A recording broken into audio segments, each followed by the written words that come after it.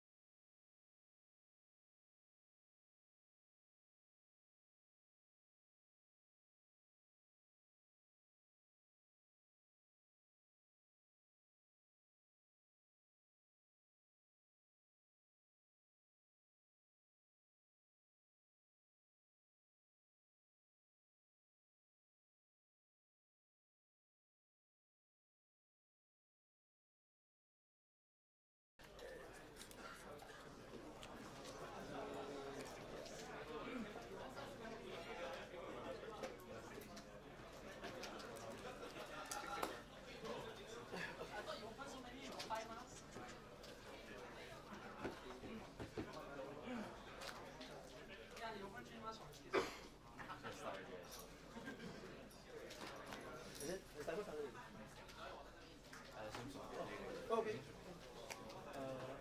Just check with the judges for stream. Because they don't have a stream mic here. Okay. Can start, right? We can start here. Okay, cool. Okay. Someone take note what time to start. Yeah. Alright, give you 5 minutes actually. Now it's very clear. Okay lah, same thing. Let's go. Dice. Hey, fuck, they didn't give us a... Did you give us a dice for... Yeah, I got. Okay,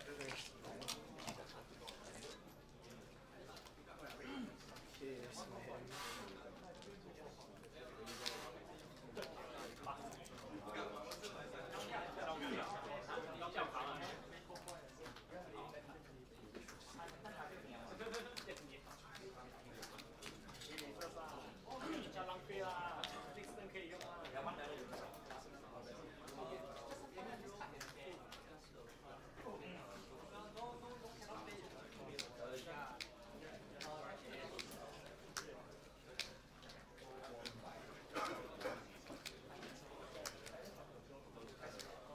Oh my god, how am I supposed to do this?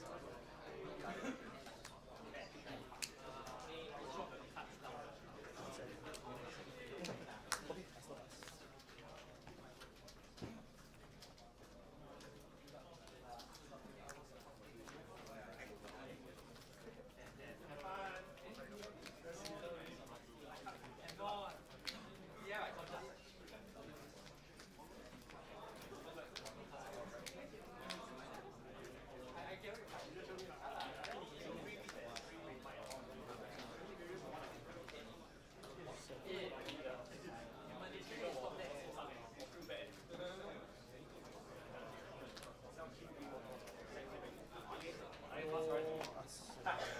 I start.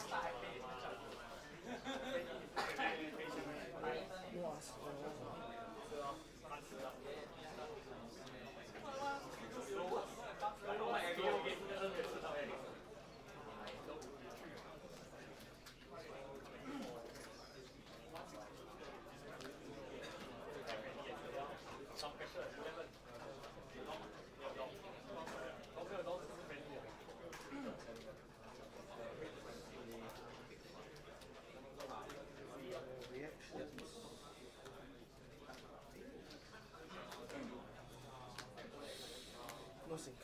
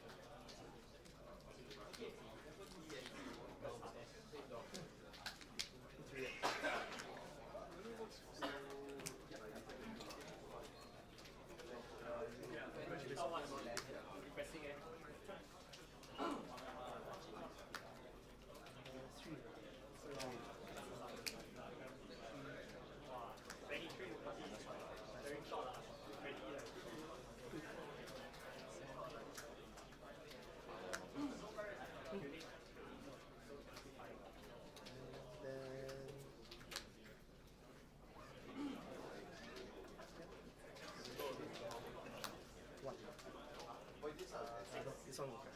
Oh, this one Already cracked on this one. Oh, two here and then one here. Yeah, okay. Can. Yep.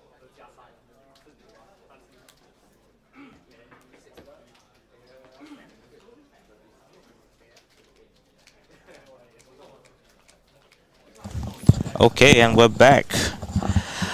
Sorry guys, just still dealing with just technical issues right now, but hopefully that does not stop your enjoyment of the exciting game of Enigma Mirror that we're seeing in front of us.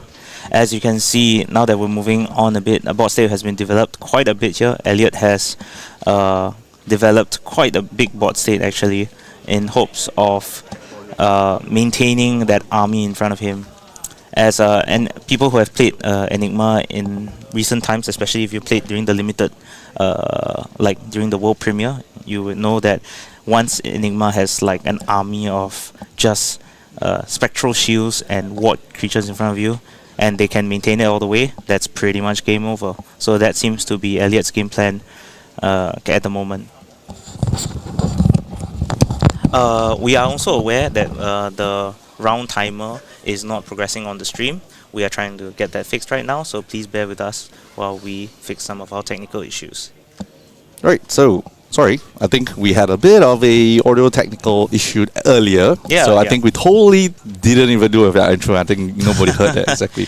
Okay, that's fair. All right, so hi, welcome everybody back to the Battle Hardened Singapore held in Suntec City, brought to you by Duke's Kingdom. These guys have been running like armories, and also they now sell singles, and I think it's really nice for them to run the Battle Hardened today. Exactly. I mean, Marco, you went down to play a couple of times at their place, right? Oh yeah, I mean they've been around for many years now, I believe, at in Orchard, their shop front.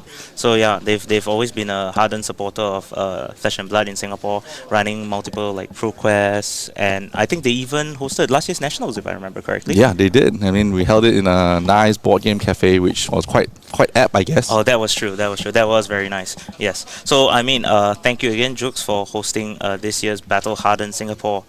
Alright, so back to the match. I think we are right now kind of 1/3 into the match right now. I think Kayo is currently down 12 health. Looks like a huge commanding lead from Elliot right now, though. Yes, that might look to be the case. However, we must not we must still consider that this is ultimately still an illusionist Enigma mirror. Ultimately, the life totals don't matter as much as long as you can maintain a sizable board lead as well as a tempo lead. It is still anyone's game. Exactly, and of course, I think we all know that there's a little bit of glare on certain cards, so I can understand right now. Currently, it's Kayo's attacking with the red waning spectre, which is pretty nice. I love that card; it's really strong, especially in draft and good, even in sure, CC. For sure, yeah. Anybody that's gone through the limited season with with this set would know that that card is a bomb, straight up bomb. I mean, it's my pack one for sure. Oh yeah, for sure. So like, I think he's playing a second waning spectre, going straight into the blocks, and then it seems like Elliot earlier blocked with a Phantasmclasm. Now he's gonna block with a CNC. And as you can see, that really chips down Elliot's lead quite significantly. Even following up with a final aura there to cement his board state. So I mean, as we can clearly see, the life total difference, honestly, at this stage of the game, not that big a deal. It's all about maintaining control of the board and just making sure that your opponent can't hit you back. Yeah, and it starts off the round with a attack from the Restless Coalescence. Man, that is such an amazing card. So I think, judging by how it is going on, I kind of like where Elliot is. He's got a couple of good hits. He's got one of the key auras on the table. I mean, he can create like Spectral Shield on the go, and then subsequently a good quick block brings out his own brand of Waning Spectre. We're going to be seeing a lot of Waning Spectre in this game, guys. Oh no. Actually, if you think of it, if we got two on each side, we're going to be seeing less and less on Waning Spectres. That's true. That's true. I'll be interested to see how these players actually navigate that board state, because I mean, of course, as long-time Illusionist fans will know, that's how that's the meat and bones of the Illusionist class, right? How to navigate the big board states, especially the mirror, where it's really a skill check. Yep. The Delulu is for real. I mean, we're gonna go crazy trying to build board states. Yeah, of course. And of course, this is just a glimpse into what the meta game we're going to be having here at Battle Hardened. I wouldn't be surprised if there will be more Enigma games in the near future. Yes, I mean it's Waxing Spectre. I think I get. I actually prefer the Waning Vengeance's art. I mean I really like it so much. But then if we're talking about let's be very fair. The foiling in this set is amazing. Yeah, have you seen? Oh yeah, the Waning Vengeance that wolf just pops out at you. It's amazing.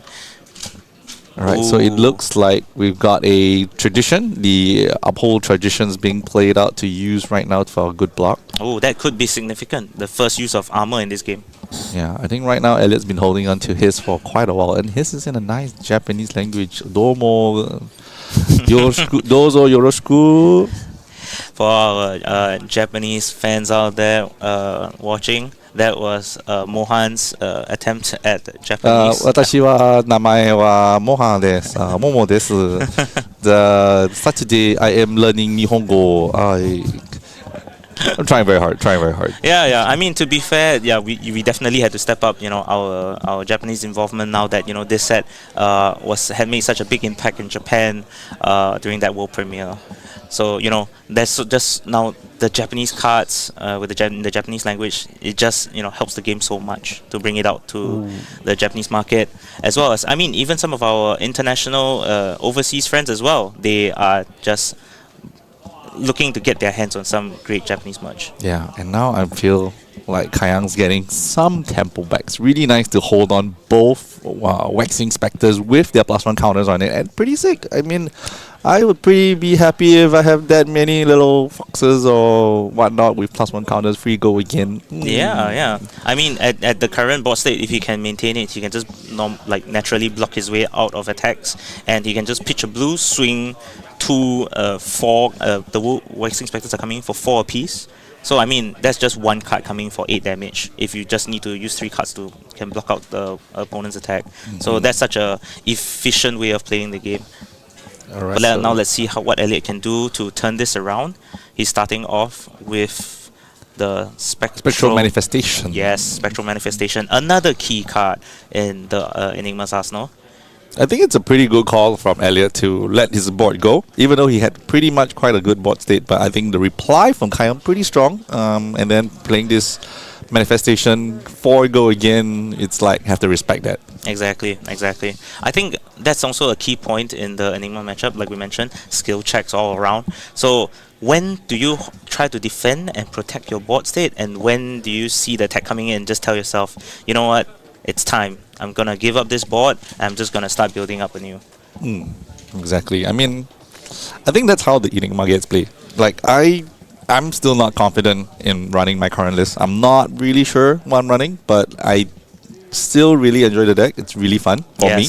Yes, I've tried it myself. It is very fun when you can just play things out in instant speed, and you just feel a lot of control in the game, for sure. But yes, definitely Enigma as well as the other 2 heroes in Mistveil are deep, complex characters. Exactly. They're gonna take a while to get to that optimal AD that we'll be looking forward to when the time comes. I'm still looking for that optimal ultimate 80 that's gonna be. I've kind of fixed my gear. I think we're quite fixed. We know what to run. I think Footsteps with Meridian and Pathway and the rest of it, like Tunic, Traverse, seems to be very kind of fixed. It's just more like, do we really want to respect the Kano? Yeah. The game is just so wide now. There's just so many viable heroes out there, so many viable strategies you need to respect that we can totally understand, Wow.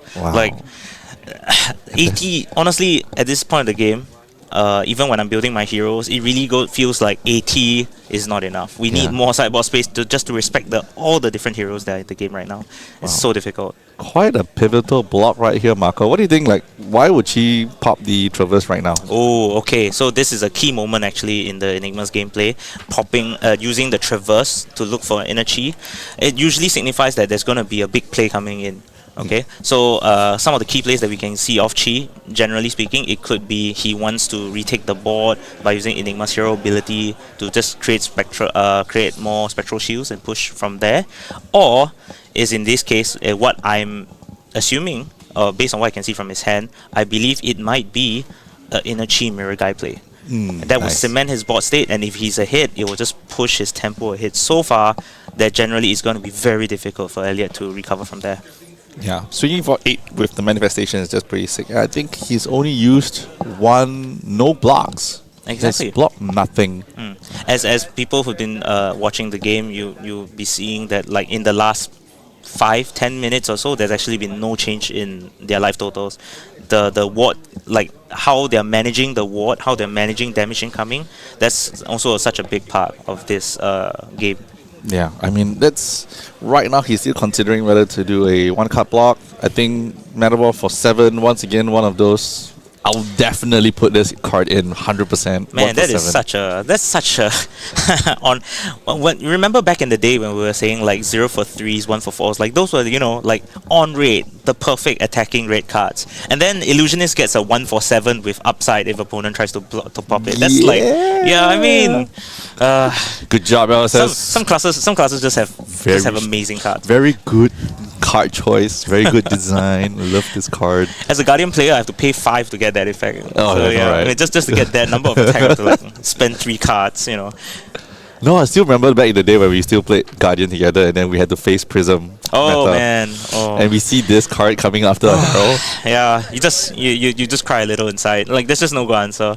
They'll just, you can just try to pop it, and then they'll like instant speed out a Genesis, and then life. That's it. Then you make The 2 world's Genesis. ending. Yeah. Okay, game close. Thank you very much. Yeah. Think a bit about life as you reconsider your opponent just overwhelming you on the board. Okay, so 2-card block coming from Kayo. So this round still coming in 3 cards this round. Not bad. Pretty good.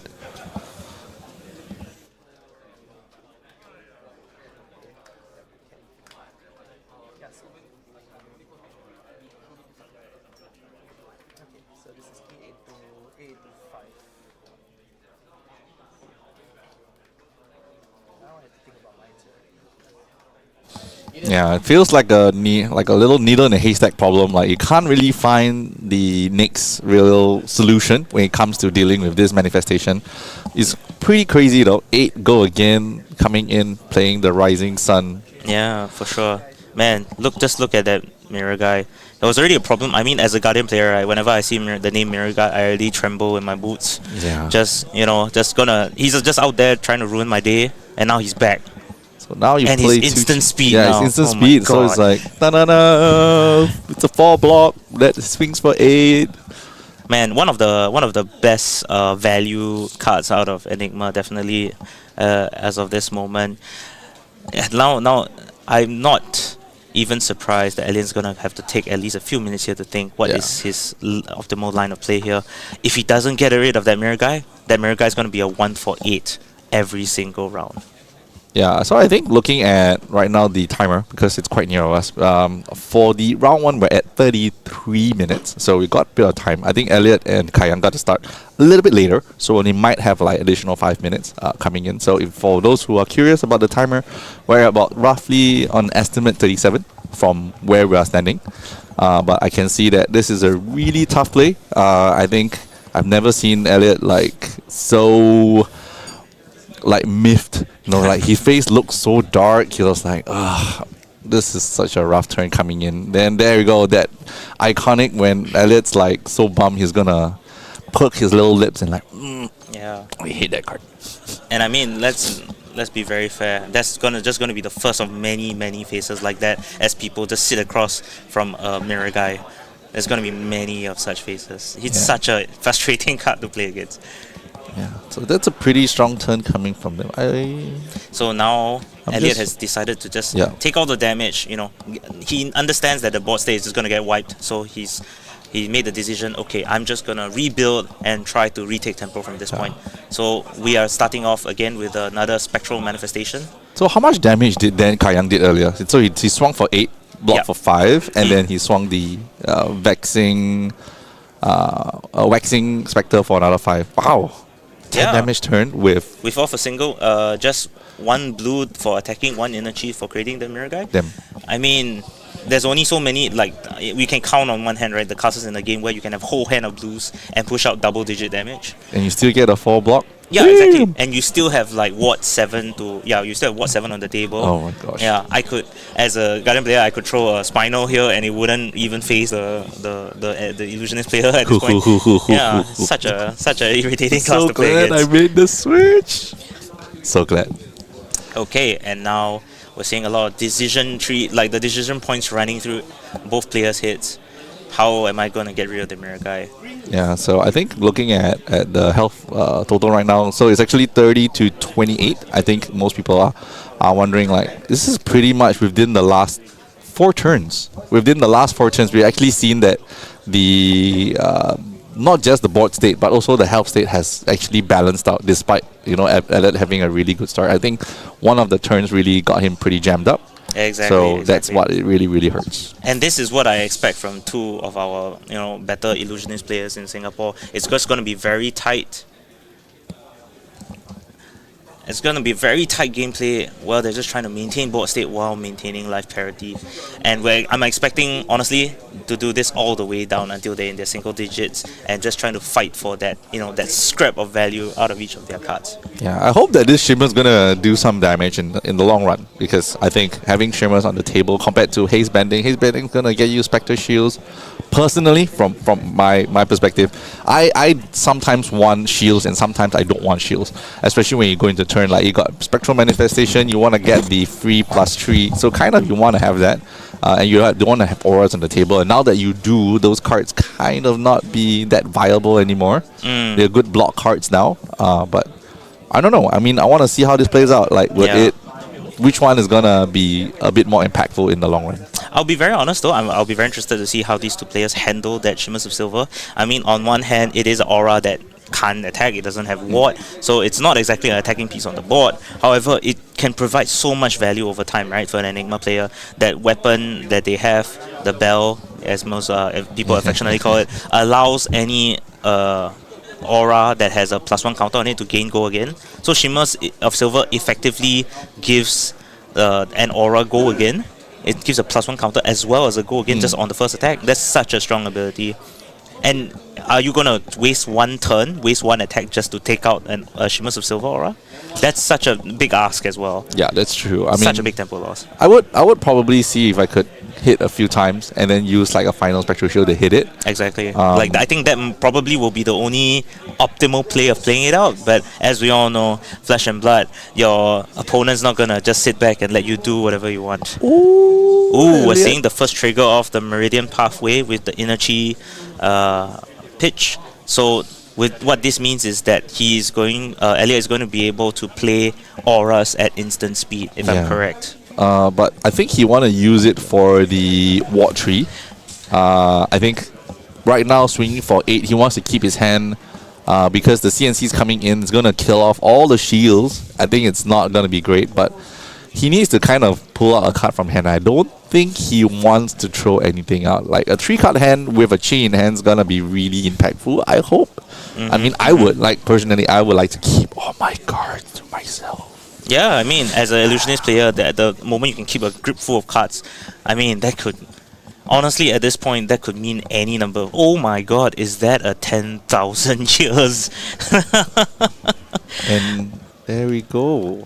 Okay, so Elliot has forgone all pretense at this point, throwing his entire wardrobe in front of Kayang to play out a 10,000 year reunion. That swings for 11. That's exactly what I meant about the Shimmers of Silver.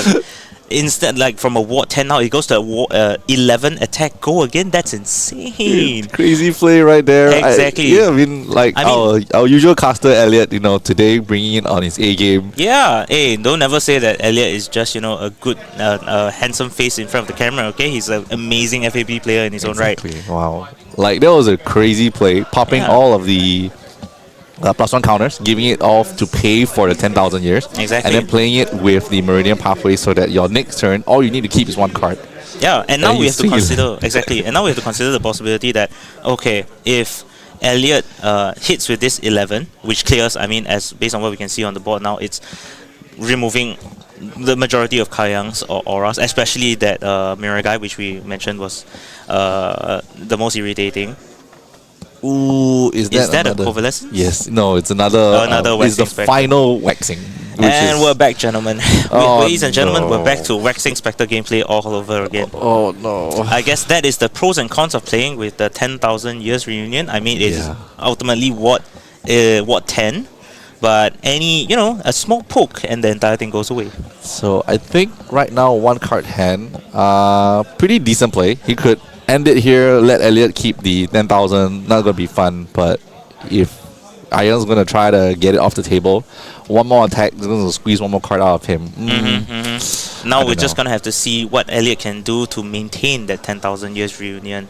I mean, I can only imagine if he's able to keep that card on the table, that's pretty much just gonna be a free 1 for 11 every Yeah, turn. it's gonna snowball all the way. Exactly. But I see a very nice Marvel card. Ooh. Two. It is a very... Oh, we're going for another Restless Coalescence. Oh. And the board just got a lot wider, a lot quicker. And 4 block coming from both the Coalescence for 2 and the Haze Bending? Yeah. Yep, that looks like it. Good 4. 2 card hand. I love it. This Yeah. play feels good. Oh, he piaks. He went to piak the Shimmers. I mean, to be fair, that's correct. I mean, now that was a very tactical play by Kayang, right? That allows us to ensure that the 10,000 years reunion does not get go again. So we're not going to see generate 20 damage turns. So he's only going to come in for a 10 with no Yep. go again. now go again. No. no go No, correct. No He go does again. not have a Because plus one counter. no more Shimmers. Exactly. Yeah. So that was a very well thought out line played. Yeah, I think his first play he wanted to do was Manifestations. I think that was not great because you're not swinging, you're not doing anything. But a 10?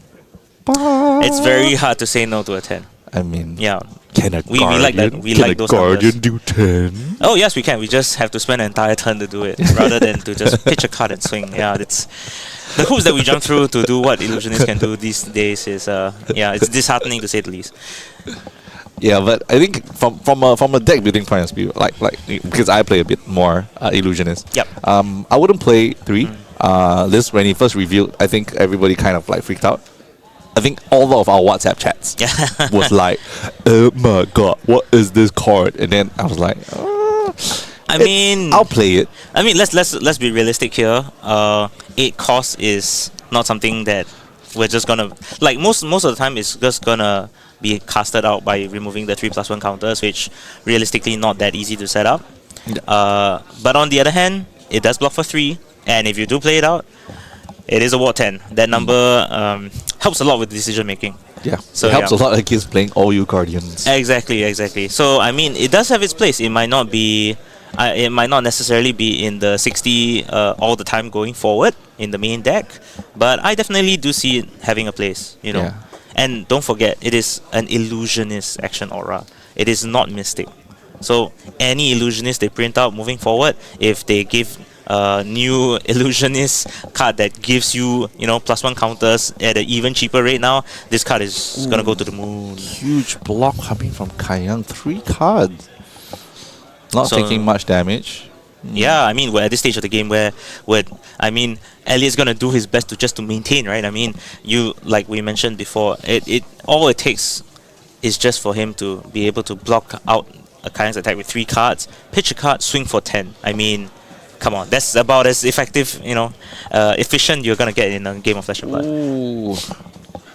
Is that... How much is that coming for?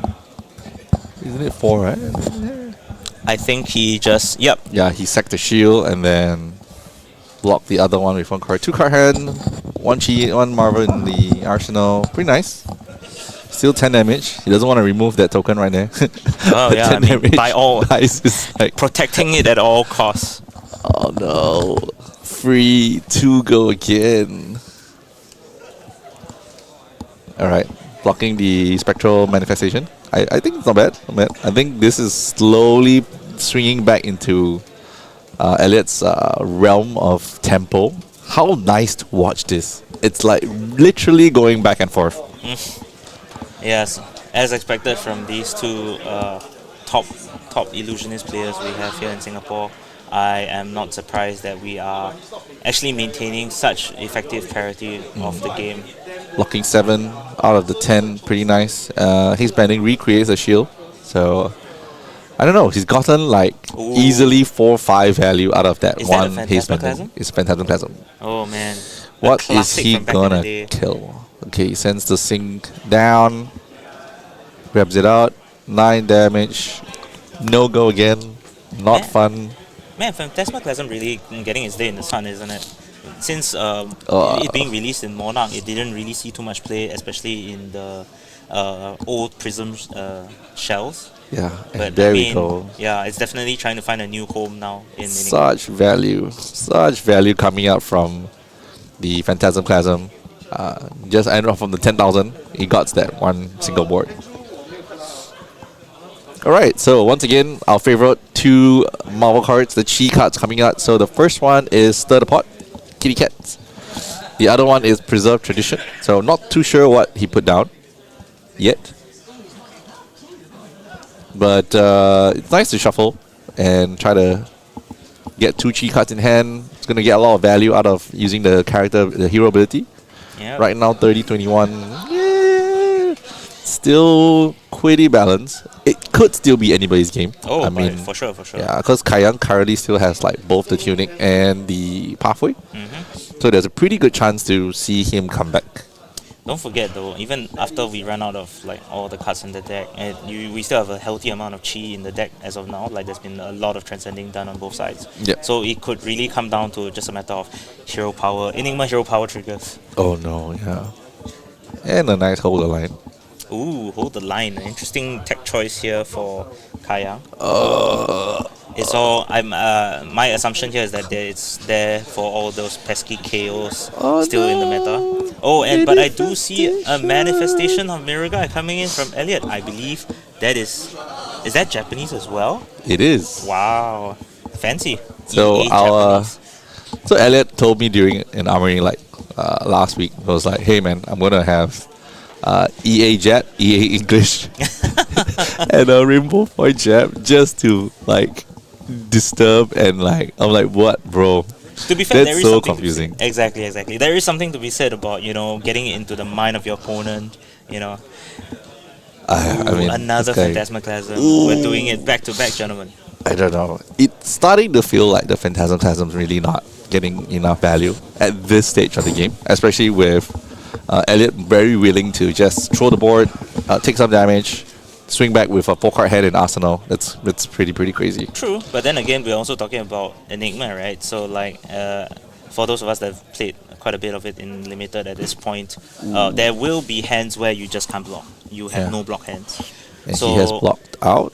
Yes, however, Elliot was able to find a hand with three block cards and was able to effectively shut out the Phantasmaplasm. 2 3 blocks, 1 2 block. So he had to burn a shield. I see, and he Yeah. spent a Spectral Shield as well. Spectral But still. Shields, great attackers as well as just to cover out all those pesky attack, leaking points as well. And he got pretty good cards at pretty good time. So arsenaling the Chi card, having the manifestation during the time where he had both another Chi card in hand and blues, really helpful. Yeah. Totally bring back the tempo. Swinging for 2, swinging for 8. Wow, shook. It's hard to argue with the effectiveness of the illusionist cards right now.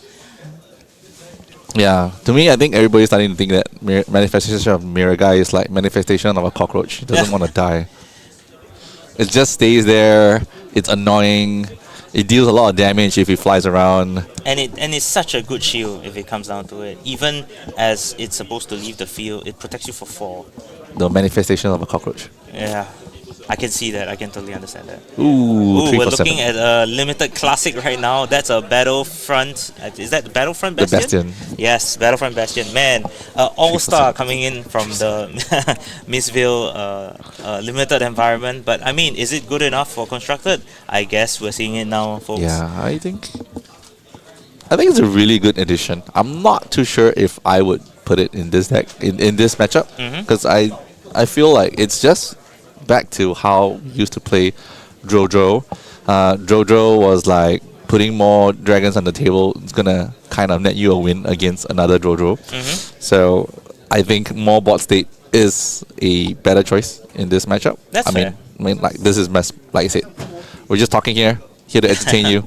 We're just trying to figure out here what would be the best cards coming out of the set. And I mean, let's be fair, Battlefront Bastion does make a very good name for itself. I mean, it is effectively blocks for 3. Yep. It is a 3 for 7 red, right? Yeah. I mean, honestly, thinking back to the days of like, what was that ice hero again?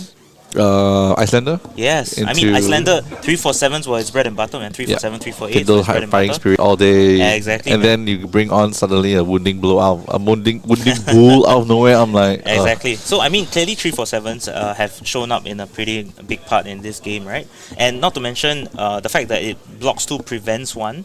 That is actually so helpful. Like in certain matchups, like your Ninja matchup, your Zen, your Katsus, it's just gonna cover so much ground on those decks as well. So yeah, I can see an argument for it being in both used in an aggressive and a defensive manner as well. But whether it remains going to be a mainstay of Flesh and Blood decks going forward, that we'll have to see. yeah. So I think we have gonna be watching some of the games. It's gonna be wrapping up. So for everybody just wondering, at the venue itself, we are currently round 1, 15 minutes. It might be a little bit more for both Kayo and Elliot because they started a bit later because they were selected for the feature table. But either way, I think at the rate they were going, I hope that it doesn't go into a draw. But it looks like there is a pretty commanding health lead coming out from Elliot. Honestly, a spectacular round of Flesh and Blood so far. It's been very tight across. Elliot has done very well in maintaining his board state while pushing the value that he was able to develop on the table. But I mean, it's honestly still anyone's game. Don't look down on Kayo. 11 life is honestly more than enough to turn things around. He just needs to draw the right hand, being able to push the right amount of damage, get that mirror guy off the board, and honestly, it could still be his game. Let's go. And Homage now- first into Rising. We're seeing 2 Transcend cards back to back as well. First doing the heal from the Home March to Ancestors. Every life matters in this case. Yep. And then we're doing Rising Sun, Setting Moon, I believe. That's the one where you draw a card and put a card from your hand on the bottom of the deck. And I think that's a pretty good choice. So this was what I learned during Japan Premier. I was like, I was playing against our national treasure, Eng Chu Heng. Oh, And then Chu Heng was like, name dropping, I see. it's like, no, we're all Singaporeans. Hey! Name dropping. CYK Liner, I love you, baby. CYK Liner, you're my babe. You're my babe. Okay, anyway. So I think going to why Kayo played this way, what I understand from Chu, and he told me was, hey, you do know you can send the chi down if you don't for sure. need it. For sure. And by playing the other way, you draw a better card. You could send the chi down if you don't need it because you're going to get one more chi anyway. And Exactly. you don't always need every card to be a chi card. Yeah, to be fair, I mean, even if you just get into another 3 block, that would be a lot more helpful sometimes than just with 2 cheese in hand. And Kayo took the full 8, going down to 4 from the manifestations. Then he's going to take another 1. Ooh, but of course, as any people who have So- played Illusionist before, this just means he's going on the counter attack. Yeah, 30 to 3. Let's go! Let's go, Kayo, let's go. Let's go, 30 to 3. Let me see. Okay. First coming for 2 go again of the Enigma's hero power, creating a spectral shield. Yep. Still 3 card hand, 1 arsenal, swinging shield. Pretty nice. I like it. I like what this is going. The journey to try to kill off the cockroach is going to happen. We'll see whether Kayo Alright. is able to do his best to remove that cockroach Hero from the board. ability. Needs to pay for this. Pitches a... Okay. Alright. There we go. 2 go again. If I can't swing big ones, I'll send a bunch of small ones. Yep, and as the famed scholar DJ Khaled once said, that's another one. That's another one. Alright. Ooh, I see Elliot here has decided to give up the cockroach. The cockroach is dead, guys. Oh, he died. Oh, but still 3 card hand from Elliot. Ooh. Following up with the Restless Coalescence, one of the most irritating cards to come out of this set for as a person sitting across from it more often than not. such an amazing card. Playing out an instant speed, moving counters to it, meaning that you get free go again off it anyway, Yeah. and you can still create a Spectral Shield off it to follow it up with one attack. I mean, I would like to. Oh, no. I We're wish seeing- they made a Restless Coalescent dog version. Because I'm a dog person. You guys seen my dogs? We have to wait for the promos. I'm sure there will be a promo coming out soon. Make an AP version of it. But I see that Kayang has actually followed up with the Levels of Enlightenment, another all-star card coming out of Mistveil. And 2 blues. So he can choose 2. Is he going to go for the 5? Yeah. Oh, he went for the 5. Nice. I think a lot of Good. people are calling this card B-Strike now, I believe. Is B-Strike. Blue E-Strikes. Oh. We're going back to the tried and true method. Waxing Spectre coming in for 4. Let's go. We're back. And we're back, guys. The Foxy is back. And I think we'll see. Like, huge life lead. It's Reverse definitely life gonna- board from Kayang. Yeah. Quite a bit of time still. So let's go. Enigma v Enigma. Once again, exactly like Dromai versus Dromai back in the day. We still have 10 minutes on the clock for round 1. However, our 2 players gonna have a few minutes more since they needed a bit more time to set up. So at this point, it's still anyone's game. I believe that we still can catch up from here.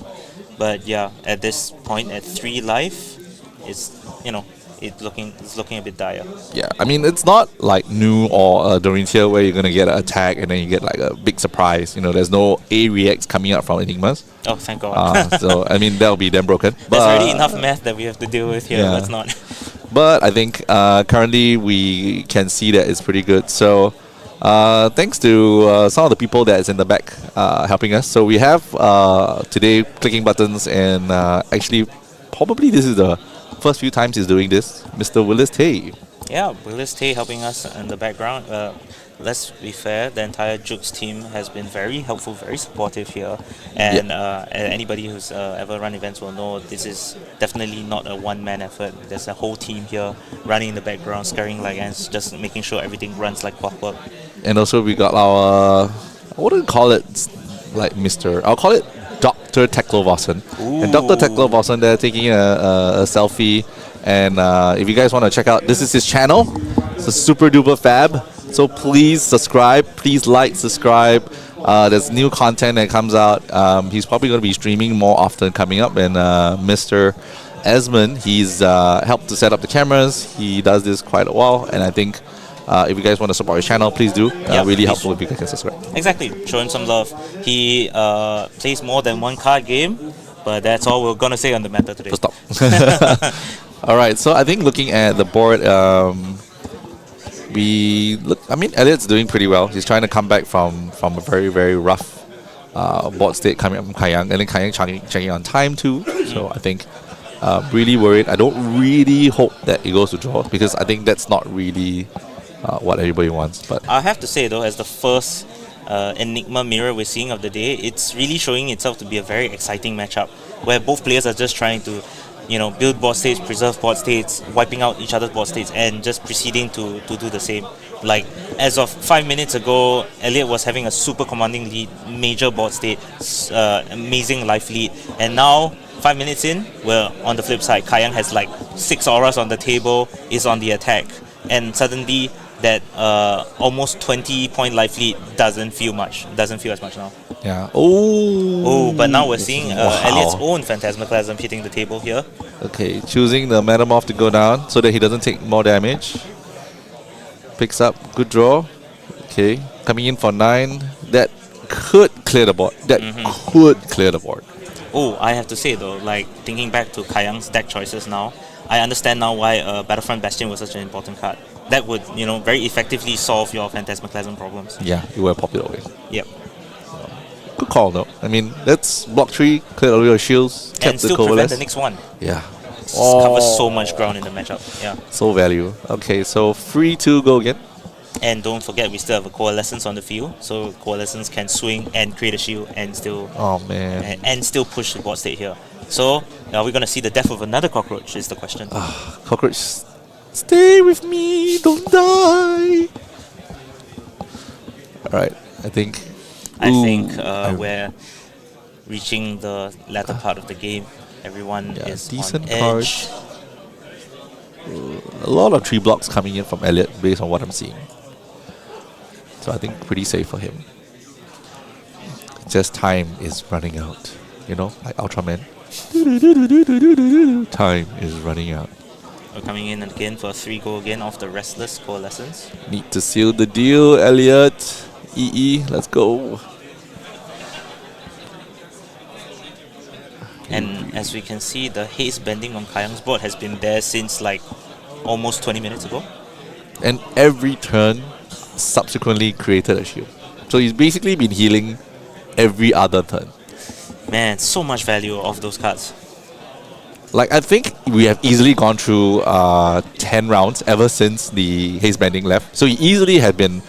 I think Elliot was probably fighting a 50 health Kayang right there. So it was quite really difficult for him to try to seal the deal. And I think it was a good trade-off. Like, on one hand, the thing we discussed about, our debate, is Shimmers better or haze bending better?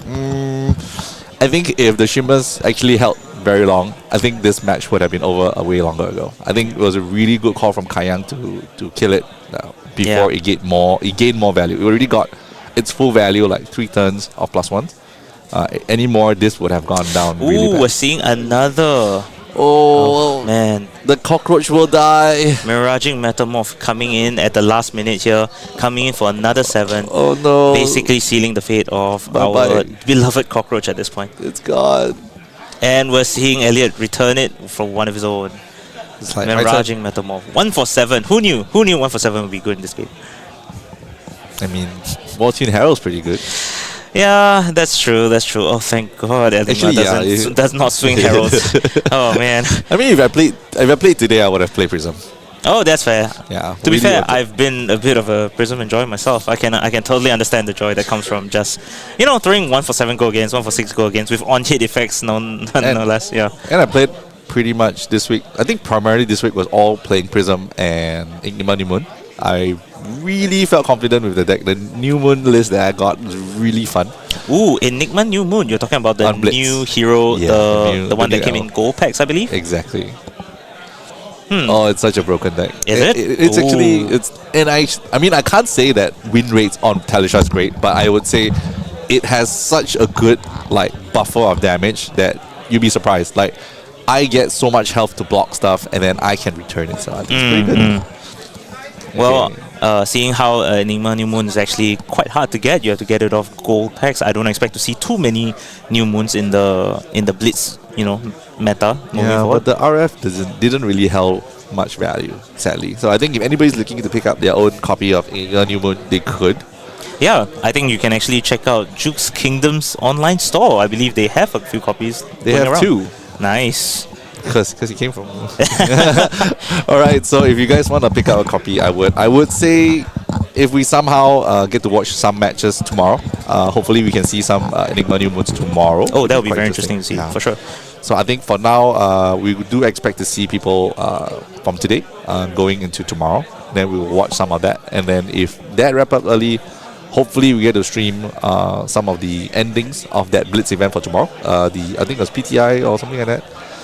So I think it'll be interesting to watch that tomorrow. So if you guys can come in tomorrow, tune in. It'll be great. Just tune in the next 2 days here in Singapore.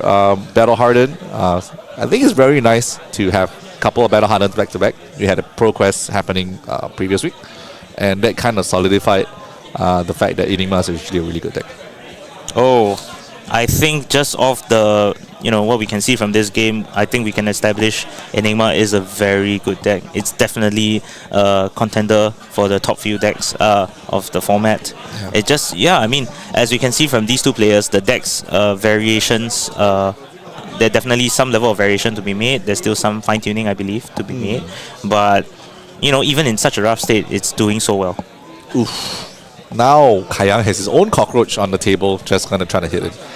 Chi, 2 go again, 1 card in hand. Maybe work, maybe don't work, not sure. 4 cards blocked. We're coming into the ends of each other's deck. Based on what I understand, we're gonna go into Kayang's pitch deck of Chi cards. He did use 1 earlier, and then he's gonna probably have 1 in hand now. So I guess this is actually Elliot's chance to try to gain more tempo at this end part.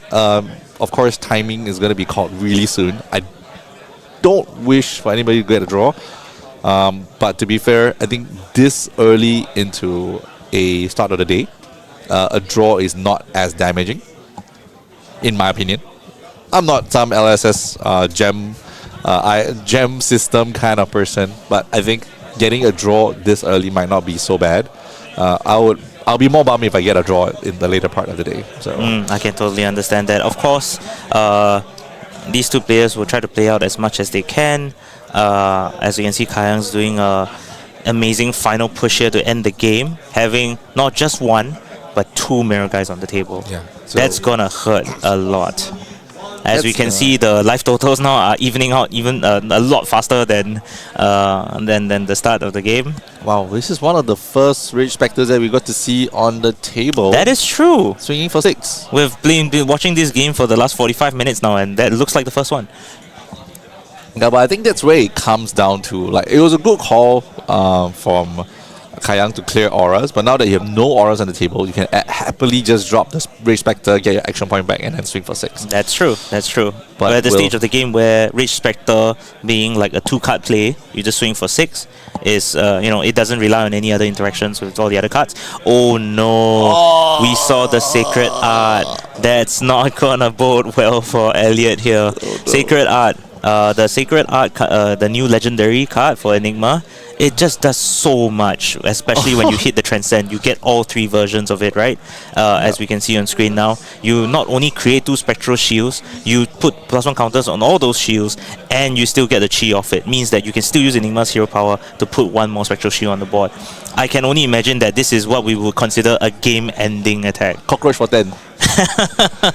It just doesn't die. It just stays there. You just do all you can, try to keep the cockroach alive, and it grows. It's like this. Yeah, and in the meantime, it's threatening lethal with every swing. So I mean, yeah, it's clearly. Oh, and there we see the GG from Elliot. He drew the Sacred Art as well. And therein we see the problem with the Sacred Arts. They do not have a block value. Oh my goodness. Oh, what a commanding way to end the game here from Kayo. Just last minute push, developing off the board, and just overwhelming opponent with double cockroach play nonetheless. So wow, what a way to end the game, man. That was epic. Like, Exactly. we literally saw the start where it was like all Elliot. Going through expressway, going down, speeding through, vroom, vroom, vroom, and then going, and then next thing you know, like, it just started to swap. Yeah. And I mean, I think that game was also a very good like showcase of like the Enigma mirror, where honestly life totals don't matter as much. No. Like Kayo was 12 life down, 20 life down at one point, and ultimately it didn't matter. You hold the board, you know what your deck is supposed to do. You develop the board state. You just do big massive attacks that your opponent can't block, and you'll still win. You still pull out a hit. Yeah, as long as you know, just don't die and you have a shot. Exactly. I mean, it was really not that both players played badly. Exactly. They both played to their best. It was very clear that we had a point where Elliot took back tempo. Yeah. With the 10,000 year reunion. Yes. And then started to take tempo back. But then the reverse came along, having the right hand, having the right amount of equipment to do, taking some damage, clearing your board, just give it up, and then next thing, then build the it back. cockroaches start coming in. Oh no, the manifestation, really MVP. So Yeah, for true sure. MVP card. So yeah, I'm looking forward to see how Enigma develops from this point. But even at this very rough stage, we can clearly see that deck is a contender. That deck is one of those decks to beat. So until I get my own list, I'm gonna take a short break from playing CC. But I'll still join armories on a daily basis. I mean, I think you guys have all seen that. I mean, I still enjoy playing armories with friends. But other way, just quick catch up for people who just joined the stream. Welcome everybody to Battle Hardened Singapore. If you guys can come visit us, please do. Welcome to look for us on our Twitter. I think you can find my name. I should be able to be findable. What's yours though? Yeah. Oh, I mean, yeah, that's why. That's why. Dude, you gotta add. But okay, either way, no. please come down, Singapore. We really have like quite a huge community here. Oh yes, yeah, huge community. I think we have also a lot of the Malaysian friends who are just across the border. Yes, I think a few of them came down today actually. I think most of them, Hilmi and their group, all mostly came. Not all of the guys from KL came, which is okay. I mean, we have some Filipino people coming in. Yes, We I have definitely saw a Wirum, few of one them. of the friends that I met in Barcelona and also in Phuket, Nice. coming down. So we got a couple of Thai friends here to join us. So I'm very happy to see like quite a big crowd this coming in. Exactly. That's one of the things I have to say for the FAB community. Like, there's so many events worldwide. There's just so many opportunities to make friends, make connections, and even now, like every FAB event, even like a Battle Hardened in Singapore now, is just an opportunity to meet the friends that we made along the way so far. And gather up, play some favorite games, and even spend the weekend here. I think out of the way, I think these are games going to be more and more crazy games upcoming as we go along. But I think either way, I had a great time watching this. I think the last match, well deserved from Kayo. Oh yeah, for sure, for sure. It was a very tight match on both sides. They played very well, honestly, for such a new hero. Like they've only had like 1 week to prepare, generally speaking, and yeah, for that amount of preparation, that was a very tight game of Flesh and Blood. Yeah, so I think if you guys enjoy the games, please help us out. Like, subscribe the channel so that like as Esmond can try to build up the super duper fab, and then if you guys want to watch more content, it will come up more. And of course, you're welcome to share the stream link onto your various channels, be it like on your chats, Line, WhatsApp, with your friends on Facebook or whatnot. This will really, really help us out and kind of get the event spread out. And I think if you guys really enjoy the commentary, try to help us out and try to share the stream. Yeah, and of course, this is only round 1. We're still confirming on the total number of players, but I believe we'll actually have 6 or 7 rounds today. Yes, we do. So I think we have 7 rounds today. Yes, and then we'll still have a cut to top 8 as well as to top 8 playoffs. So it's just the first of many rounds of Flesh and Blood. All right. So I think right now we've been chatting for quite a while. So let's go to get a quick coffee break. And we'll be right back for round 2 here at the Battle Hardened Singapore. Yeah, we can't wait. And yeah, we'll talk to you guys again soon.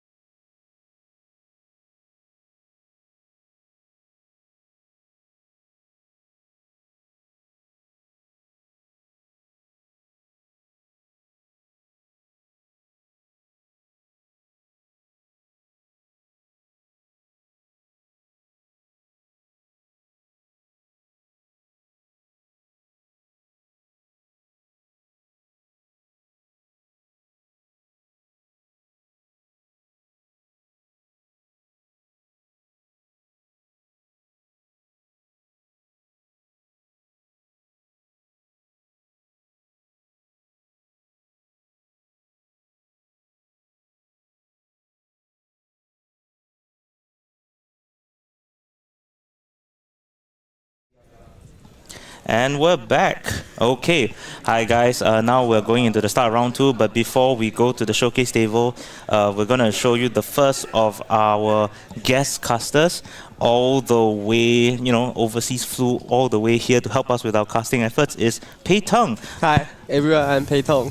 Yeah, as long-time Flesh and Blood players will know, Pei Tung is actually world number 3 at the moment, I believe. 2022 World Yeah. Championship. Exactly, the 3rd place in the whole world. So, Pei Tung, the first question I have to ask you, so why are you here?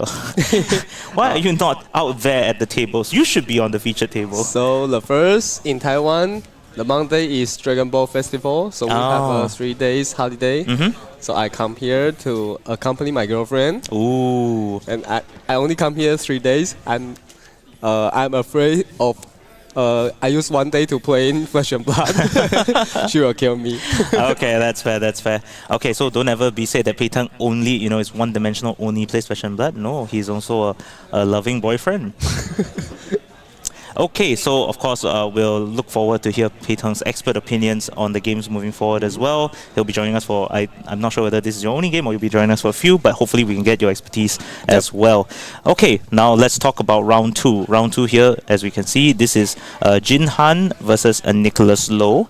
This is one of the newer matchups coming forward as well. Jin Han on Levia and Nick Low on Zen. It's a new hero, right? Yes, exactly. The new hero coming in from Mistveil, the new ninja of all things. Most people that have played the limited season would have felt the power of Zen, like just even in the limited format, stuff like Chi Unleash or your 044 combos, and the ease that you can search them out using your inner Chi to just dig them out of the deck with the Tiger as well, just gives you so much power. Yep. So I'll be interested to see how it works out in a classic constructed format. I think that then have the compared to the other two ninja, it had the 7 block equipment. It's really a lot. I joined this game, I play Kasu. Yep. And usually you will think, I only have 1 block, freaking scales. Oh yeah, as ninja aficionados will know, the mask of momentum, that block value does not exist.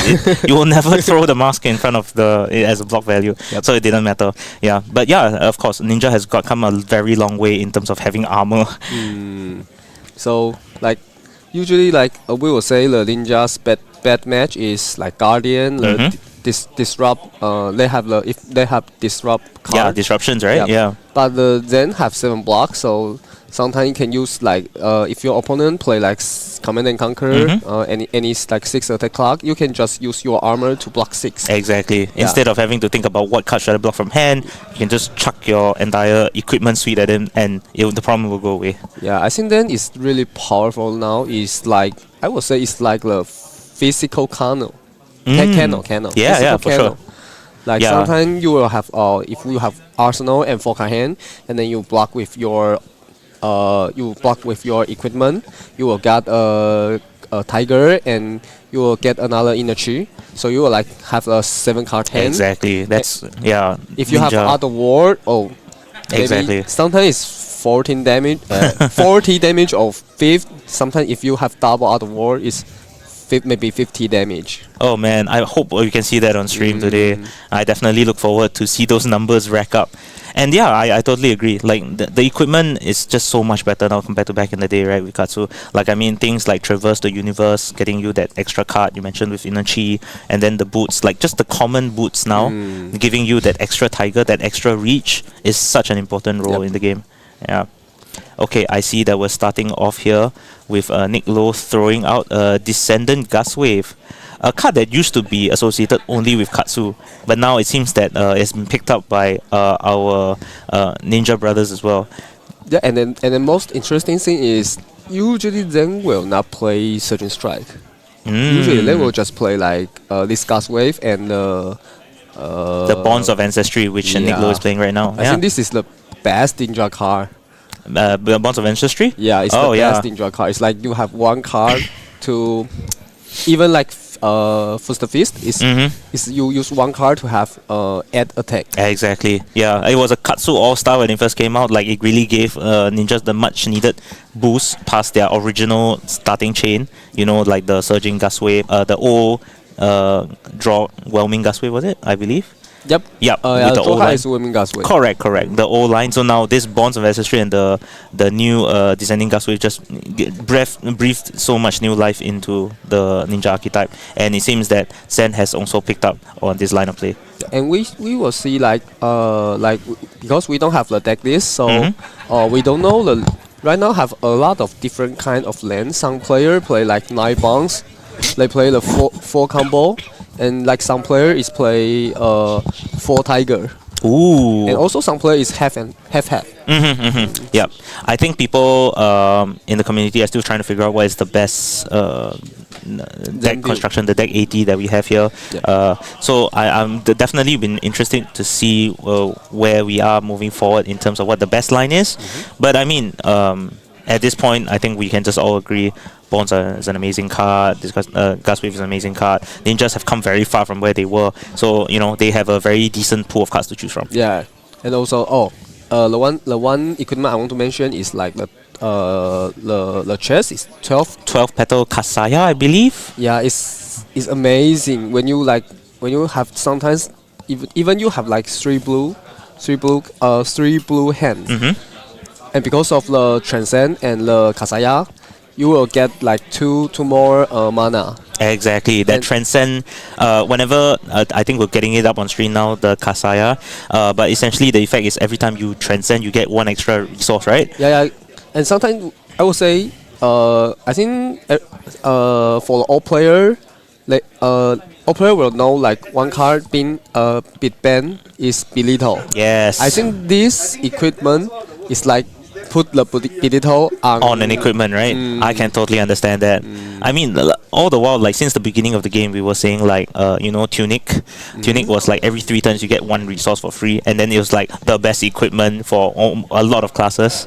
And then now we just hit the stage where a 2-block equipment allows you to transcend and incidentally get a free resource anyway. Yep. So yeah, we definitely, this equipment actually really does a lot for costing very little, to be honest.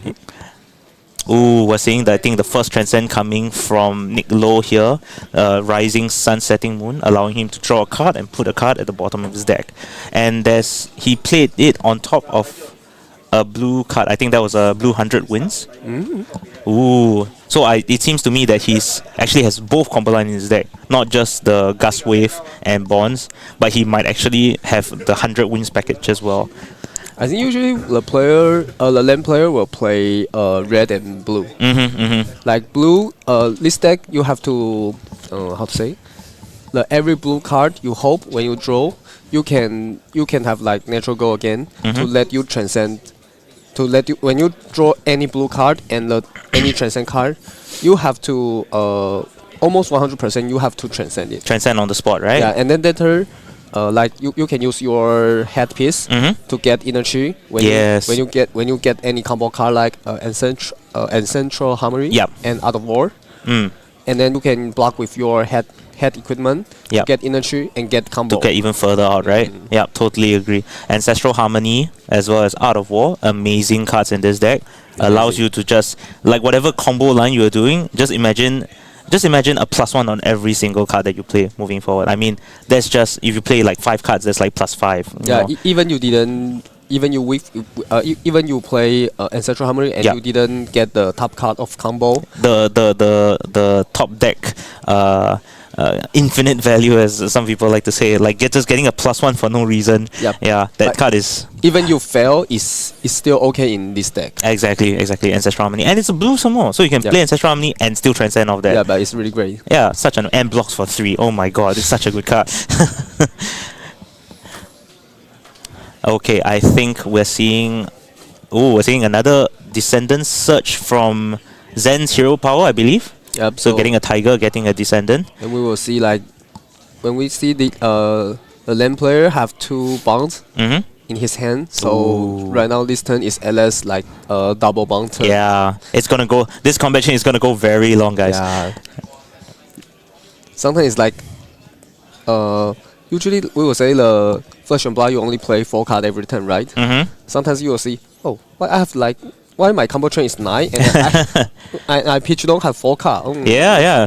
That's definitely the case. I mean, even not just Zen, but even before this with Phi, like you realistically almost every turn will get your Phoenix Flame back, right? Yep. So you're always presenting 5 cards anyway. So in the same way for Zen, you have a free resource off the chest if you transcend. You get to search for another combo card if you hero power, as well as you get the Tiger. So realistically, you could get up to 6, 7, 8 cards especially if you like block with the helmet and try to go all out with Art of War and such. Right now, he used Bond and find the red 100 win, right? Yes, I believe he is playing the blue bond, searching for the red 100 wins. So probably he will just set up a next turn to keep the Bond. The Bond in Arsenal for next turn. Exactly. As we can see, he hasn't actually played out any of his Art of Wars or Ancestral Harmonies, like those cards that we mentioned would be amazing for long combo change, right? So he might be holding onto these cards for the combo extending cards like Bonds of Ancestry for that period. And this new weapon is really great. Oh yes. One of the things is it have natural go again, and you don't need to like the Kadachi, the old ninja weapon Kadachi. The Kodachi. You have to put a lot of zero cost. Correct. Yeah, correct. Zero cost in your Kasu deck, and it will make your blue pitch is a little bit worse than the other deck. Exactly. But this new weapon, you can put any cost blue in your Zen deck, or even I think this is it's a mystic weapon, ninja weapon staff, I believe. So probably some player will have a Tiger Kasu. I'm not sure. Yeah, shout out to Katsu. The deck has been around for a while now, but hasn't really seen competitive play. Hopefully, with the new cards, we'll get to see the resurgence of Katsu as well. Yep. Okay, so we're seeing here the 100 wins being played after the Tiger. So as we can mention, this is not really what we would say like the go off hand, like the go off turn. It's really just trying to put pressure on the Levia player. Yep. Yeah. And after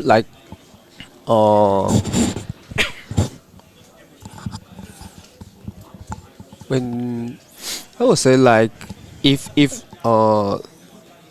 usually land the average value is not really high, but when then draw any power card out of ward, then that's where those numbers go up very quickly. I agree. And sometimes you lose some lose some tempo or you lose some HP. It's not really important for the match. Like sometimes you are on 20 and your opponent on 30. Yeah. But when you have a 40 or 50 turn, you are just close again. Exactly. But now, speaking of big damage turns, we are seeing on the opposite side of the table, Jinhan on Levia. And we can see the one card that has come out from WTR that still makes me quick in my boots, Blood Rush Bellow. Still the best card in blue, right? Exactly, an all-star card, does everything you want, gives you a free discard, triggers off all your discard effects, gives +2 to your weapons, and in this case he's using claws, so that's like 5 damage for 2 go again, as well as still draws you 2 cards. Yep, it's really great. And blocks for 3. Oh my god. As you can see, if that doesn't show me, you guys, that's the Guardian player mentality. Everything blocks for 3, it's chef's kiss. That is the best card in Brood. And when you build a Brood deck, you naturally include these 3 cards. Oh yeah, you're playing claws, Doris Battle, without question. Yeah. You only need to choose the other 57 cards. Exactly. And even then, you're thinking, do I have enough blue so that I can pitch for Blood Rush Bellow? Like you literally can build the entire deck around it. It's such a good card. But this turn, the Jinhan, right? Yes, correct, Jinhan. I think he didn't draw really great. He draw the Art of War and another blue pitch. Correct. It's unfortunate. I mean, ultimately that's the trade-off for Blood Rush, right? You don't know what will be in your hand. You can't control what you draw with those 2 cards. So you're still ultimately at the mercy of the deck. Yeah, I think this turn he will just use weapon twice. So honestly, not a bad turn. It's still 5 damage apiece. It's still respectable. Still 25% of your life. You still have to deal with it. Still 5 plus 5. Exactly. And he still has the Art of War, right? So you will definitely arsenal that, and it will make your next few turns that much greater. Yep. And Okay. And we also have to draw attention to the fact that he's not running the Carrion Husk as ex-Levia players used to run. He's running the Savage Sash, I believe, coming out from the Kayo Armory deck. Yep. That equipment has very quickly become the MVP of a lot of brute decks as well. Yep. Like Yeah. when you use the Flourish Bellow and you have like natural, you have any 2 for 6 natural go against blue card, you will just use this new chess piece and like play 8/8/8. Exactly. We've gone so far from the days where tuning is the best equipment, man. One extra resource every 3 turns? No. No. I will have 3 resource now. And I will also have to block. Oh yeah, exactly. I still get the free 2 block of it, man. So we've come so far.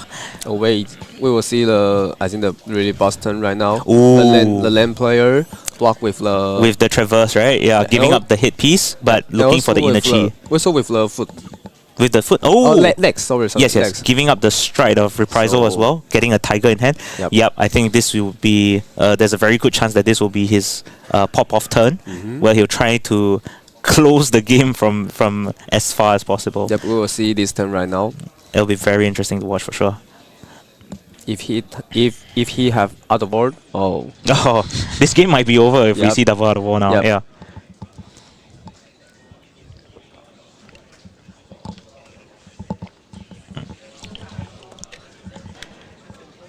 The one thing I want to mention is like right now the brute player usually they don't like to roll dice, right? So I find out like some Kayo player they play I don't know the nickname is I think it's called beaten trackers. yeah, when you discard six attack card. You can destroy it and immediately gain an action point, right? Beaten trackers. Yeah, I yeah. think that card on screen now. Yep. Yeah, there are a lot of players now that are moving away from Scap Skin, which ultimately I feel, in my opinion, just goes to show how good the equipment set is that you can give up a 2-block battle wand for beaten trackers.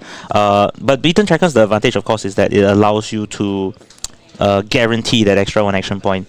Sometimes you just need it to close the game. Yep. And I mean, it's still a battle 1-for-1. You still get 1 value of it. Yep, So yep. yeah, it's definitely been a trade-off as well. I think we can see that Jinhan has made a similar trade as well, going for the shadow Hooves of the Shadow Beast, I believe, which is essentially the Shadow Brute equivalent of it. But it's the out of war and 7 card hand. Okay, turn. now we're getting into the meat of why Zen can be so scary. Yeah. We saw first off him starting off with a 6-card hand off the headpiece, getting an inner chi, and legs getting him the tiger, and now we're going straight into levels of enlightenment and art of war. And it's also one of the best. I think it's one of the best card in this game. The level of Levels of enlightenment. Oh, Yes, shit. for sure. This card is a one. When you use use this card and then Pitch 3 blues, I believe. I think it's I believe it is reliant on the amount of blues you pitch, and you can choose one of 3 modes, levels of enlightenment. Yep, and when you transcend and you can respond, you can hold the priority and respond with the land hero power. That's So true. Usually it's like you will have 2 blue in your pitch long. So usually you can choose draw a card and go again. Yeah, for sure. I'm And- starting to see why people seem to think that it's the new blue East Strike. I think it's quite better than its strike. It's like you yeah. use the one. It's the blue card and you use 1 cost. You have like you draw a card, so it's 6 value. Go again for this card. That's true. For a blue pitch is amazing. Yeah, definitely one of the all-stars of the new Mystic set. Yep. Oh, but we're definitely starting to see the essence of the pop-off. As you can see, he just showcased that he has 5 cards in his hand. Hey, Yep. was that 6 or 5? I think that's 6. And he just coming in for the 1-for-4 go again. Yep. I expect great things from this turn. It'll be very interesting to see where this goes. So we resolved the levels of enlightenment. Oh, he is still continuing, and he hits the Holy combo moly. card of the Ancestral Harmony. This is gonna be an amazing Turksville. Oh, I think this turn he will play like 10 cards and maybe have 40 damage. Yeah, so for the people that have been watching the stream, I understand that the last game, the Enigma Mirror, did almost hit time. It took a while. So some decks take a while. But yeah, this game, it looks like it's gonna be over pretty quickly if the Zen player gets his way. We can see now it's round 2. No, it's round 2. This is only like turn It's turn 2 turn 3, I believe. It's not. Yeah, we will still have like 30 minutes on the clock. Yeah, Yep. we've barely just begun. And yeah, clearly, I mean, this, if anything, goes to showcase Zen's ceiling is just incredible. Each one of those what we would call like anthems, like they allow you to get +1 on every attack. Yep. Like each one of them is just so valuable in this deck that goes so wide. Yep. And I think I can see a Chi Unleash in his hand as well. So it seems like he already has his combo ender. Yeah, so now it's just a matter of how are we going to get to that optimal line of play. I see he has to chase the tail, but I can only see one crouching tiger in his hand, which means that chase the tail out at the moment is not getting his full value. But we're still at the start of his line, so we'll see how he gets there. I believe this is a blue 100 wins. He didn't draw the bounce. It's not. If he draw the bounce. Oh yeah, then I believe this game might actually be over. Yeah. So blue 100 wins, getting +1 from both the ancestral as well as the Art of War, pushing it up to 3, and Jinhan lets it hit. So usually like I think when you play like the chest the tail, if you want to play chest the tail build, you have to more focus on tiger. Or makes sense. And also sometimes when you use your hero ability, you will get the free tiger correct on hand. And sometimes end of turn, I think if you arsenal a tiger, sometimes it's better than you hit with it with 1 damage. Oh yeah, for sure. So chase the tail is again one of the, I think MVP is also coming out from Mistveil for Zen. It allows you essentially to hit. So it's a 1/4 if it comes in after a crouching tiger, and it gives the next crouching tiger +3 attack. So effectively making it a 1/7. Yeah. So I definitely see what you mean about just holding a tiger back and then getting another tiger of Zen's hero power and just pushing damage from there. And they will let you much easier for when you draw not really good. You can have the like when you sometimes you natural draw the chest the tail. If you arsenal the Coach Tiger, sometimes you still can play like one cost for 7. Yeah, and you still have leftover for like your weapon as well. So yeah, you can hit double digit just off like 2 cards and 1 token. So yeah, definitely one of the better cards out of the set. So we will see from I remember from the beginning, the first turn, the Levia player is 40 life, and then Lem player is 30 life. Right? Correct. I believe Jin was able to take the advantage from there and force Nicholas to give up the life gap and right to now, enhance his hand. Right now it's 15 and 24. Yeah. And to be fair, I would personally believe in the early stages of the game, Jinhan still has his full armor set. Which I mean, let's not beat around the bush. Brute has some of the best armor in the game. I think right now the Brute have the best armor. Yeah, right. Like not even disputing it. I see Pei Tung. Yes, Brute has the best armor in the game. You almost have like 4 legendary armor. Oh yeah, by far. I'm surprised that the chess piece is not legendary, to be honest. Yeah, I mean, when I first saw the card list and I saw that ability, I was very surprised. Majestic. I think that is because they put in the armory deck, right? Yeah, armory deck. Okay, let's see. So there are a lot of cards on the table, guys. So we're just trying to see what's happening as it goes along. So I believe this is a yellow Descendant Gust Wave. Yes. I think it's only just for the pure damage. Like a vanilla damage is 4, but still really high damage this turn. I think it's a bit unfortunate on Nick Lowe's part. Like, I mean, definitely he would wanted to have hit bonds like you mentioned, as well as if he had another tiger from another source, that would also be quite a lot of damage. But sometimes you don't get to control what you draw, especially with cards like Art of War and the Banish from Ancestral Harmony, right? So yeah, you play with what you get. But I mean, by no means is this this still has to be respected. There was still a lot of table people on the damage. And we can see from the in the Excel, Banish Long still have the 1 for 4 go again. And then plus Art of War. Oh, that's a 1 for 6. Yep, 1 for 6. 1 for 6 go again. So you can't say that that's a bad card, yeah. We will see. we check the ancestral harmony. It's Yep. like E plus 1, 2, 3, 4, and you get one card. So this is a blue, and you get like almost 7 value or 8 Yeah. value. It's a blue pitch.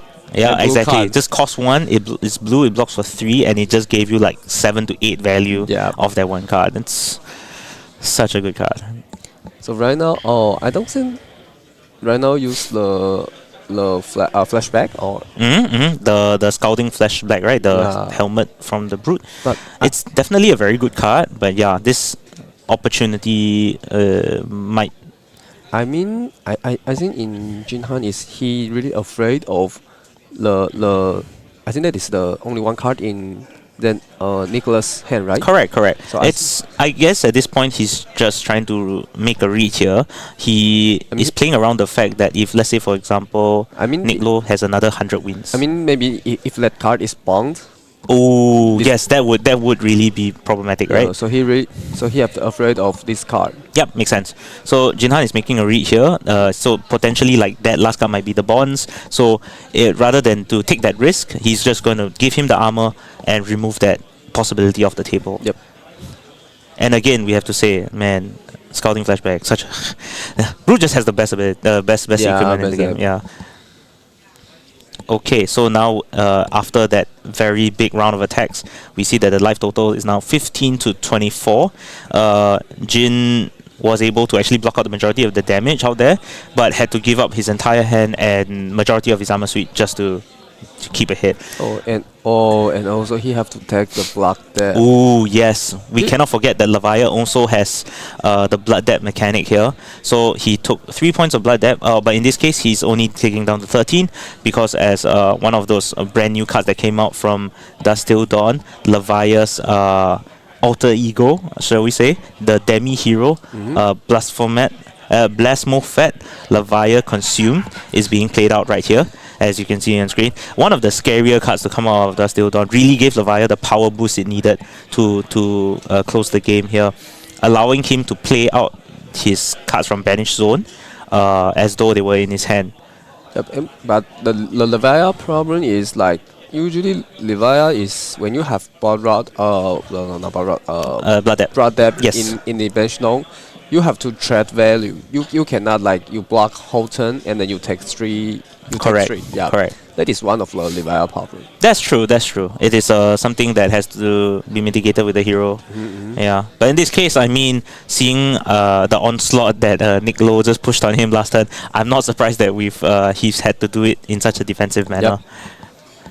So again, now we're starting off with a blue descending gust wave. So far, Nick Lowe has not taken his foot off the pedal and just continue to attack. I think that is a blue, right? Yes, that is the blue descending gust wave. If right now have it have bond natural draw the combo. Oh no, he hit the blue bronze. Okay, so yeah, we're gonna see this combat chain go on for quite a long time as well. I think that was a blue 100 wins he just banished. Banish, yep. I think he will Oh no, find he's a- banishing a blue 100 and- wins to search for a red one. Yep. Yeah. Oh, as you can see, he even pitched Ancestral Harmony to do that. I think that is because if he want to have a go again turn, he Mhm. have to pitch it. Yes, that makes sense. So probably, cause he find the 100 win. Probably he will have a the first fist in hand or arsenal. Probably. That does make sense, yeah. And it also, I guess, I mean, this is my read, but it could also be that he just felt like his full blue attacking hand wasn't going to do enough damage, so he was going to save his Ancestral Harmony for later in the game when he has better attacking hands. Yep. But right now, like the Levia player is only have 12 life, right? 12 correct. life. So Even if we account for armor, it's only 14. yeah, but it will. I think this game will close in like 3 in a 3 turn. I believe so too. As long as if Nick Lowe can continue to hold the advantage and just press the attack all the way down, it's going to be very difficult for the Levia player to turn this around. Yep. So right now it's a weapon. Yep, still going on that combat chain, going on forever. Every card go again. Yeah. Every card go again. Is really. Oh yeah, it's first fist. Well, that was an amazing read from world number 3 Pei Tung, reading the red fluster fist in his hand. So in this deck, usually I'm not sure. I also say in the new set have one card is you can name Tiger, right? You can Yes. rename Tiger. I think that's the Shifting Winds of the. Was it the Shifting Winds? I look, The one where you change the name of the tiger, is it? yeah. Okay, coming up on screen now. Shifting Winds of the Mystic Beast. Whenever you play a crouching tiger, you name a card, it gets their name. I also have some build is like you play this card and then you name your tiger is like Gasway. So if you have one bond and when you play this Shifting Winds, Yes. you can use tiger and you name Gasway and bond and you banish the graveyard's bonds and then you can Search use for another yeah, bond. you can use one Ooh. bond to get another 3 bond. That's true, that's true. Because also for Shifting Winds, as you can see, if a chi was pitched to play, you actually create 2 tigers here. So you can play a tiger, play a bond, search for another bonds, play another tiger, search for another bonds, Yep. and just keep on going. And then I will say that it's like the first phase is like the Sword of Wound. I think Ooh. the combo is he have to play open the center from the less combat chant. So the first phase will get combo. So if you play the Shifting Wind, you can name the last tiger for open the center, and then you play first phase. You know, I saw some screenshot when the other lane player, the first phase is like 16. Oh my god. That is a ridiculous number. Like, Yeah. no, I have a long combat chain, and then I then open the center, and then first phase, boom, Wow. 16 damage. Man, that card just gives us so much combo potential. Yeah. Wow. Okay, so now we are an update on the game here. Jin on Levia on 4 life.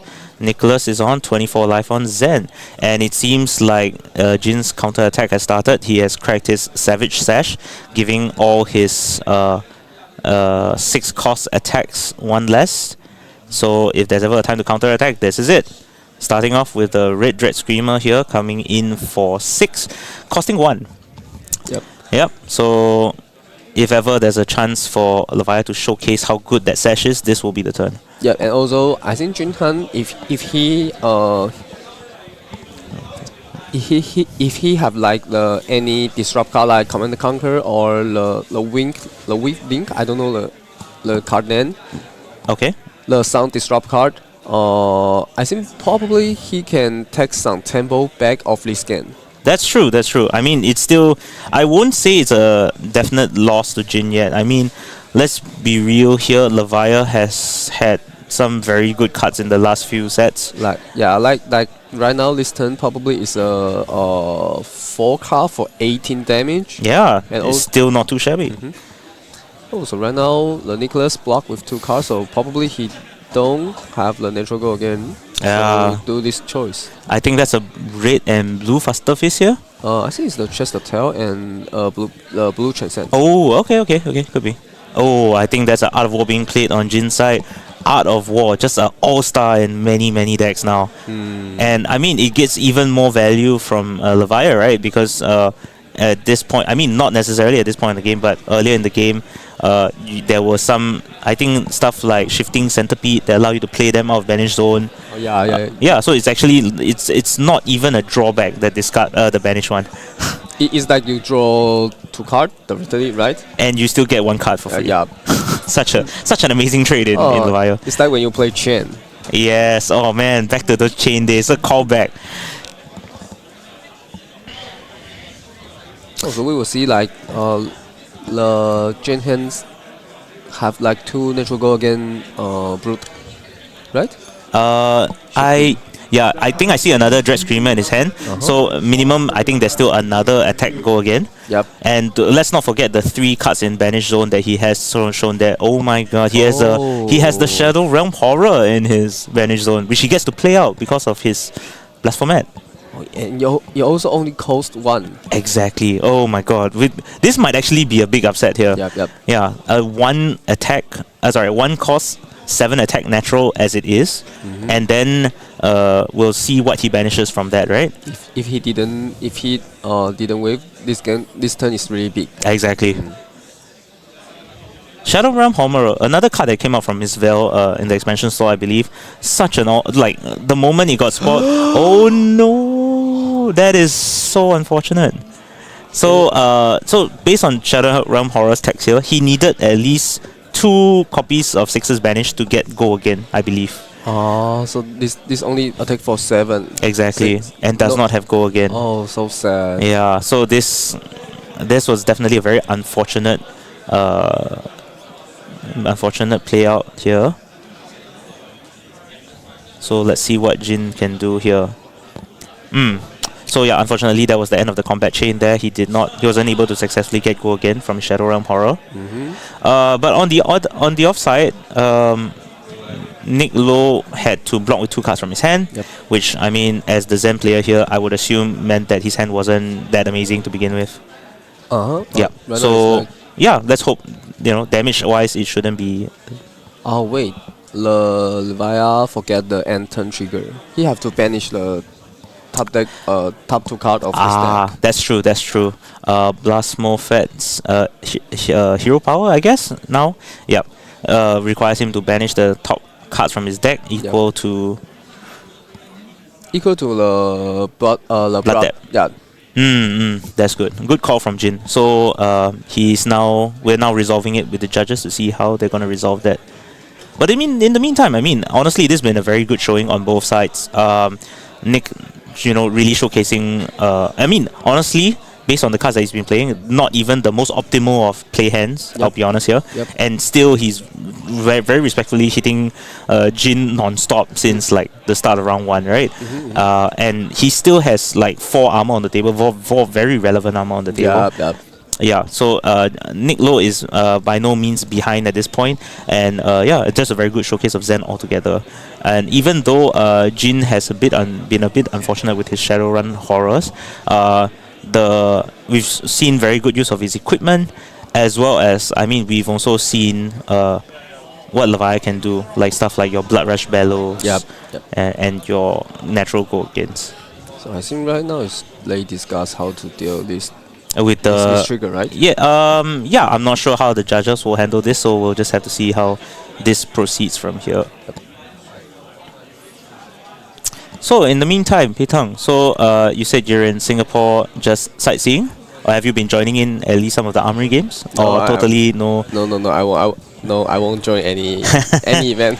That's fair. For the rest of us Singaporeans here, we would rather, it's like going down to those training center and seeing the final boss at the end of the table. It's not fun for anybody involved.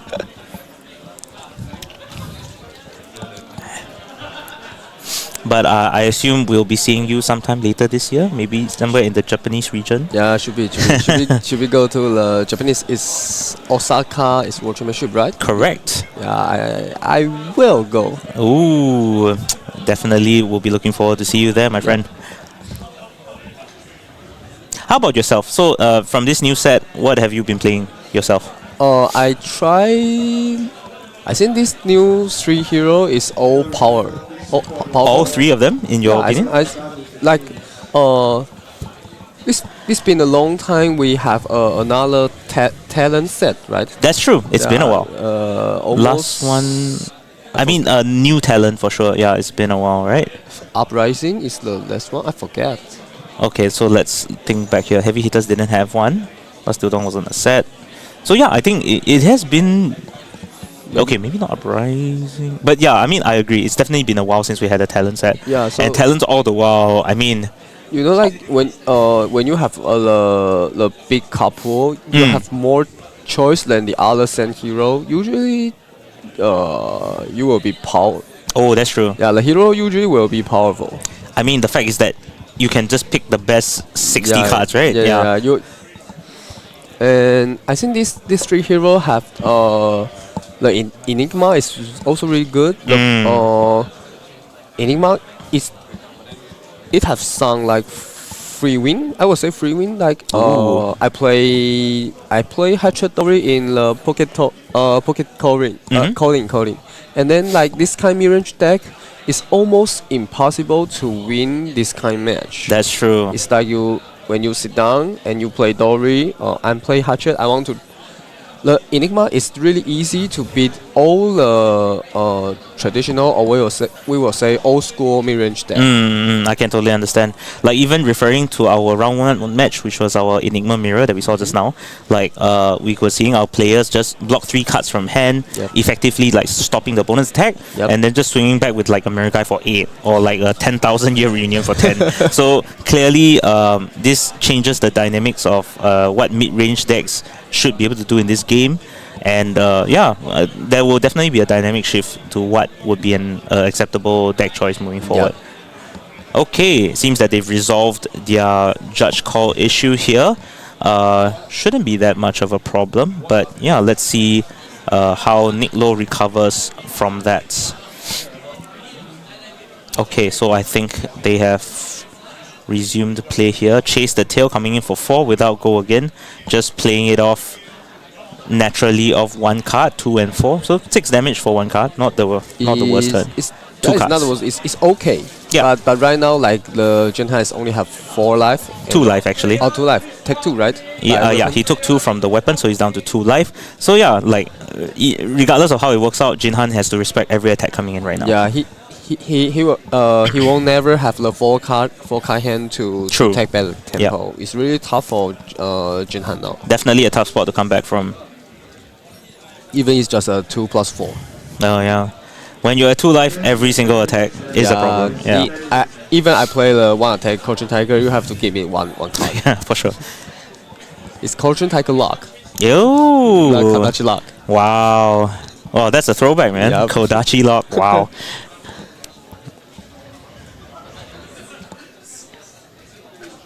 And I'm surprised, like just looking at Nick Low's list here, it's not the full like Tiger support list. Like they don't run the what was that? What, the Roar of the Tiger, was it? Like those that like naturally buff Tiger or create Tiger, like Tiger focused cards.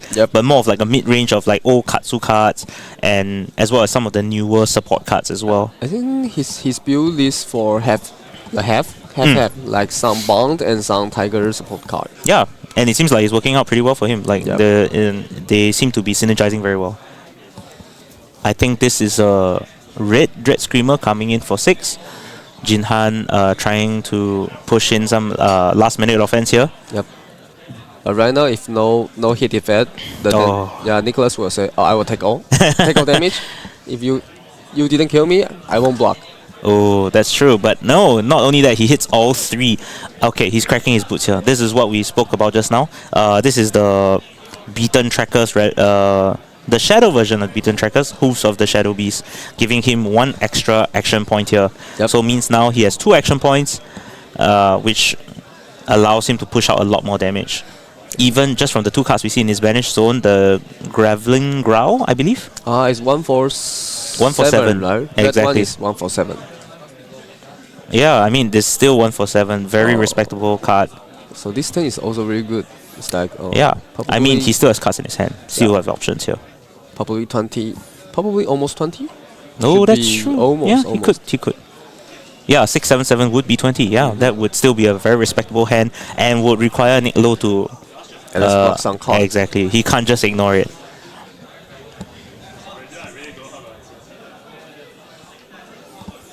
Okay, just looking at the timer now. I believe we still have roughly 10 minutes on the clock here.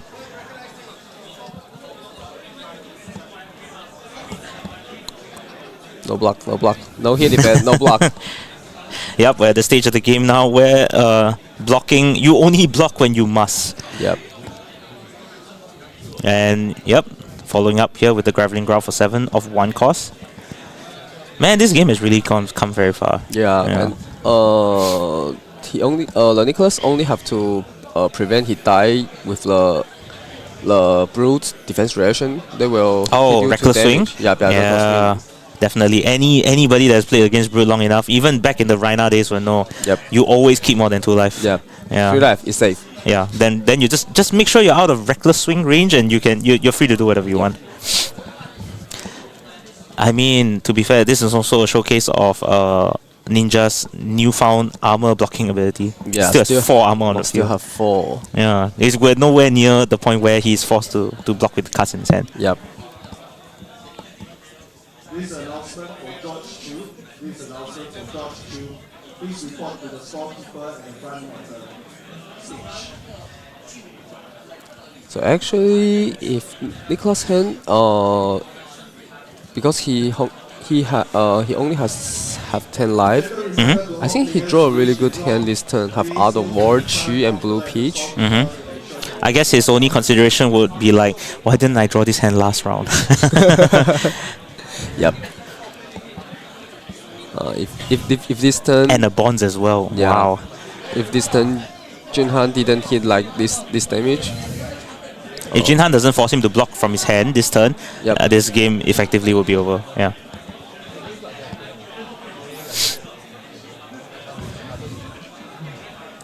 So Jinhan still has one action point here, I believe.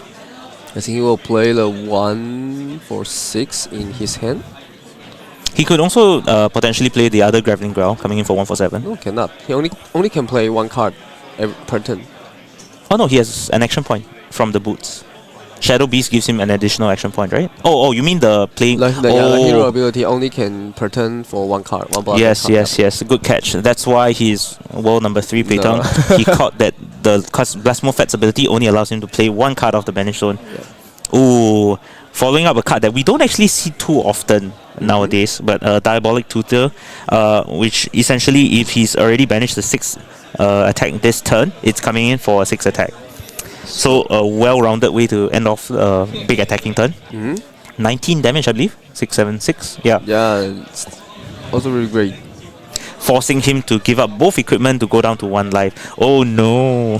Well, Is this reckless swing range? Well, he blocked one more card.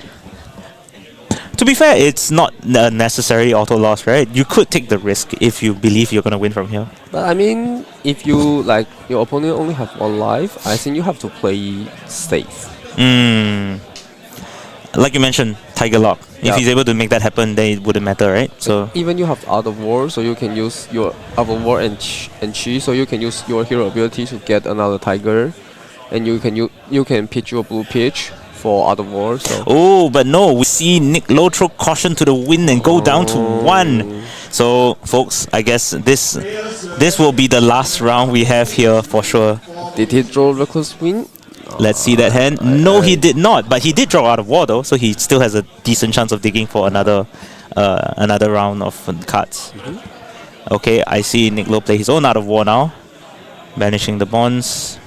Draw 2 card. And he drew another bonds. So yeah, Nick Low, if all goes well, this looks very well to be Nick Low's game. Yep. If Jinhan, I'm not sure right now Levia will play Reckless Wind or not.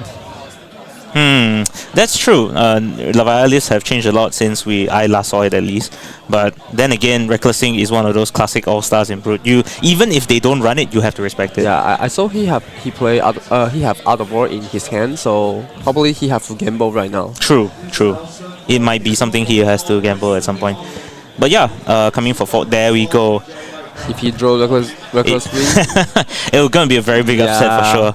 But then again, that's how Brute plays. You go down to 1, you understand that that's the risk you're taking here. Did he draw the Reckless Swing? no, he didn't. Oh draw no, it. unfortunate. But then, regardless, it still allows him to block extra 1 for each of his 3 blocks, so he could effectively block this 4 attack with 1 card. Right now have like this turn should be double bone. Oh, yep, I see the problem now. Yep. So, bonds here triggering. Are we going to see a double bonds turn? Should be. Well, I mean, it depends on what's in his hand, right? I think, I'm not sure if I saw correctly, but I think he already has another bonds in hand. Yeah, so he just banished. I think he can bench the another gas wave. Oh, Oh, okay, so he's just decided to just try to extend the combat line. Oh. Honestly, not a bad idea. probably maybe he already know how. I'm not sure. Maybe probably he didn't have any bound in his deck. No, but that's fine. I mean, even a red 100 wins here is still 4. Still Yeah. take 2 card. It's That's still 1 card, yeah. Still 1 card. He just needs to hit like more than 4 times and that'll be game over. Yep. Yeah. Even a Coaching Tiger hit for 1. Exactly. That would still be over.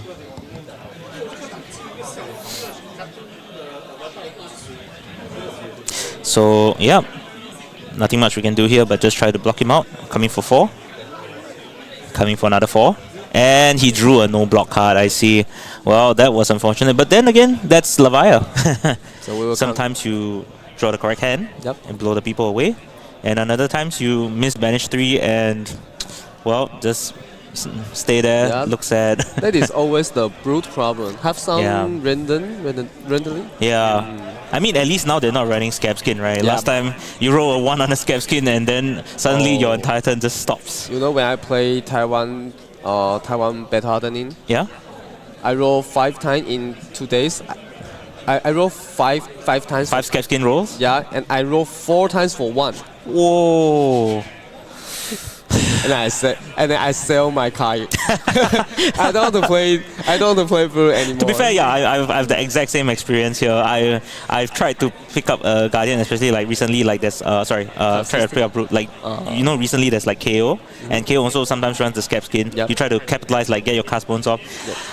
Every time I try to turn 1 row and just try to get the cast bones One. out. Yep, 1 Arsenal pass. Thank you. Yeah, that's I've accepted that that's my point in life, and yeah, dice rolling is not for me. So right now we congratulation for the Nicholas win. Oh yeah, I think that was honestly quite a good showcase on what Zen can do, right? Like you don't really need to high roll a lot, but the damage is consistent.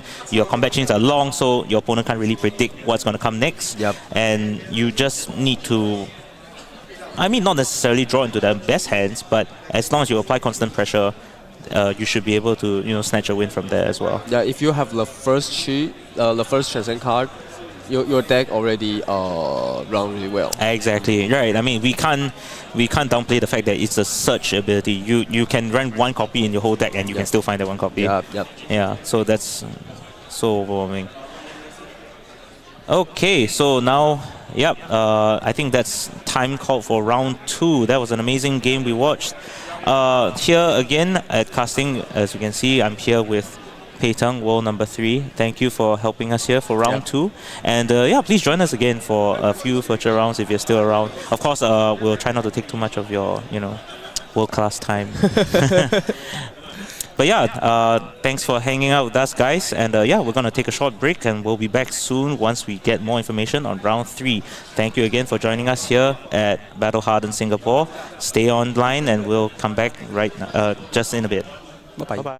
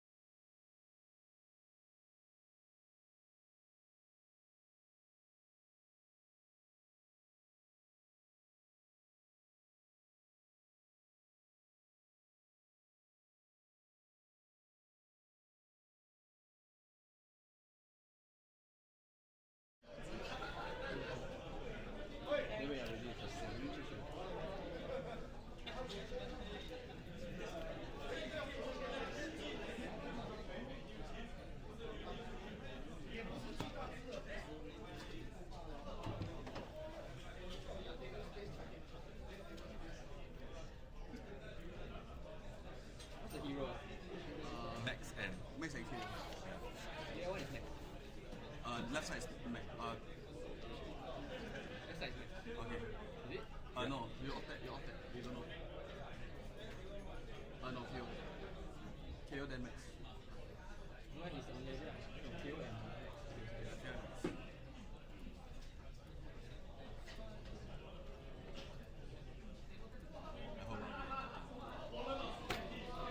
Very fast. So I already prepared some stupid things to talk about that. And you just play along with me.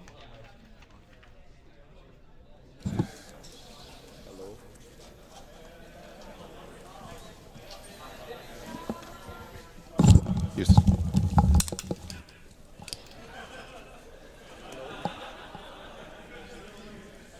Ooh. Hello. Oops. There we go. Yes. Hello. Hello. Hi. Welcome everybody back. I think we were kind of sitting around, but welcome everybody back to the Battle Hardened Singapore right here at Suntec City. Today, of course, got me, Mo, in the house, and of course, we're bringing on our friend here, Willis. Hello. All right, so if you guys going to be starting very soon, I think right now they're just going through. But if you guys don't know, our last 2 matches were crazy. Yeah, wow. The was turnaround was a bit sick for the first game. Wow. I was looking at Kayo, I was like, oh, how is he going to turn it around? And the funny So story, good. I just went out to talk to Kayang while we were going to the toilet, and then I was like, bro, that match was crazy. I was like, yeah. He was like, yeah, it was going back and forth. It was an epic, crazy match, and then he was like talking about all sorts of crazy stuff. So, in the end, all we would like to talk about is right now. Big shout out to Duke's Kingdom. Yep. For organizing this. We're really glad to have them here. If you want to check out their website, JukesKingdom.com. exactly. So if you guys want to find out more, check out that. Of course, we have our stream. So if you guys can like and share, really helps. We're pushing almost 400 plus viewers. Almost so there. Please, onegaishimasu. Let's get us on the map, guys. All right. So other than that, like big shout outs to me and Willis. We play quite often, so it's quite fun to see this fella around. And of course, we went Japan recently. Yeah, wow. Together. It was a great time, man. I love the place so much, and the event I think was relatively well run also. And seeing people like opening packs and going like ooh and like what kind of cards they open is like it's great. It's an amazing experience. Yeah. Yeah. So I want to give a big shout out to Yuto-san. Yuto-san, I met Yuto-san during Worlds Barcelona, and we had a crazy round 1. I mean, I was playing Dromai back then, and we were really back to forth. Really down to the wire, and then he had a huge turn and took the game off of me. I was playing Dromai, he was playing Dorinthea. So he's one of the strongest Dorinthias. The only downside is that he ended 9th place in Worlds last year in Barcelona. So close. But either way, I'm just happy because thank you so much for the gift. So he gave us the Daruma. We have the special shoe? Yeah, I need to do the focusing the mic. Okay. But I've got like that from Yuto. So either way, let's get into the game right now and quickly take a look at what to see coming up. This is a amazing match. We're going to be seeing our match is a Jiazhen, which is running on Kayo. So of course we'll edit the names in a short while. But of course because we just back-to-back finished the game really late. It's so quite rushed. Yeah. But we got a bunch of things to check out. Jiazhen's running KO, and what's Esmond on? Esmond is one of the, I think maybe the only Maxx player in Singapore. Yeah, he has been quite on and off between Maxx and Tecloverson, I believe. So maybe we'll hopefully get to see some Nitro Mechanoid situation going on here. Yeah. So I'm really looking forward to some crazy games. I think Esmond was playing a lot of Tecloverson.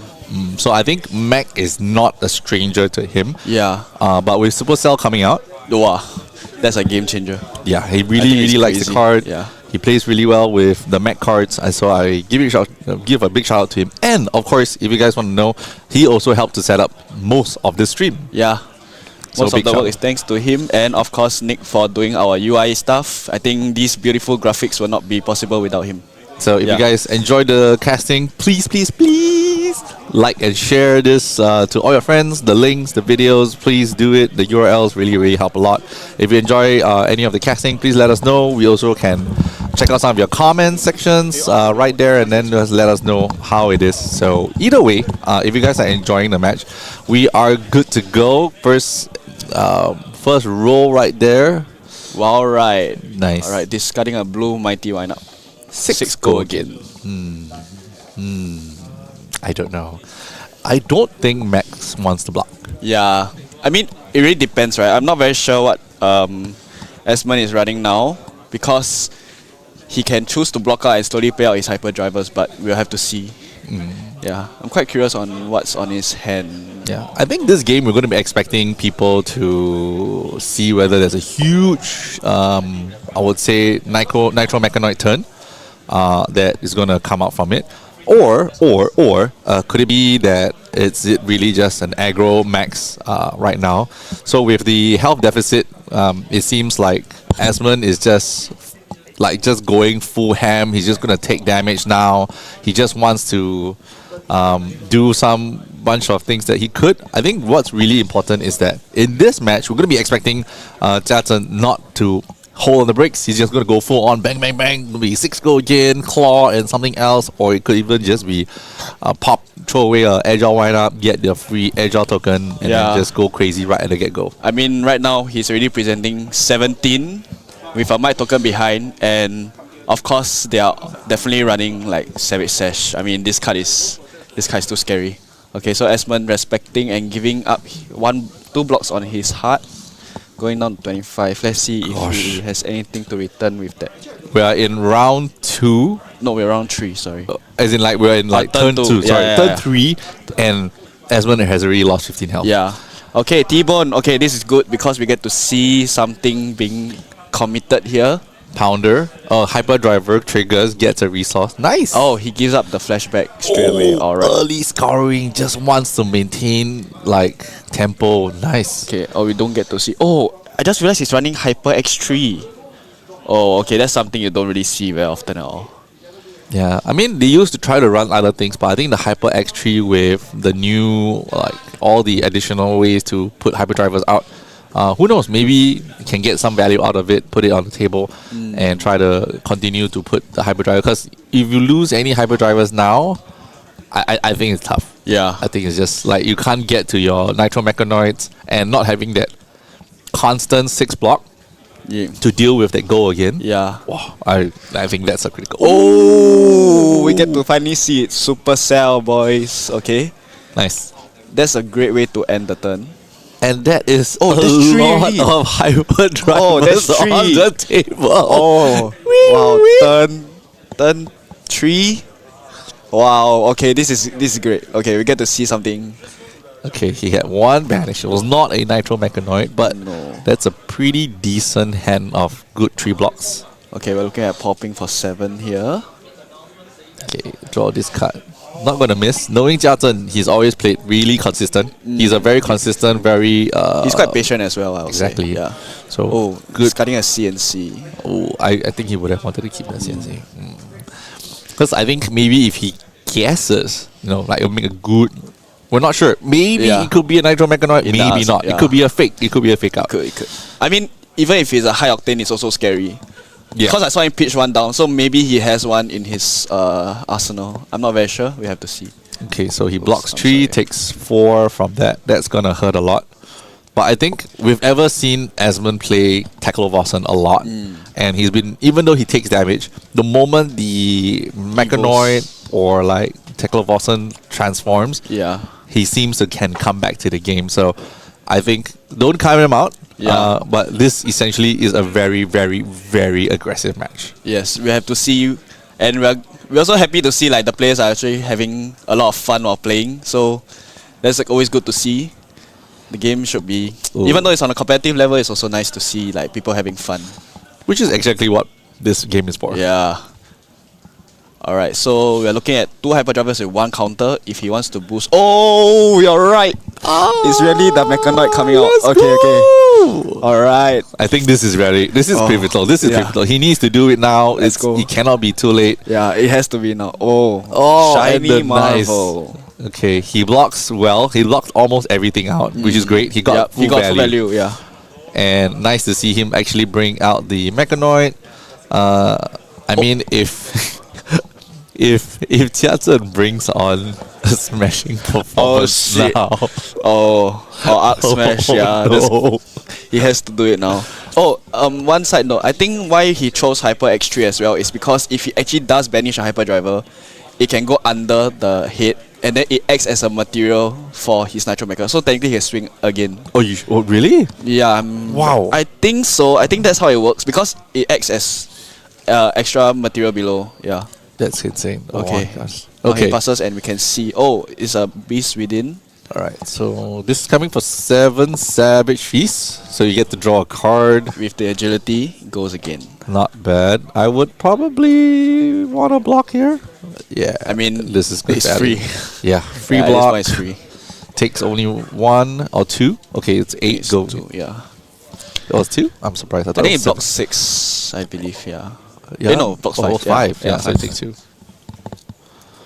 Nice. So Okay. of course, Claw here comes for a 3. big 8, a big 3. The usual best value out of it. I really don't know. Like, who knows? Maybe he didn't really draw the high octane on the last turn. So I think he probably can dish out some damage and swing. I mean, even if he can present a red and then followed by a boost, it's still quite threatening. Yeah, true. so if you even if you have a red 0-60 for example, and I believe Mechanoids comes in for 6, so that's already 10 off a 1-card hand. Yeah, I think Yeah. he needs to really try to preserve health Yeah, I think right that's now. his game plan. Yeah, It's very, very important to preserve health. Because if let's assume that the armor blocks for 5, Yeah, and then okay. Jiazhen comes with a weak turn, so like 6 plus 3, okay. 9. You could take 4 and still be alive, or you could even take everything. But he needs a full card hand with high octane to really come back in the game. Yeah, that's for sure. And I'm also thinking whether Jiazhen has to present a wider rather than taller turn so that he can only block 1 time. True. Yeah, that's how I think of it. Yeah. All right, nice, Okay, he's committing the trackers. nice T-bone. Blocks for 1. Yeah, which Marco at his previous stream as well explained that this is what they're running over Savage Sash now. With Savage Sash now because Scaps also. that extra over Scaps as well. Yeah, Because Scaps is such a Scaps I is yeah, like I would rather trade an additional confirm health. Yeah. and a confirm action point rather than having to the risk to roll it. I mean, I've won a few KOs with Prism only because they roll Scaps into like 0 or 0 action point. I'm like, yeah, let's go, like Sentinel. But do you run gamblers against them? I do. Oh, okay. I do because that's there is chances where they can. They just need to roll 1, 2, 3. Yeah. 4, 5, 6 means like, here we go, bye bye. Let's Yeah. go for gamblers and try to stop this turn. And the moment they have only 0 or 1 action point, yeah, the Prism is back. So from a Delulu man like me to do that, yeah, I would do that. That was like previous before MST. Yeah, but that's fair because you only need to ensure that 1 action point is the reason why Allied Sentinel stays on the field. Yeah, and mainly was there to farm for top 8s because I wanted to collect all the Rainbow 4 heroes. Oh, so, nice. So got a couple, so I'm quite happy, and I was like, done. Thank you very much, Prism. You've done me well. Okay, so we are seeing Esmond continually blocking like you said. So he has fully cleanly blocked most of this turn, staying quite healthy. So I think he's on 2 cards in his hand. Yeah, we can see what he's going to do next. And there's a Hyperdriver on the field, so he can go taller. Okay, I think that's a yellow. He's still looking for that. I think he's still looking for that one, at least a high High octane. octane. Yeah, and that is 25 health coming in, and then creating a hyperdriver with his ability, and then swinging the punching for 6. 6, right? Yeah. Yeah. Okay, he's committing the Apex without. Yeah. Okay. Okay. So, So 21, 13. 21. So not too bad. I mean, he didn't block a lot from Jiazhen. I think it was Yeah. like 3 card hand, 4 card hand. Yeah, Oh. he's just gonna go for it. He's not gonna stop. This is interesting. He's keeping 1 card in hand. Okay. Okay. Oh, beaten Savage. trackers. Yeah. Oh yeah. Pretty beaten good chance he trackers. wants to try to finish Yep. him here before he gives him a chance to high octane. I think Jiazhen found out like, okay, Yeah. you're not getting your high octane. Exactly. I need to kill you now. He can't like present like 1 to 2 attacks. He really has to go wide if he wants to threaten cards from his hand. Because Mechanoid can only block once as long as he doesn't break the chain. Oof. Yeah, he has A to commit 9. this 9. You block 5, still take 4. Not fun. I think he wants to keep the hand. Nope. I don't Nope. think you're blocking for 5. I think you're blocking lesser because it's battle 1. Yeah, it's getting worse and worse. Yeah, I think that's a clean block from him. Nice. Okay. So 3/3 plus 3. Oh, Blood Rush. So BRB. Alright. Be right back. Oh. To clap. Oh no. Oh, no Oh way. no. Okay. You. Oh Esmond's looking a bit. What do I do here? I mean, the good thing is he can block with his Mechanoid again this turn. Yeah. Okay. It's one. It's one. Yeah. It's only one. Yeah. There we go. Oh, it's an extender. Okay. 10. Wow, right for 10. 10. Yeah. Oh my goodness. Could it be Oh, this is tough. blue? Oh, okay. Yellow. Okay, seven. okay. But I mean, Esmond knows that with 2 float, the claw, even the claw for 7 is something that he has to respect. Yeah, but he broke chain, so actually you can use the construct again. Yeah, to block. Hopefully, but I think I would say gamble the health. Yeah, I would say no, actually I would say block out, keep the out. health high. Yeah. So that he doesn't have a strong turn, because playing 2 BRBs now generally Yeah. tells me that you're not going to have another BRB. Yeah, so he soon. won't want anytime soon. And technically he can keep swinging for 6 every turn for free. So Exactly. yeah, that's not a very bad thing to do. So I would say that blocking out is not a bad call. Yeah. And this could come a claw for 7, or yeah. it could even come for a CNC for 6, or it could come in for like Oh, actually I'm afraid a of swing big. I'm afraid of popping, because the moment he gives dominate, then it's gonna be a problem. Yeah. Yeah, we will know what the last card is. I mean, there's so many 2 cost cards that KO can run. I mean, Exactly. before we know it, that's another bad thing. It could even be a terrible Bare Fangs right Yeah. there, and then it's just rough. So take 2. Oh, you called it. Oh, it's really a bad thing. Oh shit. Okay. Oh, that's GG. He can't block it out. Oh, that was a really quick gosh. game. Oh my goodness! Aish. Oh my goodness! Yeah, we can stay on the screen for Yeah. now with the game cam, but like, wow! I think wow, it's really. I mean, Esmond really got quite well with playing out that Matron Mechanoid at turn 3, Yeah. which was really very impressive by itself. Really, yeah. I think the Supercell basically helped you to get there, giving the hyperdriver slightly faster. I think he saw the Nitro Mechanoid, kept it there, and then tried to look for the next piece of the puzzle, which is high High octane. octane, yeah. Yeah, but if you can't find it, Yeah, high octane stuff. Especially when I saw him pitch run, I was thinking like maybe he'll think that one's coming soon, exactly. and you're always afraid that you'll boost that, so that's always a problem. So I think generally that was a tough game for Esmond. I think either way, we're going to probably need to hope that the next game may not be as long. But I think we're gonna be shortly gonna talk about more about the meta breakdown. Yes. But before we get there, I think let's quickly talk about like what MST was like for us in Japan. I mean, like now that the game is end, we can just chit chat a little bit more about this. But like I think for me and Realist, we went really last minute. Yeah, I booked like the moment you told me like 2 weeks ago, 2 weeks before the trip, like I'm going. I'm just like, okay, I asked go. my boss straight away. Can we take leave? Okay, let's go. Yeah, Yeah, It I was- took Thursday, and then I flew out on a Thursday night, and then we got there Thursday morning, yeah. which was great. It was cool because like for Singapore to there, 6 hours is good. But I think let's take a look at the meta breakdown and take a look at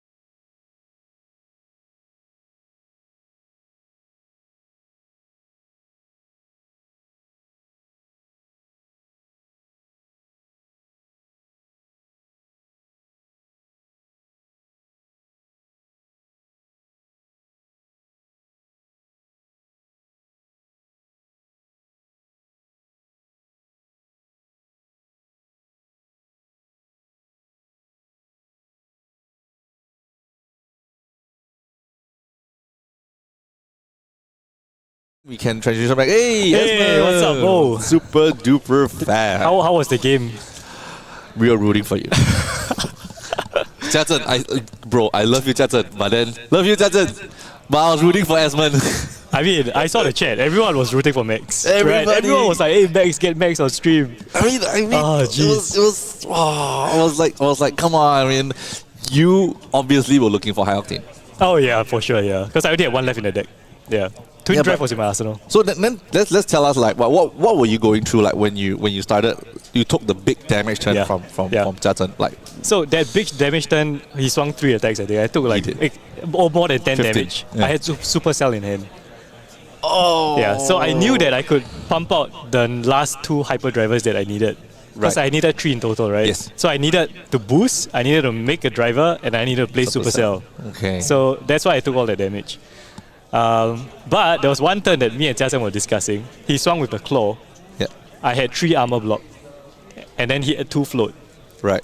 So I chose not to block because I was respecting the CNC or sand packing. Yes. That he just went to Arsenal. So I lost out on 3 armor block before I transformed. Oh. So that I just but I had to play around the Arsenal disruption. So yeah. I mean, yeah. because he banished or he discarded the sand packing. Yeah. He discarded I think I discarded 2 CNCs. Yeah. And then there was 1 sand packing at the end. Yeah. Yeah. So I get where you come from. Yeah, I yeah. get it. I mean, it was your win con in your arsenal. Exactly. And Yeah. you didn't want to let it go. Yeah. So I think that was bummer. Then we were looking at your hand Oh. the entire time. We Oh, were yeah, like, yeah, yeah. come on. I swear I was like, please lah, come on, give me a freaking eye octane now. And then like, twin drive. Yeah. It's like twin drive, something, twin drive. Yeah, twin drive. 2 twin drives. And I was like, what the Arsenal? Please, Arsenal high octane. And after that, you played the twin Yeah, drive yeah, from yeah. Arsenal. I was like, ayah.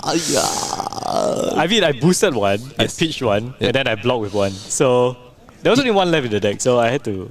I don't know. We were just because you really tried your best, and I think you really tried to keep your hand. You wanted to present some damage Yeah. and somehow do that, but like the high octane just refused to come. I think you just needed one. I just needed one. Yeah. I mean, Yeah. I needed one, or I needed him to just, not get the blood rush. Yeah, not. Yeah. But that was a double blood I rush. mean, he went blood rush, and then he cracked the sash, he cracked beaten tracker. So that turn was insane, and Like I saw your face Yeah. was like, yeah.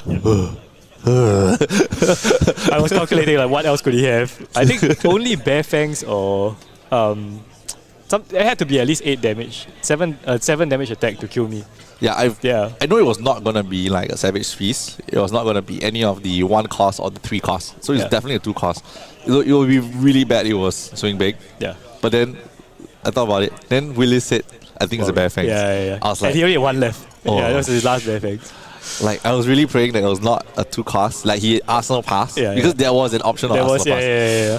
But then No, he cracked the sash that's telltale that he's going to play a lot of attacks. But he started off with a Bear Fangs, right? Yep. And he drew into the first Blood Rush. And then that Aiyo. Blood Rush drew into the second Blood Rush. Aiyo. So that sequence was just... I was talking to him, I said, whoever's deck performs, overperforms, is probably going to win this. Because Alright. it's kind of a toss-up, this matchup. So this is a prediction. Chacha's gonna win this. Jia-Cheng, see you in the top 8. See you. Confidence. Wow, this guy just 4 more see you rounds. at the top 8. It's not even like it's just like see you at top 8. Because I have to get back on stream, I have to showcase Maxx. Okay. Yeah, Fair, three fair, Maxes right now, I think, in the tournament today. I think Pyrus is on the other Maxx. He's been a long time Maxx player together with his friend Xavier. They're from a different shop. Nice. Yeah. Yeah. I mean, I go to too many shops, so it gets me the easier to find out like who's playing what. So then I know that you were playing Maxx last week, Yeah. so I think you were prepared for that. I think Teklo Vossen. No, Teklo is not in a good place right now. I mean, Kayo and Azalea, the 2 most represented heroes, Yeah. are already unfavorable matchups. You throw in Enigma, you throw in Zen, it's just more unfavorable matchups. So I think Maxx, yeah. Even with the new evil cards, The new Evo cards only really help against the Rune Blade heroes, I think, for the AB1. yeah, we're gonna need it. Yeah, and I mean, Kano is kind of being pushed out because of Enigma again. So, not great. Yeah. But I think Maxx is in a good spot. I mean, Teklo Vossen was still your spirit animal. Oh, definitely. Maxx is like the younger brother, right? Yeah, exactly. So I was like, we felt that you knew the matchup well. We felt that you can do pretty well. So yeah. I think either way. Okay, but I think you did well. I think you did really well. I transformed, I feel supercelled. you got like what you needed. You showcased what Supercell could do, which I think a lot of viewers at home who has not seen Maxx, exactly. Yeah, this is a great showcase. I think this battle Hardened. If you guys can like and share, don't forget to subscribe. Yes, please. To Super Duper Fab. This will help him a lot.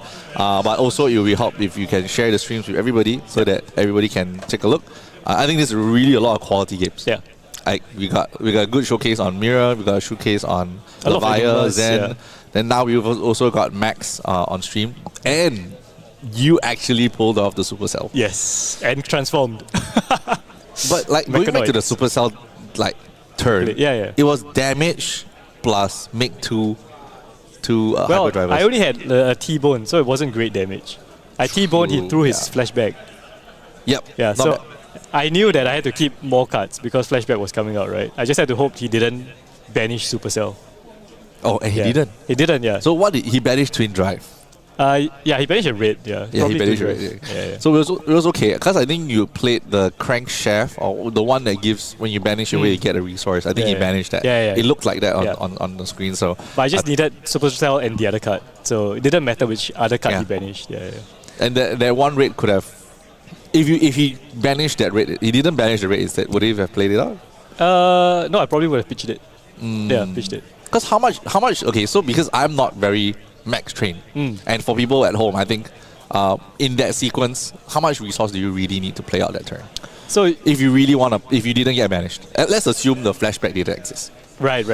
Well, ideally you always want the Supercell for at least 2, and ideally you always want already to have 2 hyperdrivers on board. Correct. So you have a 0 cost, you boost it, you get the 2 resources. You have 2. And then you can play Supercell already. Oh. Yeah. But if you so want, that's the bare minimum. That's the bare minimum. If you want to make another hyperdriver, then you need another 2 resources. So you activate Maxx first, crank it, and then pay another 2 for Supercell. So you need 4. Yeah. So you want to make 2. You need 4 resources. Yes. Yeah, because it's X, right? But a red works because 0 cost boost. You get 2 from the existing hyperdrivers. Correct. Pitch the red into Teklo Foundry Heart. Okay, so 2. So the red counts for 2. You see. Yep. So 2 plus 4. that 2 is 4. So you can activate Maxx plus Supercell. And you get like pretty bunch You of... get all 3 hyperdrivers. And then all you need to do is wait for the Mechadoid turn. So Supercell is busted. Oh, you said it on stream. See, guys. Supercell is busted. If you want to know how busted it is, please subscribe to Super. Ethan's in the chat. What's up, Ethan? We've learned a lot from Ethan. He's helped us out with some streamings. Yeah. And I hope this stream is up to your standard, man. We're following your example. He's the entrepreneur. He's like the big guy for this. Yeah. So I think big shout outs to Mansan for coming on. If you guys want to help support the stream, please share it. We really have some really quality games. Yeah. And I think now we have a video ad that we want to play before. Yeah. We have a couple of minutes left in the round, but So we're gonna go for a short break. Yeah, we're gonna take a short break. Nice talking to you, Mo. I was always been, man. Yes. Always my friend. I always play every week, so it's always fun for me. Yeah. All right, let's see you guys in the next game.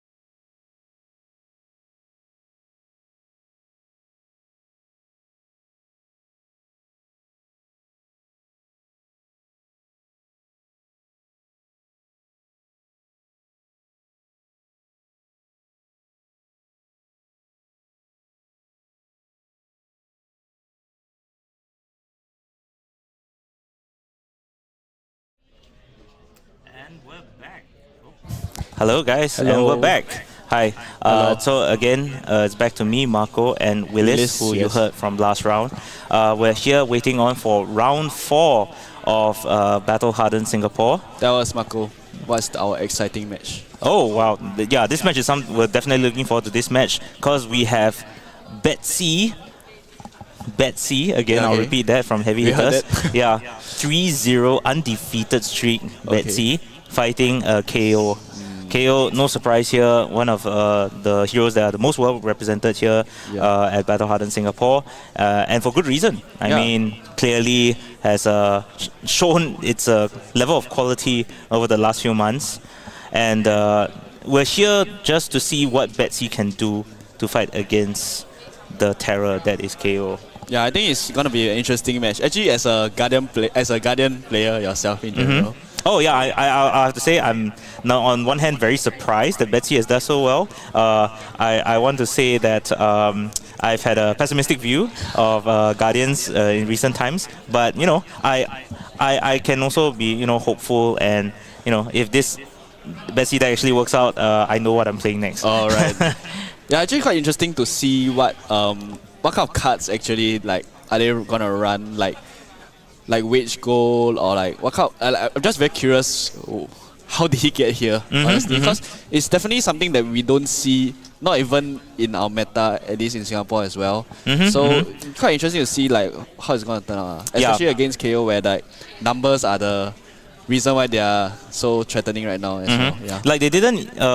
So the sad thing about Betsy is that it didn't really break into the meta sphere, so to speak, right? I mean, even within Heavy Hitters, Victor, which is his Guardian brethren in that set, definitely got a lot more love, got a lot more competitive showing. Yeah, and even got support for MST as well. Exactly. Yeah, this the new set, Mistveil, didn't really give anything to Betsy, so Betsy only has access to the cards that came with her in Heavy Hitters, as well as all the generic Guardian stuff that came before.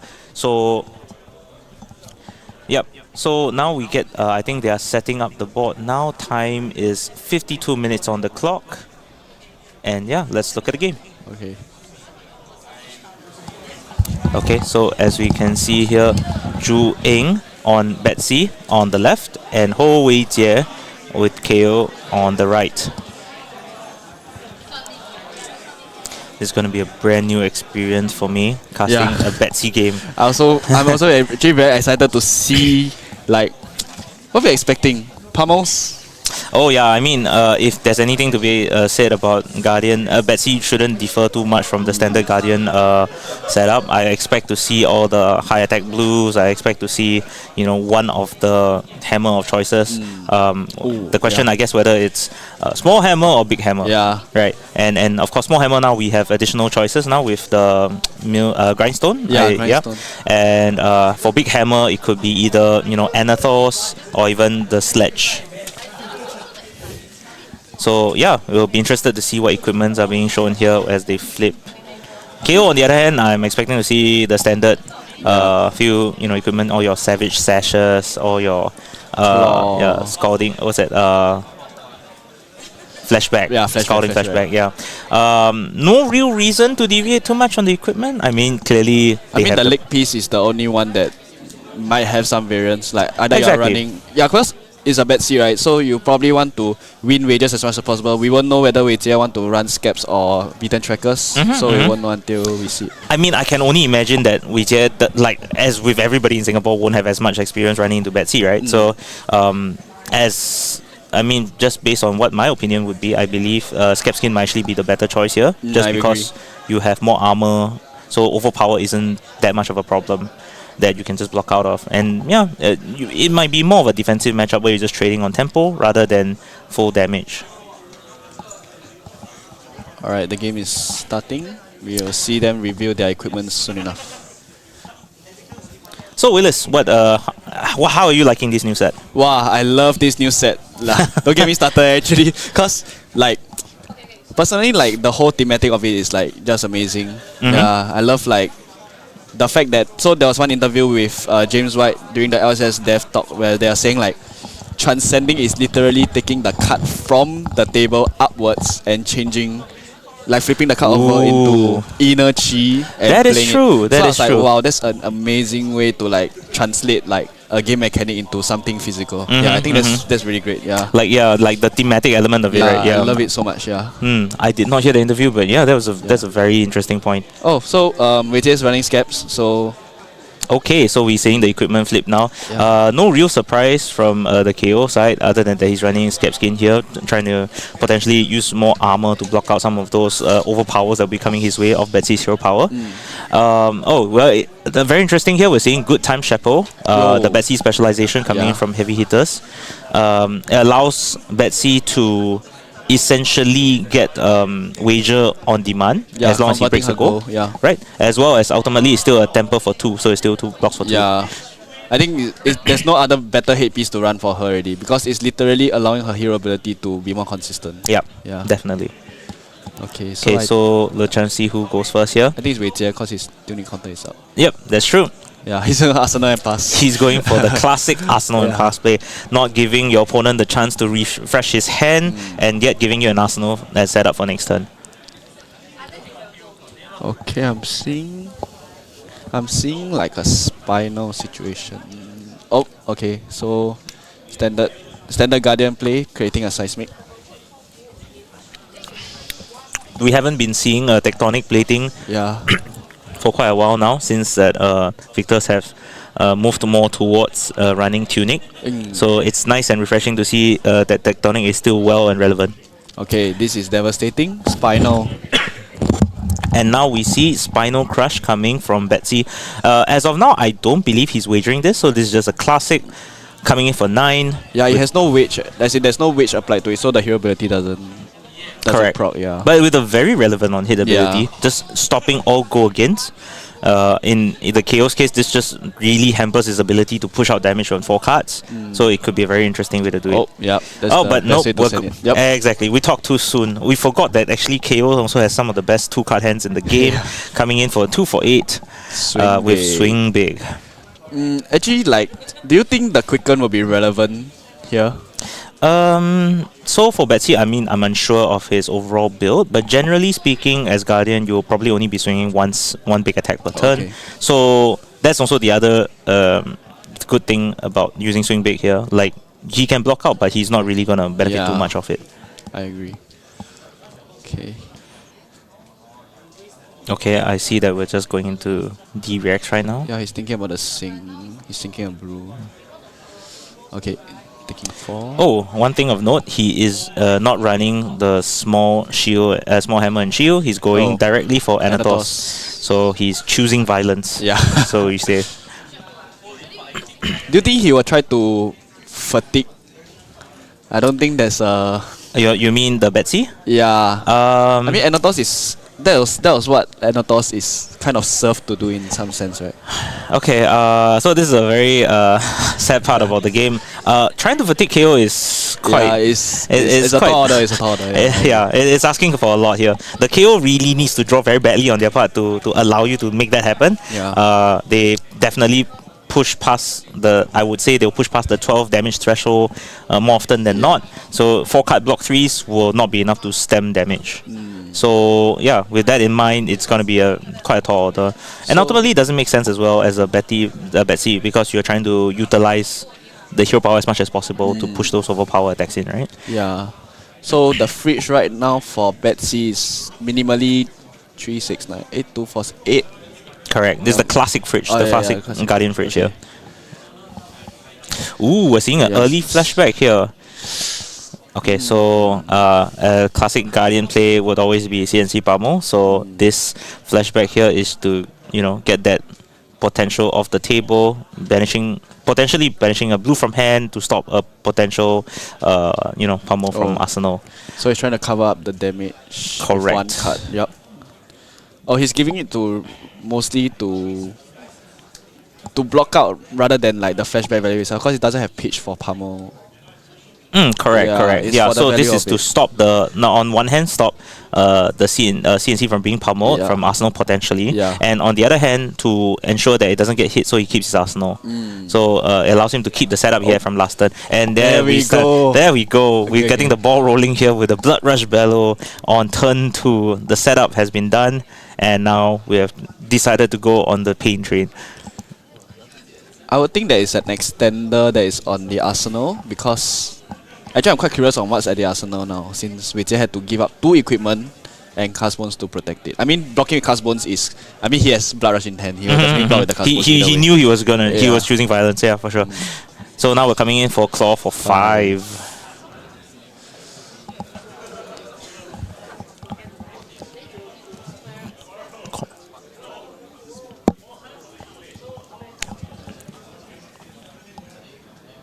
Okay, so now Joey is thinking about blocks.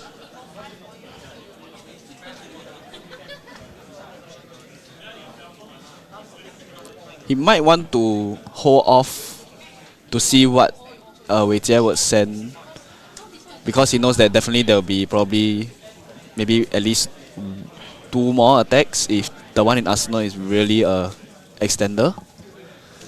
So we'll just have to see. And the tuning is up as well, so that's always a good sign. Oh, interestingly, he's not running Savage Sash. Yeah. Okay, to be fair, yeah, so there's quite a bit of debate on that, right? Since the release of Savage Sash in the Armory kit, some people still enjoy their tunics. Ultimately allows them to play 2-card claw into a 2-cost attack.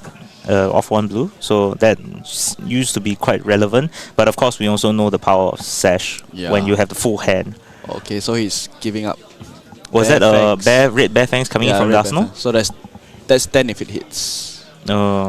If knowing the KO deck, it's almost guaranteed Yeah, hit it's a here. hit. So it's coming in for 10. 10. It's really just big numbers, right? Because if you think about it, he functioned off a 3-card hand in Arsenal for 15 damage. And he still gets to keep a card that he can Arsenal and set up for next turn. Yeah, and might. We cannot downplay that hero power, right? Gaining 1 value every turn.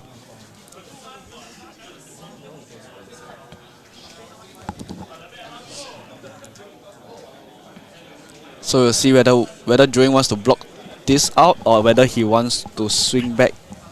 So what does Guardians have to really at least hold 2-card hands to function or As in this particular matchup, is it? yeah. Okay, so I don't have too much experience on Betsy myself, so I'll just try to, just as my best guess here. Yeah. But I would probably say that if he wants to play out this game, he needs to have a chance where he can hit his relevant on hit. Yeah. If you're able to somehow get maybe an overpower spinal to land with the crush ability, or what else do Betsy's have at this point? Really depends on what he has in his deck, right? I can see in his hand he runs Tear Asunder. Yeah. If he can land a Tear Asunder that goes through his armor, forcing the opponent to drop 2 cards, anytime you can get the KO down from 4 cards to 2 cards, that's a very big drop in damage, right? Or down to 1 card, and that's maybe just a claw swing and pass, that sort of setup. So I would say that at this point it's really a game of tempo. You need to not just let your opponent hold 4 cards and just develop damage on you. You need to be able to counter attack at some point. But of course, all these is with the possibility that you might need the hands to actually do that. Yeah. If you draw 4 blues as a guardian, there's only so much you can do. Yeah. Which is why, interestingly, right now he's choosing to take that damage and threatening a potential pummel now.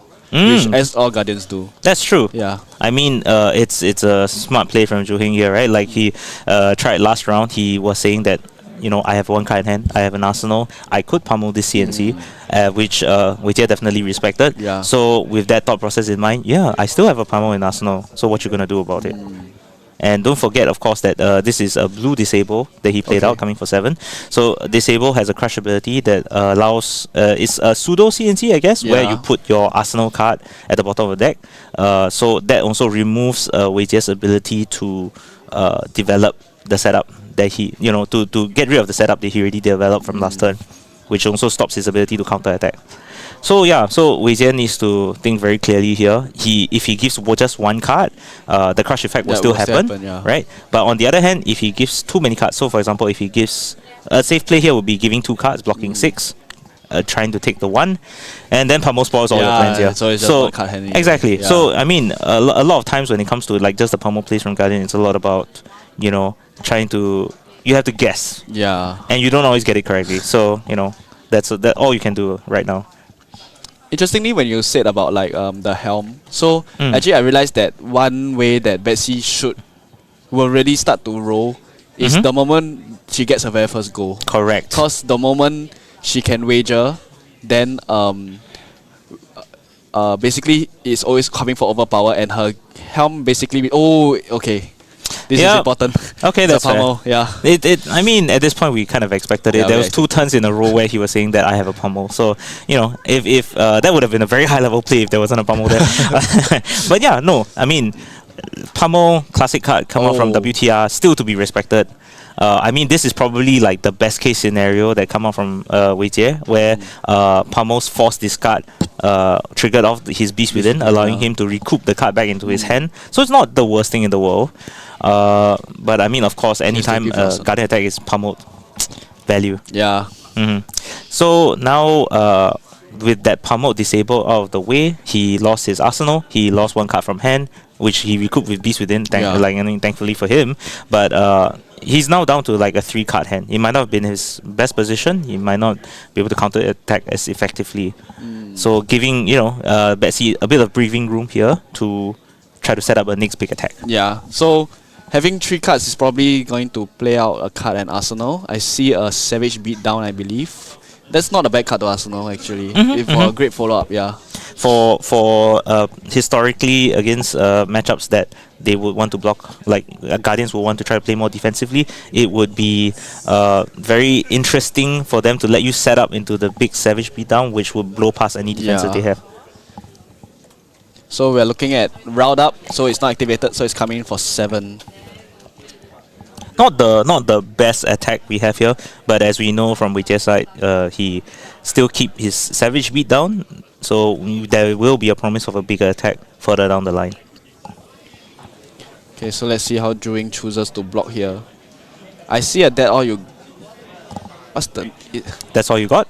No, sorry, that's not the card. The one that adds the next card to wager. The Adds non-attack the action. The one that. Oh, I think it's that all you got actually. The one that gives goal. Wagering a goal. You can choose to wager a goal, that one. As you can see, it's clear to everyone to see here on stream, we are not very familiar with the Betsy cards. This is It's not that honestly all you got, historically sorry. Yeah. one of the newer Money newer where your experience. mouth is it? Yes, Yeah, I okay, think- sorry, I think yeah, you're it's right. money where your Money mouth where is. your mouth is. Yeah. Oh, he's choosing for a test. Oh, the disruption back to back is really quite devastating. It's key for sure. I mean, in this matchup, as the Guardian player, your goal is really just to ensure you can keep up the disruption, make sure Kayo cannot hit you back. Once Kayo starts the ball rolling, it's very hard to stop that train. Yeah, so I mean, either way, he has to give up 2 cards, unless miraculously the one in Arsenal is reckless. He Arsenal the Savage Oh, Beatdown. right, we went through that. Yeah. Okay, so we're just choosing to take the full 7. So we're looking at what random discards are happening. I mean, if he gets another beast within here, he's still going to value his way out. Yeah. So, but yeah, I mean, choosing to get the 2 discard down, so he still has a 3-card hand, allowing him to potentially push more damage. Okay. Oh, each 7. 7. Yeah. I mean, numbers. Enlightened Strike, a classic card from WTR, still just as good.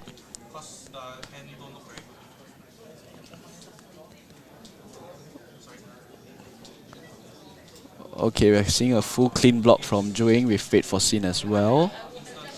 You bottom the card.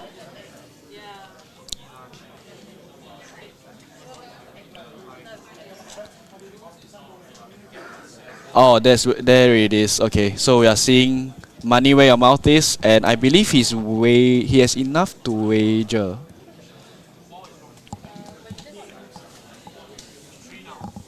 I ordered. Okay, right. So we're definitely seeing a wager here. Oh, we're just taking it. Yeah. A very aggressive line is being chosen by our KO player here. choosing just to take the pure damage so that he can just launch the counter attacks. What are we looking at? Oh, we're looking at a red Wild Ride. A classic card that's we've seen a lot of in recent memory. Wild Ride is just just randomly draw a card, discard a card, 6 go again. Yeah. Very simple mechanics, but honestly, that's all you really need. I think Wei Jie chose to give it as well because he rather function off a full card hand and that thing has overpower. So either way, it's gonna hit. Exactly. Yeah. I mean, it's quite a straight lines where if the on hit isn't that relevant, you can just choose to ignore it because ultimately KO's damage numbers are very impressive. Yeah. So as you can see, he has already given up quite a bit of his armor. So I mean, Zhu Heng has done a very good job in throwing relevant on hits, which force him to spend cards and use his armor. Oh, it's a swing big. And of course, we're back to on his swing big, coming 2 for 8. Nobody will ever say that card doesn't give value. Yeah, but I'm quite impressed with Zhu Heng actually because he's actually very disciplined with his armor. Yeah, because like seeing raw damage come in is can be quite threatening, but he's choosing to play out a bit more patiently with with his equipment as well. Yeah. So even right now he's going down to 8, but he's still trying to preserve his armor as much as possible. Exactly. Yeah. That's why life totals in this game at this stage is still not really that relevant. Ultimately, he still has a good let's say 10 on the in his armor set, so he has still a lot of life lead, so to speak. Okay, so we can see, I believe that is a red choke slam. Yeah. After triggering the good time chapeau to wager the goal. Yeah, and Betsy's ability as well to give it +1, so it's 9 overpower. Yeah. Yes. So coming in for 9 overpower, and we will not discount that choke slams on hit is actually relevant as well. It's actually very, very relevant. Exactly. So, goodbye Blood Rush. Yeah, goodbye Blood Rush, goodbye Might Tokens. Yeah, Might Tokens as well, right? Exactly, yeah. So a lot of things that can be done here. And if you try to Savage Beat down after a choke slam. Oh, right, Savage Beat. Oh, yeah. It really... Yeah, it shuts down his Savage Beat down as well. Exactly. Okay. So it's actually very relevant at this stage of the game, where all Wei Jie is trying to do is to hit and tag, and maybe to Savage Beat down from Arsenal to really close the make Zhu Heng block out with his whole hand. But that's not going to be possible if this continues. Yeah, I can see Zhu Heng slowly trying to get his goal train running. Because the helm really just keeps giving. Exactly. Like you mentioned, once you have one goal, you can always wager that goal, get another goal, and you can just continue from there. How Wei Jie blocks now is quite crucial because I think without any goal again or any enabler, he's technically IPing himself one because he can only block one. And he probably can't, not as easy to function off a 3-card hand as well. And not to mention that KOs historically don't really run anything other than actions. So overpower in this case effectively is the same as dominate. Yeah, it is. Yeah.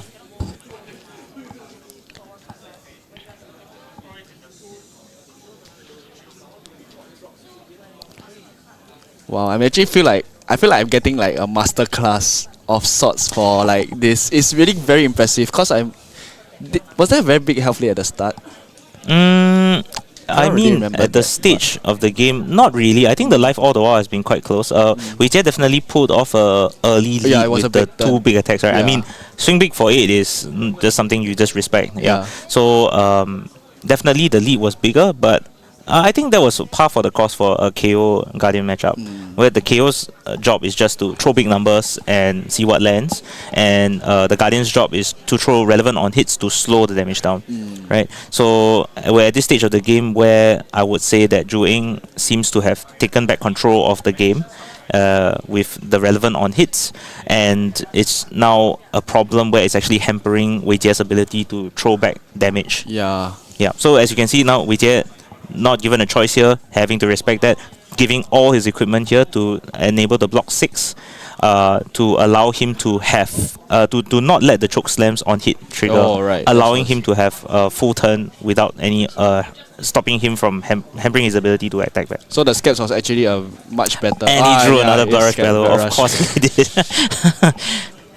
Oh, and my mistake here. I believe the helm does not give another go. It just gives my vigor, but still threatening nonetheless. Yeah, this might be the first time I'm talking about Good Time Chapeau on stream, so that's a very it's a good thing to learn. Yeah. Ooh, Blood Rush Bellow here. I just realized. So technically, from this position, right, Wei Jie is quite quite well done here because Blood Rush Bellow also enables your Savage Beatdown. Yes. So on the very worst case, you could always just Blood Rush Bellow claw into Savage Beatdown for 5 into 14. Yeah. Oh, sorry, 6 because of the might. So 6 into 14. Yeah. For like a 3-card 20 damage turn. So we want to see whether he has. If he drew a blue, actually. Yeah. Essentially, if they, Yeah. he did not draw enough. No, because he had to give up an additional card from him. So actually, correct, you're technically, right. Savage Beatdown itself is technically 3 cards trading for 12. Mhm. Yeah. 14 in this case. Yeah. 15 Oh. because of the might token and 2 from the Blood Rush Okay, Bellow. so we'll see whether Juing chooses to block this with equipment now. Yeah. Oh, I see a bad big. Oh, that's spicy. Yeah, Spicy. Yep. So Juing now is at 8 life, coming for 15. He has to respect it one way or the other. So giving equipment now at this stage is not enough. He definitely would need to give cards from hand as well. Yeah. So I'm thinking when he will start to give the civic steps, cause this is something you don't want to give later on in the game as well. Yeah. The quicken token for Kayo is like, oh, okay, thanks for Savage Feast 1 for go again. Yeah. That's true. But I think at this stage of time, you can't really worry too much about the equipment and the downside of civic steps. If you try to block out as much as you can here, but you also want to try to close out the game as soon as possible. Yeah. One of the things that you need to worry about at this stage of the game is like reckless swing. Like it's just a thing, right? So at 8 life, if you go down to 2. If he draws a reckless swing on his next hand, that could be it as well. So yeah, it's really a balancing act at this point. You want to close out the game. You still need to present relevant on hit because if you're not doing that, then he'll just draw into his full hand and beat you back. So I think I see 1-2 block from his hand, which is the money where your mouth is. So we have to see how he chooses to block now. That's true. Money where your mouth is a very key component of the Betsy gameplay, but of course with the drawback that it blocks for 2. Yeah. I mean, it's such a strong card for her because it does it checks all the boxes for her. It gives her a goal. It turns on a hero ability. It turns on a helmet, which turns on a hero ability. Exactly. Correct? Yeah.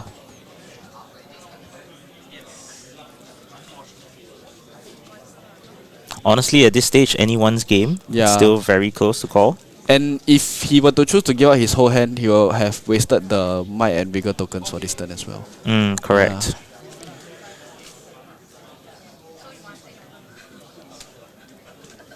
During thinking closely whether what he wants to block with.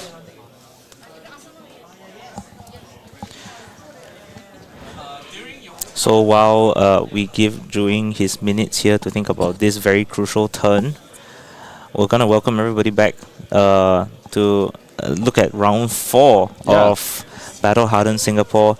This is round 4. I believe we have 7 rounds to go before we cut to top 8. 7 Swiss rounds before we cut to top 8. Yeah. Great. So after round 4, there will be a short break where the players will be given a chance to grab some food and rest up for the rest of the rounds. Yeah, 7 rounds back to back is rather quite draining.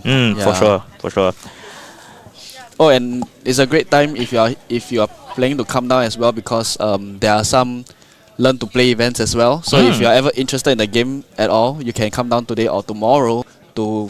I believe the free IRA deck is available for you to learn the game. Yes, we also have people, some of the guys from Juke's Kingdom are just standing by to teach the game as well, I believe. So if you are interested in picking up Flesh and Blood or always just wanted to find out what Flesh and Blood is about, just come on down to Battle Hardened Singapore and we can get you set up with the starter deck. And it's free. Yeah, that's true. Yeah. If you're just an enjoyer of the game as well, please, if you missed your Battle Hardened sign up and just want to enjoy the game, you can come down as well. I believe they have organized side events as well. Yeah, they have side events. They have on-demand MST drafts. Draft. Yeah. Get ready for Worlds, people. No. It's just to draft. Sometimes it's just the enjoyment of opening a pack. Yes. Yeah, it's very hard to argue with that. Okay, we are seeing a full commit of the equipment now. 3, 4, 5, 6, 7. So he'll take 5, I believe. Yeah, down to 3. He's saving himself from the reckless range. Too many of us have died to reckless. to reckless. We clearly have PTSD from reckless swing. Okay, now the question is What's he so- gonna send back? exactly. I think this might be the most crucial turn for him. Okay. Might and Vigor pops. He still has 3 cards in hand. Yep, with a bet big. I think we're just going for it. Yep. Bet big. Coming in for 9. It's beautiful cause Eight, like he sorry, just has to seven. commit a card. Yeah. It's coming for 10 because of the mic. Wait, Oh, no, sorry, it's it's nine. base 8, yeah. Correct, base Then he only has to commit 1 card because it's 4 cost. So he just has to commit a blue and the Vigor just yeah. I believe he's not even wagering this one. The wager cost is 2, I believe. I don't think he has enough. Oh no, I Oh, mean it- the attack. Oh the yeah, on the attack demand. itself, yeah. Oh he is. Yep, he's just Yeah. going for it. Which makes sense. If Wei decides to give up 3 cards to get the tokens, he's not going to present much of an attack back anyway. Yeah, and with 1 card hand he can't do anything and the tokens will just pop anyway. Exactly. So there's not much.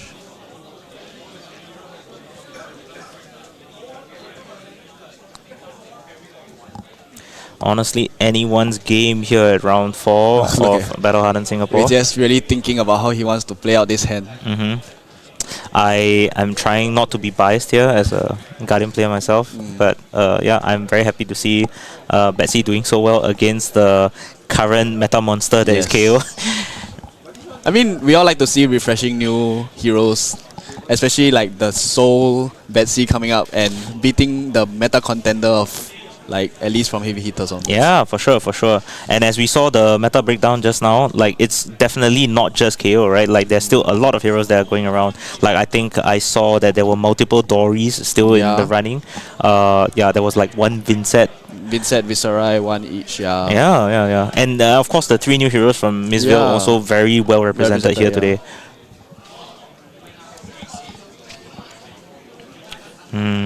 It's a tough call. Yeah. Actually, if the card in his hand was allowed him to play overpowered, it will have really set Wei Jie back quite a bit. Oh, I'm pretty much sure that will actually seal the game. Yeah. Actually, it's quite it's very hard to stop once the overpower train starts running. Yeah. Wei Jie's committing. Oh, I saw it. I think he was just blocking 2 blues. Like I think it's a unfortunate situation for him to be him where he drew multiple blues. Yeah, and also like if he chooses to just swing claw, he will have wasted that quicken token. I mean, I'm also not sure what he plans to do with that. Yeah. Yeah. It's either you give up the might token or you give up the quicken token. Yeah. Yeah. So he's just trying to figure out what counterplay could happen here from Juing. I mean, definitely there will be some emotional scarring from the Yeah. pummel that landed just now. Yeah, that was a very, very devastating turn. Yeah.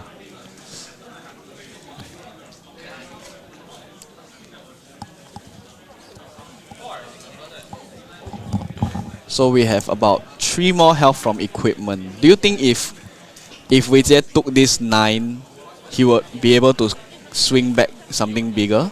It could be possible, but I mean, the sad thing is he drew 2 blue record rocks in his right, hand, so he okay. wasn't going to be able to present like a full 4-card damage anyway. Yeah, okay, that's true. Unfortunate on his part, but is this another swing? Oh, nope. it's Close a Bare enough, close Fangs, enough. okay. Bare Fangs coming in for 9. 9 with go again, but it's not going to be relevant Yeah. here. But 9 is still a very respectable number. Juing is on 3 life. Yeah, with 3 on equipment. Yeah, So so let's you see how he- minimum still need to give up 2 cards. Yeah. Oh, we see a sing. So. Oh, and the beautiful thing about Vigor is that a lot of the cards, or rather I say like, some of the cards really just cost 4. And because of this, being able to pitch a blue with Vigor for 1 card is really very, very strong. Yeah, like what we saw from the bet big just now. For sure. Yeah. So like that was one of the improvements that Guardians got from heavy hitters, the Vigor token, right? Vigor token. So like all our historic 4-cost attacks, all your choke slams, your buckling blows. Paid for by Seismic Surge. Yeah, that used to be covered only by Seismic Surge from Tectonic. Now can be done so via the Vigor as well. Or if anything, the Vigor can also pay for Tectonic, which allows you to carry on the chain forever. Yeah, so that's been a very very cool innovation on Guardian's part. Wait, okay, we're just holding a Blood Rush. Yeah, but the question is whether it's Whether he too can little keep too his late hand. at this point. Yeah. Yeah, if Juing is able to force him to block with that Blood Rush, then it might not be relevant. But you we can hope. Yeah, like you said, he played out the Vigor for the Seismic. So I think this is Anatos coming in, I believe. If that's 2 blue, yep, that's just gonna be I believe Whoa. a 10 overpowered Anatos. And Yep, I that think is that is a game. GG. Oh. Ooh, that blood rush did not This pay is- off at the yeah, end. this Did is not an matter. amazing game. Yeah. Yep. So overpower, surprising, a mechanic that a lot of people, didn't Expect. No, they didn't really respect after, because Dominate was such a good mechanic, right? And overpower always felt like it's a lesser cousin. You know what I mean? Yeah. And yeah, so overpower, not putting in as much respect that from other people, but overpower still works. Yeah, I mean, the only way you can get around that is really your reactions, right? So like if you're against like your Doris, your Olympias, yeah, you There are can definitely go with some matchups where overpower isn't as good. I mean, I would expect that if Betsy, our resident undefeated Betsy here, ever gets to fight like a Nu, where they can just block you out with all their attack reactions, your overpower wouldn't matter. There are definitely some matchups where just not as good. I mean, or even the new heroes like Enigma, where they can just throw wards and effectively block out your overpowers as well. So there are a lot of ways around it.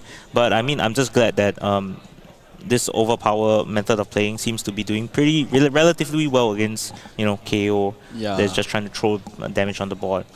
So very well played on both sides. Yeah, really very well played. Doing very disciplined with his equipment, very disciplined with his blocks. Wei Jie just hitting those Blood Rush Bellows back to back. Could have been more, sometimes it really just comes down to the luck of the draw, right? Yeah. Like that unfortunate turn where he just had 3 blues in his hand with 2 Wrecker Roms didn't allow him to really capitalize on the gap that And the Juing quick gave turn him. as well, yeah. Exactly. That way he could have just taken the 9, down to 1, but push a 4-card hand. Like if he drew the Blood Rush 1 turn earlier, that would have changed the dynamics of the game completely. definitely. So, sometimes it's unfortunate he drew the hand that he did. But even then, still a very close game. Yeah, I think well done both sides. Juing played quite well. I have to say that he played very patiently. I think this is a very, very important part of maybe Betsy, because you need to see when you want to show your wages and when to crack your goal and things like that. Yeah. When to I mean, it's a relatively new deck, as we can say, and it takes a lot of patience, a lot of understanding of when is the right time to go, when is the right time to, okay, I'm gonna overpower now, I'm just gonna try to slap my opponent with this on hit, so I give props to Juing. He knows what he's doing clearly, and very well done. Yeah, I think it was a great display of what Betsy can actually do. And I hope to see a lot more from him moving forward from here. Hopefully. Yeah, because Guardians need more representation in today. Yeah, because right now we're at the end of round 4 and it's 4-0. So if Juing actually wins the next round, I think we are pretty much blocked. Okay, so I think we got a treat for you guys. Juing, just fresh off his win on Betsy, is gonna come down and give us a few words. So we'll be right back with Juing. Okay, he's coming in right now. Hello. Hello, Juing. Good job. I saw your game just now as a Guardian aficionado. I have to say, well done. Taking down the meta monster that is KO. Yeah. So what made you decide on Betsy today, actually? Betsy, because I think she's underappreciated. So I agree. Yeah. I think if you look at all the tier list, right, most people say it's tier F, but I mean, it is underdeveloped, but I think it's not as weak as what other people would think it is. For sure. I mean, I unfortunately I will count myself as one of those that have clearly underappreciated Betsy. She has her strengths as well, but of course, like, she has the pool of the Guardian cards behind her, right? Like the Guardian cards that have worked historically so well for Bravo and Victor also work very well with her, clearly. So would you say that, is there like any innovations that you found or anything that you feel that Betsy has done well to work in the current meta? I think that the money where your mouth is. Money where your mouth is? The one where you played just now to wager the goal? Yes, So I think that one have interesting interaction. Like you can use that plus the hammer. True. Then you pitch the 2 blue cards, then it becomes 10 overpower. Yeah, we saw that. That was how you ended the game in your last turn. Yeah, one of the... I think Betsy is the only one that can do that to the hammer, to give it overpower that way, right? Yes. Yeah, so for sure. And gives you a goal for subsequent hat triggers as well, I believe. Correct. Yeah, that's very good. So I also saw that you ran like the classic like bet big. You also ran with the choke slams. So what do you think of the current meta as it is? Do you think Betsy has its place? Like where? Okay, so yes, all of us have misjudged. It's definitely not tier F. But where would you think Betsy would fall now in your scale? Not tier F. Yeah, but I mean, definitely it's not tier F. You have clearly shown to us we have all misjudged Betsy badly here. She's definitely not tier F. But do you think would you count her as like one of the top few heroes of Flesh and Blood?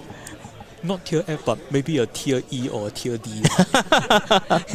Yeah, because I think it's quite weak against the new Mistveil heroes. So I'm very lucky that I didn't manage to meet any of them. That's fair. Okay, I see what you mean. Like, it's definitely not something that can just defeat every hero in the meta, like, has a game plan for all. Like, there are some matchups where it's historically not as good, or like your game plan just is not as well developed, I guess. Yeah, I can totally understand that, and I think it's not just Betsy. All Guardian heroes have that problem at the moment, so that's fair. I think that's fair. Yeah, but yeah, Betsy, not the worst hero we know. Clearly, you've done very well for yourself. And regardless what you say, I mean, you're too humble. I mean, you're currently 4-0 undefeated, man. Come on, give yourself some props. Yeah. Thank you. Okay, thank you for your time here. I mean, I also wouldn't. I understand we now have a lunch break, so please enjoy your lunch, and we'll see you soon. And I'm looking forward to see you in top 8. Okay, great. Hopeful. biased Guardian player. Thank you. Yeah. Okay, so thank you guys for that. Thank you, Drew Eng. We're gonna take a short break, I believe. So we'll go and see what's gonna happen during the lunch break, and we'll come back onto the stream. Until then, it's been Marco and Willis here on the casting table, together with Mohan and a few others. We'll be coming back soon after a short break, after the lunch break, and we still have many more games of Flesh and Blood to cast today. Yeah, it's gonna Looking be a forward to long it. day. Yeah. Yeah, looking forward. Yeah. Meta has been amazing. Looking forward to some fresh new games of Flesh and Blood. Yeah, we'll be back at 2:30. Yeah. Yeah, so about half an hour from here. Yeah. We'll take a few minutes break, and then let's see where we go from here. Thank you, everyone. Okay. See you back on stream.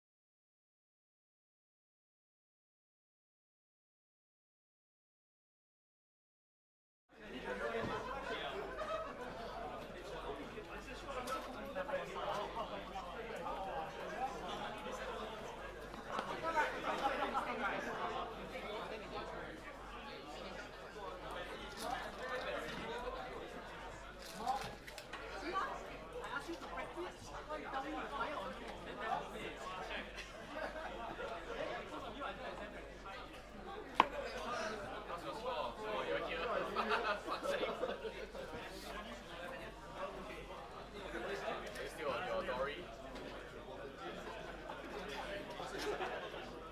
That's why you're here. Betrayed Dory.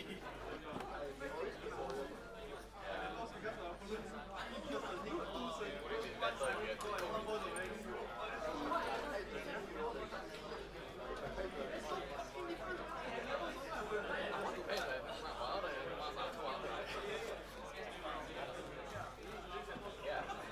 Welcome to my life.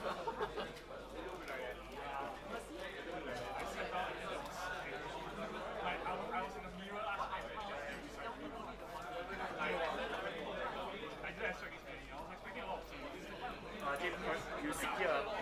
Don't chase. Okay, okay. Yeah, it's to do with how the players are set up in the space. Oh, okay, okay.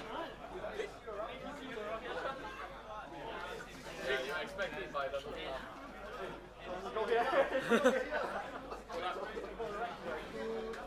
I hope he's not on KO. I'm very tired. I'm the one who's tired. I go to fall I tired bro. Oh, you're on. But Oh my god. yeah, later I show you my record. Then I let you know what's the atrocity. where is my opponent? Later your opponent will come to the already go right.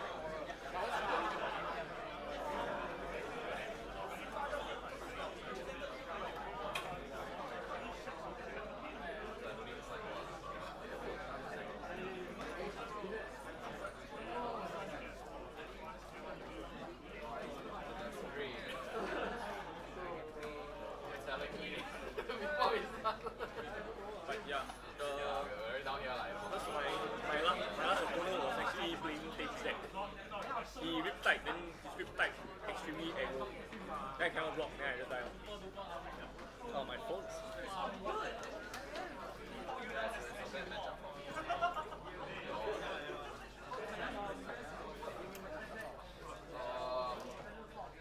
hard, but kind of hard. Next year, I don't know if I can still tahan this kind of shit. You can always draw and play the side. Nah, not worth it. I mean, not worth it.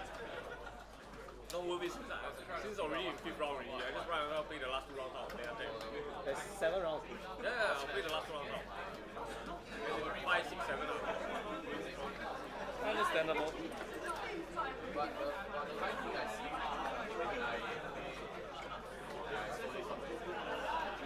Yeah, it gets narrow. But since I see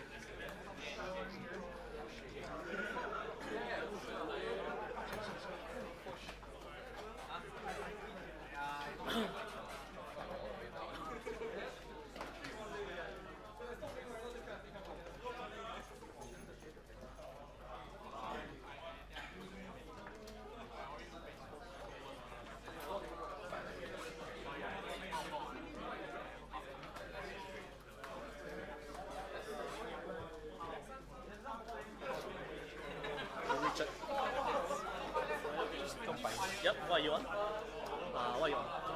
I see, hero. Sorry, okay.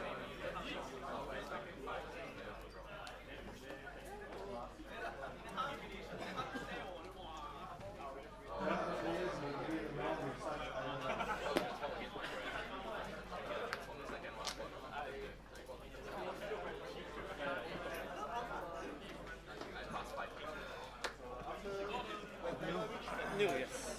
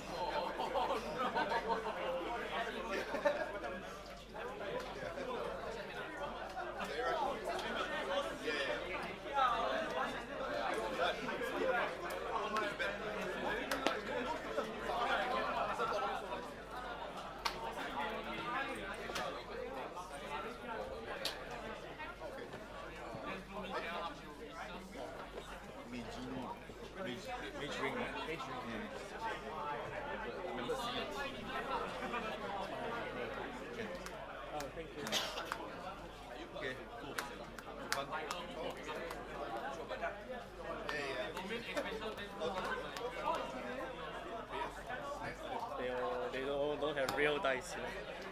Roll for first. I roll for choosing. Yep. Yeah. You want to do even odds or high roll? High roll. I have a 8. That's a 5. I will go second.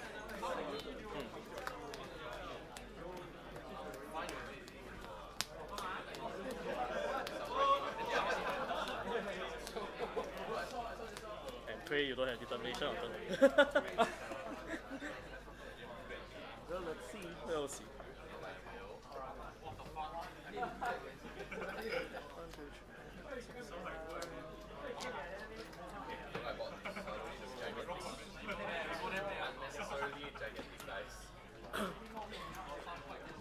All right, welcome back everybody to Battle Hardened Singapore. Here with Momo and Marco.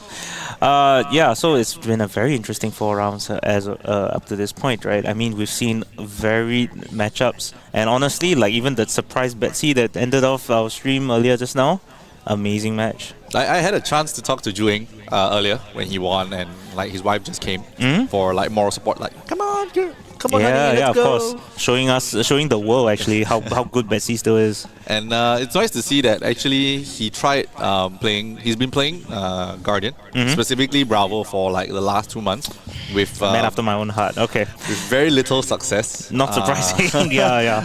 So he had little discussions with like people that he play with, like he's the people that he hang out with, Alan and his wife, and also Sepku, and they kind of figured that why don't you just play something that has on hit despite you blocking it out.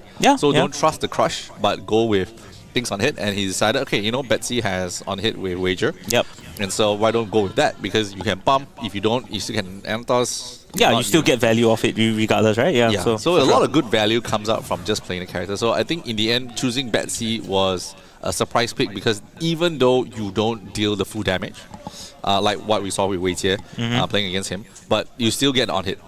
You still get the Vigor token, you still get the Might token. You still got the value out of it at the end, right? So even the next turn is going to be equally painful, equally hard, and you're just going to keep compounding this amount of value till you come to a point where Kayo just can't catch up. For sure. So yes.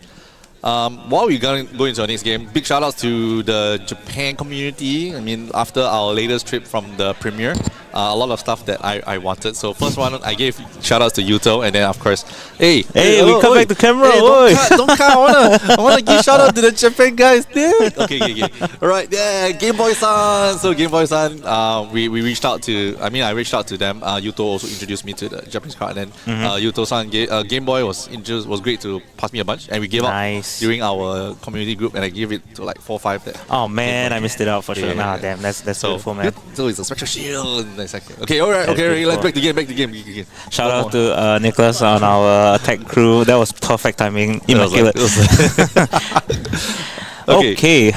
Good so start. this is a fresh matchup that this is the first Nu that we've seen on stream today. Yes. James Lim on Nu fighting a classic, WTR OG hero Dory, and on Dawnblade nonetheless. Not those newfangled hatchet Dories that's been popping out recently. Yeah, can she go back to her weapon? Like, thank you LSS for letting her go back to her Dawnblade. Yeah, let's be fair. The hatchet, in its time, the hatchet Dories also did their work. With the heavy hitters coming out and like the new Kasai and that Olympia, right? Like they really tried to expand the repertoire of what a warrior can do with the two-handed, like both hatchets as well as Centauri Saber. Giving them a lot more ground with like the Dynamo, like a lot more value-based gameplay. Which kind of moved away from what Dory used to do with Dawnblade. But now, it doesn't discount the fact that Dawnblade is still a very good weapon. Dory still has a lot of tricks up her sleeve and still very competitive even up to this day. True, I think even coming back to Dawnblade, everybody kind of played it. If you started really early, when we all started, and then of course Dory was really good both in Blitz and in general CC. So I think we saw like Kampai, Richard Anthony, he just went with turn 1, get an overpower, leak like 2 damage. 2 damage, right? Yeah. Or damage, 1 damage, and then still managed to get some hits in. So I think not bad. Good start. Get rid of some of the blues that he may not need, and then still has an arsenal. So here we go for James with Leave No Witnesses. Oh man, Leave No Witnesses, such a good card. The assassins in last few sets have really picked up in terms of like their card quality. Like Leave No Witnesses 0 for 4 with relevant on hit, and you're still playing assassin, so you can still, you know, cheat in value with an attack reaction. Just making life very difficult for your opponent with Yeah, such a simple card. I think there's a ton of cards, like a ton of really good assassin cards that were already made, and then they had an expansion and gave, what was that? The dead one. You already did. Oh yes, you already did. Yeah. The new contract, The new the contract expansion card? contract Yeah. card, right? The And 2 then for 6. now you add more assassin cards with new.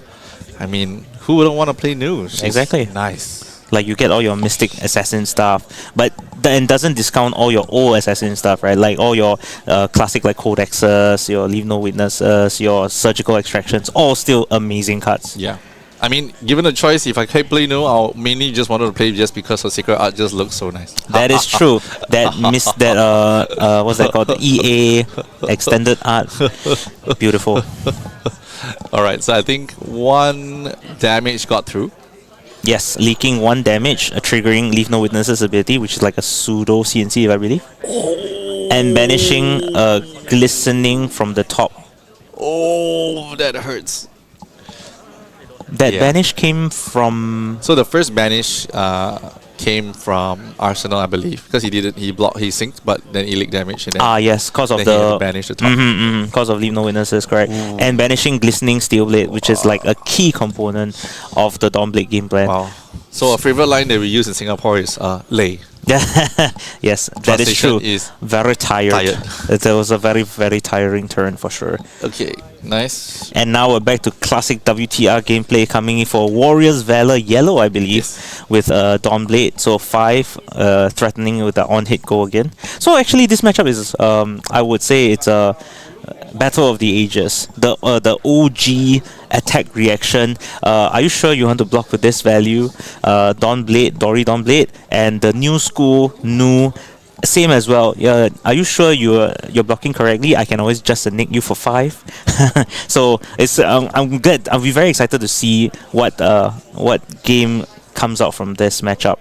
Who blocks better? Who gets luckier with the attack reactions? Ooh, I think James really thinking about it. Like wanted to give the gear, gave 5 on the dot. The amount of respect. Yeah, not bad.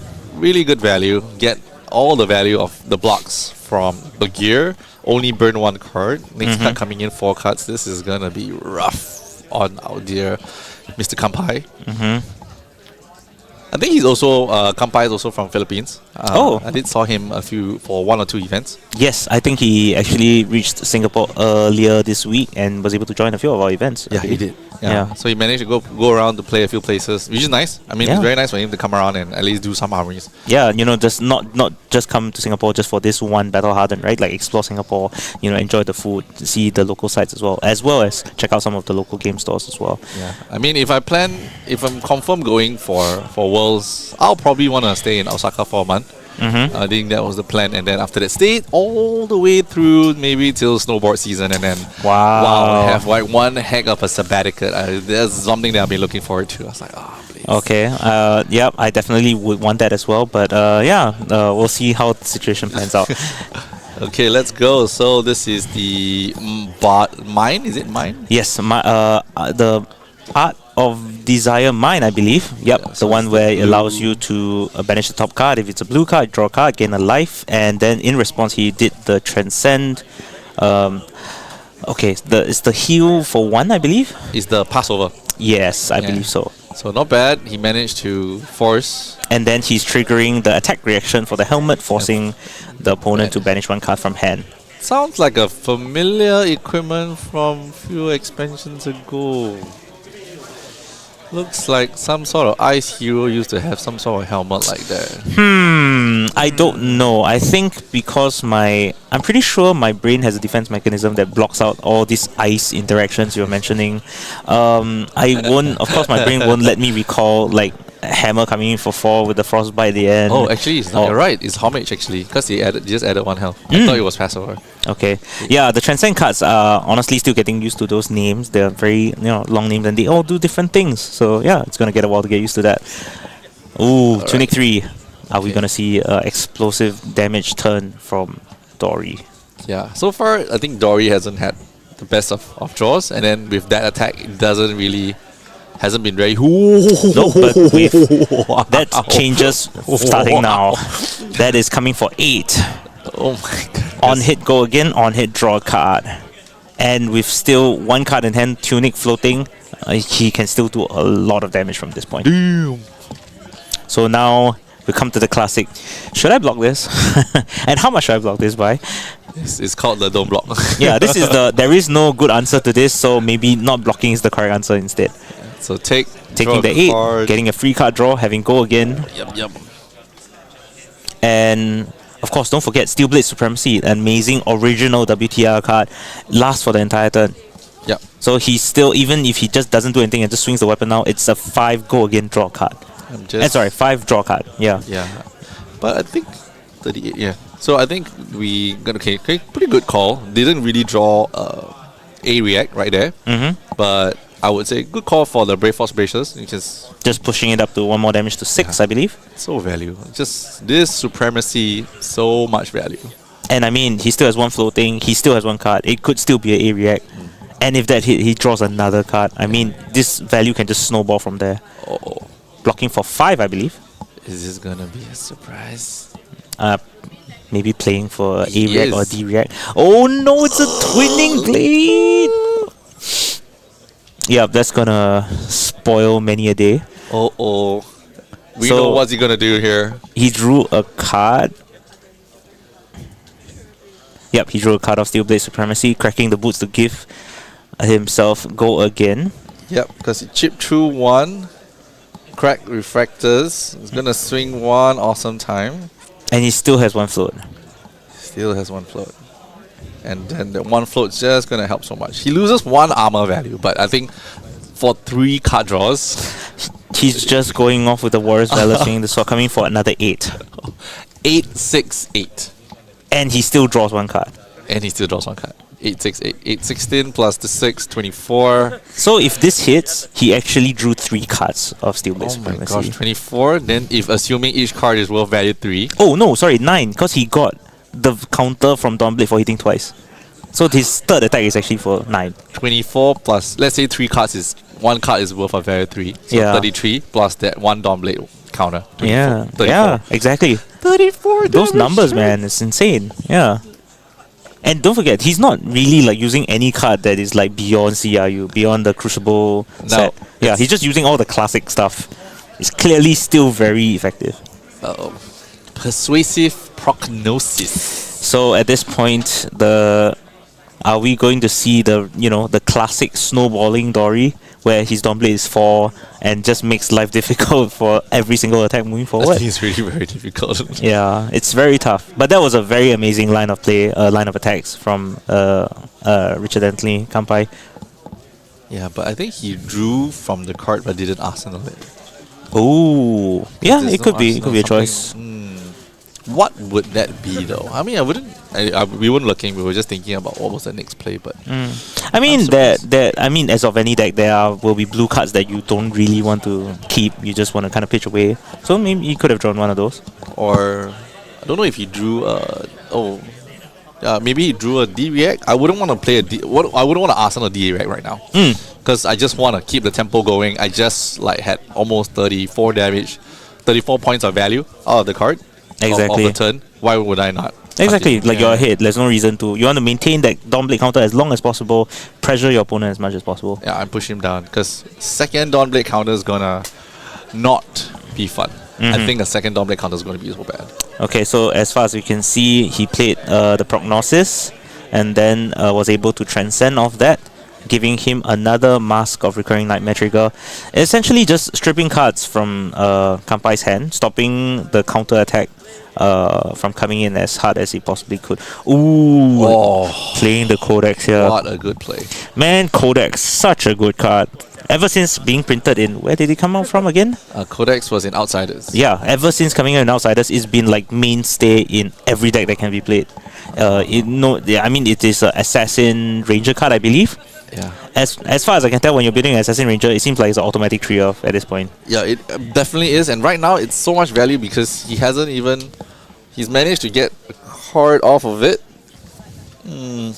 And like he... Oh yeah, I mean, in this case, he probably didn't get the full value, which would be to force an attack arsenal from your opponent. Yeah, too bad. So because I mean... Dori doesn't play attack action cards anyway. Yeah, happy coincidence there for sure.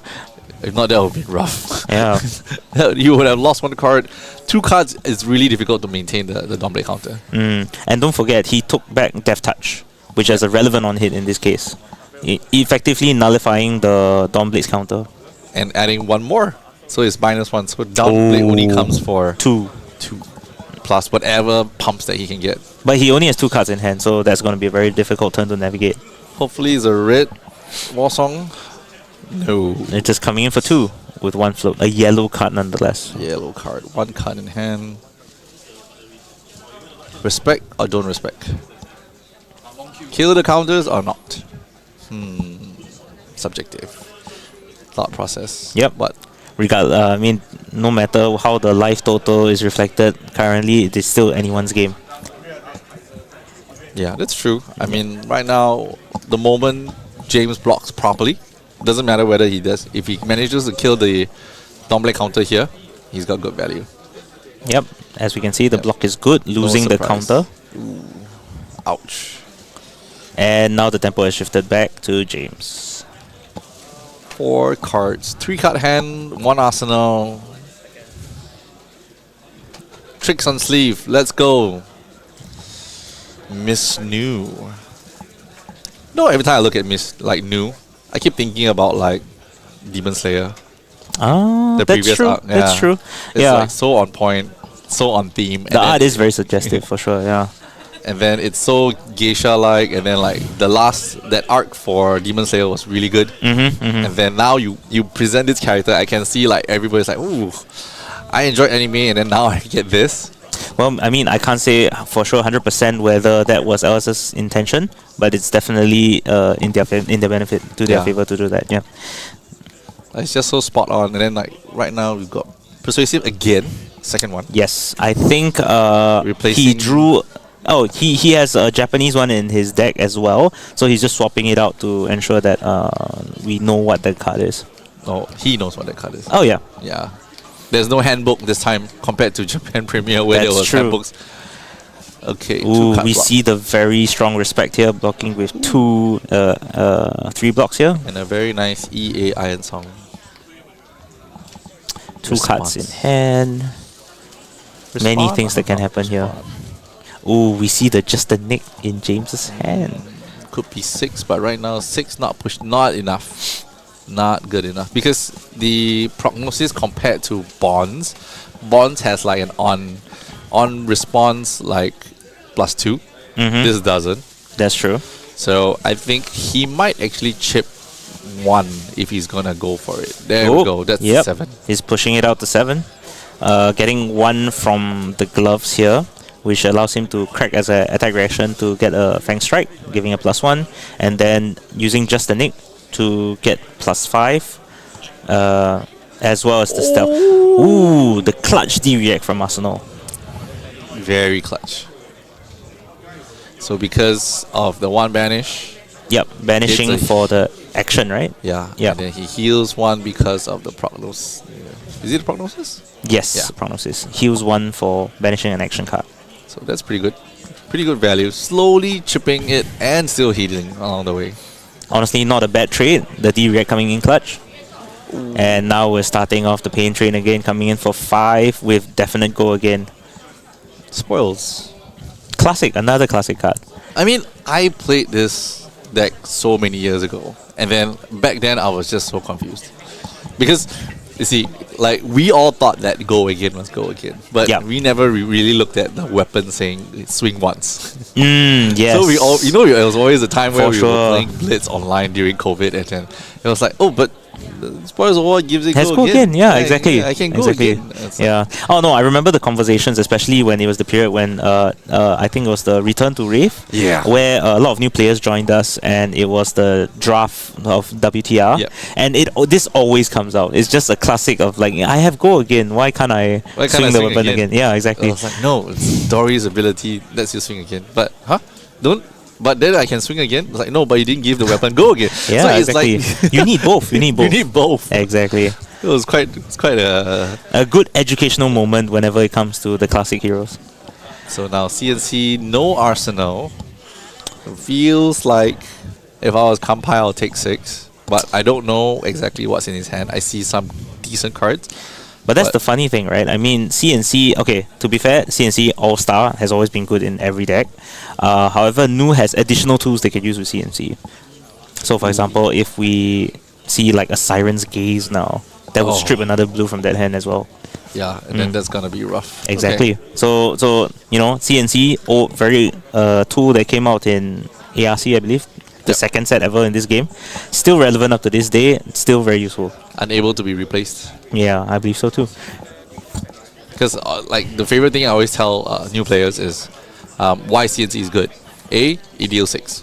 B, it's a red. Yep. But the most important thing is C, it kills your arsenal. And then D, you can't use D reacts. Yes. And then E, it blocks for 3. It's just a dilemma on a single card. That's the crazy part. You just play it out and you're like, should I give 2 cards and respect this, or should I destroy your arsenal instead? Yeah. Like there's no good There's answer. no good outcome. Yeah. Exactly. It's either you take 6, then you're down in health.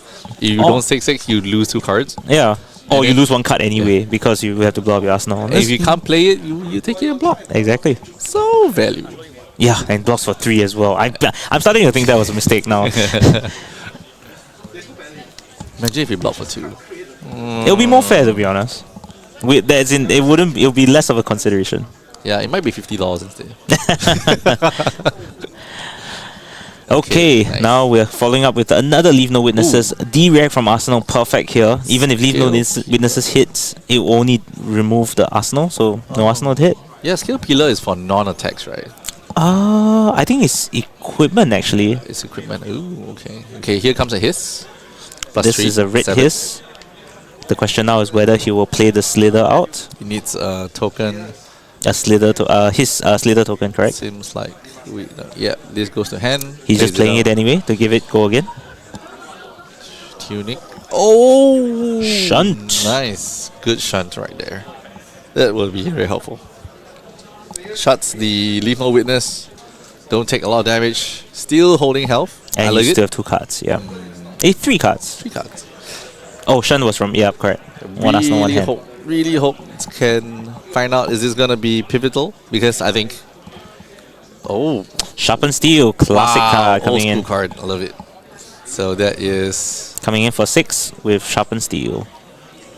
yeah. We kind of And we had a peek. can't ignore the fact that he just showed off his Steel Blade Supremacy Yeah. that he was holding. So that was we're rough. going to be expecting a lot bigger turns moving forward. Now you just need to go again. I mean, Just I think- waiting for the setup. I think James get to see it, and like, I felt that would have been rough. So say guys, if you guys wanna compete, don't anyhow pitch your card. Make a decision first, then play it out. Because now I know what's in the arsenal. I'm just gonna go crazy this turn. Let's be fair. I wouldn't. We have to give props to Richard Anthony. It could be this high level mind games play here. Yeah, maybe So he's now like- from now on, he's always gonna be cognizant of the fact Yeah. we have another Steel Yeah. Blade Supremacy in Arsenal. But then the reply from James of all cards, Bonds of Agony. I think this is the first time we're seeing a Bonds of Agony being played on stream. Bonds of Agony, a brand new card from Mistveil, and it is, I mean, excuse my French, but it's insane. Like it does everything you want. It is the closest thing to deck destruction we have in Flesh and Blood as of now. I think. Blue, 0 costs, has ability when you do the 3 reacts, which you also need on the Agony, on the other Persuasive Agony. Correct. But when it hits, you just look at your hand and choose a card. We're just stacking all them hits. So let's see. This is a 1, 4, 6, 9. Oh wait, sorry. 4 plus is 12. So How do we? Oh, plus 3 4 from plus Bonds 5. himself. Yes, Yeah. correct. Oh. Yeah. What? And that all came from a 1 attack base blue attack. Oh no, that's 2. Okay. Takes 4. Oh no. Oh no. Only has 1 card, so that will be the card that is chosen for So he will look. responsibility. It's a oh no. Then he'll dig his deck and his graveyard for it. Oh no, I just realized it only mentions that it has to be the same name. Yeah. So you can banish any color. You can banish any color of this important card in the deck. And we're talking about like the card that he probably runs 9 copies of. Yeah, he definitely needs to run 9 copies then. Now all 3 of the reds are gone. He burns away another yellow. So And strips it from his hand as well, so he has no hand for next turn. And then it's gonna be And still banishes the card from the top because it's just an egg, if I remember correctly. and still heal, And still heals for each action card that gets banished. which is 1 and 2. Hey wait, why does... Is there a heal? I don't think so. I think Bonds of Agony does not heal. No, it doesn't. I think Yeah, that would be too good. That would be way too Nick good. had a ability. Though. Yeah, It was- Nick has a banish from top ability. It's Oh. +5, and if the card has stealth, you can give it. If this hits, banish the top card. Oh, Yeah. it's So banished. he effectively like took out 7 to 8 cards from from Richard Anthony's deck, And as still well dead. as ripped his entire hand out. Yeah. So yep, when we talk about tempo, that was a definite tempo loss. Oh, full loss. I mean, And now we're back to 5 card hand coming from Nu. I think the only good part about New is that it's not explosive as Kayo. Thank goodness. That's true. That's true. Thank goodness. But then you have cut like just a nick, and you realize that actually those 1 base attack that's he just declared on the chain. Yeah. Yep, they are not gonna stay 1 for long. This is one of those I wish I had snagged in my hand. That's true. That turn, snag would have smashed the whole turn in just 1 card. That's true. Snag is one of those cards that, like, once Nu got released, really have been hanging out in the zeitgeist. Everybody's been talking about you just using Snag to try to counter Nu. And it's been showing some level of success. But Nu is still doing very well. Yeah, and also I think James got really good hands at the very beginning. Managed to transcend really early. Yes. And then the chi cards coming in just to make the Dory slow down. Because it was not supposed to be this slow. I think the deck makeup for Dory Dawnblade was to go ham on a 3-card hand. But then now, because of all the delays, it got even slower. And then I think we're seeing it not dealing as much damage as we want it to. Correct. I think the Nu so far has done its job pretty well, which is essentially just to effectively try to strip as many cards out of Dory's hand as possible. So, I mean, over multiple turns that we saw, they weren't able to just hold 4 cards, right? They had to, most of the time, they were stripped down to 2 cards. And with 2 cards, I mean, realistically, there's only so much you can do as a Dory player. Yeah. So it really limits Dory's ability to counter attack. So, overall, it comes down to just who can hold the most tempo, who can effectively deal the most damage while not taking too much damage back. So pitch stacking a Sing Below and the Glyn seems like doesn't want to use. I mean, he can't use the Sing Below to Correct. the CNC. So I guess sinking down the Sing Below may not be a bad idea. Could be good at late game, especially when they bring back the Leave No Witnesses like Codex. Yep. Yeah, I want it to be there. Codex. Good card. We'll definitely see it again. Yeah, we only saw 1, Exactly. so we're gonna see 2 more. This game is far from over. Far. And not a great hand. Pitching Siren's Gaze, I believe. Burning a 1-cost card. So This 5. is looking for a scrapped. Yes, one of the cards also that came out from Outsiders that didn't really see a home in most other decks, but seemed to fit naturally well into the Assassin Shell. With all their all the blue stealth cards all naturally have 1 attack anyway. And we saw another Siren's Gaze. So Siren's Gaze is one of those newfangled cards that came out from Mistveil. Choose a blue card, add it to this combat chain link. So which is specifically this attack as a defending card. If you do draw a card, oh no. I mean, in this case, it's really like a textbook example why Siren's Call is so scary, right? Like, he had 2 blue cards in hand and 2 cards that he wished to try to attack with or to make a change with. And then he used one of the blue cards to block to try to, remove the redundancy there, but was punished for it immediately by using Siren's Call to strip the other blue card. Yeah, but I'm surprised that that's all you got is getting a lot of value from this matchup.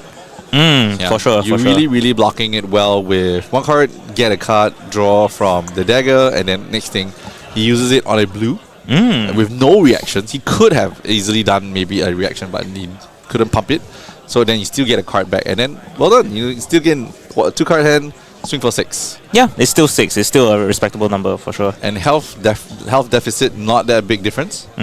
So I think if you take 6 here, take 3, continue to push the new down to 16. Even though the new had like a couple of really good turns. Yeah. Like swinging for 12, swinging for a couple of like 1-2s. Essentially, the balance that I think LSS has done, especially with all the guys who have created the game and the card design and the deck design. Sure, you're not having big bursts of damage, but you're not exactly dealing a lot of damage, but you're just disrupting him all the way. And slowly chipping away dangers. Like they know the role of each individual hero and what they're supposed to do. Like as in terms of identity of the class as well as what the hero is supposed to do. It's done very well. So pitch blue, dagger with the scale. And let's see whether he takes it. I think probably no blocks. Okay. Yeah, I mean for people who at home played FAB, there's always a certain style, when you play your opponent, that you know that he's not gonna block. Yep. You raise his chin, he looks up and like, yeah, no blocks. He's like, yeah, we're not gonna blocking. I mean, we also have to respect that these two players, like they're both 3-1 players, they know exactly what they're doing. This is not the first time they fought this respective hero. They know the dagger isn't really the real threat here. This is not their first rodeo. Exactly. So round now, surgical. So the scale peeler and the orbital. So orbital, I guess, is for the non-attack. Yes, scale correct. peeler is for the D-react. So you can't play both. Is it skill peeler? Is skill peeler for the D-react? Oh, web or gear Equipment, right? Sorry. Yes. What was the one for D-react anyway? Nerve scalpel. Right. Yeah, so they have one for each type one of for card, right? everything, Correct? Yeah. So that Graven was like growing dagger. It was for 2, but then I think the new dagger is like blue cards get +1. So I think not bad. Oh, the new token Mistveil, the dagger. Yep. Not So bad. that's a very interesting card, since it has go again and that on hit is actually very relevant. But in this matchup, I guess James has chosen to go for more of an evasive route. 5. We're No go. finally seeing that Steelblade Supremacy being played After like 4 turns. Exactly. Oh, Nah, gosh. I mean fair. James It was a doing rough. Yeah, it was a rough few turns for Richard Anthony for sure. But I think right now doesn't look like James want to block. And if he continues to take damage, I think Richard Anthony is actually doing pretty decently. Yes. Like I think blocking well, not getting any more disruptions, still dealing damage despite having to block well. He took 2, but he returns like 5 or 6, and then James Still is asking for primarily- respect, yeah. James is primarily respecting a bit, but not enough. But then he can't over-respect because then you're not swinging back well. Exactly. So, So even now, as we can see, James isn't necessarily trying to stop the on hits. He's just trying to stem the damage and focus more on effective counter attacking rather than really just trying to stop the on hits. Like at this point, Steelblade Supremacy is just a card draw, I guess. no, I wish it was more, but it's not. Oh, it's it is definitely more. It is It definitely so much is more. Singing Steelblade, another classic card from WTR, and honestly, one of the Dory's specializations, I believe. Oh, it is, and it's such an epic one because Glint, another very specific Dory card. Not necessarily has to be Dory, but then It has a face on it. It has a face on it. Exactly. Says guys, please fix this. If you're gonna pick a card for a certain person, let's try to have consistency. One of the classic combos, to be sure as well, is Singing Steelblade into Glyn, giving you the card draw as well as the go again. So coming in now for 6 go again on hit, draw a card. So he effectively will be 2 cards up if another D-Rag is not played. Ooh. Wow. Did not Oasis expect Respite. seeing that Oasis. It's so cool that I mean it's very clear that both players have super respect for each other. Like they're running full D-React suites as well as even stuff like Oasis Respite. And prevention, Yeah, prevention as well. Oh. And now we're coming back to Leave No Witnesses. Interesting. Still got a card block. Still got the Brave Forge. Still can pop the crown. So it all depends. Is the card good? Is it not? Mr. Kampai, my friend, what do you think? Burn the crown or not burn the crown? Do you not want to use balance instead? No, you wouldn't do. You wouldn't put balance in this matchup anyway. I do not envy Kampai's position here for sure. It's always tough staring down the Leave No Witnesses. Yeah, but no one card, no resource, good call, good block. I think this was rough for James. Arsenal try to go for a bigger turn next turn. And he was unable to actually use all the cards in his hand. He had 3 cards left and he drew back up. So it's definitely tough on his hand. Of course. And now we're coming down to a classic gameplay by Richard Anthony. Just iron some determination, giving yourself the dominate, giving the +1. And of course, he has a full grip of hand and with floating resources. I wonder what's going to happen next. Nothing. I was expecting maybe another singing.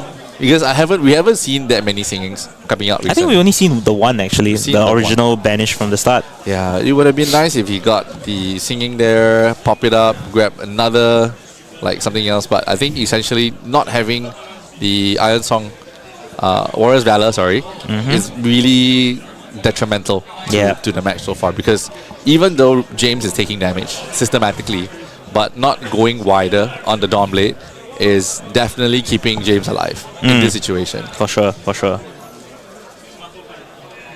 Yeah, but I mean, they're still at the mercy of their card draws, right? Yeah. So there's only so much they actually can do here. Time-wise, pretty good. So. I think that there is also an argument here to be said that sometimes you just need to swing to try to beat out the opponent's D-reacts or their defensive measures.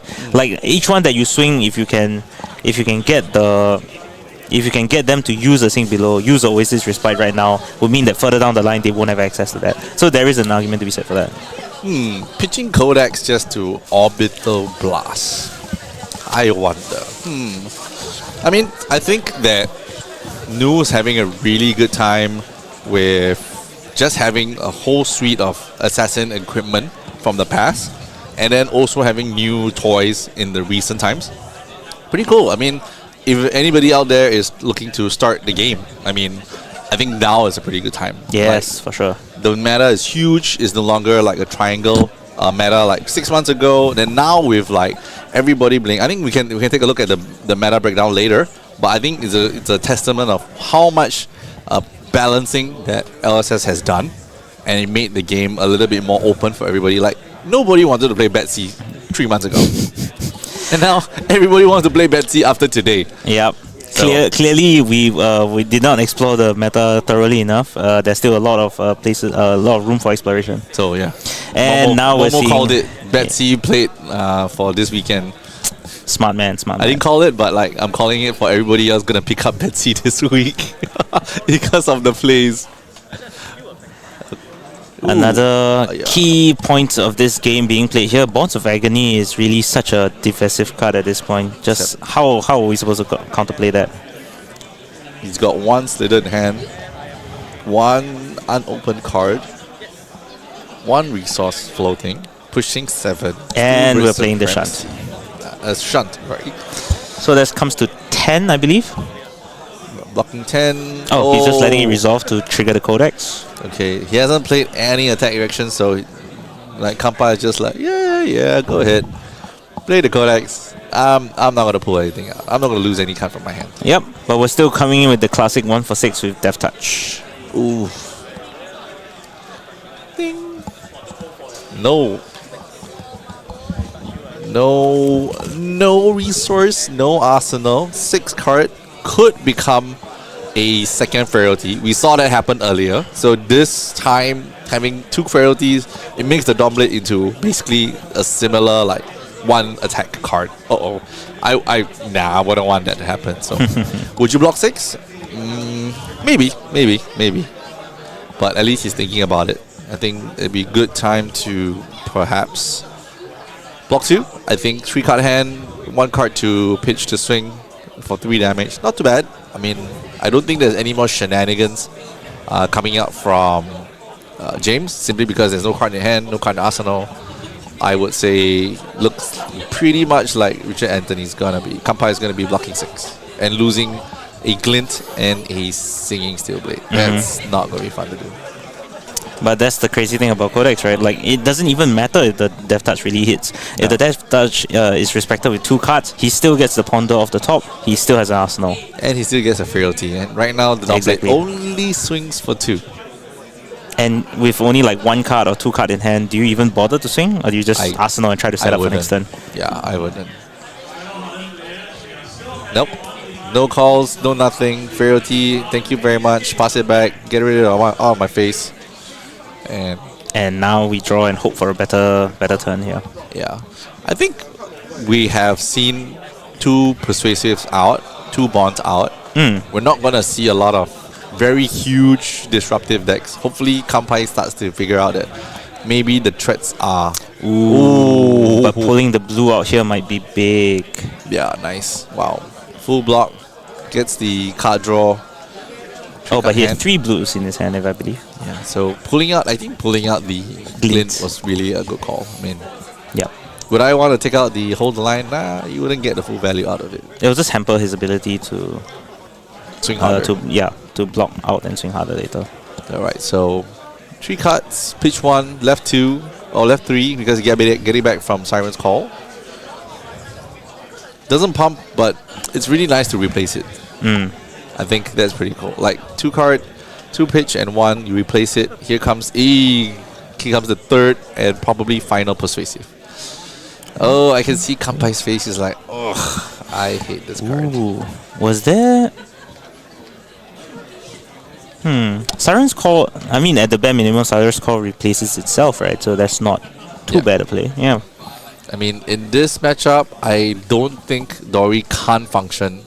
I don't think Dory can function on less blues. I think there was like a good amount, like 16, 18 to 20 blues easily. Because you're going to run Glints, you're going to run Warrior's Valor, you're going to run like even blue supremacies. And the blues are so needed because Warrior's Valor going to cost 1, Dawnblade is going to cost 1. 1 float is meant for you to use it on like maybe a Brave Forge or swing for a second time. That's how you get good value out of it. So I think the blues are just too important. And then every time you chip away blues, it just makes the Dory's next turn less effective. And plays out a I think, correct. I think we can't understate the fact that Siren's Gaze also lets you get information off your opponent's hand and see. Exactly. So, for example, when James plays the prognosis here, he knows exactly how much block Richard Anthony can put on the field. And like after you saw that, you have to discard. That's big actually. Yeah, that's big. I mean. And now Richard Anthony is down to 1 card, and we know what that 1 card is. Yeah, so looks is like he just gonna hold it? Tunic. Nope. Swing Dawnblade for 3. Nice, steady. Still not too bad. 10 minutes on the timer. Yeah. I think pretty safe. I don't think we're gonna see the game end in a draw, but it looks like it's gonna be slow and steady pace coming up from like both Mr. players Kampai. technically. Yeah. I mean, as long as Nu is doing her job and stripping cards out of his hand effectively and just ultimately drawing the game out. The hero power for an Enigma will not get any value off this game, but the fact that the Master of Recurring Nightmares strips a card from hand every time he chooses triggers the chi would be what I would consider like a game-ending series of plays as well. I think we went through like roughly about 16, 17 turns. Yep.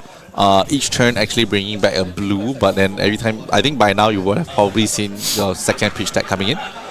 Yes, but however, there's also been a lot of shuffling on Nu's part, so I don't think it will really matter for him in that turn. So I think that the James's deck looks pretty like supplement, like it's quite ample. It looks like he's got quite a bit to go through, and there we see the 3rd Codex. Death Touch. Death Touch. He has tuning up, so he has tuning up. He should still have 1 resource. It's 2 and 1 for the Siren's Call, and then probably pulling out Death Touch for the third time. Oh no! We're CNC. going for CNC. No NA blocks. NA -1. So it's gonna be 3. Are you gonna crown? Good choice. Props to Richard Anthony also. I mean, having the discipline to keep the crown for so long in this game to stop that CNC.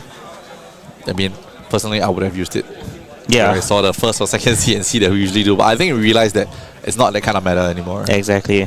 But I mean, I can only imagine the panic in people's eyes when you see a Bonds of Agony coming at you with a full grip from your opponent. Then you're just doing math in your head. Wow, okay, so I don't know, right now we don't see much big difference. Drawback, no Arsenal coming out from James, surprisingly, even though he had the Ponder. Kind of expected him to Arsenal right there, but maybe not. Okay, moving on, simple Dawn Blade, 2-card hand, surprise, surprise.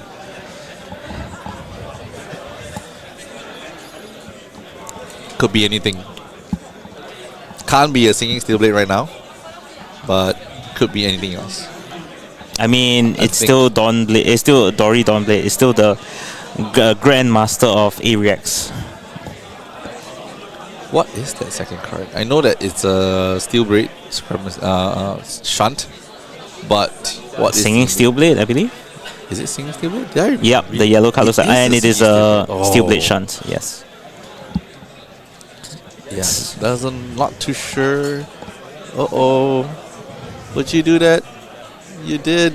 Venomous Bite blocking for 3. No, he's not going to go for it.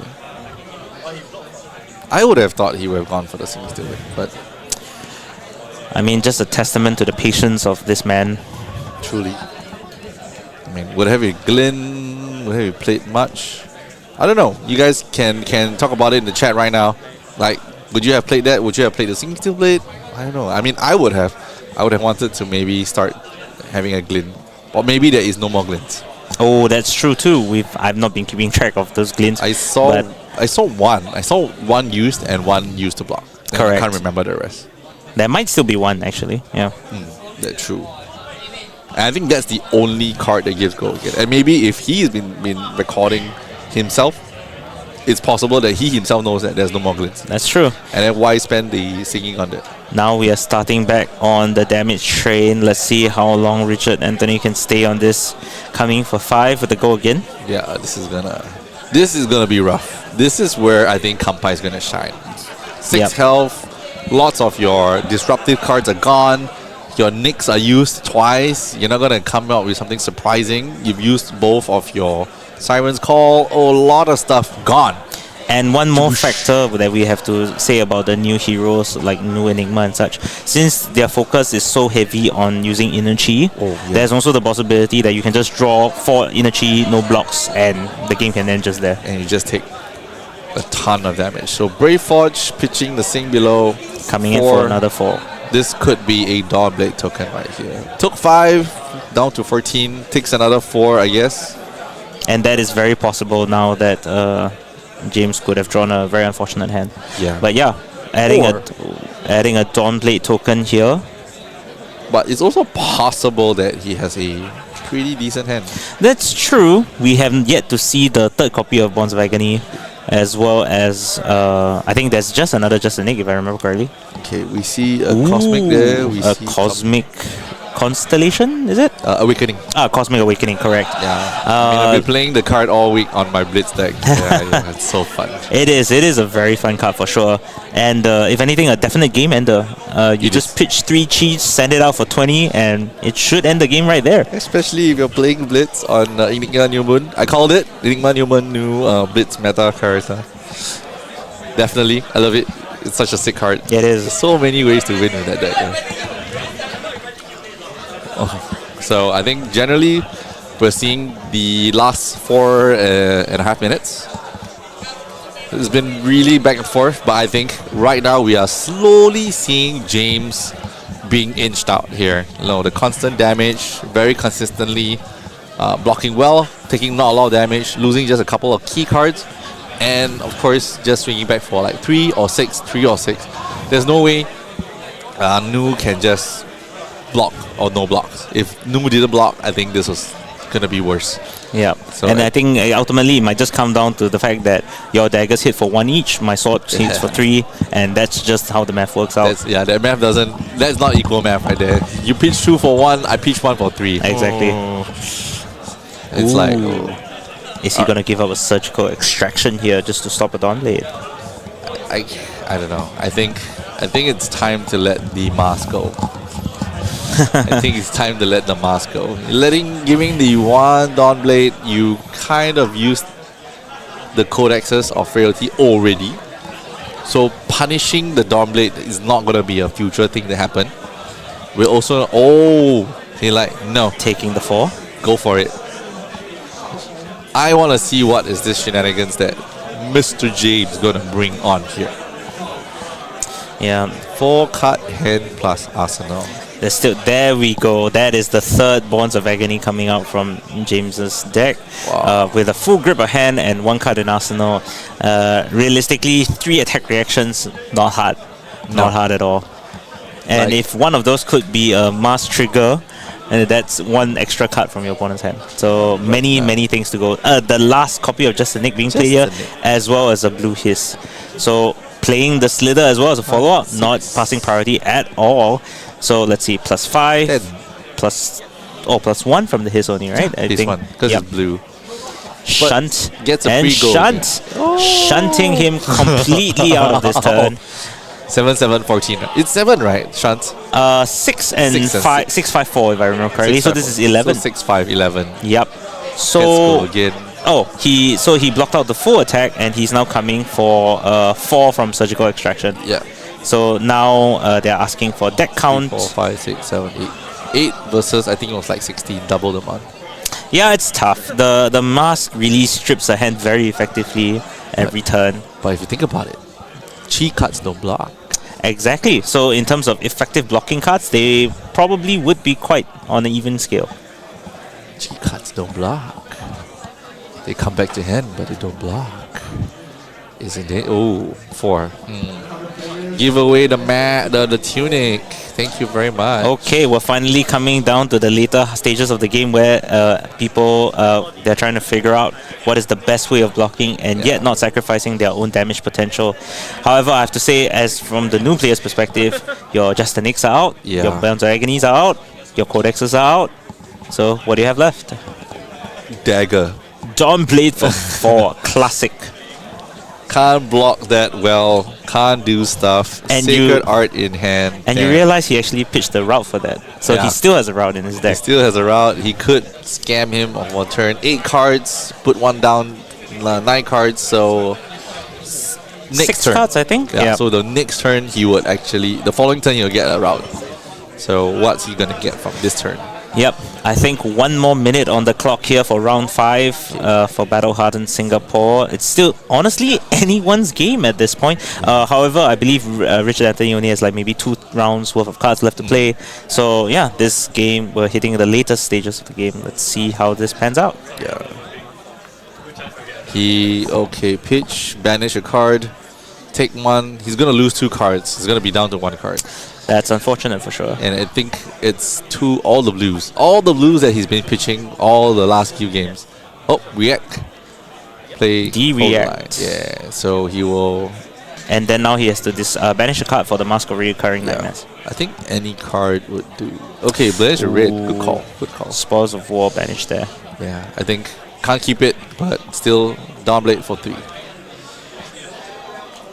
I think James was able to recapture the tempo and control of the game. Yeah. Now the hope is that the time is up. They might wanna not get a draw. They need to push harder. Time has been called for the round based on what I'm hearing from the head judge here. So now it's time to see where do we go from here. Yeah, it looks like... What's happening here? I'm not sure. We need to wait Oh, for... the Nu is triggering her hero power here, allowing her to play the action cards out of your opponent's banish zone. Okay, cards that can and cannot be... Sad to say that Dory has... Okay, so there is apparently 5 more minutes for that table. Ooh, I just realized Nu does have weapons, and Nu's weapons do count. So your stuff like your Warrior's Valor, stuff like your Overpower, you can still use them on your weapon. Oh, I'll just take it all, man. I mean, at this stage of the game, sure, but I mean, the fact is that I did not think that through. Overpower still comes in for 4. For free. Oh my! Still get one more free. One more erections. Like reactions is gonna come. Wow. Okay. He's gonna play everything here. Go again. Plus 1, 1, plus 2. 2, 3, 4, 5, 6. Okay. With the Overpower pushing it to 10. So the blues give only plus 1, right? Correct. The blues only give plus 1. Plus 2, plus 3, plus 4. Plus 5, plus the sword 6. Plus the Overpower blue is... no blocks. So it's plus 2. So it's 8. So, and the Chi off the top banish. It is not a blue card, so he can't banish it. But that was a very big exchange of damage here. 1 into 8, I believe. Okay. Not too sure what the exact health life is. I mean, they didn't really. Oh, yellow. Yep, I think listening. Time extension was given to the featured table, I believe. Yeah, 5 so minutes? 5 minutes. Okay, so they still have maybe around 3 minutes to four go. 4. Yeah, they got 3 minutes left. 3 minutes left on the clock. We're not too sure on the health bar, but I think they just updated, so it's top 9. Yeah, so based on what we can see on the health bar from the players, it is James Lim, the new player, on 2 life, Richard Anthony, the Dory player, on 10 life. Okay, come on. Now we count to the nail-biting finale. How do we close this game? I mean, Richard Anthony is running out of cards in his deck, in his hand. What happens after he runs out? We're not too sure. Yeah, block 6. Would it be enough? It's not. Okay. And very patient. I think that might actually be his last hand. 3, 4. Yes. Those are the last cards out of the Dory's hands. Is this the last turn that Richard Anthony will have? Oh, this is his final go. He has 4 cards in hand, 1 card in arsenal, and a dream. Yeah. We're gonna try to end this dream now. Glistening, finally the first card that got banished at the start of the game, now gonna play a part in its finale. Coming in for 3, go again, this is on bad. hit. 2 no blocks in hand, 1 double trouble. I don't know what their last card is. Honestly, I think James is in deep shit. This is where it comes down to, right? All your Chi cards, all your Transcend cards. No. When you need to block, they do not do anything for you. And he's gonna block because he has to block. Not blocking listening is... He has to block. Yeah, that's a game-losing proposition right there. Oh no. And that was a really good call from Kampai. I would have thought he would have just gone for it and try to make it happen, but... Yeah, it's... Well, I mean, so, this might be the last turn. Oh no, this definitely is the last turn. And I think we're going to see the route we saw earlier. Nope, a Blade Flurry, pushing it to 5. Now we're going to see if there's a D-React coming out from James. If there's D-React, we actually still have a shot here. But if yes, we're still going to play out the sink below. Okay, so we're at 8 right now. 8. Singing. Another D-React. Route. Bouncing back that double trouble, pushing that damage up to 8. With Sink Below blocking for 4 alone.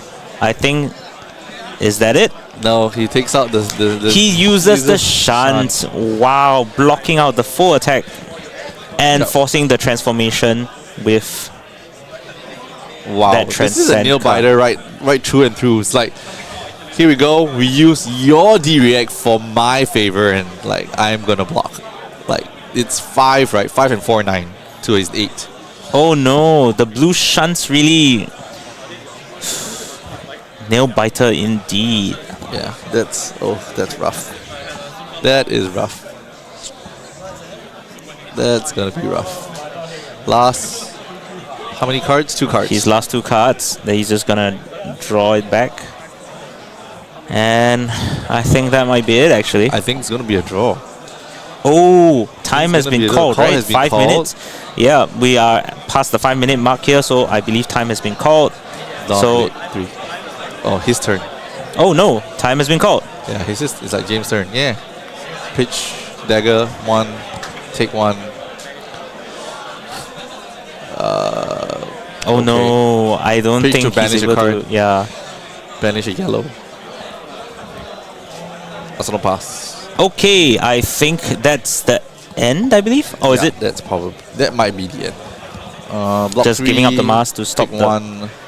Yep, just pass. to not die. That's fair.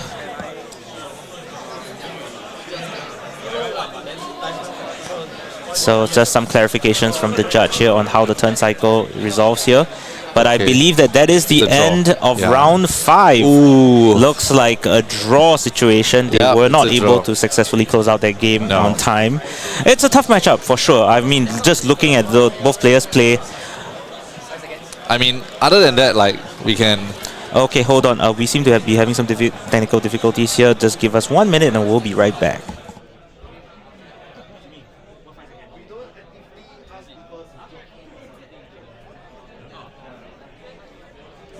Oops. Ooh, okay. Yeah. Yep, I sorry mean, about that. we're back. Yeah. So either way, lesson learned. Find a way to close the game. Yeah, I mean, it's tough. The new deck has a lot of good tools and a lot of ways to push damage, but ultimately your weapon swings for 1 and you still need to find a way to close the game. Same thing for Dori. I mean, she really tried. Yeah. She really tried. Just swinging Dawnblade for 3 every turn that he could and just couldn't find a way to stop the game. Yeah. Hashtag quote of the day. Yeah. Close the game. Find a way to close the game. Yeah, That's well, correct. they both tried. They don't try it. I think it was that's not enough. And Yeah. I think what is that? Okay, so while the judges are checking in with us, I think either way, that was really nice to watch. Yeah. Like finally another master. No, I wouldn't say a full masterclass because But I like it. It's like like I mentioned, old school versus new school A reacts, right? Like just seeing who plays around the attack reacts, D reacts being played like in perfect synchronicity. I mean, I can't ask for much more than that actually. I think a lot of cards could be swapped out. I think for those who play Dory, there are a lot of cards that you can swap out in this matchup. I think playing the blue Steelblade Shunt does not seem to have much value. Yeah, I mean, if anything, it came to bite him in the ass when Nu was able to use his own Steel Blade Shunt against him. So that was a very interesting experience. That was rough, Did not yeah. think that through. But yeah, I mean, other than that, I think D-Reacts were the way to go. Both players went that route, just using D-Reacts to block out effectively to preserve life. I think judging by that match, it does seem that Dory did not play Snag. Correct. There was not a snag There to was be no seen. snag to be Yeah. seen. Maybe a choice. It Could have been a choice. better blue Yeah. in this situation. I think a blue Supremacy, a Shunt. I'm not sold on blue Shunt. I'm sold on red Shunt and yellow Shunt because the value out of it is pretty good.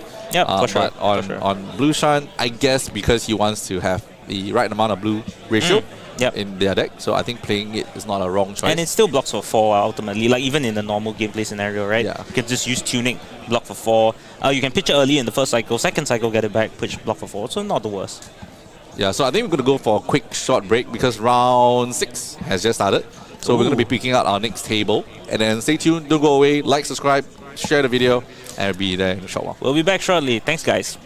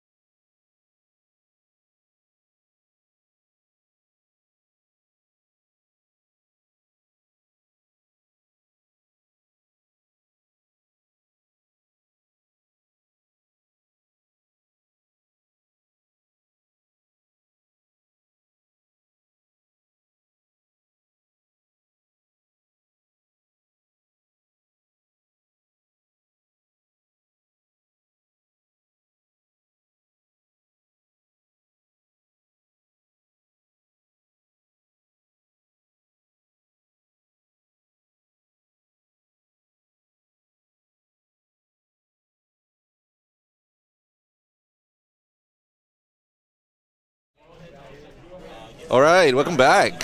Hey, hello. Hello? Hey. Yeah, what? おい、あんたはこんにちは。ナビや。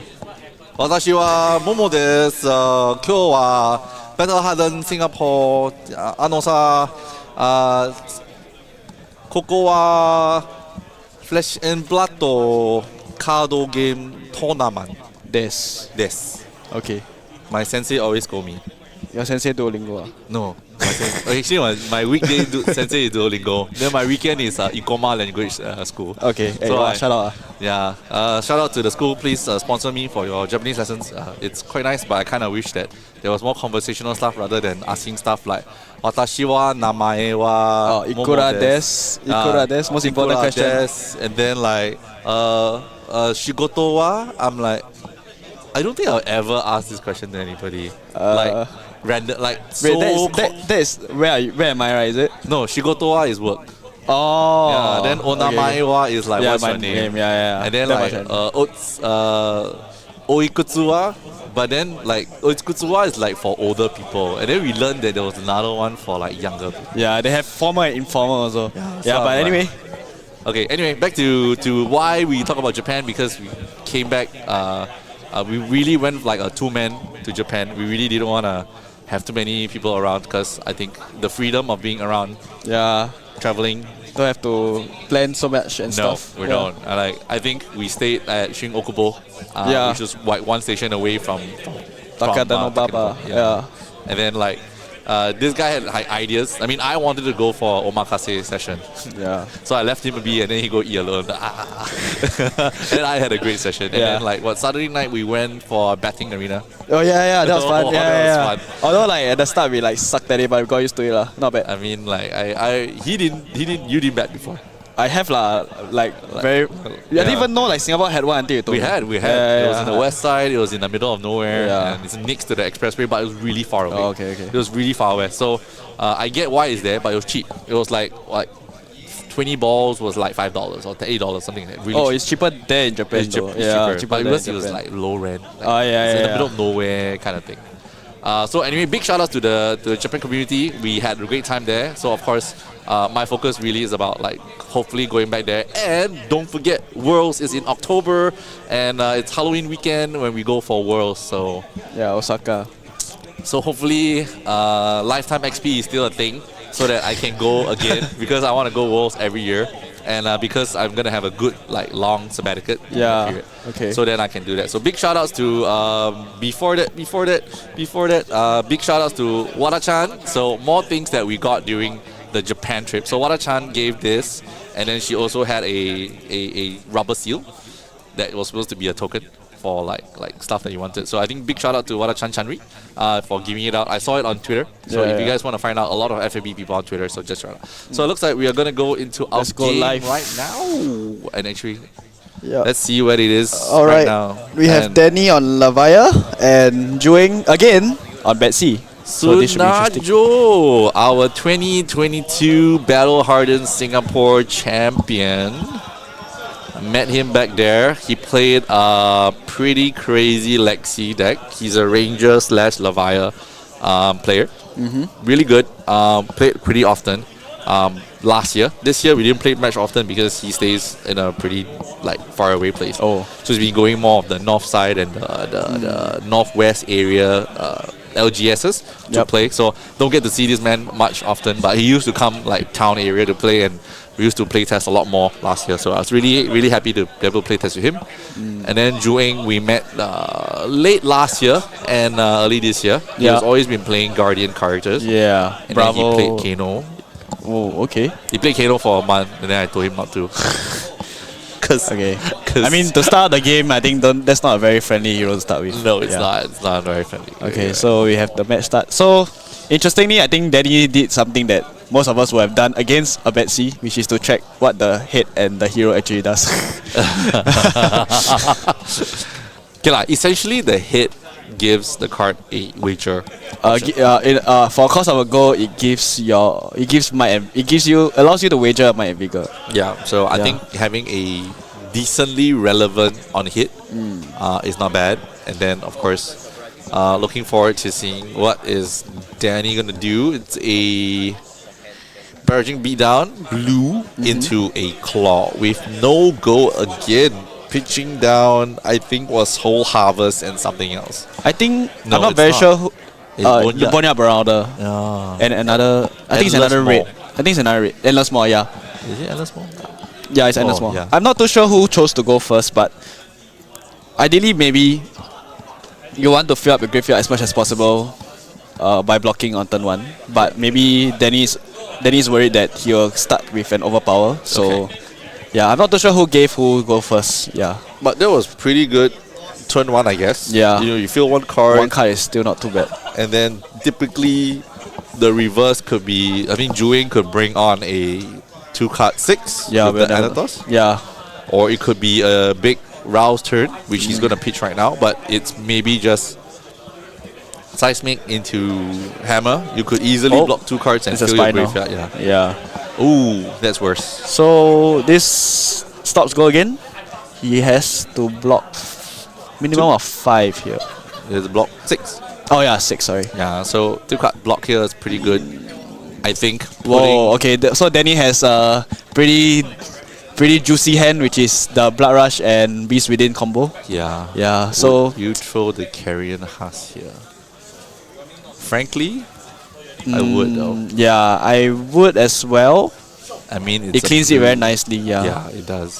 But it's a bit too early for that. So we have to see. Cause right now he does need to fill graveyard in order to do if he really wants to do something as well. True. Yeah. Right now, it's just maybe early, but I think quite early block. Does he want an early block? I think. I don't know. I mean, BRB into Beast Within, blocking 1 card. I don't know. I mean, I would probably block with. Does the Who's block? I mean, I don't really play Levia. Oh, so I okay. don't- From my limited experience, I guess I will block out because sometimes when you draw 2 cards off your Blood Rush Bellow, you'll mostly draw up a Blood Deck card, which requires you to have 3 cards already in the graveyard. So right now, Danny only has 1. So that's why he's still thinking whether he wants to gamble off a draw from Blood Rush Bellow. True. Yeah, right now his graveyard is only at 1, so he can't really go wide if he wants. Oh, but he's committing really the Husk here. considering. He's really considering. I mean, you really could get a lot of value. Like, I think if you 2-card get, I don't know. Can somebody double check? Like, does the Hooves actually block? Yeah, the Who's block for 1. I think you should just block Apex, Hooves, and the Shadow Realm Beast, and that's quite value. And giving him a mind as well. Yeah, you see, he blocks 1, you get rid Yeah. of you get the full value of the block. You still can get the full value of it. Oh, maybe. Wait, did he hear? I hope He looks not. like he's We're thinking really back. far away though. Yeah, we're really far away. Yes! Okay. Yes, called it. No, actually, frankly, it's the 100% Beast Within that I'm looking at. For the record, we are like 30 meters away from the Okay, table. like 30 so, meters. Yeah. Bro, 30 meters very far. Yeah. So we can't. Yeah, you can't hear. This is like maybe 15, 20. Oh, oops. Okay. 30 meters, like, bro. Oh, we have the juicy might token from Mansen. Are you serious? Yeah, He it's the actually Levia. bought it. No, I think it's a patron thing. I know it's a patron thing, but it arrived so soon. He just He just released announced 2 it. weeks. Yeah. This guy, what? Express shipping? DHL Probably. this thing over? Make sure he can flex it by this. I Okay, mean- now we are gonna see why he blocked as such. Okay, might token. Do you know what's in BR. his arsenal? You didn't see it. Don't know. Okay. We'll find out. I think this turn is gonna be a go for it. Beast Within, Beast Within trigger. Oh, Take it's a 1 boneyard. only. Not bad. Yeah. Because it's a 6 power. Very And good it's a blue. value. And then draw 2. 1, 2. Endless Maul and something else. Okay, so it's not too bad. So as long as he has graveyard fill. So And he has blues. yeah, and he has blues. So it's definitely gonna be 5/5, something. So definitely claw for 6. Wow, if he actually chooses to break the hoofs now, it's not a bad idea because he has grappling ground in his hand. If he actually has the resources, he can do it. Oh yeah. I think a lot of people like Sash, the Savage Sash, but I'm quite surprised that he's running Carrion Husk. But I think not a bad choice because 1 big 6 block here can actually stop a whole Betsy turn. Yeah, I also agree with the Carrion because it's a 6 block. That's the most important part. And then Sash only blocks for 2, and I think even if you break it on a white turn, it's still not enough to go through the fridge of Guardian. Yeah. And it's possible to fill up the battery zone so that even if you don't want to go consume, you could go redeemed. Not a bad choice. I mean, it really boils down to that situation. Who knows? Maybe you're down to one. Maybe because I really think don't always assume that you can get into consume. Yeah. And then even if you're down to let's say 2, and you change into redeem using the hooves, 6 health. you get back 6 health. Really good. Back Okay, to we see a 8. clash here. Fail. Yep. Definitely So not. goal. So I was talking to Mako during his previous game that goal is really very crucial for Betsy, because it just enables her headpiece and just go wide from there. She needs money. Yeah. Money. So we'll see how Danny continues from here. Might be another claw. 5 go again. Such value. 6-5. Good value right now. He has one Still float. got like Arsenal and 2 card hand.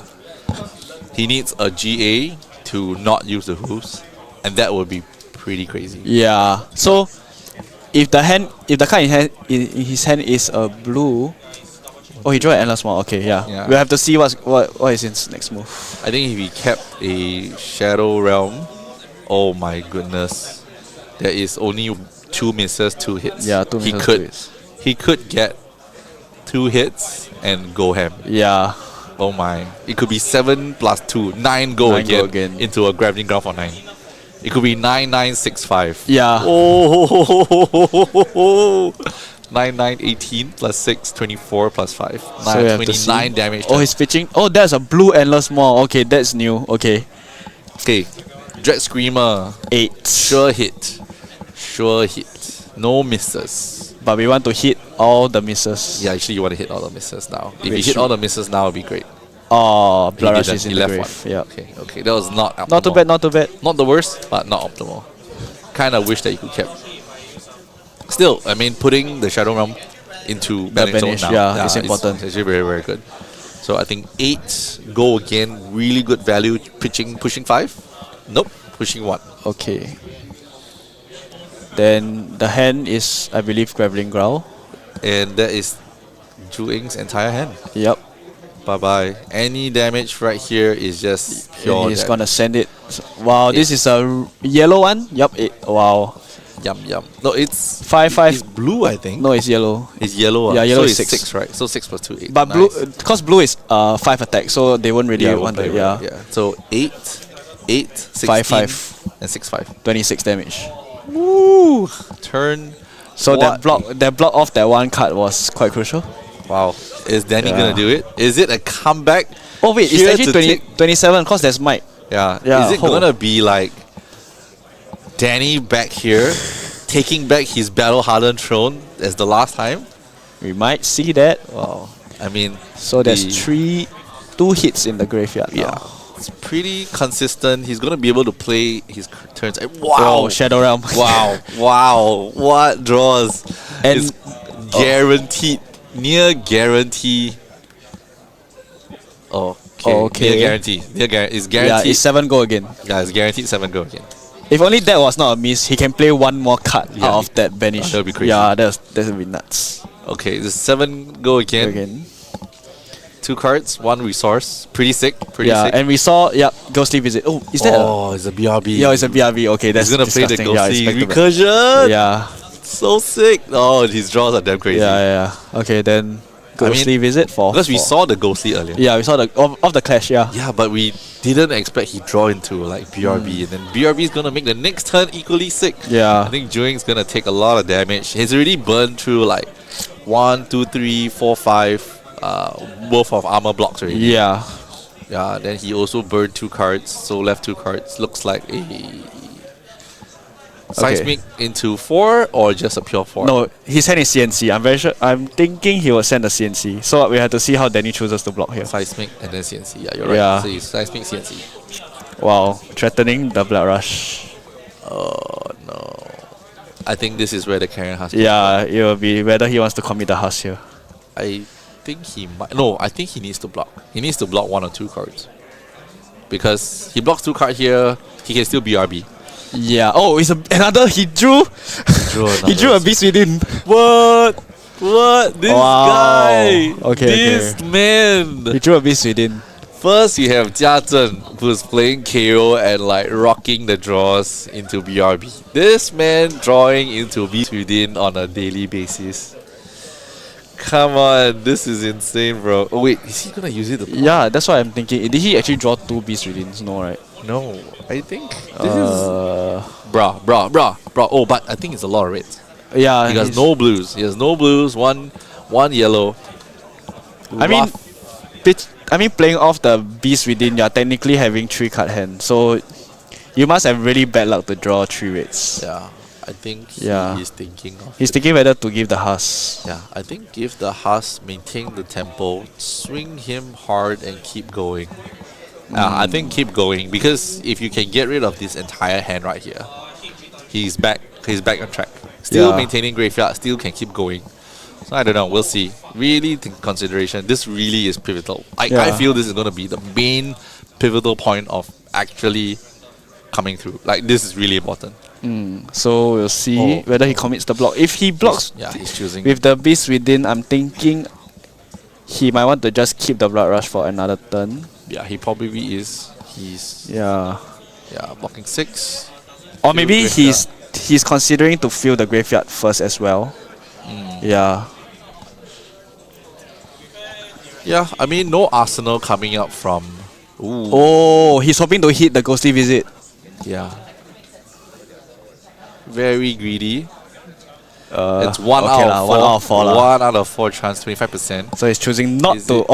He not. hits. Okay, He very hits. nice. Yeah, So he turn gets off Blood Depth and Ghostly Visit. Wow. Wow. Lines that we'll never see. That's why I don't really play Levia. This man. He is gonna play the Ghostly Visit. So Ghostly Visit is very, very sick. Cause it's a recursion piece and it's 1. yeah, it's 1. It's He just needs the 1 cost to bring it Dread up. Screamer, Shadow Realm Horror, everything, just 1. Yeah, I mean, Fits the curve so nicely. this could go so badly if he didn't hit. Yeah. Because I think it's a great chance for Juing to. Yeah, I think he's looking at it. He roughly knows what's happening. Juing's doing pretty well, 4-1. Yeah. He kind of needs to squeeze in further, because he was 4-0 back to back, doing pretty well. Yeah. And then going into the last round, he lost a game.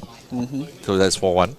And then now losing a game here might push him lower into the 5-2 realm. Yeah. Because I think most of the 8-0s, the 6-1s will be in, 7-1s will be in, 6-1s will be in. Yeah. 7-0s and 6-1s. Yeah. But 5-2 you'll have to bubble in. yeah, it's only 2 5-2s that would bubble in, and you need to be the upper echelons of those 5-2. And I think it boils down to who you played against and who are the ones who progress further. And the rounds that you win, right? So ideally you want to win earlier to secure it better. Yeah. And right now, Yep, we're right. So we see the Ghostly Visit for 4. So right now he's actually filling 3 graveyards already, technically. Yeah. Yeah. He's still back at 3. He still can continue next turn, because every turn kind of you will burn through 2 to 3 cards. Yeah. So if you could burn through 3 cards every turn and maintain your graveyard, you will probably be looking good. And you keep bringing that recursive card back. Oh, that's annoying. Yeah. And right now you confirm, you're 100% sure that if you Dread Screamer here, it is guaranteed. Yeah, guaranteed. Yeah. Yeah, you Shadow Realm guaranteed as to- well. Shadow Realm really brought in way too much utility for go against. Choke Slam. Choke Slam's pretty good. No BRBing. That's a rate, right? Yeah. Yeah. No BRBing. No for BRB sure. active. But would you burn the Carrion Husk here? Huge 12 health lead. So he's a lot of armor. Yeah, so he's looking at his graveyard now, whether he wants to risk increasing his graveyard to miss the Ghostly Visit. Yeah, I don't think you want to though. I wouldn't. I wouldn't. I think I would throw. Yeah, I would throw the Husk as well. Yeah, because like now at 4, you kind of want to continue pushing it to the 13 mark in case, or at least have a couple of good cards in there. And then I think he's been drawing really well. Yeah, he's been drawing really well. I'm trying to look at his hand right now. It's 1 Howl. Shadow Pit Shadow and 1 Pit. Howl. Yeah. I can't tell if the other 2 are Graveling Growls. Actually, he could be really greedy. Yeah, it can be very greedy, but... Oh, okay, so yes, we're looking whether he wants to commit the block here. I feel if you're greedy, you howl. He has a blue. Oh, he has a blue, yeah, then that's So good. he's very He has a safe. blue. Yeah. You can be really greedy have the Howl inside and be on demand to do it. If Yeah. he's really lucky and he gets both the Howl and the Ghostly in there, it's gonna be freaking crazy. There might be a chance that we might see a crazy turn coming up really soon. Yeah, we need to see what he draws off for Yep. blue and Greedy. stuff. Yeah, so he'll take one here. Oh, I No, believe. 0. So it's a 8. So Oh, it's 8, yeah, it's 8. because I Yeah, used to choke play size 8, yeah. Turn Guardian, I know. I don't know. Oops. Chokes them. I know how blocks for 2. So okay, we'll see right now. BRB. Adding one more miss in there. All right, let's see. Banishing this. Oh, Shadow Pit. Shadow okay. Pit. Okay. Sorry, discarding. So can't play it, but it's good enough. All right, let's see a blue. So you moved from 3 Endless cards to Maw. 6 cards now. Pick your Okay, let's see graveyard. how you'll do it. Claw for 5. First of a call. Nice. I mean, 5. I think it's right. I mean, no matter what, BRBing, you must always go for. Yeah, you must always claw. start with the claw first. Yeah, because the most amount of value is double claw for 10. Yes. And then something else coming in for 8 is still like very long term value. You could even go for more because that's why the hooves are back. Yeah, but it's always dependent on the pitch, right? So sometimes you draw Blarish Bellow and you draw 2 reds, and then you look at yourself and like, okay, I have to present. I can't swing another claw, which is essentially 5 free damage. Yeah, you see like the gates are held open to you. It's like, Yeah. okay, hey, time to lose, bruh. Alright, Okay, so bump. Joey's taking 2 here. Okay, not bad. Block 1 card, 3 cards. Spicy Diabolic Offering. Yeah, Juing hasn't gotten a chance to even arsenal anything. Oh, give. So he gives No, the no. stretch. Oh no. Giving a free quicken. This is We bad. should have done that at the start. Yeah. But we'll see what's happening next. We can I see. hope that he. Oh, no! it's a boneyard. Oh, Oh, no! Gets a free free goal goal again again. from the quicken. That's rough. That's rough. Now, as a Levia player, you 6 want to cards. filter out all the non-sixes as much as possible. Okay. He says just take the top 3. Yeah. Okay. Oh. Oh my gosh! Oh my gosh! Almost. Okay. Okay, he got one of the 2 recursive. Yeah. So it was like 33% chance hitting. So of 2 recursive cards. So okay, not too bad, not too bad. Blocks for 8, takes 2, and got 2. Okay, very nice. Takes 8. Go again.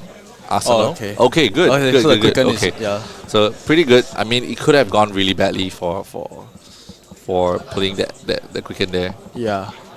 So during a passover as well. Yeah. So at least he didn't get punished that hard. Yeah, but his turns are too explosive.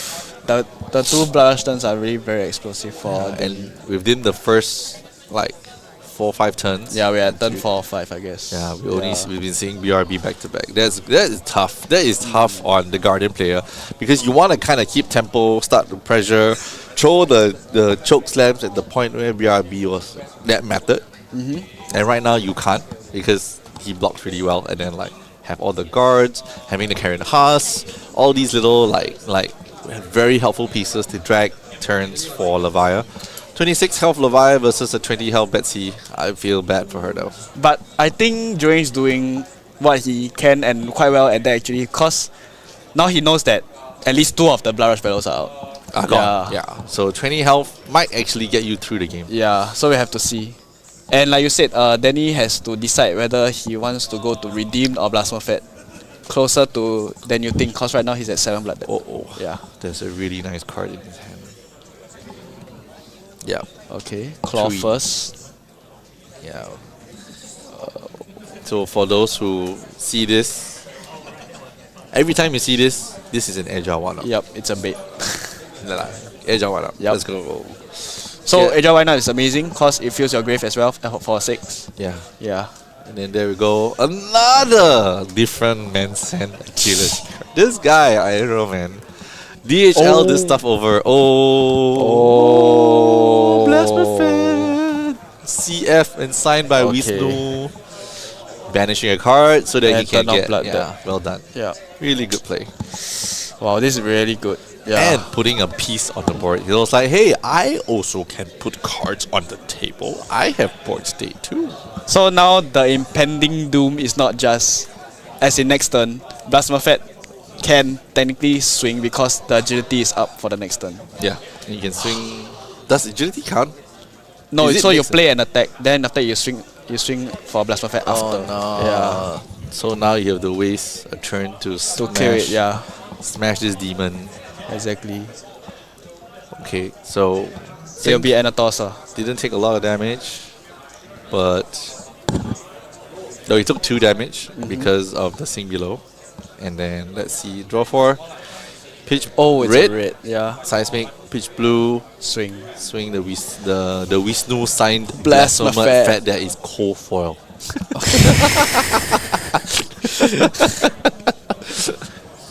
He's called descriptive, Yes. detailed in our casting. Yes. Okay, so the agility pops. We're gonna see another huge turn coming up. I see nice cards. I see a Dread What is Screamer. I see a Hungry Slaughter Beast. I see a Wrecker Rom. No, So- you see a Dread Screamer. Oh, that's scary. Yeah, there's a Dread Screamer, but it's a blue Wrecker Rom, so it's gonna be pitch blue. Maybe Hungry Slaughter Beast. Hungry Slaughter Beast. Oh, no, Endless Small 9. 9? 9. If it hits. think Which he is is more likely than not. I mean, even if he misses, he has agility to go again, so he's not to worry about that. He already banished away the BRB. He banished the Howl. A lot of hits, so he probably. Let me guess. Slithering Slaughter Blaze, Ghostly Touch, and Dread Screamer. Okay. Oh, Yes, it goes. I only guessed one. Yeah. Ooh. Clairvoyance skill 0. I mean, there's a lot of grave, so. Okay, he's 9. Wow, he's committing 9 for him. Okay. Nice. Okay. And then. Wow, seriously, 9 go again. Oh my gosh, tons 9 of blood go. debt. Oh, Is banished card, so the claws can't go again. yeah. Then he wants to Dread Screamer. Dread Screamer. Oh, he don't. Ooh. Wait, if that's a red Dread Screamer, it it's can. a red Dread Screamer. Wow, that's actually disastrous for doing. But it's just playing the red Dread Screamer here. He then only down to 1 card in Arsenal, which is not great. Yeah. It's not great. But it's very pressurizing. I So- feel he might run out of Graveyard things. soon. Yeah, he might run out of graveyard soon. And that's going to be a bad turn. And if Juing blocks this turn, Yep. oh, So he's choosing to fill it right nice. now. Good call on the Howl. Yeah. Pitch blue. And then he's essentially. Ghostly. Oh, Nice. He's been This is hiding a huge. Graveling Growl. This So is this 9. Oh, 10. 10. Oh yeah. How is 4? how is 3?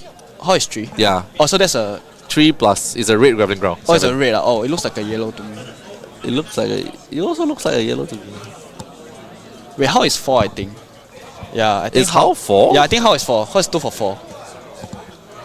No, I remember it was 3 though. How from beyond is 3 bar. Gotta see yellow. We can check that. We can Yeah. bear a taping on I've got it. Nick. I've got Nick Oh around. shit, it's plus 3. Taping Yeah, it's on 3. So is it a red Graveling Growl? Why was it 10? Okay, I mean, they both agreed on it, so yeah, we'll probably have to check back. I think. Oh, wait, it's yellow.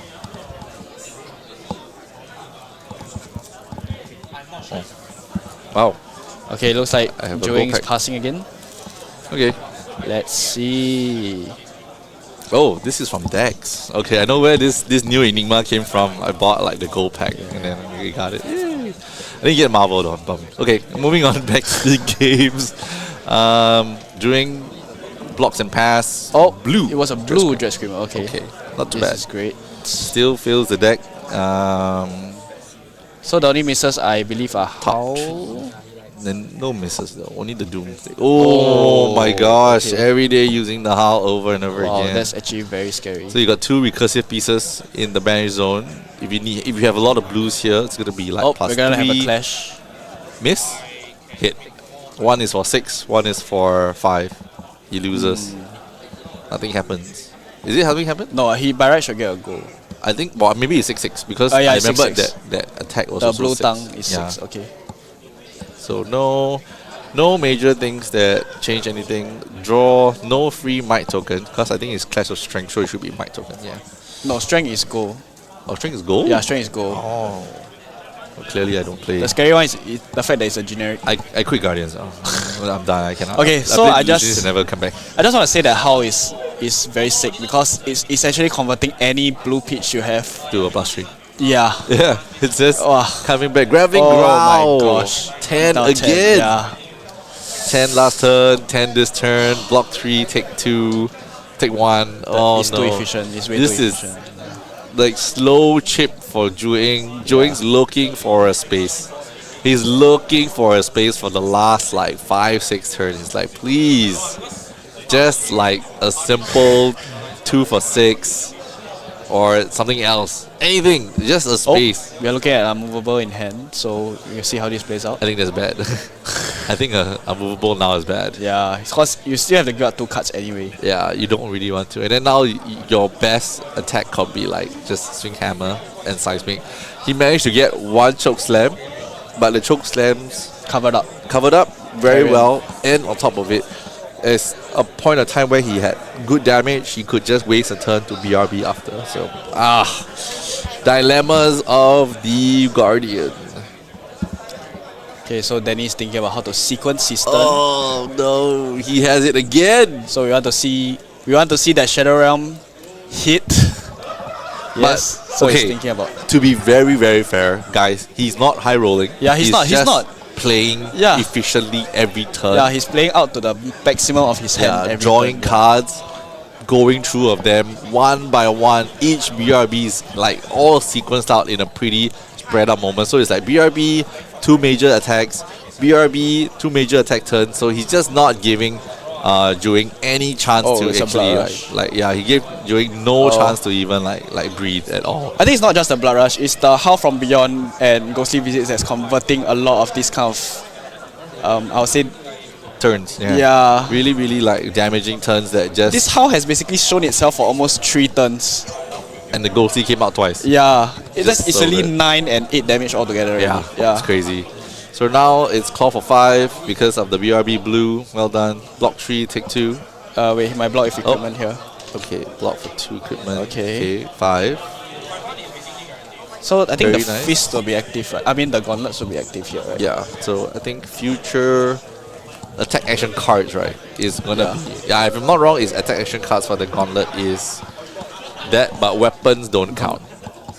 So I think we can have a quick. Okay, the juicy one is here. Shadow Realm. Oh! Hit! Oh, hit 2. Okay, 2 go again. Hey, still very good, still very good. Please, Still very good. why still very can't good. you True, true, true. banish 3? I want to see that happen. No, on but it's okay, stream. because he might want to play hooves here, we don't know. Oh, he doesn't have the resource for it, probably. He may not, but I think about it. Think about the possibility of Yeah. watching that turn just go crazy. All we have seen on stream right now is 2. We've never really seen a 3 Yeah, yet. yeah, yet. Yet. When this card became legal 2 weeks ago. So come on guys, this stream just happened. Just let's take Just a hit look. 3. Just hit 3 ever. This is gonna be like hype. If you guys see Oh, the Shadow Pit is also still in the graveyard. Yeah. Oh my gosh, okay. Okay, he's blocking the Civic Steps here. okay, give it go again for the next attack. I think he's playing out the unmovable now. Yeah. Good Yeah, call. so there will be a clean. I mean, So, take 1. Yeah. Full take 1. Yeah, 7 plus 1, 8. Over Not his bad. 9. Then the One 1 card. graveling. He's got not really a go again. Don't really have enough resource. Yeah. Yeah, Just 1 that's for all he 7. got. 8. Cause of the Blood Rush. Yeah. Not bad. Wow. Wow, he had to give up his helm. Okay. So it's going down to 5. Oh, the helm is tempered too. That hurts. Yeah. Down to 5. That is rough. Yeah. That is rough. Okay, so he's essentially equipmentless. Yeah. And Levia is still a very healthy life lead. He literally took all the clothes off of Betsy. It's like she did her best. She's blocking with all her cards. She's like, stop, give me some space to hit you back. Yeah, these numbers are these number conversions are crazy. And it was like, first he sent beasts, he sent shadow demons, he sent blasphemous, sends everything. Oh yeah, Blasphemous was. I was like, yeah.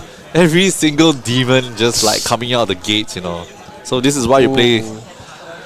So like when you play like Dota, you should play 5 players, don't play solo. Okay, Hungry Sotheby's. Hungry Sotheby's. Wave go again. Oh no, okay. the recursion back. Yeah, it's recursion back. piece is back.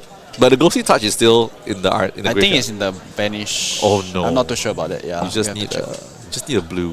Yeah, I just need a blue. This has go again too. So he has one float. If he has a 2 cost in his arsenal, he can technically pay off a blue. Oh, it's a Shadow Pit for 6. Okay. Still rough. Still respectable. Yeah. Still got to block 6. Not your turn. Okay. Okay. Not bad. Not bad. Okay. Looks like Jueng, well done. You weathered the storm. Back to back BRB's demons. 36 health to 5. The hooves is too much. Grind. Keep the grind going. Okay, so we see out of war. This is why, for all those people who are out there doing tier lists, my friends, you guys got it wrong. Yeah. Levia is not B Levia. or A class. Yes. It's an S class character. I mean, even before Shadow Realm Horror, she was around there. Heavy hitters really did really did not do dirty on her at all. It's just like One Punch Man. Yada. Levia wa SQ hero. Oh no, it's not. Oh Okay. gosh, vanishing. It looks like he's banishing a red Dread Screamer. Yeah, he banished the swing big. Big for the draw. Draw 2. I guess he has a. Oh, wait, is that another Armor? Oh shit, it's another Armor. I think you should save it. Yeah, you he should. You save it because there is already a agility token. Yeah. So he's gonna give boss 1 and draw 2. Yeah. So I think playing a pretty good. I'm still wondering where his what is his arsenal? Do we know any of that? Not sure. I think we've been just too focused on seeing him like Smashing, swinging big, throwing big swinging- damage. You know, swinging It's huge. not even 6. It was like 10. 5, 5, 8, 10, 5, 5, 8, 10, 8, 6, Oh. 4, 10. Ooh. Convulsions. Okay. It has dominate. If Banish the top 3. So let's see. Jueng is Blocks so for 8. polite. He's Yeah. like, Okay, love so this it man. hits. He's such a polite person. He's just like, you know what? I trust you. Just shuffle and then like Yeah. just the top 3. Like I don't want to roll dice and whatnot. And recursion. that might piece. be enough. 7, 8, 11. 11 dominate. Oh, 11 dom. Oh. Block 1 card. If he 3. doesn't have a unmovable, it's over already. No. Oh my gosh. Sink. He's got no arsenal. Then he's looking whether he has unmovable. Okay. No. Sink. Yeah. Sink. Unmovable. You can't do that. Dominate. Oh. Yeah, it's dominated no, already. no. Yeah. Oh, and that's game. Wow. Wow. Okay. Wow. Look at the sigh of relief. 36 health. 5-1 Wow. Danny Sunajo going into possibly locking into Yeah, top top 8. Not sure. We can't really tell. We can't speculate either. I mean, we can speculate, but we can't say for sure yet. Yeah. But that was I don't know. I mean, we gotta see standings. We gotta see standings after this round. Yeah. And that will kind of tell us who actually is gonna be locked. Because we know that whoever is gonna be 6-0 now is locked. guaranteed. Yeah, locked. it's guaranteed You're gonna locked. be Yeah. in. This is your top 8. But other than that, like, wow. I mean, Levia, I'm just looking back. Like all his turns were presenting minimally 10. 10 or more. Yeah. Easily 10 or more. Yeah. It's like BRB came. The only turn that he actually swing 9 was an endless maul. Yeah. And that's about it. Then the rest were BRB turns. The rest were like back to back. He filled graveyard equally, didn't overcommit, didn't undercommit, and like through everything. He still had the scouring flashback that Yeah. could have punished also. Lots of things that could have been. But yeah, I mean, if we could grab Danny to talk about it soon, we could grab a chair. We have another headset. We'll have a chat with him later. Yeah, but really the Howl. I just want to give a huge shout out to Howl. Howl from Beyond. I don't know his deck list well, but I think maybe they run at most 2, and that card alone has shown its presence for 4 to 5 times. I think you just play 1. But the probability of you showing it this early is not high. But I think It's a if 2 you're, block. but Yeah, if I you're mean, it's a 2 presenting a lot of damage, you know, like in the other version where we've seen other Levias in like our today's battle hardened, they also have run Sash. Yeah, they run Sash. So the Grappling Grounds become free, the Dread Screamers become one cost, you can go crazy, you can go super wide, and still be able to dig through your deck and try to look for the how. So I think essentially 6 to 7 is great numbers. I think we all know 6 to 7 is great numbers, 6 to 6 is great numbers, BRB 5-5 into an 8 is great numbers. You know, there's no way that you're not going to block. And then, like, unless you can present the same amount, which I think not many other decks could do. But against the Guardian, definitely Karen is chosen over Sash, which evidently you've seen blocking out the choke slam. It was rough. Yeah. I mean, he blocked really. He tried to at least try to deal some damage. Yeah. And just like nothing just goes through. So we all see that Levia has a great fridge. Yeah. Of gear. I mean, it's a brute thing now. Even without scabs. Yeah, and even without like, scabs. Yeah. Thank you so much. We finally see Hooves being used with the correct class. Correct. Scabs going back to Reinar because thank you. And then now you have Kayo also choosing the beaten. Beaten Trackers. Which is kind of relevant for him. Yeah. Because he feels like he's this demon-looking thing. But either way, let us grab himself is. Let's get pull a chair over. The man of the hour. Hey, come sit here, sit with us. Okay, 坐，请坐。谢谢。欢迎光临。谢谢。这是个 multi-language stream. So this guy. I think use this. Yeah. Okay, let's double check. Which one is the? Okay, is it this one? Yeah. We got it. Yep. Oh, okay. I think there's a little bit of feedback on that one, but Willis, you got sound? Oh yeah. Yeah, I've got sound. All right, sweet. Hey. All right. We were just telling about earlier how you used to come closer to the central area. You used to spend a lot more time playing. It's really fun to have Danny. And then now Danny is back.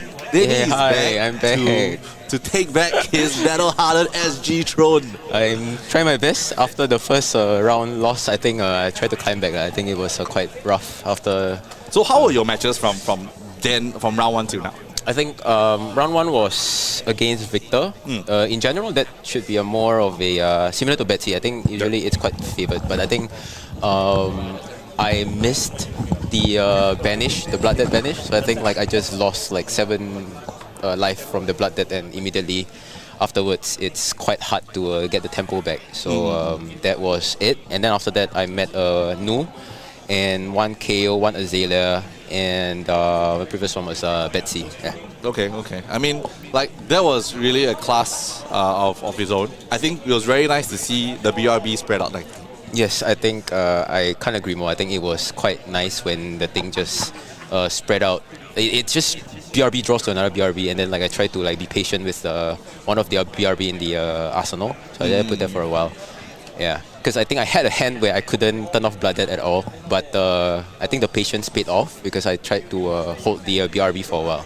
Right. I mean, you also pulled out the Blasphemer. Like, how important do you think in the Guardian matchups do you think Blasphemer is? I think Blasphemer is very important because Guardians don't have a lot of a way to go again. So I think like a 6 is usually, it kind of represents another husk that they have to respect.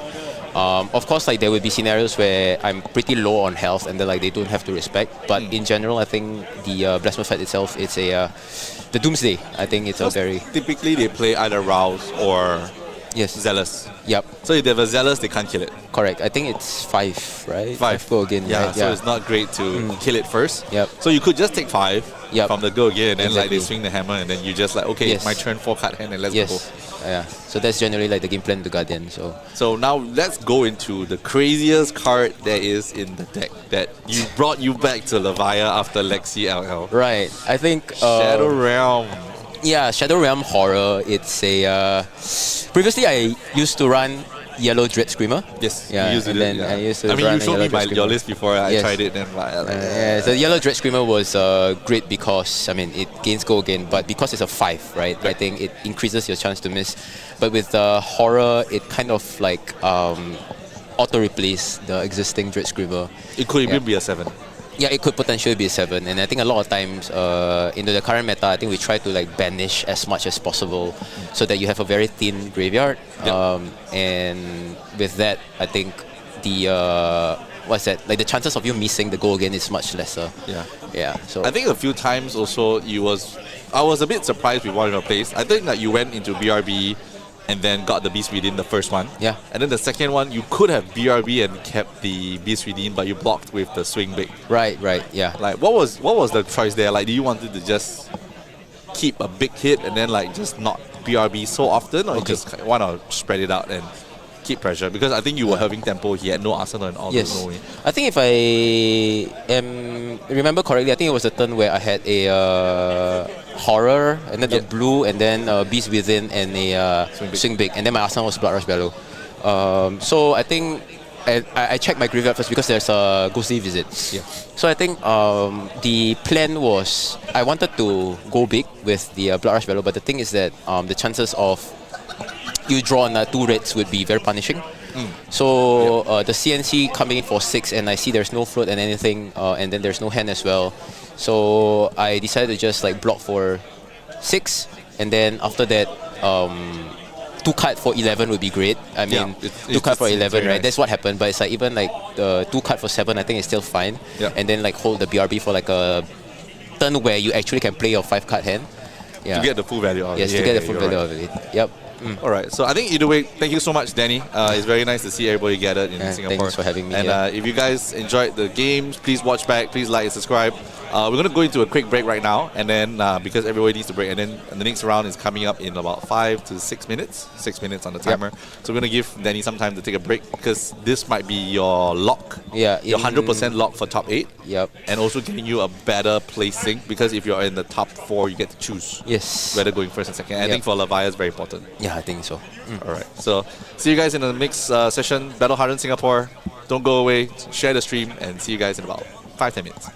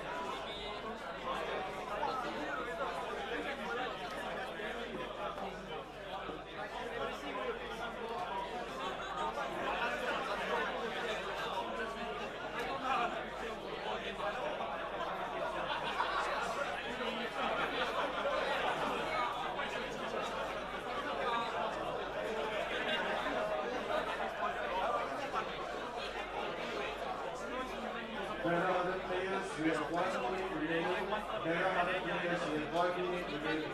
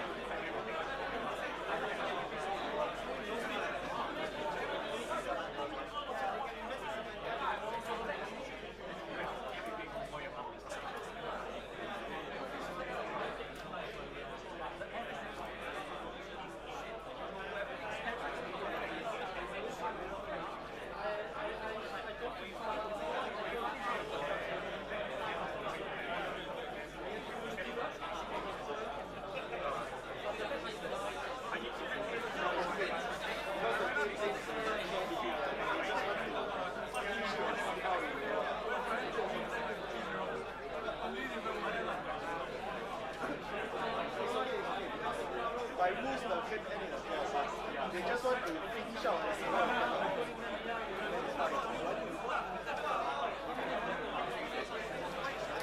Hey, bro, later I play next round already.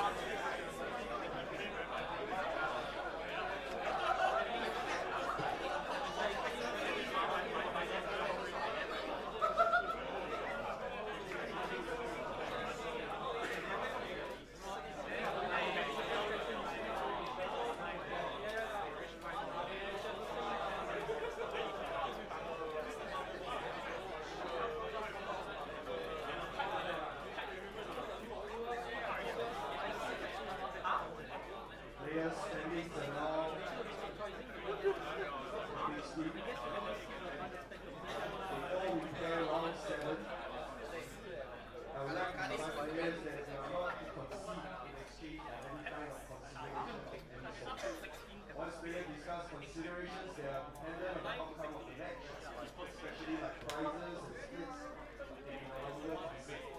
Doing so will result in offensive library and will be scorecard and deducted. Now 7 fairies are touched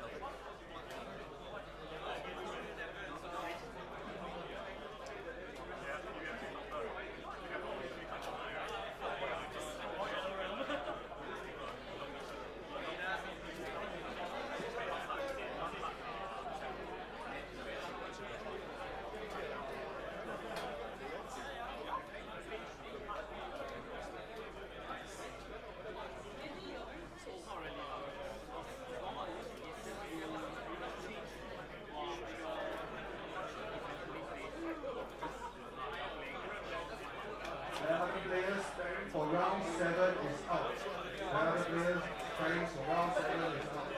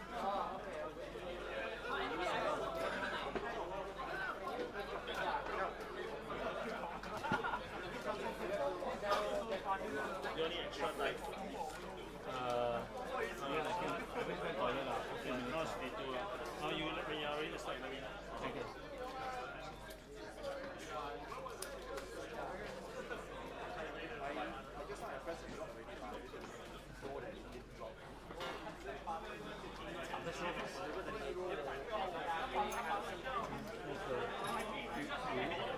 fight one? No. No? For two. For two. So we're playing for packs lah.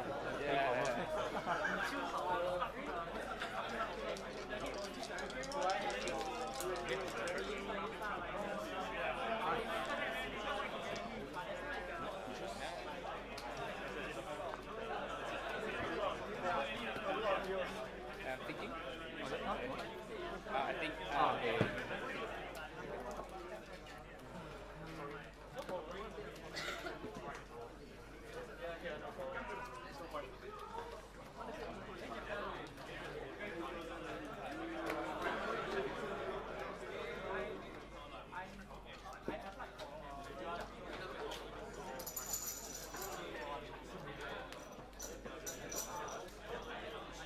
Back. Hello everyone. It's been a very long stream here at Battle Hardened Singapore. Again, my name is Marco. I'm here with Willis here.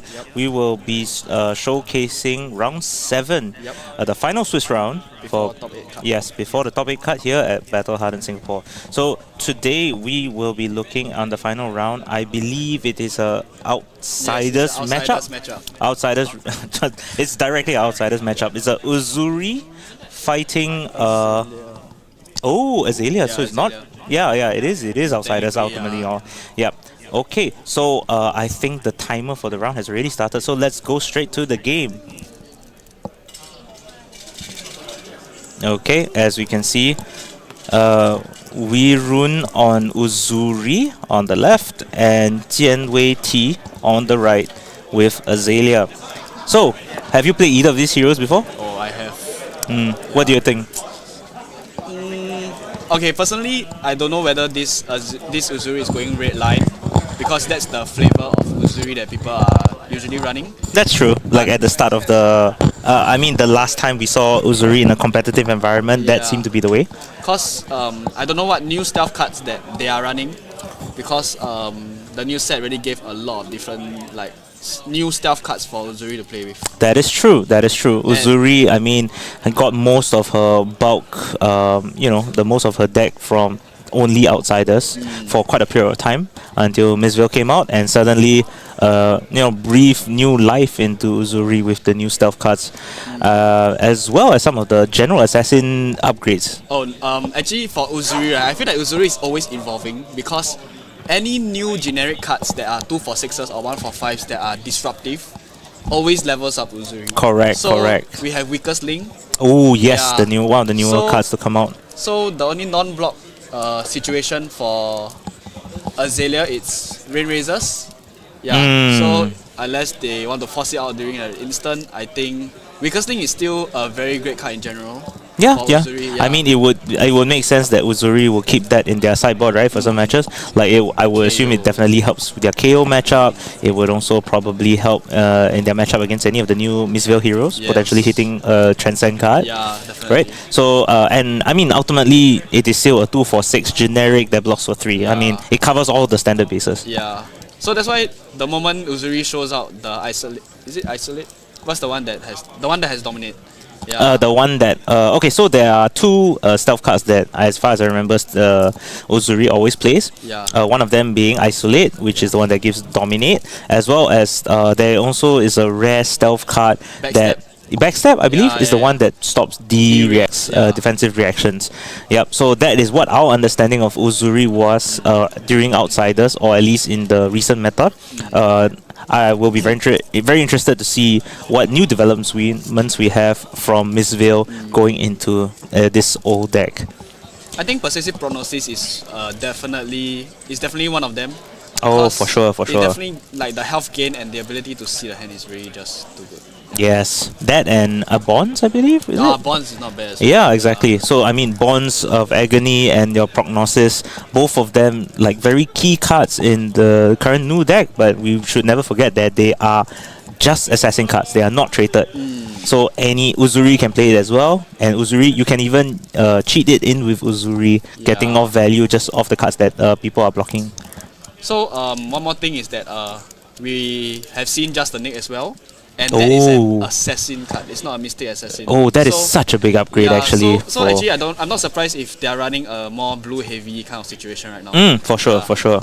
You could like even like just swing dagger, play 0 for 3 infect, and just the nick on top of it just to push in the blood rod. Like there's so many potential lines of play now in the Uzuri deck rather than just. That's really just a nick. Oh yes, we see the just a nick in his hand right off the bat. We see the new stealth cards as well. So that is. I think that's the Art of Desire Mind, I believe.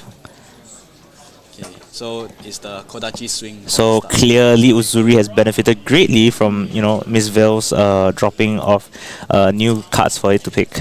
Yeah. So we'll see how Jianwei chooses to block. I see a knock. Yes. Okay, that's Knock something he of the want to get. Death Whistle. Death Whistle, I believe? Whistle, yeah. Yes. A long time staple in Azalea decks. As far as I can tell, like one of the only blues they actually care about. Yeah. Yeah. Maybe blue bow and shot sometimes. Oh, there we go, another new card. Wow, we're just seeing. I started for this stream saying that this was going to be an outsiders matchup, but clearly I was wrong. Yeah. This is just a brand new assassin under a no name. So that's a clean block. I can't tell. Blocking knock death with a knock.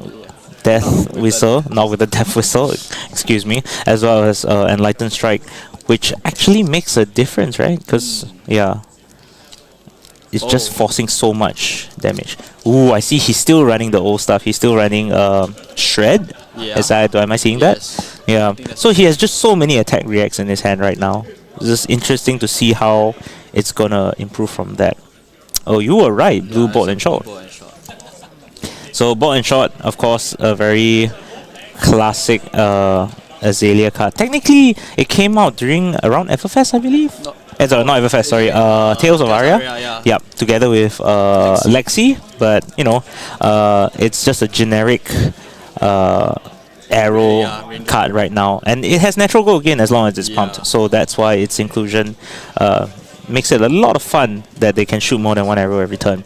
Yeah. And before that, landing that premeditate, giving it a ponder on hit, as well as giving the next attack +3. Yeah. So the scary thing about this ponder on hit is not only on the attack that is being presented now. It's attacks that, as long as it attacks this entire turn. Exactly. So that's the scary If anybody can remember back in the day, Arc had a plunder run, I believe. Yeah, plunder run. Yep. Essentially, it works that way as well. Ooh. Oh, it's a second Rain Razor. Okay. So Pushing he it takes up one to and- 7. Yep.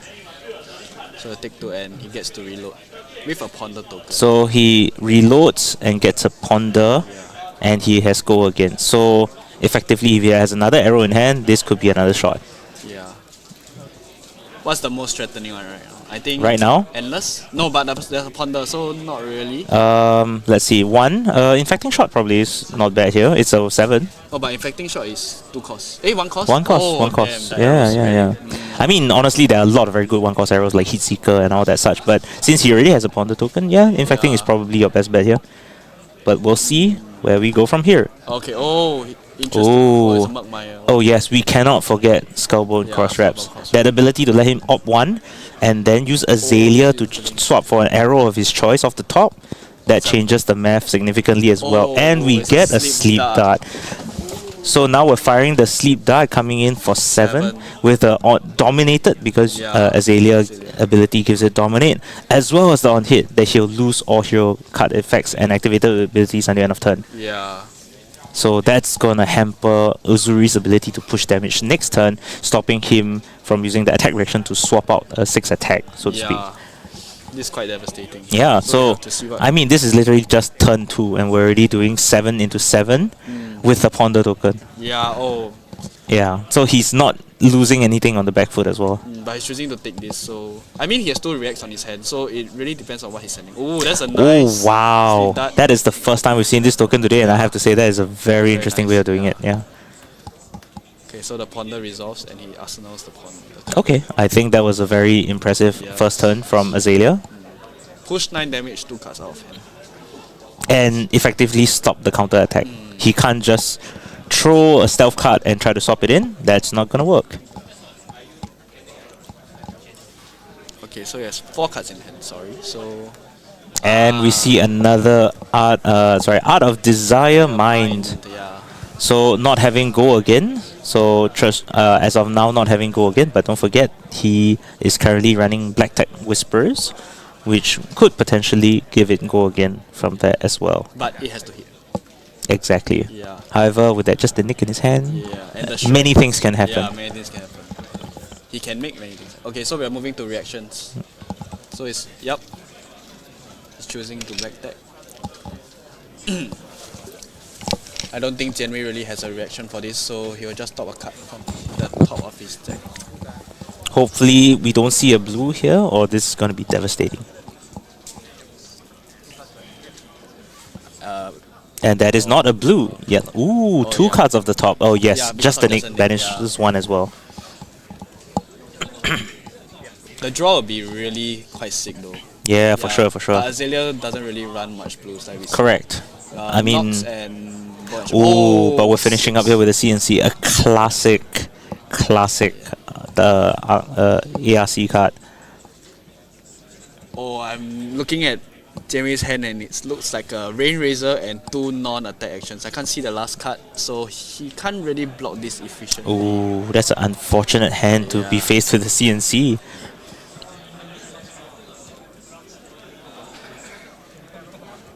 Oh, he's giving it up and he's going Yep, to take 6. not blocking, taking the 6, just blowing up the arsenal. Not bad for a Sleep Dart turn.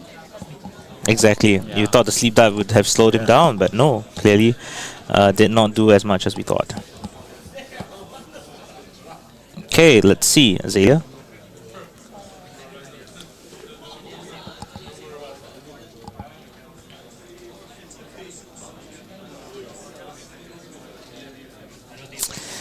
Man, Azalea has really come a long way from its origins back in ARC, huh? Yeah.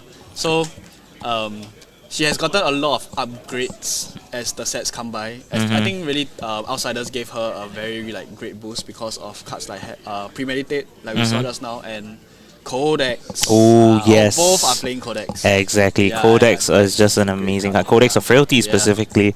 But yeah, we have seen a different list that run all the different codexes as well, including Inertia and Blood Rod.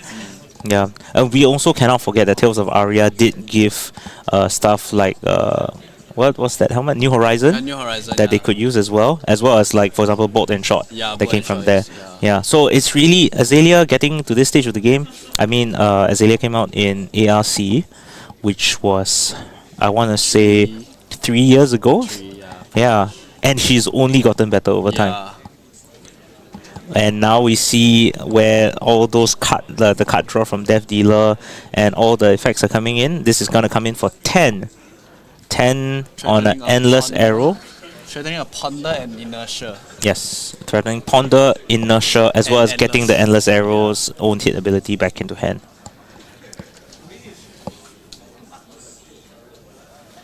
Correct me if I'm wrong, but I think the card in his hand is Rain, right? I couldn't be sure. I don't think I got a good look at it. But if it is a Rain, this is going to be a very painful turn. Oh, but he's choosing not to overblock it. Yeah. Oh, he's snapping. Oh, right.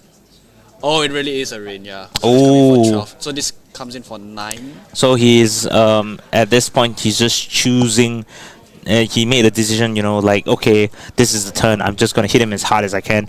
Using the Snapdragons here to give it go again, as the Endless Arrow actually returned to his hand, allowing him to fire the Endless Arrow again. So the point now is just how is he going to reload that, which he answers the questions for us right now with the Bullseye Bracers, giving it another +1 from there, +2 from the Rain Razors, so coming in for 7. So it's another breakpoint, right? So, oh, he's choosing to take it. Yeah, I mean, at this stage of the game, it's very difficult. 2 Rain Razors resolving in this fashion makes it very difficult to block effectively. So, Wirun, as the Uzuri player, has decided that, okay, maybe blocking is not the way to go. Yeah, and somehow the Ponder will be resolving, so he will have a card in Arsenal probably. Exactly. So now he draws 1 card off Ponder. Looks like another Bolt and Shot, I believe. I don't know what color that is. It's hard to tell from here.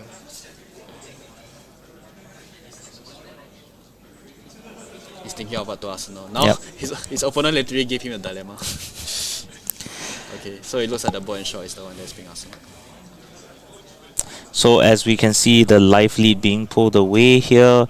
We run on 15, Jianwei on 28. We're seeing the power of Azalea just launching big attacks.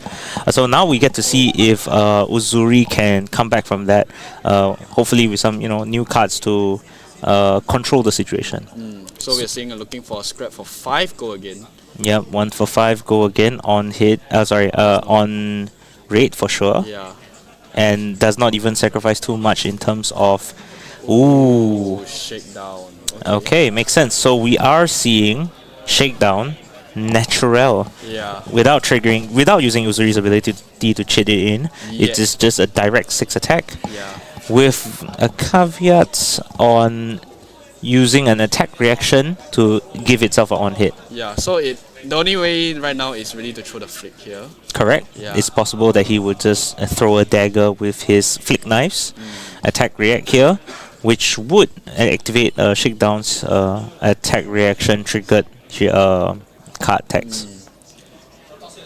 So it's quite dangerous because it's really giving your opponent a dilemma, right? Either you give me 2 cards or I will just take them off you anyway. Exactly. Yeah. So I mean, for a turn where Wirun was locked down under inertia, he wouldn't be able to set up anyway. You might as well try to push in damage while you can. Okay, so we're looking for an op through the Scorbun cost red. Yep. So as we can see, it was a blue bolt and shot that he drew, which he arsenaled. So he's choosing to leave it on top. Going for the Azalea here. Hero power. What card did he put on top? Oh, he left the Codex on top. Oh, wow. I see. Makes sense. Okay, so yep, with his tuning up. Okay, this is 11, right? Yes, correct. 11, I believe, yeah.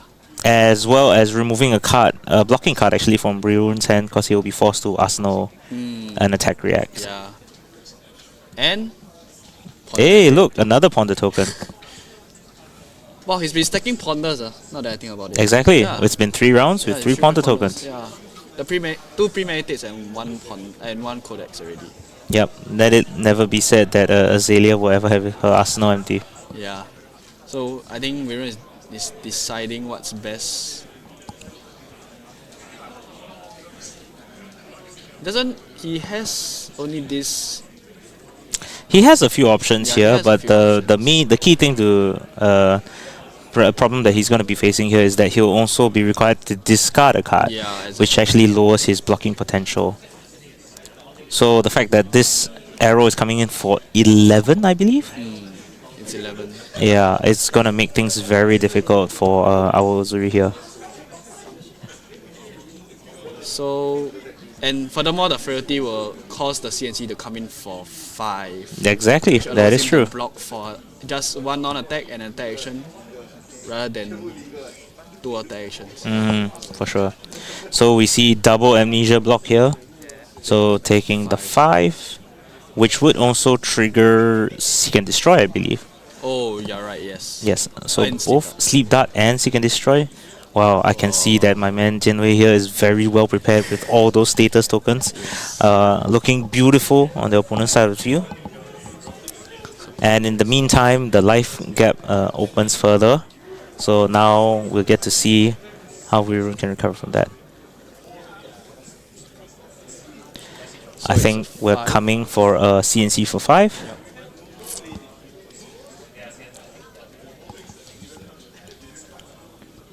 Wow, that's 3 on hits. Even if he had a full hand, it would be hard to navigate around. For sure. So Jianwei is now thinking about blocks. Oh, he's choosing to give up his Murkmire. I mean, at this point, with your opponent at 10 life, you might just want to keep 4 cards to push as much damage as possible. Yeah. Oh, we see the Holy Grail, Warmonger's Diplomacy. Oh, where? Oh, he drew into a Warmongers. Oh, at this critical stage of the game, Warmongers would be definitely a way for him to retake back tempo. Yeah. But the question now is whether would that be enough? They call it a time skip card, because literally you let your opponent choose what kind of cards they want to play for that turn, and most likely it'll be an attack action, which is just a arrow that may not be pumped big enough to threaten much. I think now Jian Wei is considering on how he should play out this red in the ledger that he was able to put into play. So he's just decided to load on the attacks and fire that red in the ledger, coming in for 11, threatening on hit of inertia, as well as red in the ledger's own on hit, which is that your opponent cannot use more than one action. Yeah. 11, of course, bigger than 10, which is the total life of Wirun right now. So I can only imagine that it's going to take some time to figure out what is the optimal line of play here. And I think against an Azalea, you really want to check your health lead properly, because one random Dominator arrow is good enough to close the game. Exactly, exactly. Anytime Azalea gets information off the top, he leaves it back on top, you know that you're in for a painful turn. Yeah. So we have to see how he chooses to block. I'm thinking he will still be incentivized to keep the Warmongers, at least to live for another turn. Yeah. Yep, that would make sense. So yeah, we can see here, he's not blocking with the Warmonger. Oh, I see he actually does run Bonds of Agony in his deck. Yeah. That is interesting. So red in the ledger triggers as well as inertia, I believe. Yep. Taking 2 damage. Yes.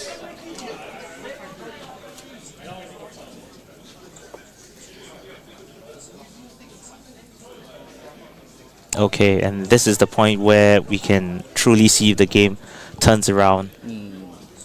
We're looking at 2... Oh! And there we go, Warmongers.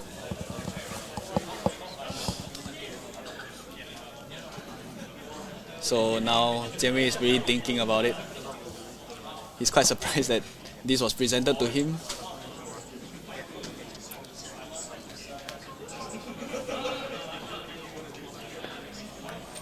Okay, ooh, fancy tokens, I see. Both have chosen War.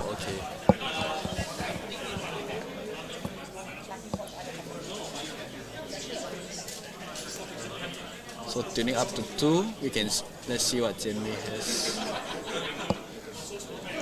So, of course, for Warmonger's Diplomacy, since they have chosen War, they may only activate actions that are weapon or attack actions. So, in the case of Jianwei, this will stop him from being able to play non-attack actions to pump his arrows, but he might still be able to launch multiple arrows depending on his hand. Yeah, so we have to see. I think the only way to go wide here is your bow and shots. Yeah. Oh, but they have to be pumped. So, and he doesn't really have rain razors since he used 2 and pitched 1 down. That's true. That's true. We've already seen all 3 rain razors coming out of Jianwei, I believe. So it's deciding what arrow to load. Okay. Oh, it's a fatigue shot. Ooh, fatigue shots are actually pretty good right now. I think he just drew a down and dirty. Yeah. Interesting tech. I mean, Amos is still a 2 for 6. Correct. Yeah. Okay, as we can see, he's firing off that fatigue shot coming in for 5. Fatigue shot, of course, being able to lower the base attack of the first attack action being played by half.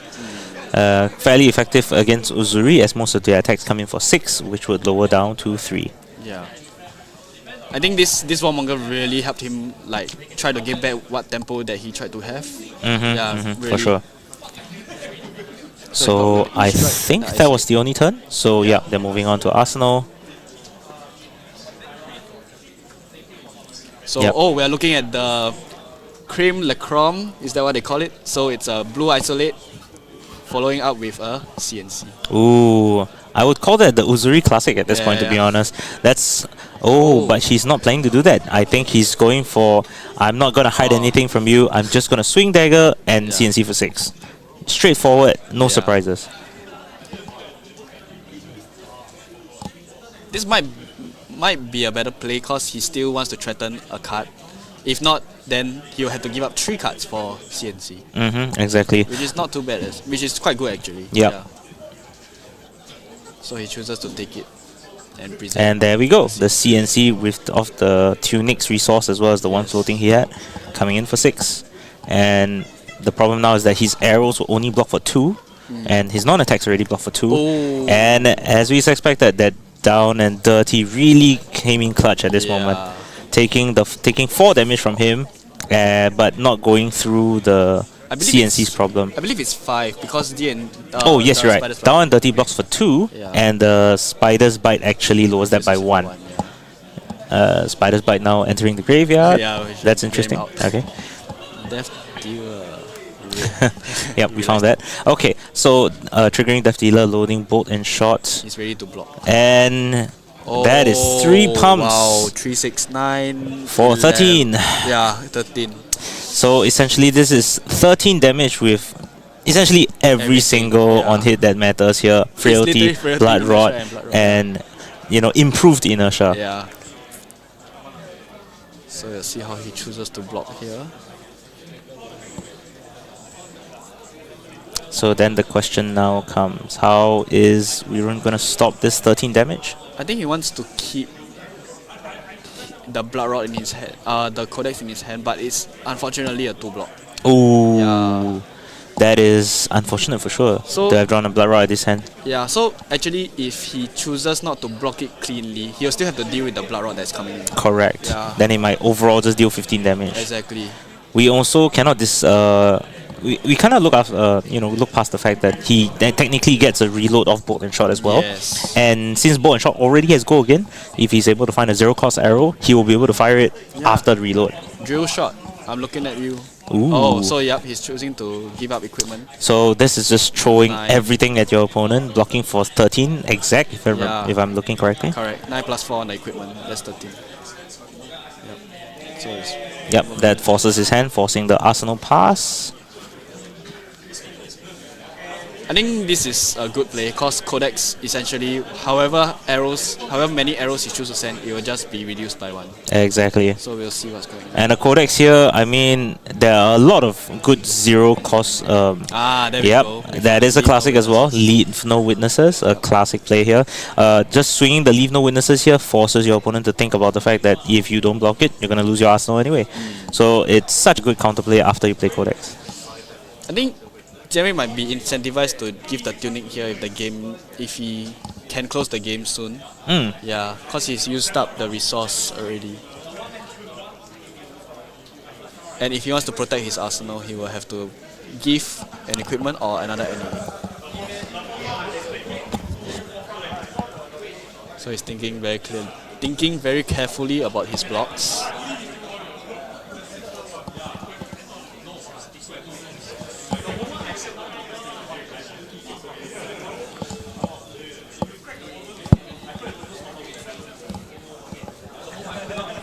Okay, as we can see, Jinwei's gonna need a bit of time here to think. So his choice is either give the tunic with an attack action or block with 2 NAs. To cleanly block 4, because if he actually allows this to go through, the black tag can come back and get Exactly. 1 more health. Ooh, that is true. That is true. Yeah, so the black tag is still present, still a present threat, I would say. Yeah, because it's essentially recovering 1 health for Wirun. Yep, I think Jianwei here mirrors your thought process. Has decided to block with the tunic and probably a 3-block card Yeah. to cleanly block this leave no witnesses. Oh, it's a spy sniping. Okay. Yep, blocking with the blue side, sniping here. So you draw off the ponder and Arsenal without looking quickly at it. Ooh, I see 2 nicks in his hand. Is that? Oh, it's still 2 bonds. Yeah, it's bonds Yeah. by Agony, yeah. 2 nicks here would be automatic game closer, I think. So that would be very interesting to watch. Revel. Ooh, I think this 4. might be the first time we've seen a Ravenous Rebel on stream today, which is so yeah. surprising now I think about it. Yeah. Ravenous Rebel, a classic card coming from ARC as well. Coming for 5, reveal top card, reduce damage equal to the number to the pitch that is being shown. So in standard fashion, 0 for 4 most of the time. It's 0 for 4 most Yep. of the time. When your life point is 8, a 0 for 4 is actually very threatening. I mean, that's what Azalea wants to do. Right? She wants to go wide while trying to trickle your opponent down to that little range of dominator arrows. Yeah. And all the Azalea just did was also to show you that off the top of his deck, he has a Raid in the Ledger. Right. Yeah. So now he's just gonna trigger it, Yep. fire a dominated Raid in the Ledger at you, and you're stuck with 1 attack again for the turn. So we'll see what pumps he has. Ooh, that is coming for 8 dominated. Yeah. So 8 dominated with a frailty counter on top and with Raid in the Ledgers on hit as well. Yeah. So we have to see what he chooses to block. I mean, there's only one card he can choose. To Oh, block. 7, yes, correct. Because Oh, frailty is Frailty, still yeah. around, correct. 7 dominate. Not dead yet. He's thinking about the block.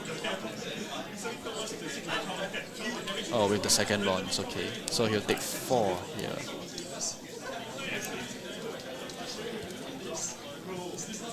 I think, yep, we took 4 here down to 3, triggering both the Rain Villager and the frailty. Yeah. It looks like he might play the switcheroo with Yep. Weakest Link. That is still a possibility right now. But I think what he arsenaled just now was a shred. I'm not too sure if it was. We have to see if he plays out his arsenal. So Jianwei is thinking that it can't just simply be a 1, definitely. So it's either a pump or a hero, Uzuri's hero ability coming. Exactly. Yeah. So the question now comes, what could it be? Yeah, he's looking closely, but what are you afraid of at this point? Ooh, at this stage, let me think. I would think probably like another shakedown would be terrifying Yeah, here. shakedown would be scary. Yeah, Right, because you can not only see their hand, or you might even like, what does it do? It strips a color, right? Yeah, you choose a color first, then you strip a card that is off that color. Exactly. Yeah. So like you could call a blue, strip their only blue in their hand, and that will also hamper their ability to play the game. Yeah. I think amnesias are all out, so that's Yeah, not an option. amnesias are all Since he doesn't do much here. I mean, there's quite a few possibilities here. But yeah, I personally think Shakedown would be the scary one. Ooh, I think Qianwei's gonna fully commit to 3-card block. I think that's what you want to see. But if he really has the shred in Arsenal, I think he can shred 1 card now and send in Weakest Link. Exactly. Yeah. But that would be, I mean, based on what I'm seeing of Qianwei's blocks here, it's potentially likely that he's just unfortunate and just drew into a whole hand of A reacts. Non-attack actions. So he shredded 1 card and then he's going for the swap. And I think that's going to be the Weakest Link. Coming in for 6. So he will be coming 4, taking 2. Oh, I just remember what card was the one I was thinking that threatens the most. Ravenous Rebel doesn't do anything there. Yes? Humble. Ooh, Humble. So they still play that, I guess. Yeah. I mean, Humble is definitely still a option here, right? Like any 2-cost card would be terrifying here. Okay, so we know that's a Ravenous Rebel. Which is just gonna play out because it is still coming in for 4, still demanding 1 card minimum from the Uzuri player here. Okay, so I think that's a Frailty Trap or Inertia Trap? I believe there's an Inertia Trap. Okay. So I have to see.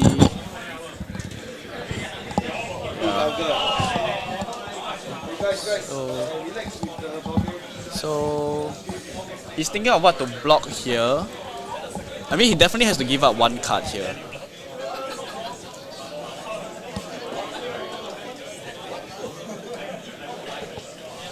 Okay, so he's looking at his graveyard because I do see a Codex of Frailty in his hand. So he's probably thinking what he can send after he blocks out. Codex of Frailty. Yeah. It's really too much value in this game already. Yeah. It has brought Wirun out of a lot of tricky situations, like the extra 1 damage of the turn that he fired during the ledger. For sure. I mean, that dropped 2 damage actually, right? Because he shot 2 arrows. Yeah. So honestly, at this stage, yeah, he just needs to block for 4. He could give 1 card, give the trap. He could, if he has a blue pitch, he can even swing the dagger before he codex and get like a death touch again. Yeah. So there are a lot of options he could be playing here. So I think that's another weakest. Oh, he chose to give the trap. Okay. He's just a passing defense going into the D reacts, getting that inertia trap out. Oh, he has 2 inertia traps in his hand. Okay. Ah, I see. Oh, unfortunate. So he will swing, pitching the 2 reds. Yep, makes sense. Coming dagger for 1. So if I had to, I mean, we all know what's gonna come if it's 0 cost. Well, we still have to play through the lines that we can see here. So, yep, Codex. Makes sense. But don't forget, Jianwei does run down and dirty. Yeah. So that is a Ooh, you're card right. that could Okay. change the math here. It still at worst blocks for 1 because of Spider's Bite. Correct. Yeah. But at least you're not forced to give any cards in your hand, and you're not losing anything from that exchange. Yeah, and the contract technically doesn't go online if it doesn't go. If it goes through, at most it's only to the top of the deck, and you at most get 1 silver. You can't Correct. bring back your black deck yet. Exactly. Yeah.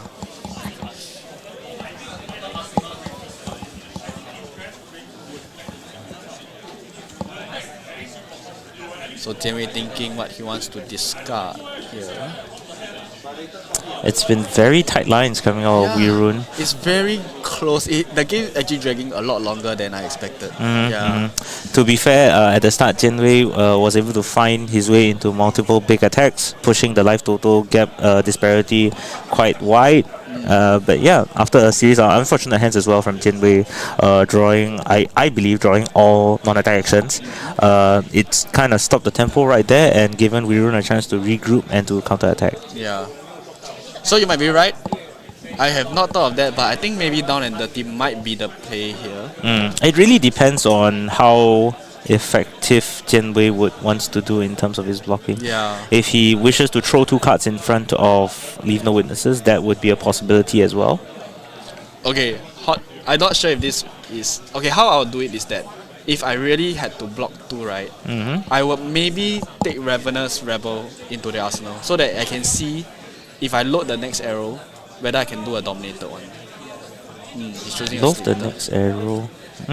Oh wait, but you... Oh sorry, if you Death Dealer, you have to draw the card. Correct. Yeah, okay, I think for bet. now it still fairly makes sense because you could give 2 cards. Okay, you're forced to discard 1. You don't really have a choice there. Alright. Leave No Witnesses to come in. You could block 2 cards. And you could still swing out. Oh, he's we giving the forgot that Skullbone. he does have a Skullbone cross reps, which will cover that breakpoint of 1, allowing him to have 2 cards in hand. So effectively, he could have a pump in hand, as well as launch that for 8, I believe. Yeah. That's a possible line. But of course, we remember now that Spider's Bite forces the -1 block from your attack actions as well. So that line did not work out. He might want to commit 2 because he already has an arrow in his arsenal. And that is a relevant one actually, it's a sleep dart. Yeah. I think at this point he's just trying to find a way to launch that arrow.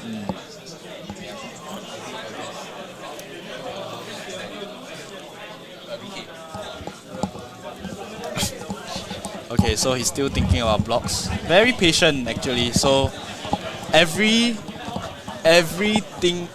action you do now is really very crucial. All of them are literally on edge right now.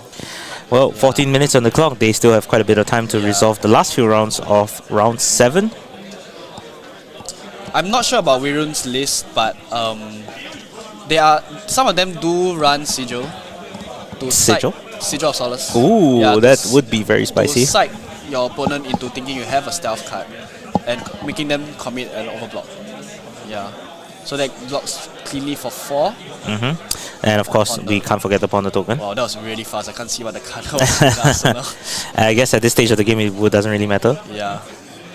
So, chose a Skullbone flipping and up the Skullbone. Oh, we cannot we can't disrupt the fact that if he does get a 1 for 5 arrow off the top right now with the Azalea, that would be, I believe that would be game actually. Oh, he has a Fate Foreseen in his hand, so... Okay. Well... Oh, okay, so now this arrow comes in for 4 because of the... frailty token, yeah. correct. So much value this card. Codex. Okay, so we'll see. And now we're back on Sleep Dart here. Sleep Dart, of course, will shut off your opponent's hero power and activated abilities. So no tricky switching in with Uzuri. Cleanly blocked out with 1D react. Yep, it's a very clean block. So we'll see whether he chooses to bottom this card.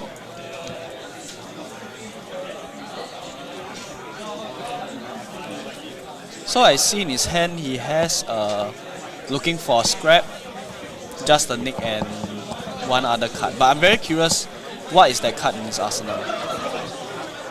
Because it will determine whether it can trigger nick. If that card is not a blue 1 attack, yeah. Okay, so we'll see.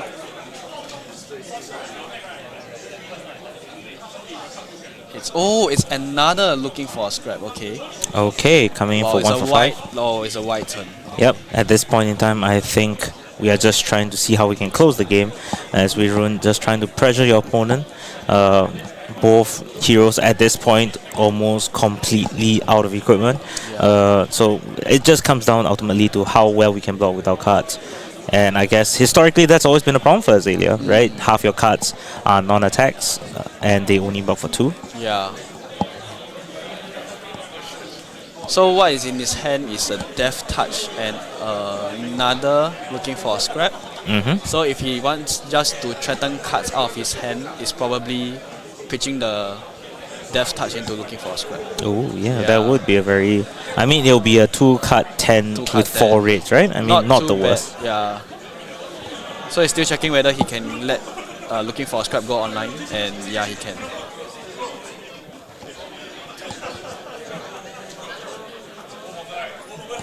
I think at this stage, choosing what to banish is also rather important because you can always get cards out of your graveyard from Codex. Correct. So I think that's one thing to consider as well. You will always want to at least leave 1 copy in there so on the off chance that you want to get that card out, right? Exactly. So some people might think, I can banish anything I want, but you might not want to think. You might want to think twice if you have cards like Codex. Yeah. Ooh, blocking with a non-attack action, which blocks for 2, taking 3 damage off.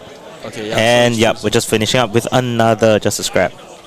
There's another 5 coming in. And this is the point where it actually is crucial here for Jianwei, because technically he could take this 5. Yeah, He would not be dead as of now, but then he would have 3 cards to try to close the game. Yeah. So actually, Uzuri really, if possible, wouldn't want to give Flick Knives so early, because technically you are giving your opponent should be theoretically at 38 health the moment you still have Flick Knives on the board. Exactly. Yeah. You're giving you a way to close the game when you're down to your very lowest points of life. So if actually if actually Wirun has a what's that called? Flick Knives, then Jianwei has to reconsider his blocks. Correct. But so in this case, he's just decided to give the helmet. I'm gonna use these 3 cards to win you. So let's see how we go from there. Okay, so he has to pay 1 to load. I think we still have 9 minutes on the clock, so let's see how this resolves. So first off, Death Dealer, loading card, draw a card. Okay. So 1 pump, and we're launching for 8. 8 at this point. We even letting that 8 hit is problematic just because your blood rot from your I don't remember immediately what that blood rot pump. Oh, lace with blood rot. Exactly, lace with blood rot. That would change the math significantly. Ooh, that is a very interesting card, Spreading Plague right now. Oh my gosh, actually Spreading Plague would really like. It would change the math of this game significantly and could be a win con on its own. Sad to say that he drew it a bit too late for this current situation, so it just became a block 3. And now we're down to 1 card here, 0 for 4. Classic plays here. We cannot forget that his Wirun is at still at dominated range. Yes, exactly. We're at this stage where Azalea's hero power becomes very relevant. Any dominated arrow now off the top could be the one that ends the game. Yeah. So we'll have to see whether he... Okay, so right now, even if he lets it hit, 1 silver isn't that bad. Exactly. 1 silver I don't think will change the math too much of this game, but it might affect if he banishes a red off the top. It might be the card that he wanted to have drawn for his Death Dealer. So, you know, it's a trade-off that we have to, you know, expect. So Jianwei thinking about blocks. Going into, as far as I can tell, the last 1-2 rounds of this match at round 7 here at Battle Hardened Singapore. It's been an interesting day so far, hasn't it been, Willis? Yeah, it's great. I mean, the energy here is amazing. Yeah. Yeah. Over players, and we have friends from overseas as well playing. Oh yeah, for sure, for sure. All you guys that have been on stream with us for the entirety of this stream, I think we've been online now for 6 hours? Since then? Yeah, about. Yeah, well, this has been a long time coming on this stream. We've done our best to showcase, you know, what Singapore and the neighboring countries have to offer. So now we're interesting to see after this match what the top 8 standings might be. Yeah, and of course we'll have that soon. Yep, 7 more minutes to go. With the bracket Let's as see well, yep. what arrow we're going to be firing this time. He draws a card. There's no pumps, I believe. No, he did not draw a pump, I believe. And we're just launching arrows now, coming for 5. I mean, when you're at 2 life, 5 attack arrow is just good enough. Yeah, it's still respecting 2 cards. So either way, I think Wirun has always had to give 2 cards by default. Unless a 4 attack arrow comes in and he can cleanly block it with a defense. Exactly. Yeah. I'm not sure whether Wirun is concerned whether there is Rain Razors. Ooh, Yeah. we can't rule that possibility out, right? I mean, he pitched down his first Ring Razor very early in the game. And the game has gone for quite a while, so Exactly. it So might be the one. We don't know. Yeah. this might be the one. Okay, let's see how he chooses to go around here.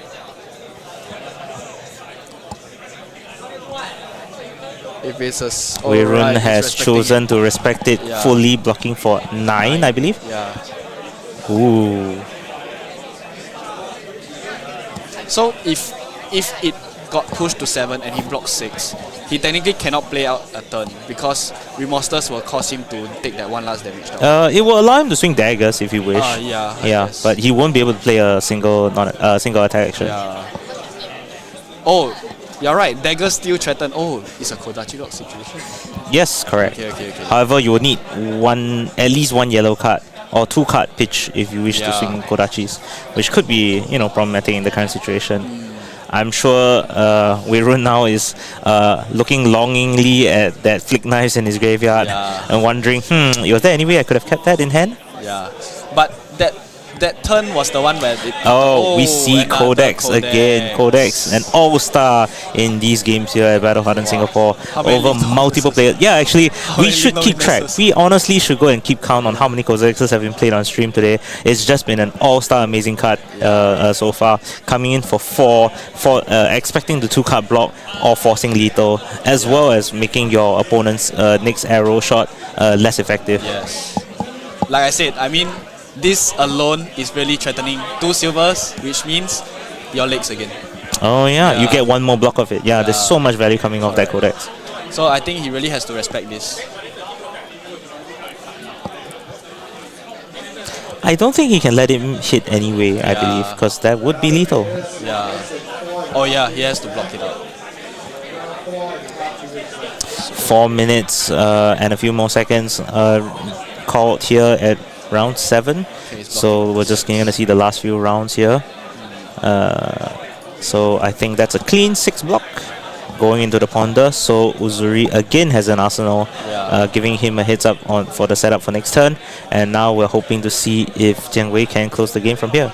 Yeah, actually I'm very impressed because it seemed like Azalea was really fronting the game, right? But yes. then Wirun really navigated it to a state that it is right now, which is 2-1, and everyone is on edge where every single point of health counts. Exactly. Ooh, but I think that might be it actually. Ladies and gentlemen, knock the death whistle. The card that we saw right at the beginning allows him to stack an arrow of his choice on top of the deck, and with Azalea's hero power to give that arrow dominate. So we're at this stage of the game where that dominated arrow could come in for 4, I believe, if he chooses one of the 1-for-5s. Okay, so he's choosing Mugmai. He's not. He's decided to go for Mirkwood, which is the prevention, damage prevention stopping arrow. I am sure he chose this because he's afraid of an Oasis coming up last minute. That's fair. Oasis is definitely a card that will potentially come out. Not to mention, it can also be a 1-for-5, I believe. You can pay for the 1 from Crow's Nest. Oh. I guess it didn't matter coming in for 7. Yeah, and this totally does not allow him to block even if he has a Sing Below or Fate for Sim in the arsenal. Oh, coming for 6, correct. One off the Fate. Yeah, because of Release the Tension, he cannot play any reactions from his arsenal. So even if he can cleanly block this, I think that's game. I see. So he has to... Oh, but he can still play the reaction from hand, correct? Yeah, but it will... but it's dominated. That is true. Yeah, it's dominated with release the tension. That's why it's so crucial. I believe that might actually be Yeah, it, because that might he be can't play D-Reacts from Arsenal, he can only block from cards from hand, and he can only block one card. So on 6, I believe that is the GG. Wow. It was a lot Very closer well than we played, expected, honestly, right at the end here. Card though. You're still trying to see if Virun had an answer in his Arsenal. Yeah. Let's see if he flips it open. I don't think we're going to get that chance. But honestly, very well played on both sides. Jian Wei able to, widen that gap right at the beginning there, ensuring that, there was a lot more life to play with towards the later parts of the game. Virun navigating that mid to end game board state very well, enabling him to still push out damage even though he was actively blocking and over blocking those arrows, in fear of those rain razors. And ultimately, very close game. Life gap of 1-2 life, and finishing off just with a dominated arrow at the end with the knock the death whistle. So very well piloted by both players, and hopefully we'll get to see one of them in the top 8. Yeah, so I think the Uzuri played really patiently and well as well. So he responded responded very well against the Azalea. Exactly. But the Azalea put out a really good fight as well. Exactly, yeah. Virun knew exactly what his matchup was. He knew what he was expecting going in. He knew his outs, and he was slowly, patiently playing out to his outs. And I mean, as we can see, Codex was an all-star there throughout the entire game, always getting value.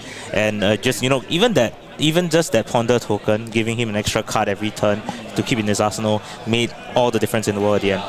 Yeah. Okay, so that wraps it up for round 7 for Battle Hardened Singapore, the last of the Swiss rounds. We will now go to a short break, I believe, while the judges can tally up the score, get up decide on the top 8 pairings, and I believe they're also going to have to do some deck checks in the meantime. So for us here on stream, we'll be going on for a short break, but we'll be coming back to you again live for the top 8. Exciting stuff. Yeah, we'll be casting the top 8 games as well. Either myself, Willis, or Mohan will join the stream. And we'll look forward to talk to you guys again soon. Stay tuned.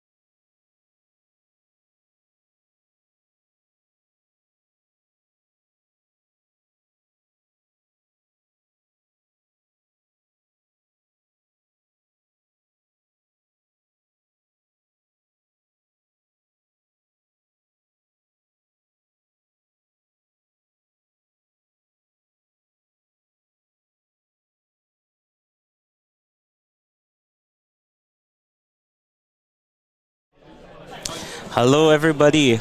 So again, Marco back here on stream here for Battle Hardened Singapore. Okay, so this is the situation we have now. We just got announcement for the top 8 cut.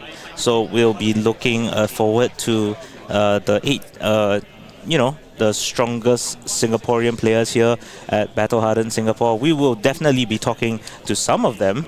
And honestly, it's very... Oh, I lost my cat, sorry. Oh no, okay. Yeah, sorry about that, guys. Mohan lost his cat. I know. Okay, so now back to the discussion at hand. We were just talking to the viewers here about our top 8 heroes, so to speak. It's been a very interesting day, honestly. And the top 8 heroes, I think it's been very apt. As far as I can see, we have 2 Dash players, original Dash, not Dash IO, 2 Dash players, 2 Kayo players, which kind of makes sense, Kayo being the most well represented hero shown. Yeah. 1 Enigma player, I believe, which, new hero showing in the top 8. That's going to be amazing. Looking forward to that. 1 Victor, very surprising. Not the Guardian I was expecting. I was, having hopes for Betsy being the one to make it the top 8. But, I'm not going to say no to Victor as well. Some sort of Guardian presence is going to be helpful. That's true. Not going to argue. Guardian, there is hope for Guardian yet. Okay, let's see. If you want to visit the Gold Main Estate, clearly, you're going to win some things. That card is so fun, man. So fun. I think before we go into our top 8, maybe you can look at the meta breakdown. We can look at the meta breakdown again for everybody who just joined us, mainly for top 8.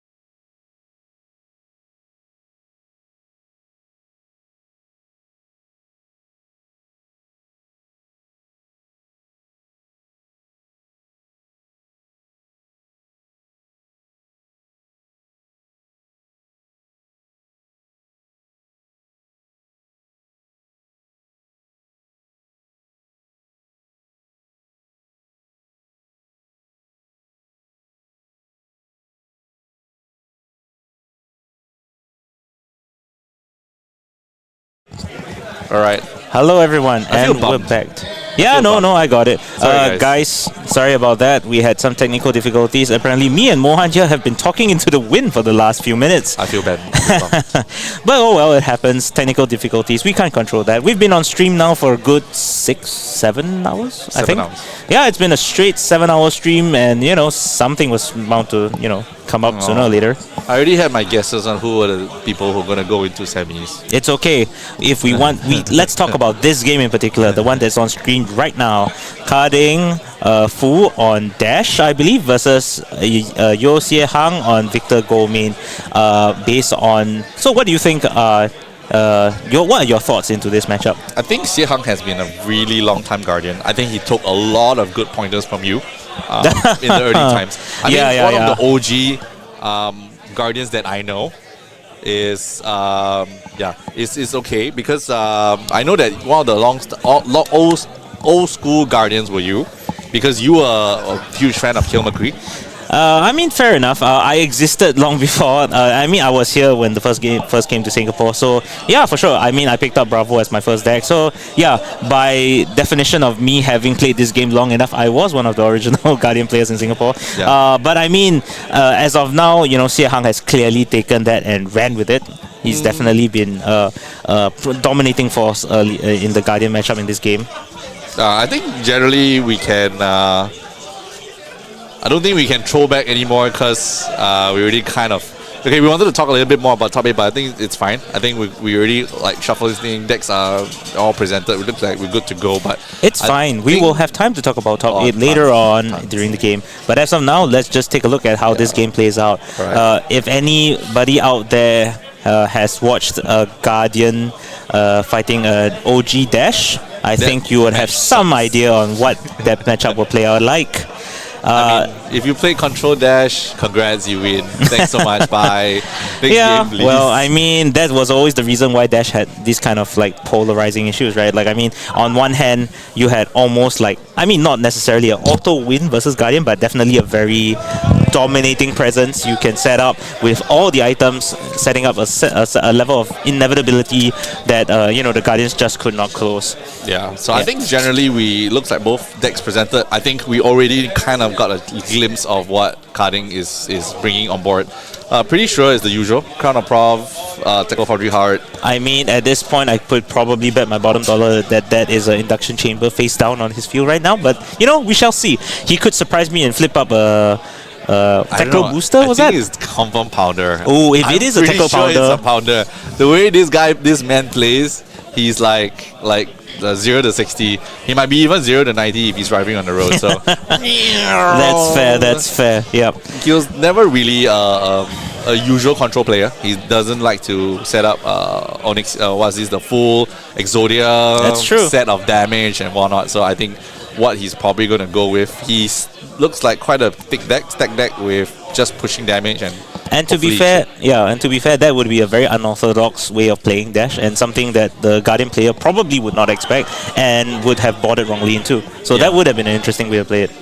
And we also got Xie Hang's side. I think we kind of got a glimpse of what gear he had. Fist bump, one with, of course, normal, the character design, the other flexing his AP. Come on, please prove me right, Pounder. Yeah, come on, my money's on Induction. Pounder. Let's go. Show us the money. Pounder. Induction Chamber, let's go. And it's Induction Chamber. I guess we're doing it the classic style then. Yeah, okay. He starts his hand pretty well. It looks like Carding's gonna be starting first. Yep. Don't get a turn 1 pound, or is it gonna be Xie Hang gonna be start first? I believe it's Xie Hang that's on the attack right now. It makes sense. As the first seed, I think Carding gave it to Xie Hang instead, I believe. Yeah, it looks like he did. Because his first seed, he gets to choose first or second. So I think he plays second instead. Ooh, a lot of reds and blues. Ooh, unfortunate. 2 of his go again sources in hand, which would have been very useful on the attack. But in this case, just coming in for 4 without go again. 6. Forcing 2 cards out. Let's see what that Arsenaling a Spinal. Nice. Okay. All right.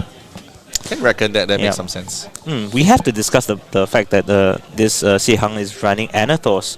So there were a few option choices here, right? In terms of hammer, he could have run Sledge instead, but his deck is running the very classic Anathos all the way from WTR, borrowing it from Bravo Showstopper. I noticed the current victors tend to play very, very aggressively. It's not that much slow, like Zealous, Rouse, cards like that just gives you go again. E-Strike. Yep. I think really just 5 and 6, high value, high trade-off, or 5 for 9. Just keep punishing. That twin drive vanish. Painful. That's gonna hurt. And look at that single word burst. first at RF dash cards. Beautiful. It's okay. Nice, not bad. Block 5, block 3, take 2. Yep. Gets So go again. then the question now comes, if he chose to, he's Pounder developing the pounder instead. Breaking the chain here and probably just gonna Arsenal and set up for next turn. Yeah, I think pretty good start for him because having both induction and pounder on turn 1. This is the part where Sihang needs to really, really try to punish. This is his opportunity to maybe utilize what's in the arsenal and try to make some things happen. That's for sure. So, I mean, definitely now the sense of dread is starting to come on to Victor here. There's a pounder on the table, means that if, whichever direction Carding decides to go in, whether he's boosting it down or he's trying to set up his items, both are going to be very painful. Yeah, and this reminds me of back in March where we had the Sea Throne event. Yep. And then Bravos were playing with Tunics. Yes. And not Tectonic Platings. Correct. That was an interesting time to be sure. Tectonics, playing Tunic over Tectonic gave them a lot of options, especially in terms of, you holding the Tunic to CNC pummel off a blue card, which was a lot of flexibility on their front. Or they could even use a single blue card to play out a big attack like Chokeslam. Yeah, so I think not bad. Block 2 cards, take 3. Still have a turn. Yeah, a very unfortunate set of hands from Sihang actually. We saw him round 1 pitching down 1 Rouse, and then we just saw him pitch down 2 other Rouse as well. So all 3 Rouse are now stuck together, gonna make it difficult on their second cycle. I'm sorry, man. Victor has no Mystic, so can't stir the pot right there. Yeah, unfortunate. What we wouldn't do for just a simple shuffle effect. Ooh, cold foil Teklo Core. This is a showcase I can see of the different foiling attempts that have come out. How blinky you can blink your deck. Let's go. Pistol for 2. And now we're going back to Dash's bread and butter, pistol for 2 with go again off induction. Give you the civic steps. I think at this point, how to utilize civic steps properly is probably like one of the key lessons required for Guardian players. Sehang, of course, being one of the better Guardian players in Singapore, chose to give the civic steps here with the idea that he would probably have to spend would less be able to capitalize off that extra go again. Alright, pistol for 2 again. Has go again from the Quicken. Correct. Any value? No? Taking Okay, 2, take no Not blocks. bad. 4 damage. 2 damage so far. Okay, let's see. Oh, and just Tackle. decided to go ahead and set up another tackle core. Setting up a tackle core here. Not bad. I think not a bad choice. And trying to maintain some state. I think Siehang can get started. He has Tunic, 5 card hand, 4 card plus 1 from Arsenal. This might be... If there's a turn for him to go, this is the turn. Yeah, this is really the turn. I think he has a turn. We definitely can see that he has a turn. I think I can see an E-strike in his hand as well. So this is definitely something that he could start off with and finish off with a big attack just to push those damage numbers. Is it effective? Hard to say. Is it gonna be damaging? I would say hell yeah. Well, I mean, we can always pray that the dash will just draw a full hand of items and decide to take the 15. So, I can't say no to that. Whoa. E-strike. Yep, as 5 expected, go E-strike again. coming in for 5 with a go again. Allowing him to play out wider turns here. One of our favorite terms we use in Singapore. Jia. Jia equals to eat. So in a English context, he's taking the damage. So Yep, with come no on. consideration of blocking whatsoever. Does this kill me? No. Then I shall take it. Right, so this is gonna be vital. It's Carding's choice whether is he gonna throw tempo away or is he going to. So I see here he's just blocking off one card, just minimizing the damage that's coming in through. 2. And we're coming in with a blue disable. Nice. Blue disable coming in for 7. Guardian's version of Arsenal. That's true. I mean, just doing what we can to, punish your opponent for not blocking, forcing them to bottom out their arsenal here, stopping them from setting up. Well, nothing much we can ask for in the blue attack. I think block 3, it still happens. Block 2, you take 1. Not bad. You still leak a damage. Exactly. And you still chip 2 cards. And ultimately, you make your opponent play that mind game of, should I get rid of the arsenal? Yeah. Yeah. So it's always a great fun there. Not bad. So Carding takes blocks 2, 1 card hand, 1 arsenal. Not great start for now. Yep. He got great items out, which is good.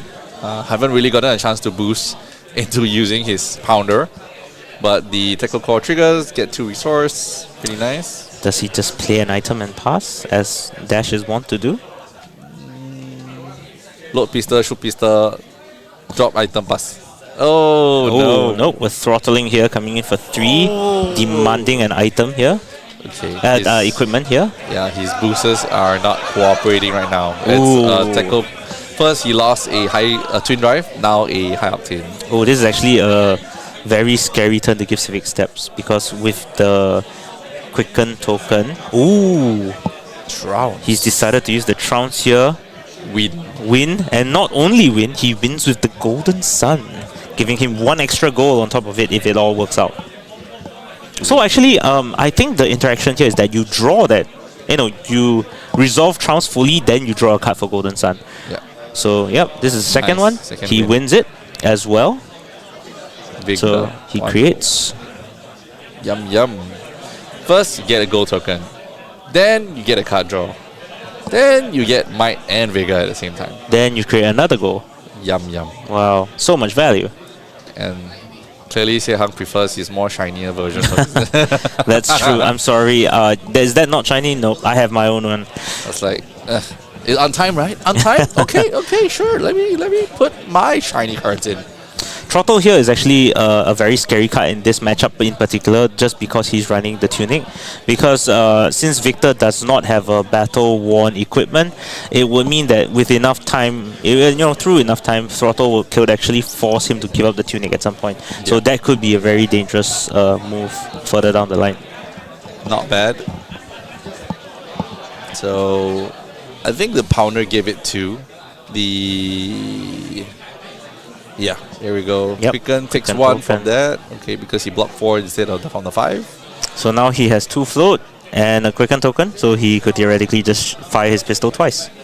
Load pistol, break combat chain. Very nice. Shoot pistol for a free go again. 2, I believe. Yeah, and then still got 1 float. Okay. It's gonna be, I guess it's 2-2. Block for 2. Yeah, and then load pistol, shoot pistol for 2. Oh, he's not firing the second one, I believe. Oh, nope, he's going for it. Firing for 2. Yeah. No more resource. Ooh, but we see that Sehang drew into his visiting the gold main estate. And perfect timing too. He just got 2 gold off last round. Yeah. And 1 free resource from Vigor. So he's just going to get a free draw from there. No. I will need to take some lessons from... Clearly, Sehang is the superior Guardian player, and I will definitely need to be taking up some Guardian lessons from him after this. Oh my, 4 Might tokens. 3 Might tokens for next turn, 1 Might token from now, and all this. And he still gets a free draw of gold main estate. Yum yum. Free card hand, function off. No pitching, still got like 1 Might token. Anything you throw right here +1. Oh, and he still has the tuning counter, which allows him to play one of those red attacks in his hand. So he's going to come in with 9 debilitate, I believe? Yeah. Yep, 9 debilitate. -2, right? Yes, correct. A crush effect where your opponent's next attack will reduce by 2 damage, effectively making the first pistol shot completely pointless. It's like it's like shooting the pistol and forgot to put the bullet in. I know, right? Yeah. Like, oops, didn't load anything. Sorry. Man, if there's one word I could associate with Victor coming off this game, it's value. Wow, So much value. so much. Value. Winning that trounce, flipping the golden sun, getting a free gold main off that. And playing it out at the next turn. Damn. So much value. Sounds like 3 mites. So let's see how Karin can respond here. So I think this is probably Ooh, but I'm looking at Karin's hand now, and he has drawn into 2 different items. oh, that was pretty bad. Yeah, that's not great. I don't want. You can't play any of them. Like you can't play both of them. That's what hurts the most. You can't Yeah. play both of them. It's not even none of them have go again. So playing one or the other, and you're gonna get stuck with a no walk in hand Yeah, exactly. or And- pitching it away. but if you don't block with 6 here, your next attack is gonna cost. We're gonna go down by 2 and make your next attack be pointless as well. I think this is probably a take 9. Doesn't seem like there's any outs for it. Blocking also feels bad. You might Yep. as well just take 9 and So that, yep, as expected, he's decided to go with the no blocks, the Tia, as you the mentioned, jab. and taking the 9 directly to the face. It brings carding that much closer to death. But So this then, could be the tempo swing back. exactly. Now is the question: can Sihang capitalize on this life lead and use that to push ahead? Yeah, I really hope this is where he will get some tempo back, because having the pounder there is going to offset the debilitate. Thank goodness. So at least you at least it's better than nothing. That's At least fair. you kind of get back some value. And then this is his chance of coming back swinging. So this looks like yellow. So 1 combustible, it's fine. I mean, combustible is really good against certain other decks. I don't think it's that good against Guardians who block well. Yep, that's true. Any Guardian with the Assault will probably try to block that out anyway, so I don't think that really does make the math change too much. In this case, Throttle here, the yellow one coming 2 for 5, getting +2 from the Pounder, then getting -2 from the Debilitate. Okay, so Xianhao takes 5, 26. Looks like all they want to do is punch each other in the face. Well, Like- it's going to come down to a manly display of trading, I guess. Yeah, like cutting is really like. Oh off no, we sleeve see a already. second Pounder hitting the table. Oh. So Dash has decided, oh, he's cracking the boots here since he has already boosted, giving himself an additional action point from the Achilles Accelerator, I believe that's what it's A called. lot of Achilles accelerator. A lot of setup though. Yep, that is a whole lot of setup. Is it gonna work out? I'm concerned because 3 might tokens. This is another huge amount of damage. And he has a full hand as well. I have a bad feeling about this. And no, we see them visiting a repeat visit to the gold main estate here, coming up with 4 gold, drawing a card off the gold, creating 4 might tokens at the back. Oh my gosh. 7 value plus 2 cards. That's 13 value out of 2 cards. Man, that card is so good. The only, definitely gave Victor a reason to, join us in the new meta right now. Oh, that's such a big play. So this is Outmuscle, red, coming in for 6 plus 3 from the Might token. Outmuscle actually has an ability where if the opponent does not play an attack that is equal or greater attack than it, it has go again. And seeing that it has 3 Might token on it, it is coming in for 9. So realistically, unless carding somehow throws a maximum overdrive or maximum velocity on top of this, Outmuscle will have go again. Wow, this is a huge gamble coming out from Siahang. I never Just perfect draw, so to be honest, coming out from Siahang. Oh, but okay, in the event that Max Valor is there, this kills the turn. Yep, true, but And it you will take still 6. take 6 damage off him, so that's not the worst thing in the world. it's not worse. But on the other hand, like now, it has go again, so he can just swing hammer for 6. So he has 4 might on the back, 1 card in his arsenal, and just dealt 15 damage. So Just displayed 15 damage on the board. So Victor is still pretty good. You're not wrong. So, I mean, who knew that repeat visits to the gold main estate was all that was necessary to push this class ahead? It's a crazy card right there, man.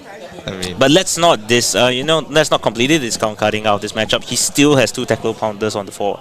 It's still an additional 4 damage. True, Yeah. but there's a 14 health lead Correct. coming out from Siehang. I mean, let's go back to the talk about that maximum velocity. We still can't rule that out. No, yeah, I mean, I hope he has it because he did like double max velo on me when I was playing Prism on Wednesday. So that was a rough Amri day. So clearly he does have max He velo does in his have list. max Yeah, value, so that's I fair. think he has it, but it's just right now he kind of need it to try to pull the health back. So of course, to start off with this entire exchange here, we're coming for a zero cost 8 attack, 0 to 60, Sounds like a Victor, but not as Victorish.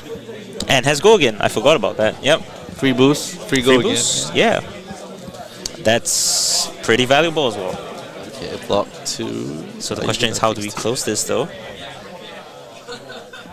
I mean, yeah, block 2, not bad. Takes to 24. Not bad. No, more than that, 20. Took 6, so 26 to 6. I mean, at this point, I think Siehang's overall game plan is really just to, are you killing me? If not, we shall jia. If not, I'm killing you. Yeah, exactly. I have a Right 5-card hand now. I have 4 might tokens at the back. Anything you can throw at me, I'll just throw it back harder at you. Wow. And if I'm not wrong, I saw him drew into another out muscle in his hand. Oh. So that's gonna come in for 10 overpower. So that's gonna be fun. This is the Jia turn. He's gonna Jia all the way. He's taken like 6, 4. Another 4 is coming. Exactly. And we also cannot forget that Victor does have Golden Sun as their main specialization. Golden Sun being the ability for them to close out from a 10 overpower just off 1 card. So yeah, once Dash goes down to a low enough life total, that could be one of the ways that this matchup would end. Okay, break combat chain, I guess. Techno Foundry Hut. Yep. 2 cards. Ooh. Okay, not too bad. Not the worst cards that you want. Oh. Just breaking the chain here, coming in for 8, I believe. Are you going to go again? No boost. Yep. No decided. boost. Oh, yeah, no boost. Yeah, just a 2 for 8. You know, 0 for 8 to start, 2 for 8 to finish off. Yeah. Not the worst. 8, 6, 4, 8, 4, 5, and then another 8. 16, 20, 25. 25 damage turn. Yep. No respect for the damage. Just gonna take it like a man, and then here comes. And now we're boarding the pain train. Oh, I was wrong. That was not out muscle. That was a zealous belting. Oh. So 9 go again, everyone. Pitch. Oh, I see a pummel as well. This is gonna be a very interesting turn. Wow, Coming in for 9 go again. 9 go again. My goodness. Still 9 has go 1 again. float. And with the understanding that if you do not respect this 9 go again, that pummel will kill you right now. I think that pummel's gonna come right now. Oh yeah, I mean for sure that pummel is something you threaten. You could pummel this and still swing hammer. You can? Yeah. Is there enough? He has 3 cards in hand right now. Oh. You just need 2 blues. He looks like he only has 2. He drew 1 off. He used Crown of Providence to push his arsenal down and drew an extra card. So he has 5 cards in hand. Yikes. Okay. So I Crown. totally understand the idea of just no blocking your way through that turn. And then just try to wrap it up here. Yeah. So this is a block for 8. If he pummels here and punishes, that would be the end of it, I believe. I think this is quite good. This is gonna happen. He's down to 3 cards in hand. Coming in for 8. Oh, he did not pummel here, so he's just throwing. Oh, that's why you do it that way. Coming in for a CNC for 6, ensuring that you're not worried about any pesky defense reaction seed that he would have drawn up from Crown of Providence. That's true. I mean, that's very safe play. 6 damage. I don't know. I feel it's about the same. It's about the same. Oh, but it matters here though, because for example, if he has 3 cards in hand, if he blocks 2 cards, you pummel that, he's going to take 4, discard his last card, and essentially skip the turn. Oh, but if he doesn't block here, you can save it for another turn. Yeah, exactly. Yeah. So try to have the long gameplay rather than trying to force damage right now. Exactly. Okay, let's see. This is very, very critical decision for cutting, because I think if he had some sort of a 0 go again card, or a 1 cost, because he's going to get 2 resource next turn. So any 1 card that can function will be great for him. He still can deal some damage. It definitely can deal it back to Siehang. The 6 health for him is not much. It's not great. Yeah, so I think something damaging plus a pistol is going to be very, very, very bad. I mean, we're definitely at this stage where even a normal like blue 0 to 60 that he blocked here, it would still be a 4. Yeah. And that and a pistol shot would be enough to force him to a point where he would be, you know, considering his lethal. Yeah, 4 and then try to load the pistol induction and pistol again. Not bad. I mean, Exactly. it's still 644, 10 damage. A lot of Exactly. respect coming out from Xia Hang. Yep. We also can't forget that Techno Core is still up technically, so he has 2 free resource there. Yeah, so I think it's gonna be tough on him. Oh, Playing the pummel here on the CNC, coming in for 10 Yeah. after Carding has already blocked with the 1. So take he's 9. taking 9, going down to 2, discarding a card from hand. yeah, I think that's a good call, discarding the combustible. Yeah, it's gonna block really well with the tuning anyway. So Yep. good choice. Very, very rough turn for both of them. And now we shall see what does Victor have in store. He drew into a test of strength, which should help him block out next turn pretty well. But yeah, we shall... lots of gold, but can't get to use them. In this like very, very aggressive matchup between both players, I think this is gonna be a tough game. Okay, here we go. Ooh. 0 cost. 0 cost, 0 for 6. Coming Yep. for 6. Pretty nice. Casually threatening lethal with the 0 cost attack. Go again. Oh, hopefully Xia Hang's hand's not too bad. I think it's not great. He still has 1 card in hand and 2 floating. Ooh, a nice block. Test of strength here. I think that He is a win. wins. Yep. So he goes up by 1, draws a card of Victor's ability, Oh. and we're back to 4. Oh, that's gonna hurt. Taking 2. That's gonna hurt. Ooh, I see that Macho Grande in hand. Ah, nice. Yeah. 2 cards. Oh, coming in with the Pulse Wave, forcing, showing 2 cards off his hand. Yeah, don't show the Macho Grande and you're good. Nope. At this point, it's probably just gonna be, you know, a flex. I could kill you. Uh-oh. But yeah, Pulse Wave is not going to be forcing a block here. It's just reveal because there's only 2 boost cards on the field. So until you can only force blocks of cards that have 2 block or less, I believe. Yeah. It's gonna be 1 more pistol shot from Carding, I guess.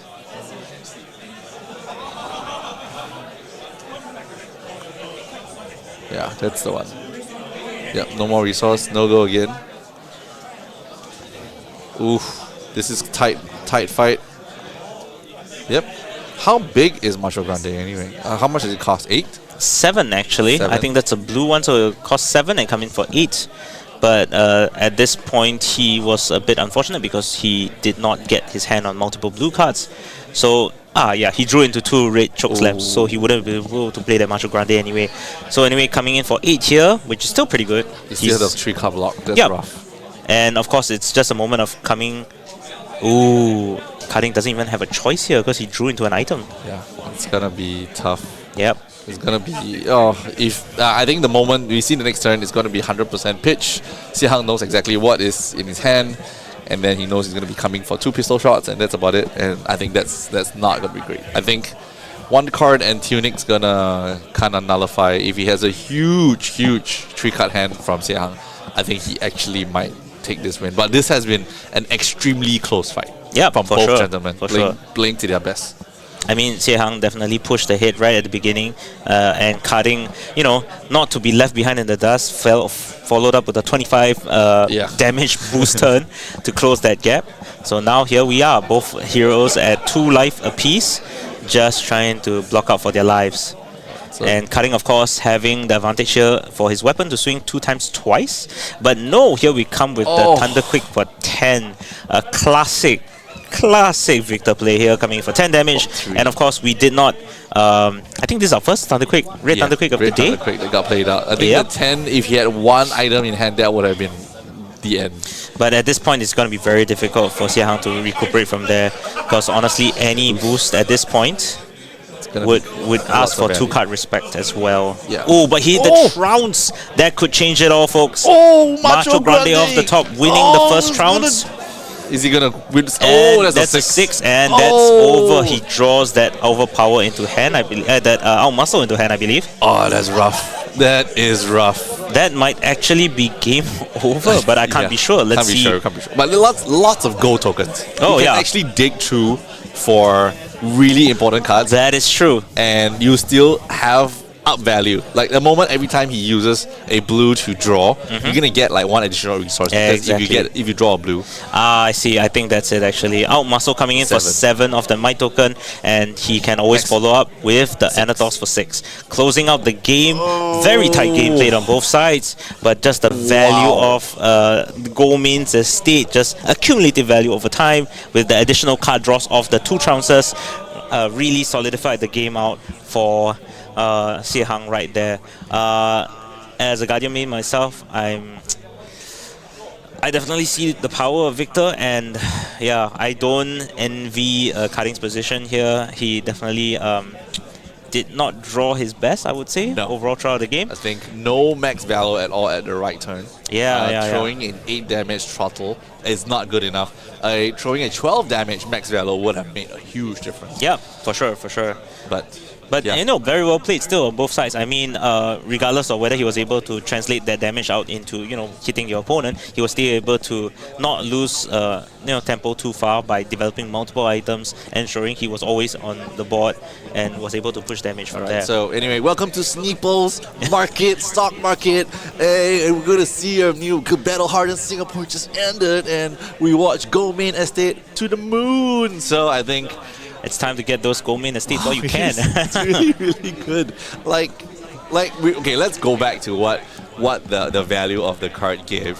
I think that's insane amount of value. Like the card gave was good. Yep. I think was what, a card all the time. A lot of might tokens, 3 to 4. Oh. Yeah, I think we're good. I think generally that was a lot of value from just 2 cards. Every time you trounce, and the worst thing was the trounce came into a Goldman estate. Exactly. Both times, actually, I believe. The second one just gave him value of it. No, but honestly, that was an amazing series of plays. The one where he hit Trounce, and Trounce gave him a Golden Sun. That gave him 2 gold tokens, which allowed him to trigger that Goldman estate with that 3rd gold token off the draw, getting the 3 Might tokens, and just steamrolling from there into the 2nd Goldman estate, 4 Might tokens, 10 gold again. I mean, come on, that's about as good as it's going to get. Let's be realistic here. And Carding just drew like all items. It was like wrong time, 2 items. Wrong time, wrong item. It's not even like stuff that you could attack, and then drop an item. Maybe you force cards out of Xie Hang, but no, it was like it came at bad times, jammed in your hand. Exactly. You force Achilles, which you don't do. You don't want to do that. Yeah, you always want to try to use that to push your Guardian opponent over the edge, right? Like forcing them to block. But no, he just had the items. He was forced to block with whatever he had, was still hit with those on hits, and had to sacrifice a turn of damage. I think that was a spinal turn, or I think it was a spinal turn. Yeah, that he had to take a full turn of damage. Oh no, that debilitated. He took a full turn of damage just so he was able to play out the boost, play out 2 items, and try to salvage a bad hand. I think he wanted to wait for Xiang to get a terrible hand, but I think tough. Like there was just like test of might, test of strength is good. Test of might was great. I think you get the vigor token or the gold token or drawing a card or even getting anything else. That was great. So I think wow, what a chain of events has happened in here. Okay, we watched our game 1, which is Fu Carding and Xie Hang won and not Carding won. So we got that wrong. I think our production did a little error. Don't worry about it. Yeah, it's been a long day, guys. And then Gabriel Lee, if that's confirmed, is actually our winner against Gordon Cole. I predicted Gordon. These are the confirmed scores? Okay, I know Ivan is 100%. We've been told that no. I totally expect Ivan to blow past this. Ivan, if you for those who I mean, he has never been on stream before. We love you, Jia-Zhen, we love you. we love you, but let's be realistic here, okay? Ivan Teo has been cosplaying Zen since before Zen was a hero. Okay, he has the haircut, he has the blue shirt locked on. Okay, he basically was the template on which Zen was designed around. Okay, so you know there was no way he was ever gonna lose that game. He was gonna show you the purpose in his life, vomiting tigers on you. He's just short of making the facial hair. Yeah, almost. Yeah. Almost. But other than that, If he does grow the facial hair like on the spot right now, I guarantee you he'll have a slot in the finals. yeah, he will probably be taking BH Singapore. Without a doubt, Yeah. the monk is here. Yeah, the mystic exactly. monk has come. He I mean, definitely has the purpose. let's not lie. Like, let's not go ahead and call him a ninja. Come on, he's a mystic monk. Yeah. We have all played enough video games and RPG games. This is a monk right here that uses his fists. So if you guys played Diablo, yes, this is a monk. It's about as close as we're gonna get, honestly. In Yeah, this but game. I think we can't make a monk class. You know, it's gonna shake out everything. But I think Brian Kong taking against Kai Yang, almost exactly what we talked about while the audio wasn't in. Yeah, that was unfortunate. But yeah, I mean, just a quick recap on what we discussed. We always thought that Dash had a very good matchup against Enigma because ultimately you had constant pressure with your weapons, right? So whatever your ward situation was, ultimately it was always going to be pressured with your boost go again attacks, your pistol shots, everything would be pressuring your opponent to break their attacking pieces with the ward. I mean, so it was always going to be an uphill battle from there. I mean, for like me playing Prism against Dash is not.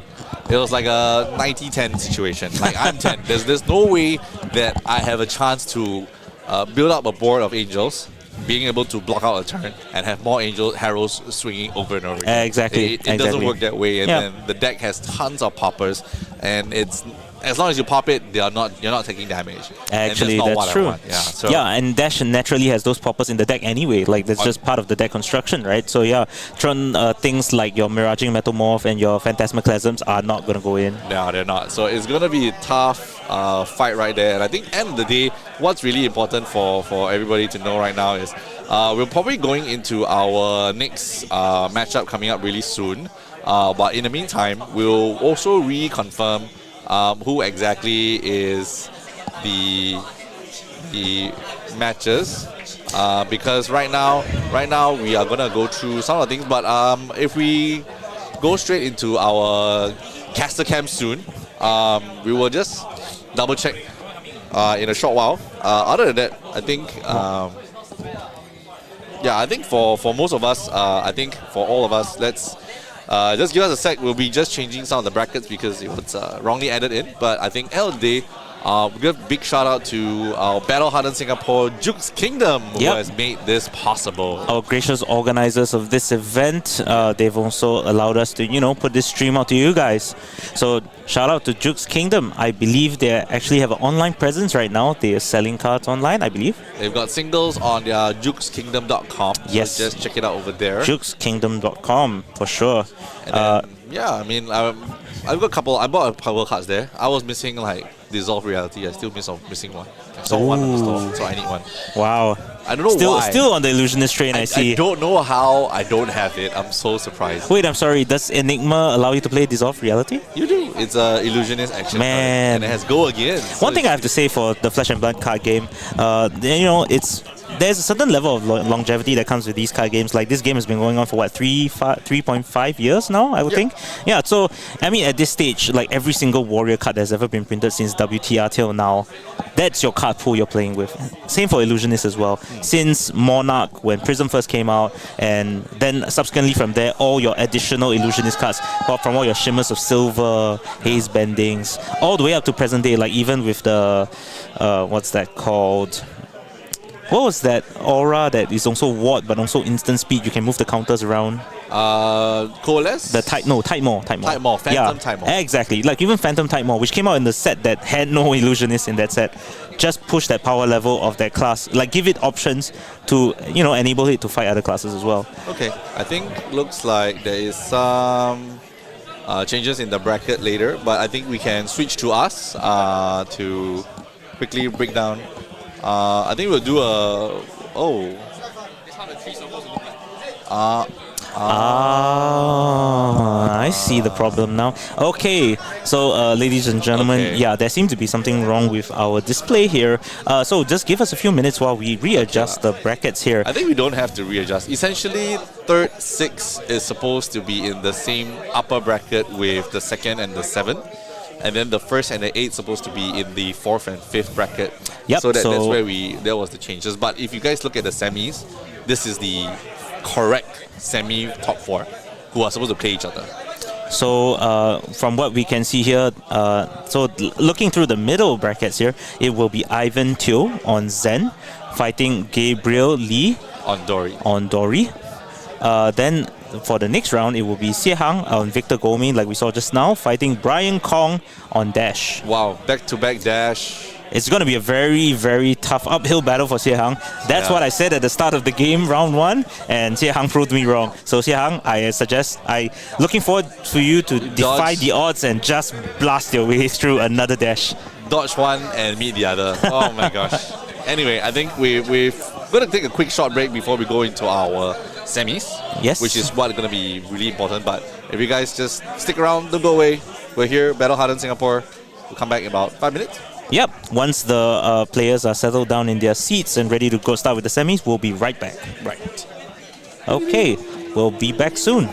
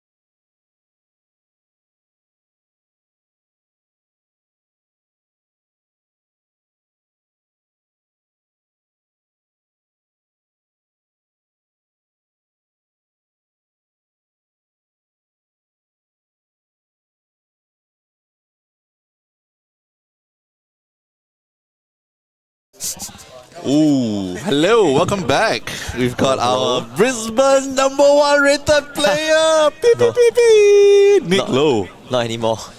Welcome back. How was Good to be your? back. How was the few months in Australia? Few months. I was there for a year. I mean, you came back and go. Oh, yeah, okay. We're friends, man. Come So on. yeah, the previous few months haven't been too good. Why? I play Katsu. And it's a heavy meta, Yep. so it's pretty tough. No free games, no free food. Still, I mean, you did pretty well early this year. Early this year, Or was it late this year? You got your Last year, gold last year. foil. You Yeah, got your last gold year. foils from a couple of PQs. yeah, qualified for Proto LA. You did? That was like a highlight. Yeah, that was the highlight of my Flesh and Blood career, I guess, so far.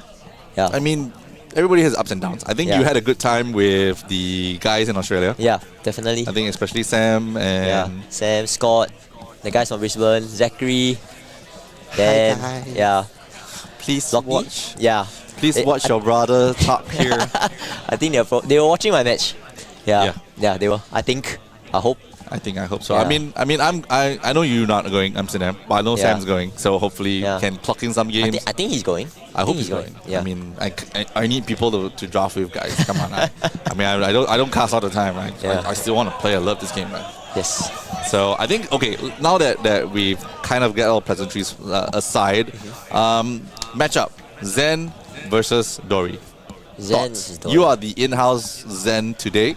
Well, it depends on the variant of Dory. I assume this. What I heard is this guy's on Dawnblade. Yes, it is. Yeah. So I think Dawnblade, depending on Ivan's deck list and depending on how many defense reactions he plays, it could be a skill matchup. But at the same time, I think Zen has abundance of no blocks. Yeah. Yeah, and sometimes when you get caught with a no block hand, there's really nothing you can do about it.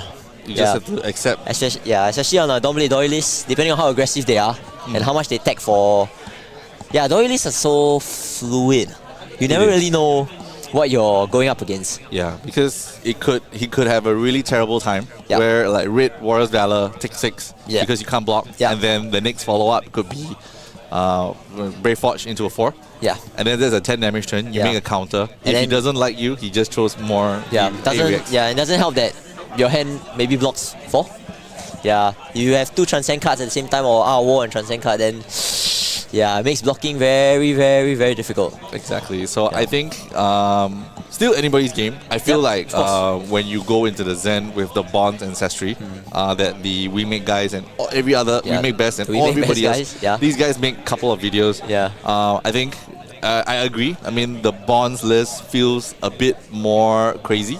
You really get a crap ton of damage from it, and it could swing into your favor. Yeah, definitely. I think the We Make Best, the original 9 Bonds list, I think it had a very high ceiling, as showcased in the videos, and that's what really sparked a lot of the Zen players to sort of adapt towards the Bonds, playing Bonds instead of just a completely Tiger list. True. But I think they've also realized that playing 9 Bonds is very clunky. It is. Yeah, it sometimes you draw like a full hand of Descendants and you can't block, and then you attack for 2 and 3. And these are the only games that I win as an Enigma, because you draw terrible Descendants, and even if you have a Descendant and you have no Transcend card, it's just bad. You have to count on drawing the Natty. Yeah, the natural bonds to extend. So I think nowadays, I mean not nowadays, well, it's been only a week or so, right? So all the Zens have sort of tapered to a more, I would say, stable list. Yep. Yeah, they're only maybe running 3 red bonds, 3 blue bonds. Same as 3 red Descendants, 3 blue Descendants. Still good. I mean, yeah, and then they put in all the more stable cards like the Chase the Tail and the Breed Anchors. Yep. Yeah, and the Tiger Swipes. They're all blocked for 3. They very easily enable go against. Yeah, and with upside. Yeah, I think big upside. Chase the Tails essentially is a decently good card. I think it's such value. Yeah, it's essentially bonds. Yeah. Yeah, it's essentially bonds. Just that you don't tutor your deck and you have to have 2 tigers, but it's 1 for 7, 1 for 4 go again at worst with a tiger. Yeah. And you might actually get a tiger from the strike. Yeah. You get a tiger from your character ability. Yeah, The 2 is not that hard to get. Yeah. Essentially. Yeah. So it also depends on how they build their deck, right? So my personally my list, I run a very bonds heavy list. So Yeah, I run a very bonds heavy list, like the similar to the We Make Best list. And then there's the pudding list. So pudding has showcased his list. I think one of the YouTube videos. Yes, he his did. has a more, I say, tiger centric list where he has tiger enablers. The one where you pitch a blue and then you get a tiger in your hand. Yep. And then next tiger gets +3. Yeah. So more tiger enablers. So it sort of gels the tiger cards better. Yeah, I think a lot of the players have sort of came to the middle ground. Yeah, because you don't really lean hard on the We Make Best side. Yeah. But That's you also kind of don't want to go full tiger. Yeah. Because the full tiger clearly is good but not great. Yeah. It will win against decks that just cannot consistently block well. Yeah. And they just don't do well if your ceiling's not high. Yeah. Because And- it's just yeah. the ceiling's not high. And no disruption. The tiger deck is very susceptible to disruption. Yep. Yeah, while the bonds deck sort of you can sort of block with a card, and then you tutor it. Yep. Yeah. And you so can still fire off. Yeah, with the that's how you get transfers, the innate value in bonds. Exactly. But nowadays, I think they are sort of seeing bonds as more of an extender rather than the engine of the deck. Actually, then we just throw it to the crowd. You guys at home, you know, pudding or We Make Best list. You know, are you full are you a bonds full bonds enjoyer? Or are you more a tiger enjoyer? Hybrid. Yeah. Tell us in the comments. We'll read it like once we get a chance to Yeah. take a look at the iPad. But I think we're good to go. It looks like Nick, one of our other Nicks on stream's gonna swap over to our in-game, and looks like we are good to go. Gable on the right playing Dorinthea, our good old Ivan Teo, the master ninja of Singapore. Top 8 in Singapore Calling, top 8 in like a couple of events. Probably planning to go to Worlds. I think they have already locked in their ticket, which is great.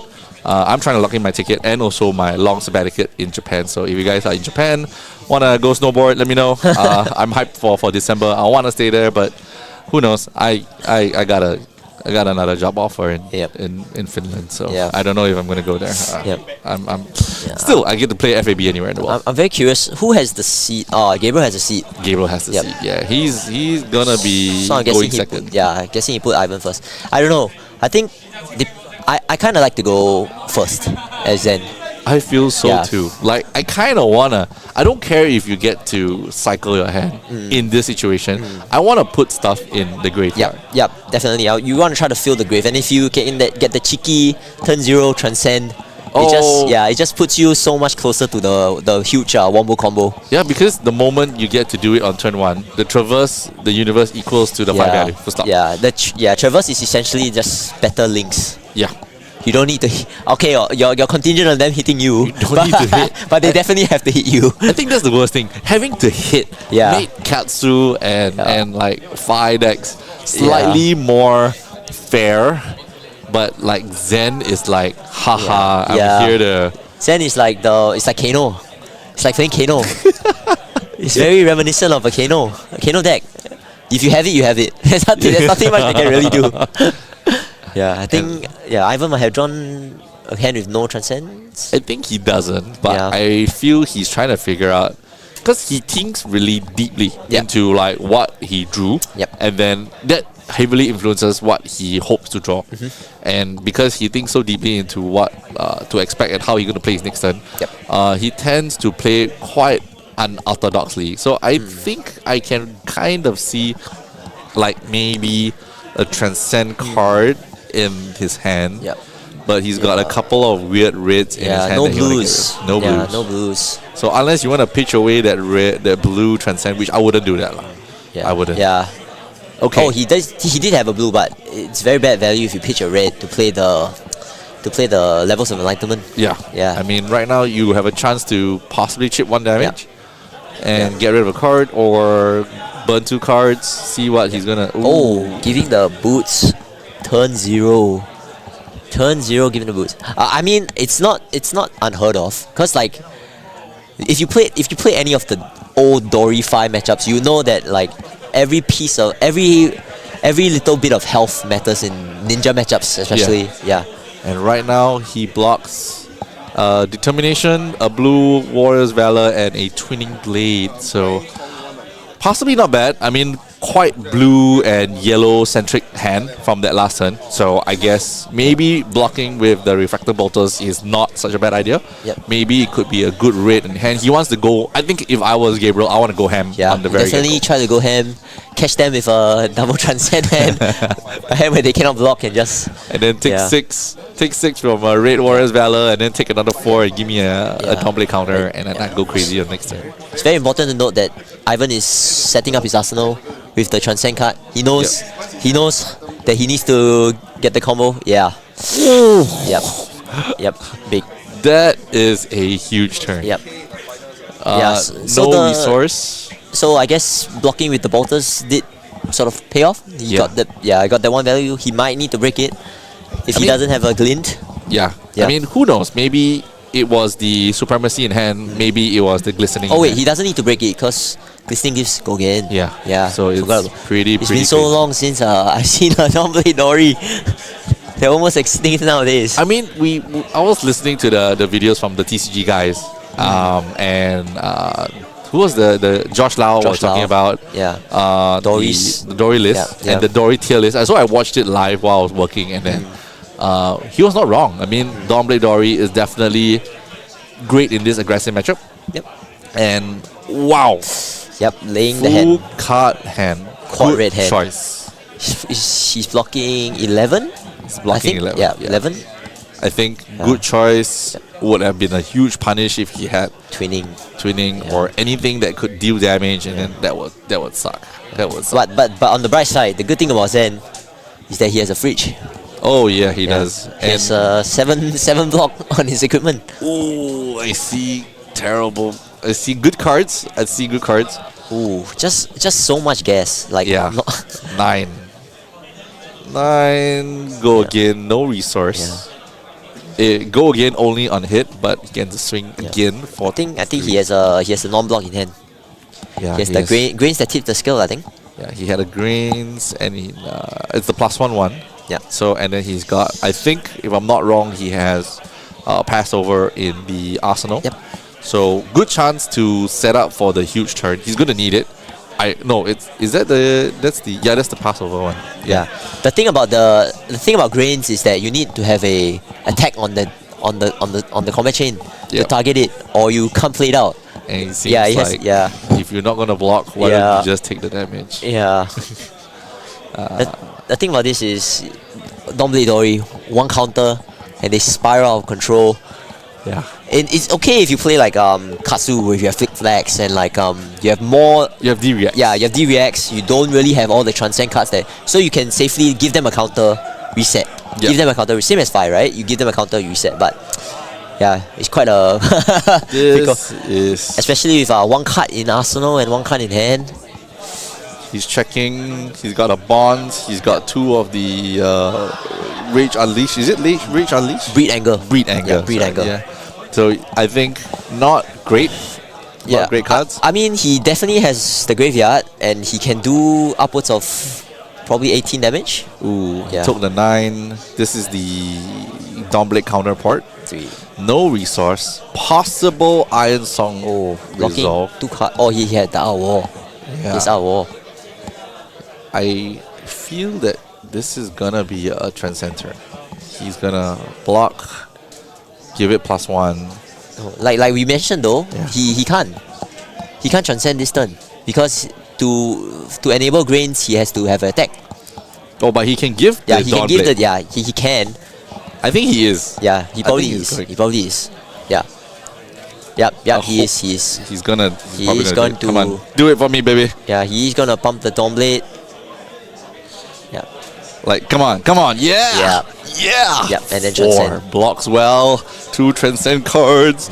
Put it down 1. Put the other in hand. Go crazy for me, baby. I'm a deal. Yeah. All right, I think this is gonna be quite sick. Okay, banishes. The only blowout is Iron Storm response in Arsenal. Yeah, Iron Storm response in Arsenal. Come on, please don't do that. Please don't do that. Yeah. Okay, reactions? No reactions. Okay, thank you. Yep. Good job. Good call from Mr. Ivan Teo. This looks like a crazy turn. I can see a crazy turn next turn. I can Yeah, see I it. think next turn. It definitely next turn. It's definitely next turn. Yeah. It's gonna be a good block. He's gonna take damage. The Dawn Blade didn't get a counter. He's still alive. He's gonna do safe. well. He's very safe. Take two. Effectively, Ivan's on 38 health. Yeah. Yeah. I think on he's 38 health. still pretty Still healthy. very healthy. I hope for all the many times I've paired him at round 3 for whichever RTN, PQ session, every time I'm doing well on like an illusionist, round 3, always I meet a ninja as an illusionist. That sucks. Ivan is always there. He is a renowned ninja player. So, okay, while he's searching, let me tell you a funny story. This man... So last PQ season, we were playing the final run of Dromai. It's like final week. And then I was like, I managed to pair him on a Sunday. And then, because Saturday I already won the event, so Sunday I played with him. And then I was like I turned one Tomotai his mask. I was so happy. I was like, screw you, Ivan, I got you. And then like I do all the BM stuff. I just like point a middle finger at him, like, suck it, dude. And then he was like, you know what he told me? Mo. I was like, yeah. Now the game is fair. Yeah. Oh, this guy still get under my skin after so many times. And I still lost. I still lost, bro. Yeah. The humiliation. You tell me it's fair. Why? Yeah. Okay, anyway, yeah, so The Zen transcending and then being able to do 8 damage. 8 damage. Yeah, 8 damage from 2 blues. 2 blues. 2 blues, 8 damage. Oh man, bro. Fishing a card. Oh. Anyway, it looks like Listening again. Gabriel block block 1 card and use 1 glistening, pitch 1 blue card, and then have 2 cards in hand. I He blocked with 1 card and the braces.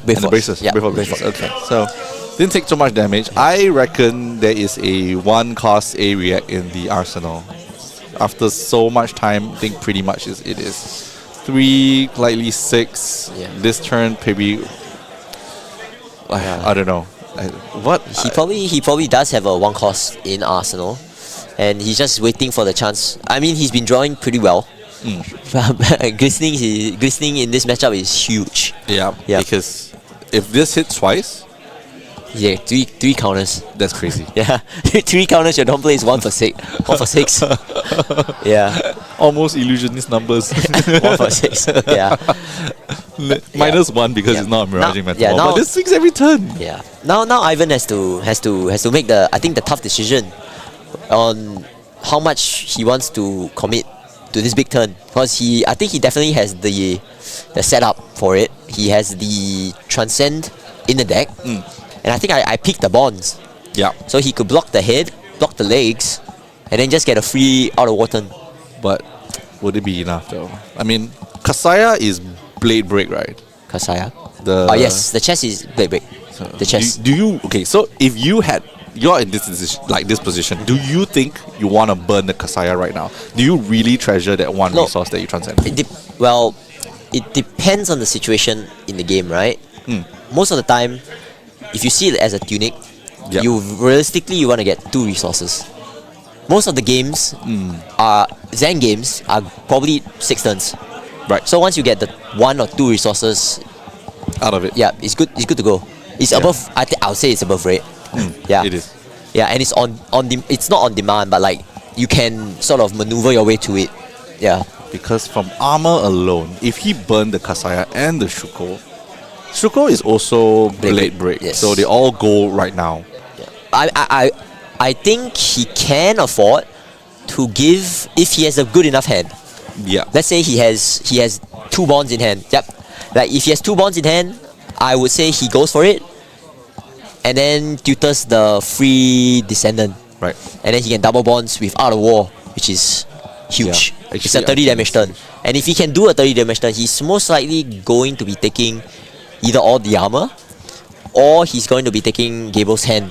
So the counters don't really matter. Yeah. Yeah. You're right. I mean, he did it. Yeah. Block So 3. yeah. So you have to play Zen like a combo deck. Yeah. You only need so many pieces, and once you see the pieces, which is basically out of war and a blue. Yeah, you just pop off. Yeah, I think you just pop off. Yeah, because the out of war is free 2-card draw. You burn a Crouching Tiger, which is basically nothing. Whatever. Yeah, I know it's really whatever. Sure. Yeah. And you don't lose any damage. Yeah. So he has a and Gabriel doesn't have the reaction. Yeah. He doesn't have the reaction, so he couldn't even get the counter. And Ivan didn't overblock, so he didn't waste any. Yeah. And now he has a 7-card out of war turn. Let's go! Yeah. The comp is insane. Sorry, Yeah, I'm so very old, but like, go Power Rangers! And mind you, this is only turn 3 of the game. Yeah, okay. Yeah, I think it's turn 3. Oh no. Yeah. Oh no. And the thing about Zen is that you are trading sort of the consistency for more bursts. Oh. So there's nothing much you can really do when you are leaking 20 damage to blocks, to a full hand of blocks. Okay, he pitched the blue chi card for Out of War. Burn the 1 Crouching Tiger. And draws 2. Draws 2. I assume we're giving it plus 1. What this tells me is that he probably has the combo in hand. Yeah. Yeah, he probably has the, and it looks like he draw the Orihorn and the levels. But then Orihorn requires you to pitch the chi for it. It's a bit clunky. Yeah. Yeah. I mean, I tried it in Enigma. It worked like But when 1 it out works, of 10 times. But when it works, I mean, when it works, I mean, when it works, it's high insane. rolling Nick on drone. Yeah. Nick, you really just go for it. Yeah. Okay, I love it. Yeah. So he's now. Oh, he has a Transcend card in hand. Wow. He has the Transcend card in hand. Yeah. So no wonder he's really. Oh no, he's gonna be able to Orihorn because right now with that 1 cost, but he needs to play because it's not the best Transcend card. So they play it on the stack, and then when it's on the stack holding priority, they will play out the instant. Gives it go again. Gives the resource, tilts the card, and then now you have 2 blues in. Yeah. You have 2 blues in your pitch stack, so you Then achieve Kasaya 2 of trigger. the Oh, no. 2 of the effects. Yeah, that's nice. Transcend, he gets the resource back. Yeah. Basically playing the levels for free. Yep.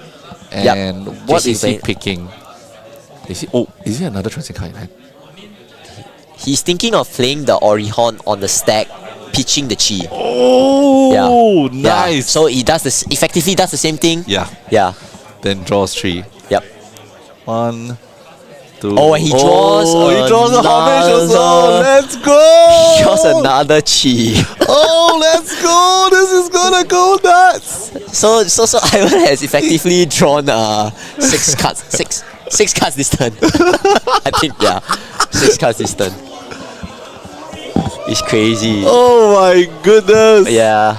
The crowd go crazy. And then you see Gabriel was like, oh shit, what am I Oh gonna my see? God. He's only seeing a handful of stuff, but it's not a handful of hell. This is crazy. This is crazy. And now he resolved the draw off the levels. Oh, and he gave it plus 2. Oh, because he's on the stack is 2 options instead of 1. Oh, he had the go again also. Yeah, he gave the thing go again. Yeah, so he gave the plus 5 again. and the draw. So he basically got all 3 options, but just 1 from a different card. Yep. That is crazy, Insane. guys. That is crazy. That's crazy. Oh my goodness. I'm so hyped, man. I'm so hyped. When Ivan plays Ninja, he plays it on a different level. Oh, this guy really. His mind works in such a fascinating way. This guy is like Mind Palace. He's just not Sherlock Holmes equals in looks only. Yeah. I know he's gonna hate me for this one, but no. Okay, he told me that Tomasai he's looking like Zen.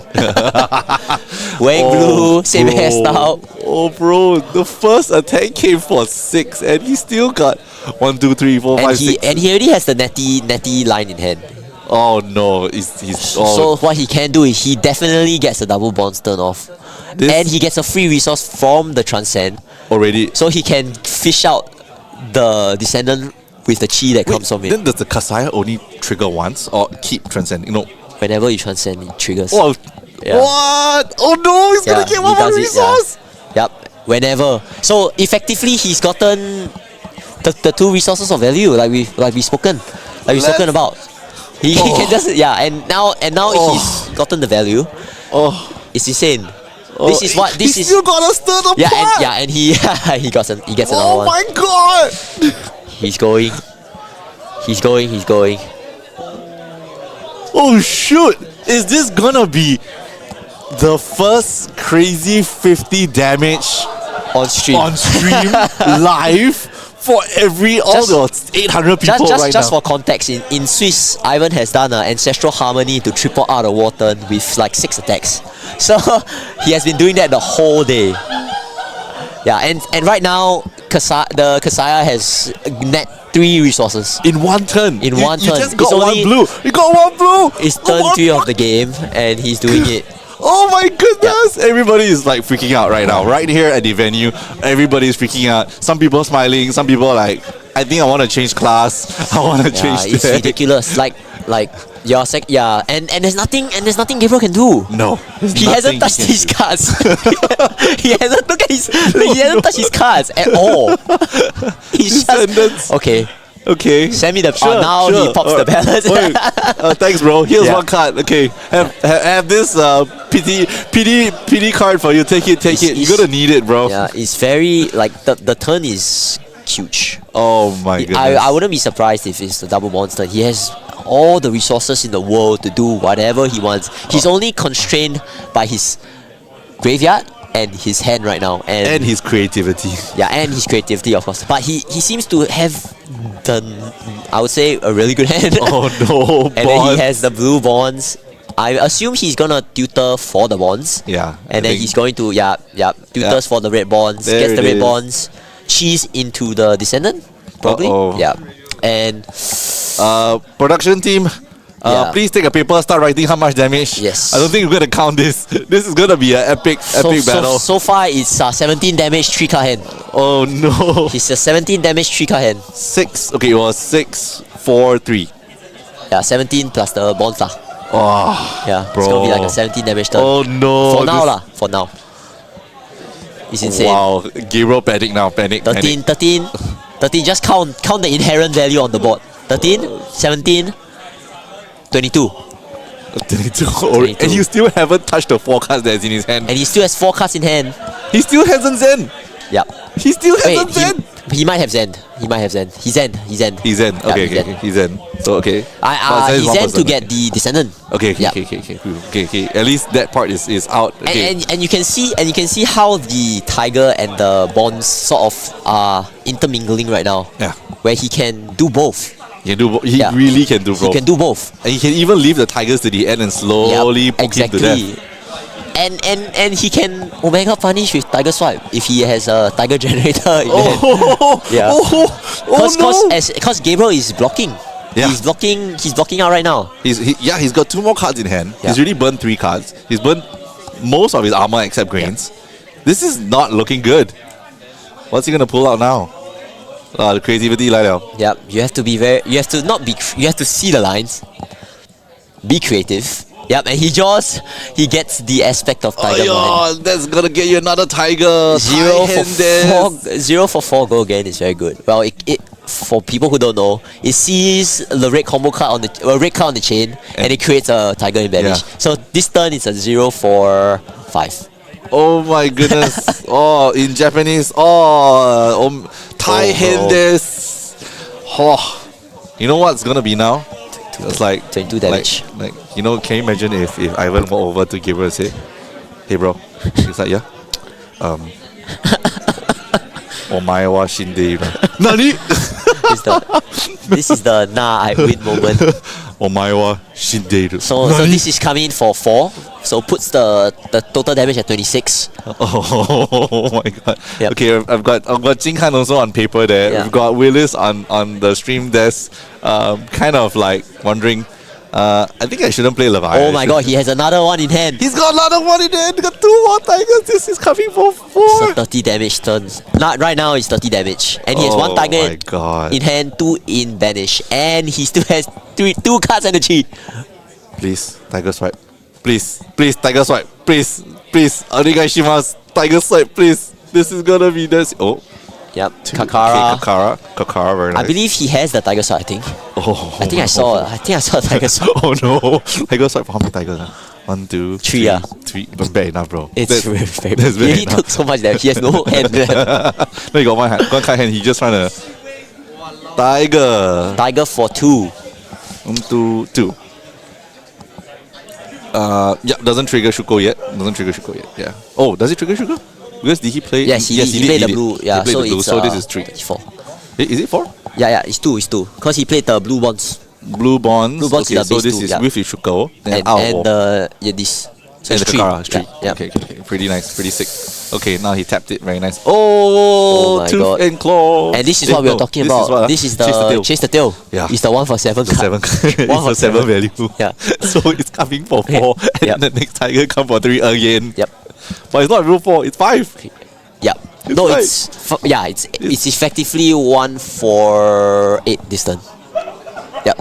8 from what? Okay. 8, wait. 5 cause it's 4 base, and then 3 cause it buffs the next tiger. Oh my god.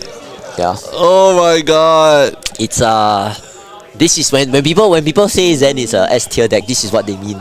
this and there's nothing Gabriel can do. Yeah, nothing. He can't it's stop how it. It's how he drew the hand and how he's sequencing the cards. Alright guys, so sensor is gonna go up in price. Buy And a that sensor sensor today. can't even stop this. Maybe Amnesia. Amnesia definitely stops this. Amnesia was up. Yeah, Amnesia guys, buy Amnesia. We called it first here in the Singapore Battle Hardened. Here comes Tiger for God knows what. This is 4. He's at 44 damage for the viewers at home. Oh, he got no hand. Yeah, he's at 44 damage and he has another one. Another Chase the Tail. Oh, 5. 49 damage and he has a tiger in hand. Just saying. He has a tiger in hand. 5. This is a 53 damage turn. Oh my goodness. Yeah, it's a 53 damage turn. Okay, Look at guys. Ivan smiling to Oh, himself. block 5.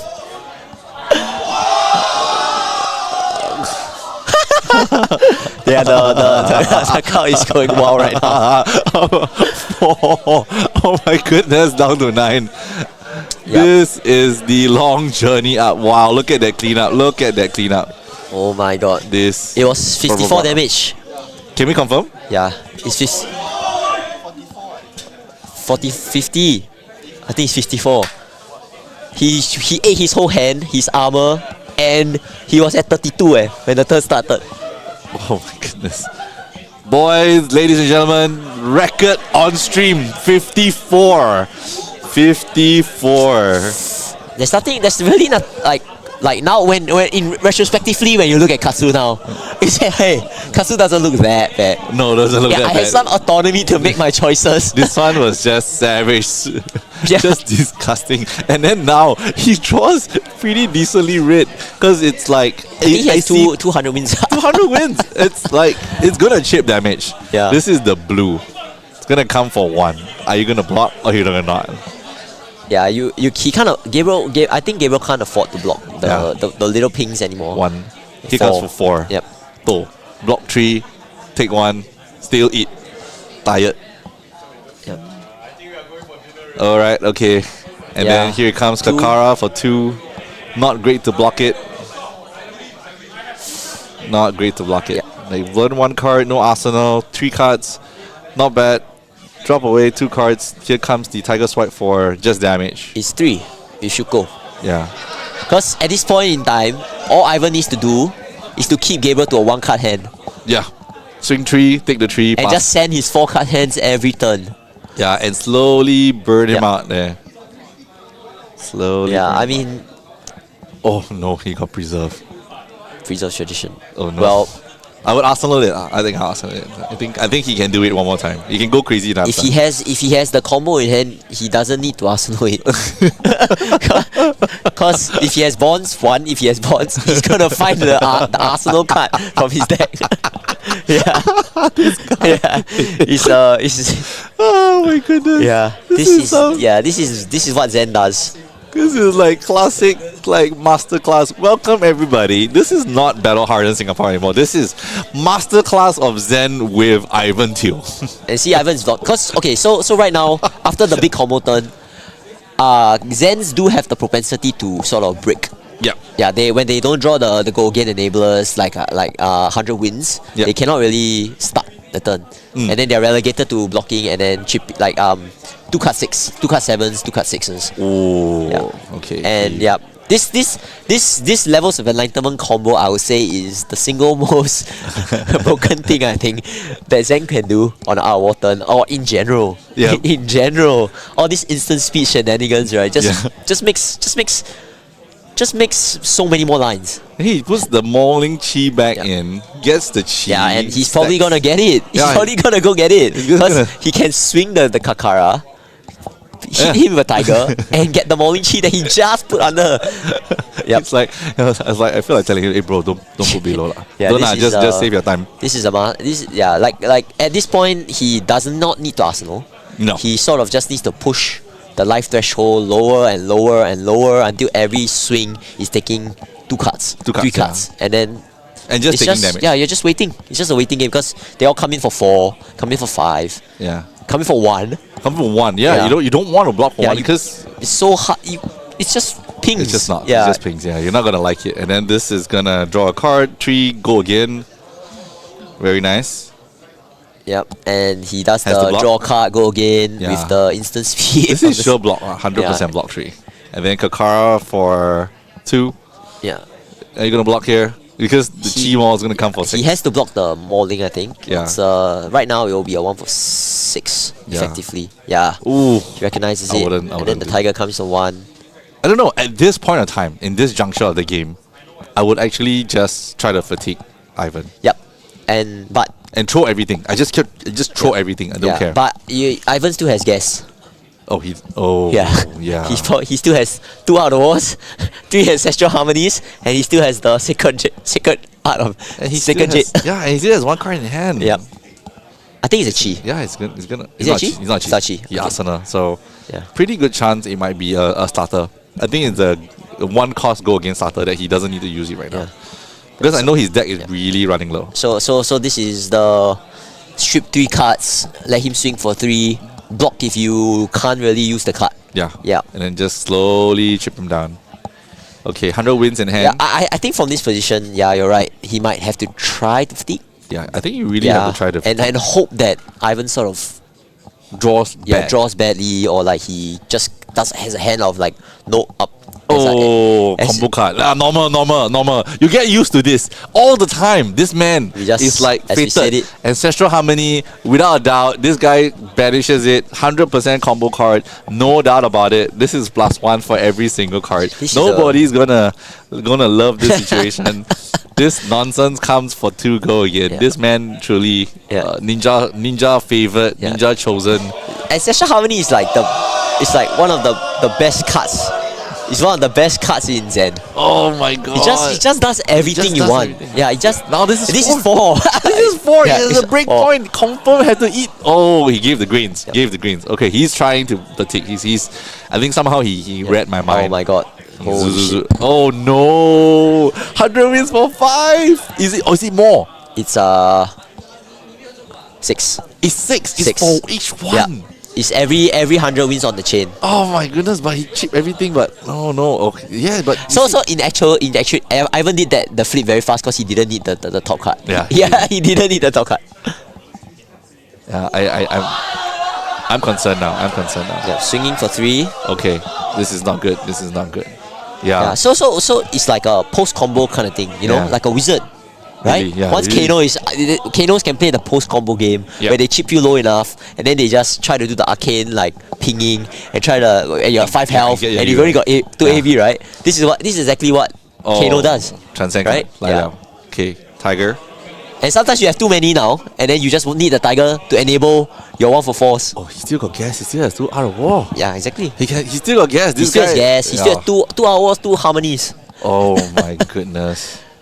But His a deck, few his, deck, cheat his deck is looking thin, but the thing about this deck is you're thinning the deck so fast that you're drawing to your threat densities equally as quickly. Yeah. So actually, if he shuffled well and out of war comes out next turn, this is going to be another rough turn for Gabriel Lee to deal with. Yeah. Oof. It does look like Ivan really has. Yeah, tuned this his game is a deck. huge like tempo-y, very tempo-y. Like, I think Gabriel tried to do his best to maintain the tempo as much as possible. But oh my goodness, yeah. But I think at this rate, if he has no armor, he has nothing else. Wow, we have Actually, 950 yeah, but- viewers. They're yeah. not here to watch us. They're here to watch. This carnage. Sorry, guys. We need to change our YouTube title right now. It's no longer called Battle Hardened Singapore. It's called Masterclass of Zen with Ivan Teo. Visit the dojo. Visit the dojo. Visit the dojo. Bracket blue shirt guy. I think for the community who's known Ivan for, This is especially his like signature look. yeah, it's really his signature look. And then like, I think CYK Liner also said like he's my biggest fan. So if you guys want to listen to more nonsense, please share this video to more people so that we can get some level of joy and enjoyment from this. I think this has been crazy fun at that turn. Yeah, it's I think Ivan is really showcasing what the Zen deck to its fullest potential. I think Gabriel's and right now Gabriel only has one card. Block one, he has to one block, last card. and Bye bye. Chi unleash in you. Oh my goodness. Yeah, it was. Wow. Okay, everybody's looking like okay, who won? They know already, but it's that. I think we're good. Damn. This man, Yeah. really. Oh. Yeah. This one truly, I need to change this guy's name. No longer call him Blue Shirt Guy, just call him Avatar, you know, the water bender, the earth bender, the deck bender. Yeah, and this is what they are saying. Like initially on paper, Katsu looks so much better, right? Because he just needs to hit. Yeah. And then Zen needs to play blues. Like you need to put bad cards in your deck. You need to jump through hoops to sort of like transcend. Yeah. But yeah. No, they are Yeah. so not. As you can see, he did that in four so turns. not Four turns? crazy. Yeah. And then it was just a downhill spiral. In 4 turns, he just basically blew up the Dory. And for the majority of that turn, Gabriel wasn't even looking at his cards. No, he doesn't even know. I was like, all this are 3 blocks, okay. 3 Very blocks, Kano-esque 3 blocks, gameplay. 3 blocks. Just sitting 3 there. blocks. But of course there's more like Kano is not easy. It's a lot of sequencing, a lot of banishing. You have to banish the right cards. You have to sort of plan your turns. Yeah, you have to and count. you also need to depend on whether they have like stuff like Oasis Respite. Yeah, definitely. No, and you count But that's Kano. But this one is more sequencing than anything. Yeah, like when do you play the blue card? Do you levels on the enlightenment first? On the stack you do all the out of war shenanigans, and then gamble on the draw, or you out of war first, see what you draw, and then sort of go off, right? Yeah, there are a lot of decision points. And I think generally it just showcases the reason why levels of enlightenment is such a cool card. It's such a crucial card. Because you've got who knew giving E-Strike a blue version was that bad? Who knew E-Strike blue pretty good. And it's very, I think for viewers at home who are maybe you're this is halfway through, you're not too sure about that, but I think a lot of people need to understand that levels of enlightenment gets the abilities as you pitch. So by holding priority and doing that, you can actually do that. So I think we've got our final standings right now. Yep. I got a chance to sit down and watch with. So we get to watch the finals, semi-finals of Xie Hang with Brian Kong, and I think Brian Kong doesn't play a full blue stack. So he has the option of converting. Is he playing somewhat of a hybrid? More hybrid-esque. Yeah. So he could play the items, and then when Xie Hang saw like 3 items on like turn 4, I think that was like a downhill spiral. So and Brian Kong is like one of our resident. He's the dash. Yeah, he's very good on dash. He's been playing dash since Proto 1. Yeah, so I think for viewers at home, this is exactly what the brackets look like. So first 8, we saw Carding versus Xie Hang, and of course Xie Hang won quite convincingly because. Not say convincingly, but like there were so many value cards. Gold main came out, gold cards came out, and Trouts came, draw cards. It was just the Trouts hitting a lot of the good really effects good as well. Yeah. So you got so much value, so much might from it. So I think this guy is done. You got Brian Kong versus Kayo. Me and Marco talked about it. Yeah, Enigma dash. It's tough. It's very tough. Gabriel against Gordon. Gordon had a terrible turn. He tried to popping, and then there was only 2 cards. One of it was BRB, and one of it is a 6 card. And he managed to banish the BRB, which is rough. I know. Yeah. I think. But you have to know those spots. You know, you have to go for. Yeah, that was Yep. good to go. Yeah. I think that was Gordon's gamble. If he Yeah, got the BRB, if he did it, he would have won. Yeah, he would have won, right? Yeah, so I you go, think- you play for the win, not the best line. Yeah. You play for the win. You play for the win. So At, and if at, you, uh, you at win, these you stakes, you have to go for the win. Yeah. There's no playing it safe. yeah. And then Jia Zheng against Ivan. Everybody's seen how Ivan has performed. He could go crazy and he did. Yeah. Yeah. So Yeah. I think. But big shout outs to Nick. Thanks for coming on. It's really nice to have in-house. Good to be on. Yeah. It's very nice for our Brisbane top ninja player to be here. I'm not the And- top ninja player. Okay lah. Don't shy lah. Don't shy. Okay, I think we're probably good to go into a quick short break and then like a minute, and then we're gonna get our final coming up. And then other than that, if you guys enjoyed the stream, don't forget to tell us in the comment section, do our shares. We're on finals, so please go to all your Discord chats, or your message chambers, or your line, WhatsApp, whatever not, WeChat, if you somehow have WeChat, and then do share it on your friends so that we can all watch the finals Share together. the video. It's gonna be very spicy. Well, it is. It actually has a masterclass of everything that you guys want to learn from MST. One of the best ninja players in Singapore versus one of the best, or the best methodologist player. in Singapore. Yeah. Yeah. So I think don't go away, stay tuned, and I'll be back in less than a minute.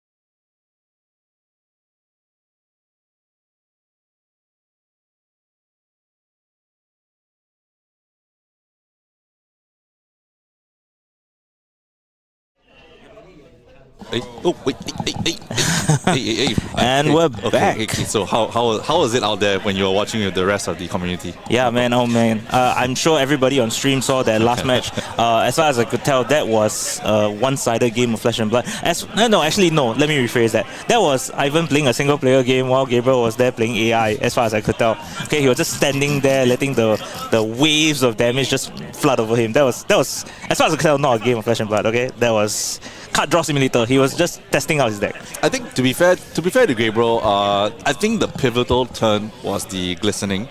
Yep. And Ivan blocked it with very minimal stuff. Correct. And there was no reaction coming out from Gabriel. And I think that's where the downhill came from. I think if he managed to get a couple of damage in, even then, even then, no, it doesn't change anything because you would have blocked his entire hand. Anyway. Exactly. Like, I mean, it's one of those matchups that will always be that polarizing, right? Because Dory ultimately does not present any on hits that is relevant. Like, honestly, the only relevant disruptive wise. Exactly. So Zen, I mean, you can push out all the damage, you can hit the glistening, you can push out all the damage, you can put all the counters on Dawnblade you want. He has like 40 life. Like, ultimately, he can take 39 points of damage as long as he's not dead. He presents that kind of turn.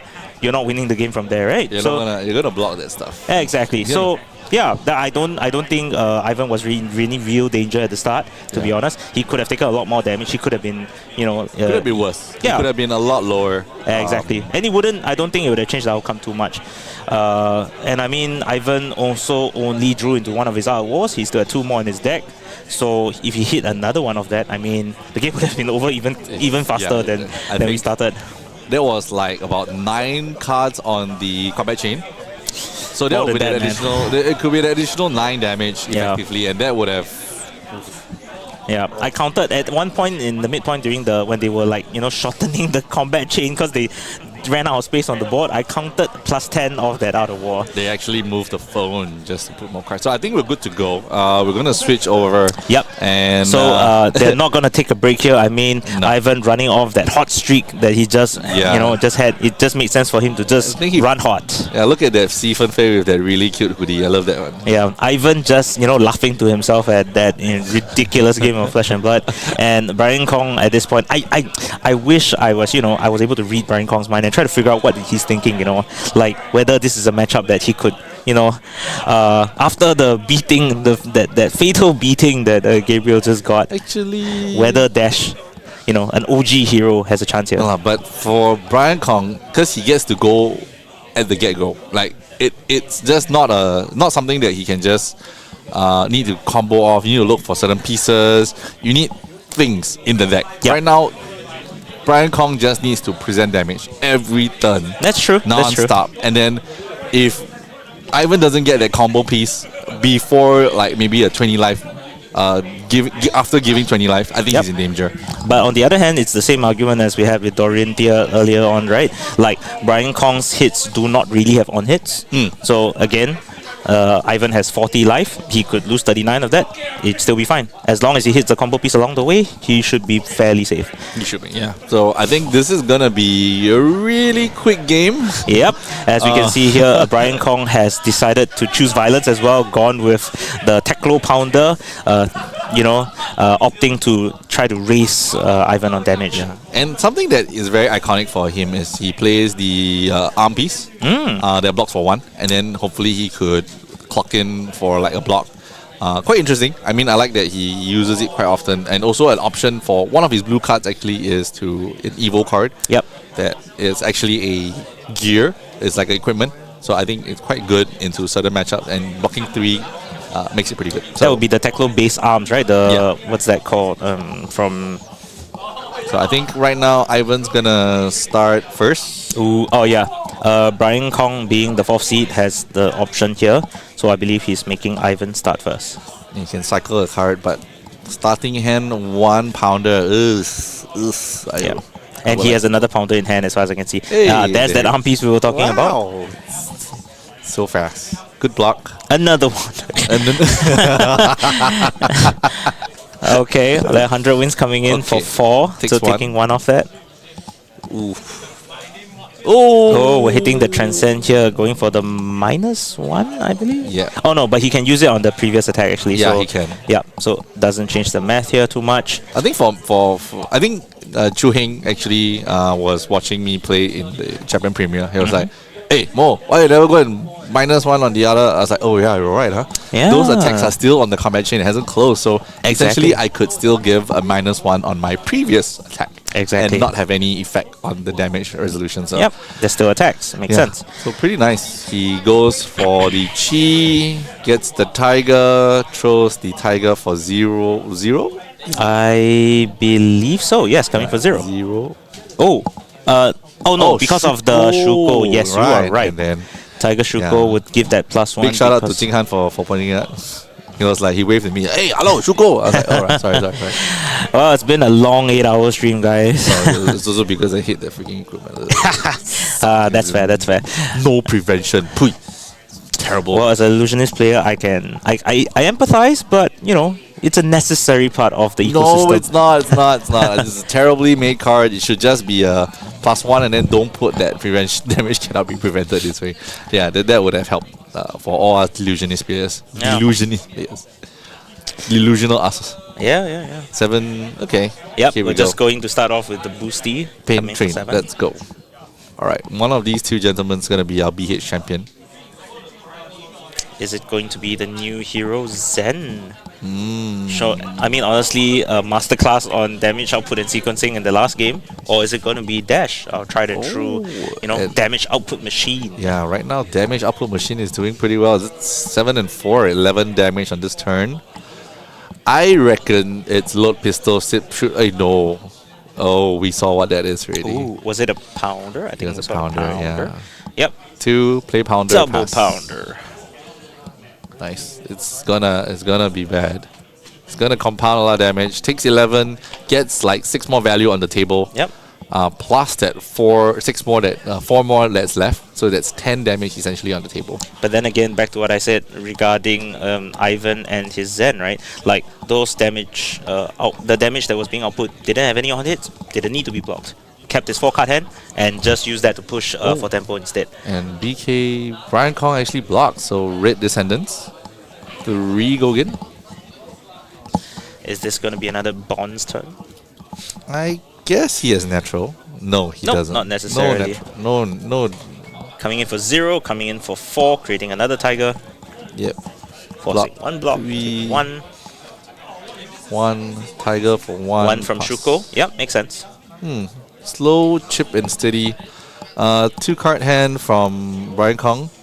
Maybe pitch one, swing one could be for. Let me guess. Boost? Boost. Yeah, boost, 0 cost boost. And exactly the same card. Boosting into a boost. For Coming in for 7. Go again.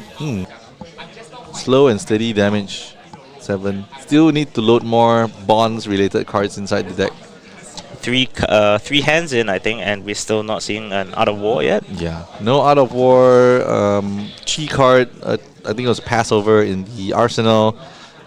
Not looking great. Not looking great. But there's still time. There's still time. Yep.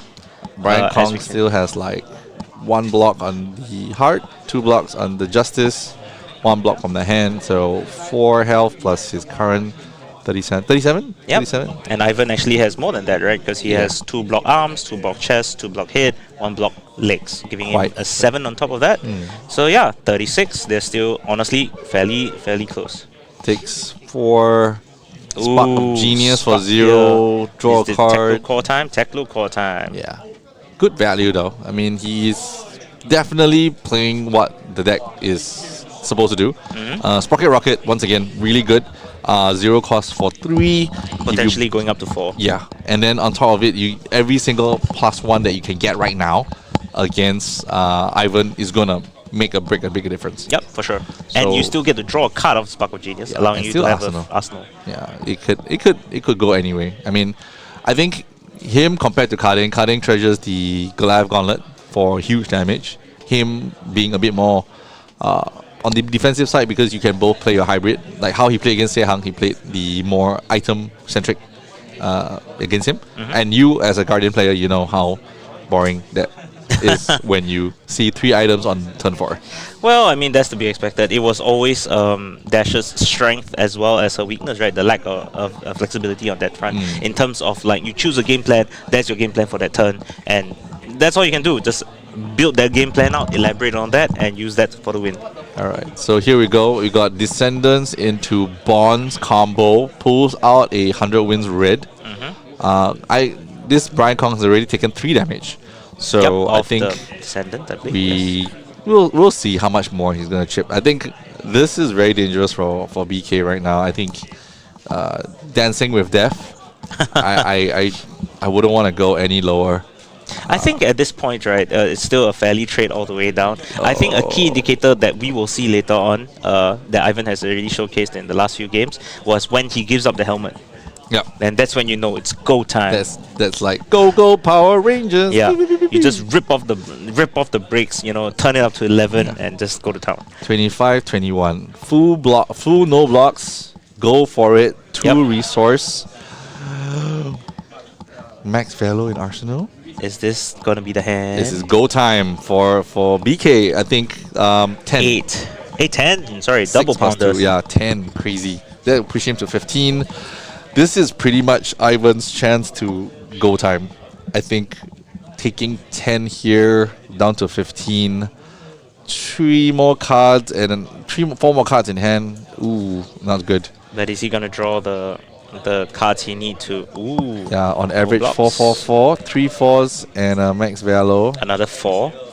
Ooh. Coming for another 4. Yep. 0 costs. Focusing on 0 costs, trying to keep 3 cards. I think there definitely is a Max Velo in his hand. Pretty sure. Oh, if this is a Max Velo, then we might actually get to see a chance of Ivan not being able to fulfill his potential before we get to that crazy go-off stage.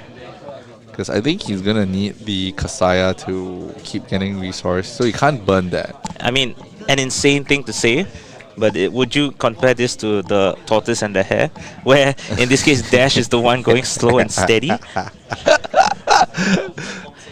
I mean, he's not. I don't think so though. I mean, even though BK might look like the speed rabbit right here, but he's just going for it. Yeah, he's just going for it. Yeah,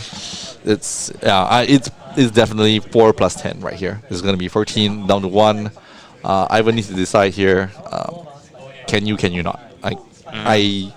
I'm pretty sure for Brian Kong he needs to do this, and he's definitely progressing really well. This could potentially be a Dash LL points right here, and I think it's something that even though Brian Kong doesn't want, but scoring a win at a Battle Hardened with a PTI and a gold foil, Ooh, I think we saw that. Yeah, we saw that card. Yeah, That max it is, right. velocity in Brian Kong's hand right here. Just a perfect sequencing of 3 attacks into using the chess piece to get a free resource into the 10. So we saw 10, 4, 4, 18. And into another 10. Yeah. 24. Yeah. Not bad. Pretty That's good. 24. And more crucially, it's going to be forcing Ivan to block. Yeah, I think Eisen has to block here. I mean, there is no doubt in my mind that he has to do it. I think he could block well here and try to fire off. And fire off the following turn, not the next turn. Because I think the next pounder is going to be huge.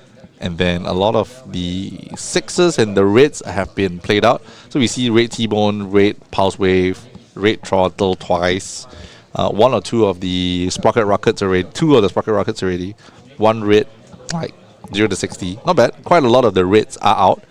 I think if Ivan wants to block out here, he could gamble to have a better turn and then do a falling one. I don't know. I mean, this feels like a chance for him to not blow out. I think Ivan's really gonna consider whether we can't really see what's in his hand, and it's just the way he holds the cards. Yep, that's just how he holds his cards for this. I think we've been seeing this consistently from him throughout the tournament. So yeah, that's just hard the way to it is. see what exactly is in his hand. I'm not some Zen aficionado.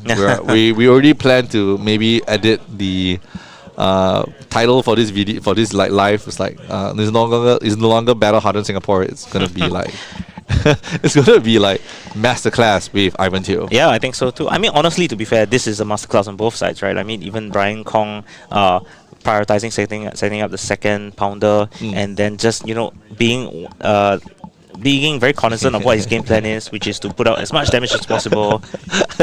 Ivan's like, he kind of wished it was not a max battle, but it was. It was only a matter of time. Yeah. I think that is 9. Oh wait, 8 or 9? 200 wins, 1 blue bonds. Oh, that's 8 with the 100 wins. Would you? I don't know. I mean, can you fire off from this? No, I don't think so. Yeah, that's tough. That's a very I tough don't hand to think so. fire off from. It's not exactly natural, and then.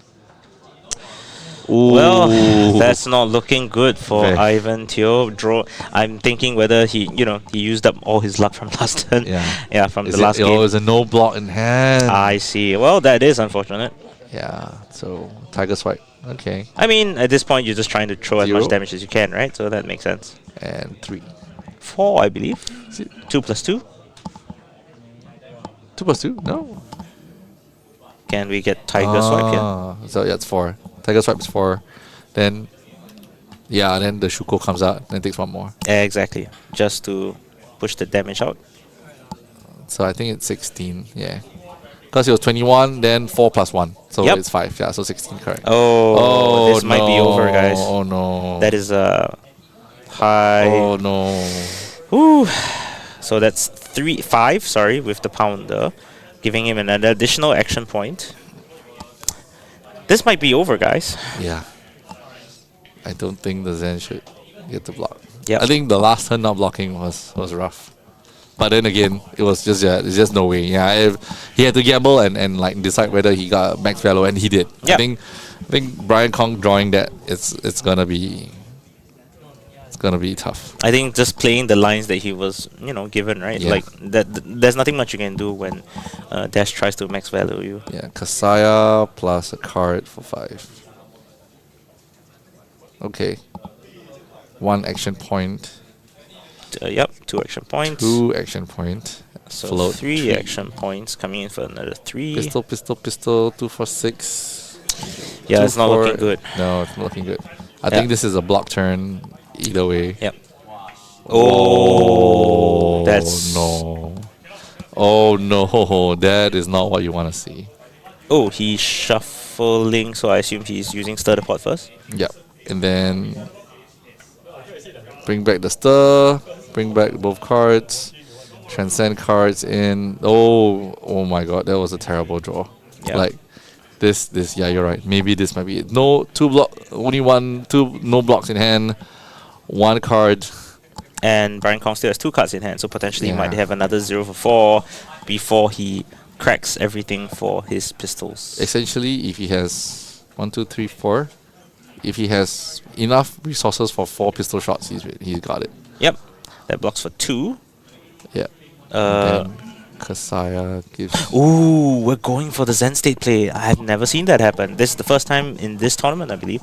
But yeah, Ivan correctly predicting that Zen State could save his life here, lowering the damage For every output. single pistol.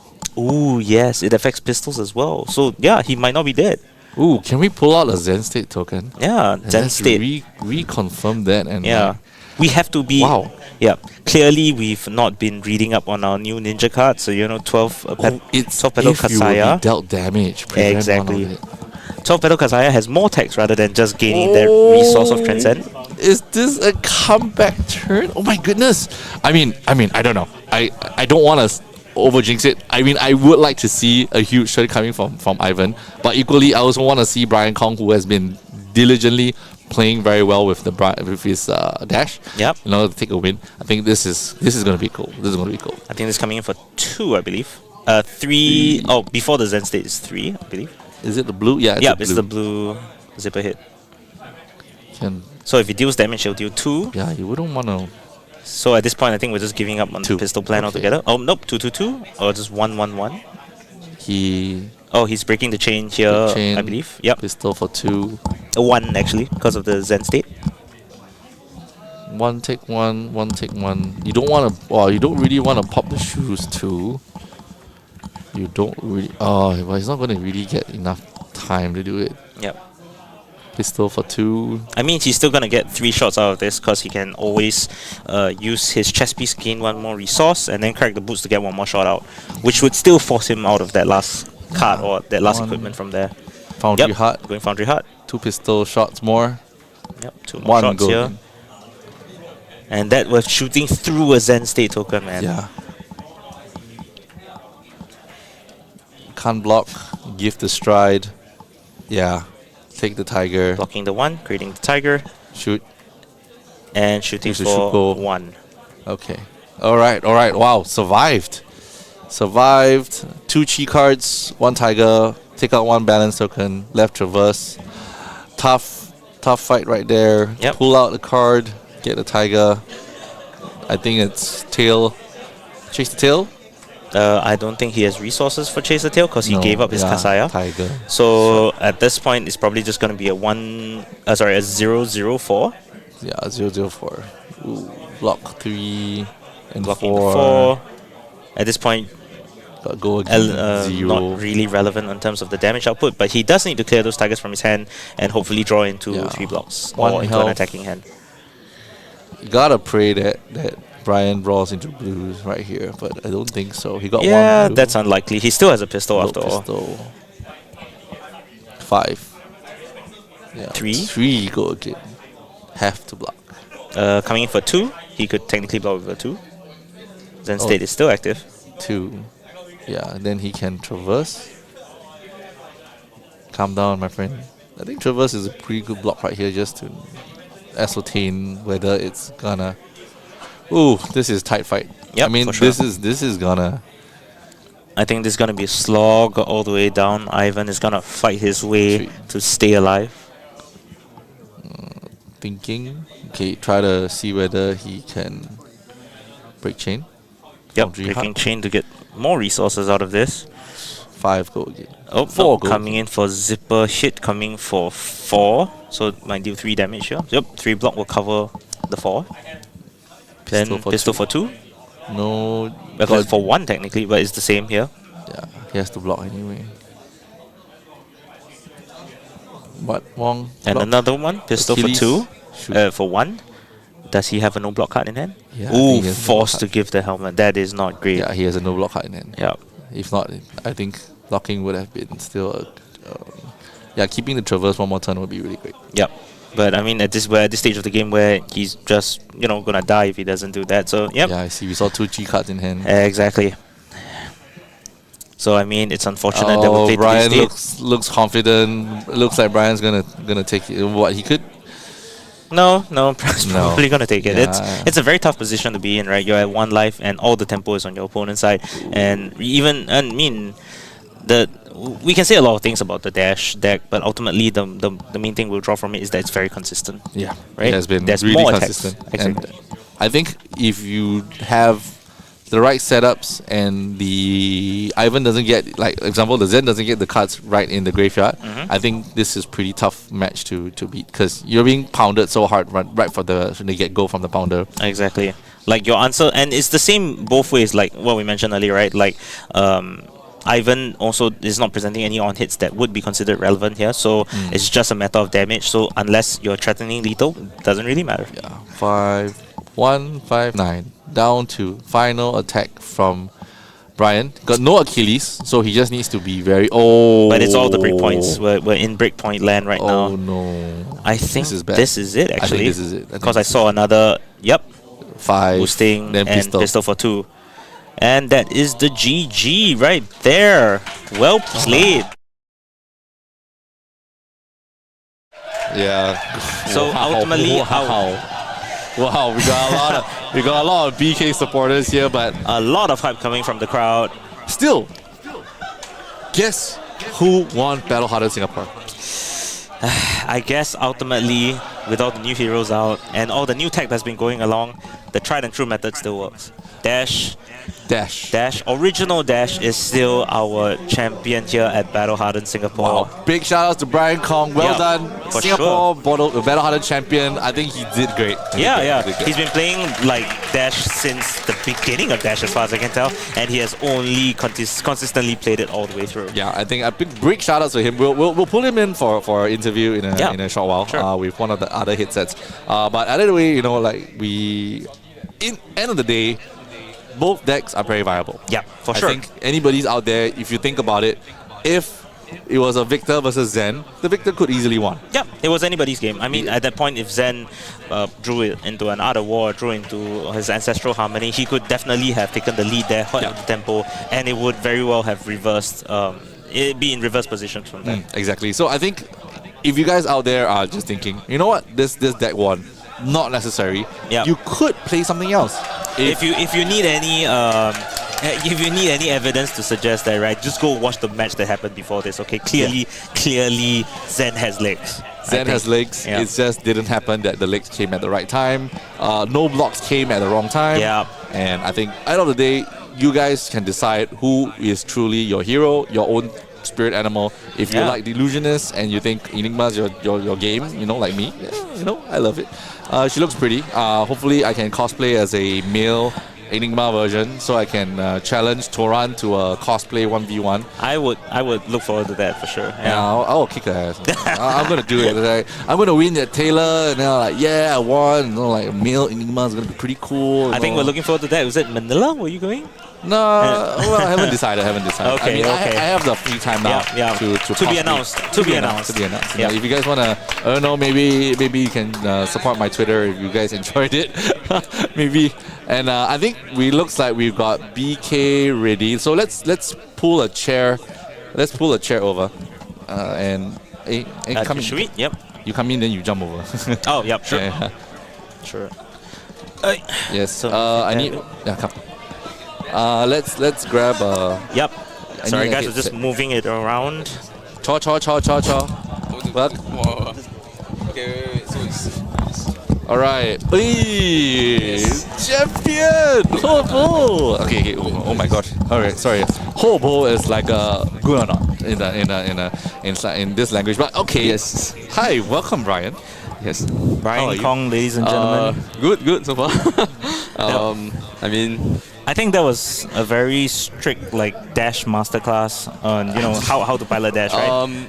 I mean that matchup doesn't represent everything because it's just an aggro matchup. He couldn't find his Art of War, so I basically just took over the game from there. Yeah. He was definitely just trying to dig every turn, blocking when he really needed to. But before that, he was just I'm just not gonna block. We're just gonna take damage and we'll see how it ends up. Yeah. And you were able to develop that second pounder on that second turn, and that really gave you the heads up to just take charge and that maximum velocity. Perfect timing as well. I would say I was lucky. He has been drawing all his Art of War throughout his top 8 games and even before that. So luck was on my side for this final game. Yeah. Well, I think luck's one thing, but I think also playing well, playing consistent, knowing what your hands look like, Knowing how your you outs. play through your Exactly, hands. I think that was really a showcase of what you have had all your experience. Yes. Yeah. So I think let's recap a little bit. Okay, And how you started your day today. Because I know you were not full 8-0 today. I think how was your day today when you started? Okay, so I started I think against Enigma. Yeah. So basically the game plan for me was just to find my items and boost, just to slowly get rid of their ward on the board. And then the reason why I play items is because of footsteps. It's a very annoying card for me. Yeah, fair.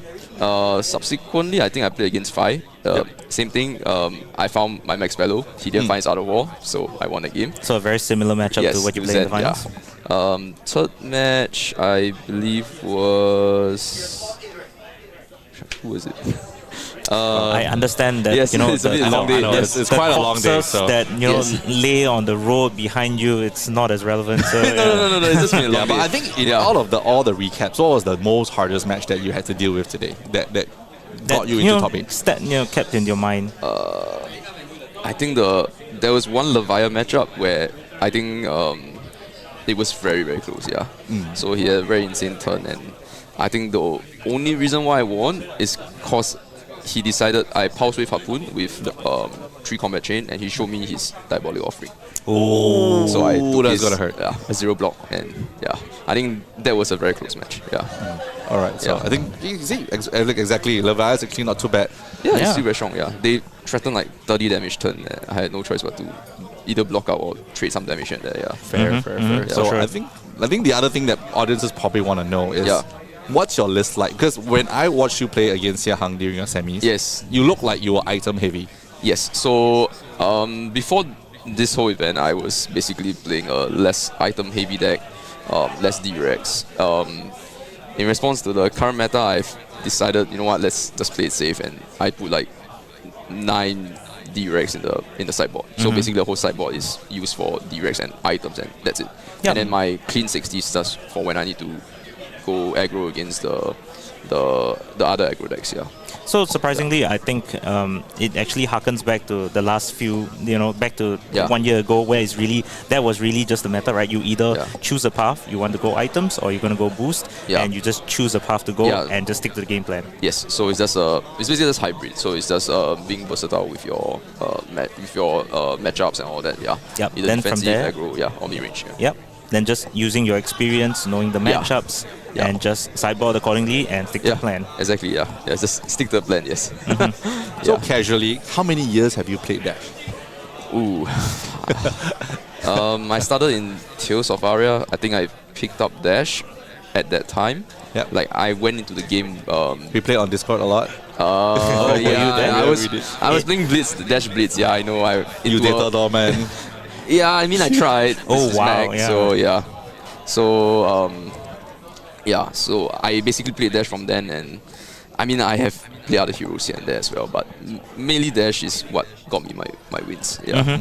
And of course, you've been rewarded. I mean, today is just a clear indicator of your success and your experience paying off. Yeah. And then this is mine. This is mine. I mean, of course, there will be payment still for don't the want to say casters. we don't know, but would you want to find out? Would you want on to stream? Keep it simple now. Yeah. Because so if you guys want to, so you can reach out to Brian Kong, PM him for a seal. I'm seen like everywhere in the whole world. I'm go to like every pro tour. I like how he's like, I'm a it's globetrotter. It's just one of many gold foils I'll be getting.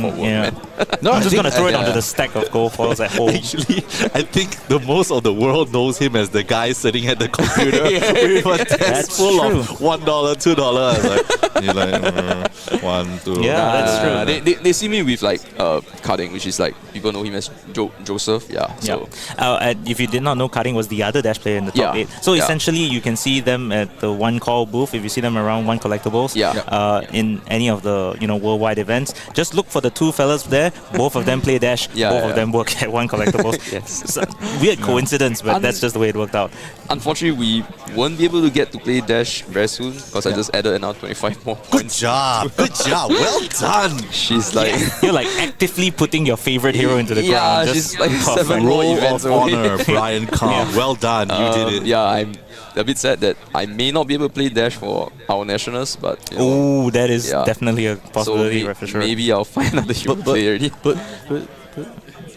Go for it. Yeah. Go. I don't know. Well, I mean, to be fair, there are other mech heroes, right? Like, why not Maxx? Why not Teklo? I'm thinking of maybe swapping to Dash.io. Ooh. Yeah. There was Yeah, some. I'm I think gonna- there was a very spicy yeah, Dash.io there today was. as well. Yeah, I'm gonna start exploring that route soon. Cool. So I think it was a really good time with Brian. Yeah. Well done. Good job. If thanks, anybody wants to find out more, I think the deck list will be online. Yeah. Yep. If you guys want to talk to Brian Kong, where is your next destination? Yeah. Where are you going next? destination? I mean, I will be at Proto Amsterdam. Okay. Yeah, that's for overseas. Yeah. Me so, too. Yeah. So Pro Tour Amsterdam, Yeah. one collectibles or for yourself? Okay. One question. Because I did not qualify for this Pro Tour. I chose How? to. No, Why? I chose to because of the amount of work. So yeah, but I'll be there. I'll qualify for Osaka hopefully. Yeah. Oh, no, cameras yeah, and for yeah. sure, for sure. I Yeah. know. Yeah. But by then, whether you're playing Dash or not, that's the That's the Yeah, question yeah, mark. yeah. I mean, That's as long as people Um, stop playing her and winning her, I'm Yeah. very sure by Osaka. I'm sure that for the next 4 months, nobody will pick up a Dash deck anywhere in the world. We'll I be hope fine. so. I hope Yeah. so. Yeah. yeah, I hope you guys pick up a Dash deck today. If you want, Maybe it's time to pick up That's some why- Dash cards. You can pick Your up Dash name cards. You into the can role. always place Dash.io. So yeah. Sure. Yeah. Okay, but either way, I think big Yeah. shout outs to everybody. Thank you so much for watching. I think we peaked about almost 1,000 plus viewers that's today, good. which Yeah. is great. Yeah, it's very good. Yeah. And we had a good plethora. I think big shout outs to Marco. He picked really good matches for today. Oh And yeah, we have some amazing matches we were we watching had- on stream. I mean, man. you really picked all the best matches that we had. Yeah, man. I mean, the Singapore community might be quite a few players, but it's a very tight knit. We know what the matches are like. We know what heroes we'll be looking out for, and of course, we know the personalities, man. Brian Kong over yeah. here with Dash, Ivan there with his his ninja matchup. Amazing matches. We know going in that it was going to be an amazing Yeah. match. Okay, so I think we're getting cut. So end of the day, big shout outs to people like Thank you. we got Esmond. If you guys want to do stuff, like, subscribe today, the YouTube channel. He's got videos. We've got Juice Kingdom. We've Yeah. got all the judges. We've got like Willis who's on the draw. We got Marco here. Got me. Don't we've forget got, about Mohan. We've got everybody else who has helped out, even Nick. And then other than that, we're gonna cut. Take care. Bye bye. Oh wait, Wait. shut up. Stop. Yeah, shut up. Chu Heng's birthday. Just wish him happy birthday. Eng Chu Heng birthday SG number today. one. SG Yes. number 1. Very good player. Yeah, go I look think for everyone him. knows He it. just Yeah, needs to he's- I get a think he's on greeting Twitter. from somebody in Japan. Okay, you know who you are. You know who you are.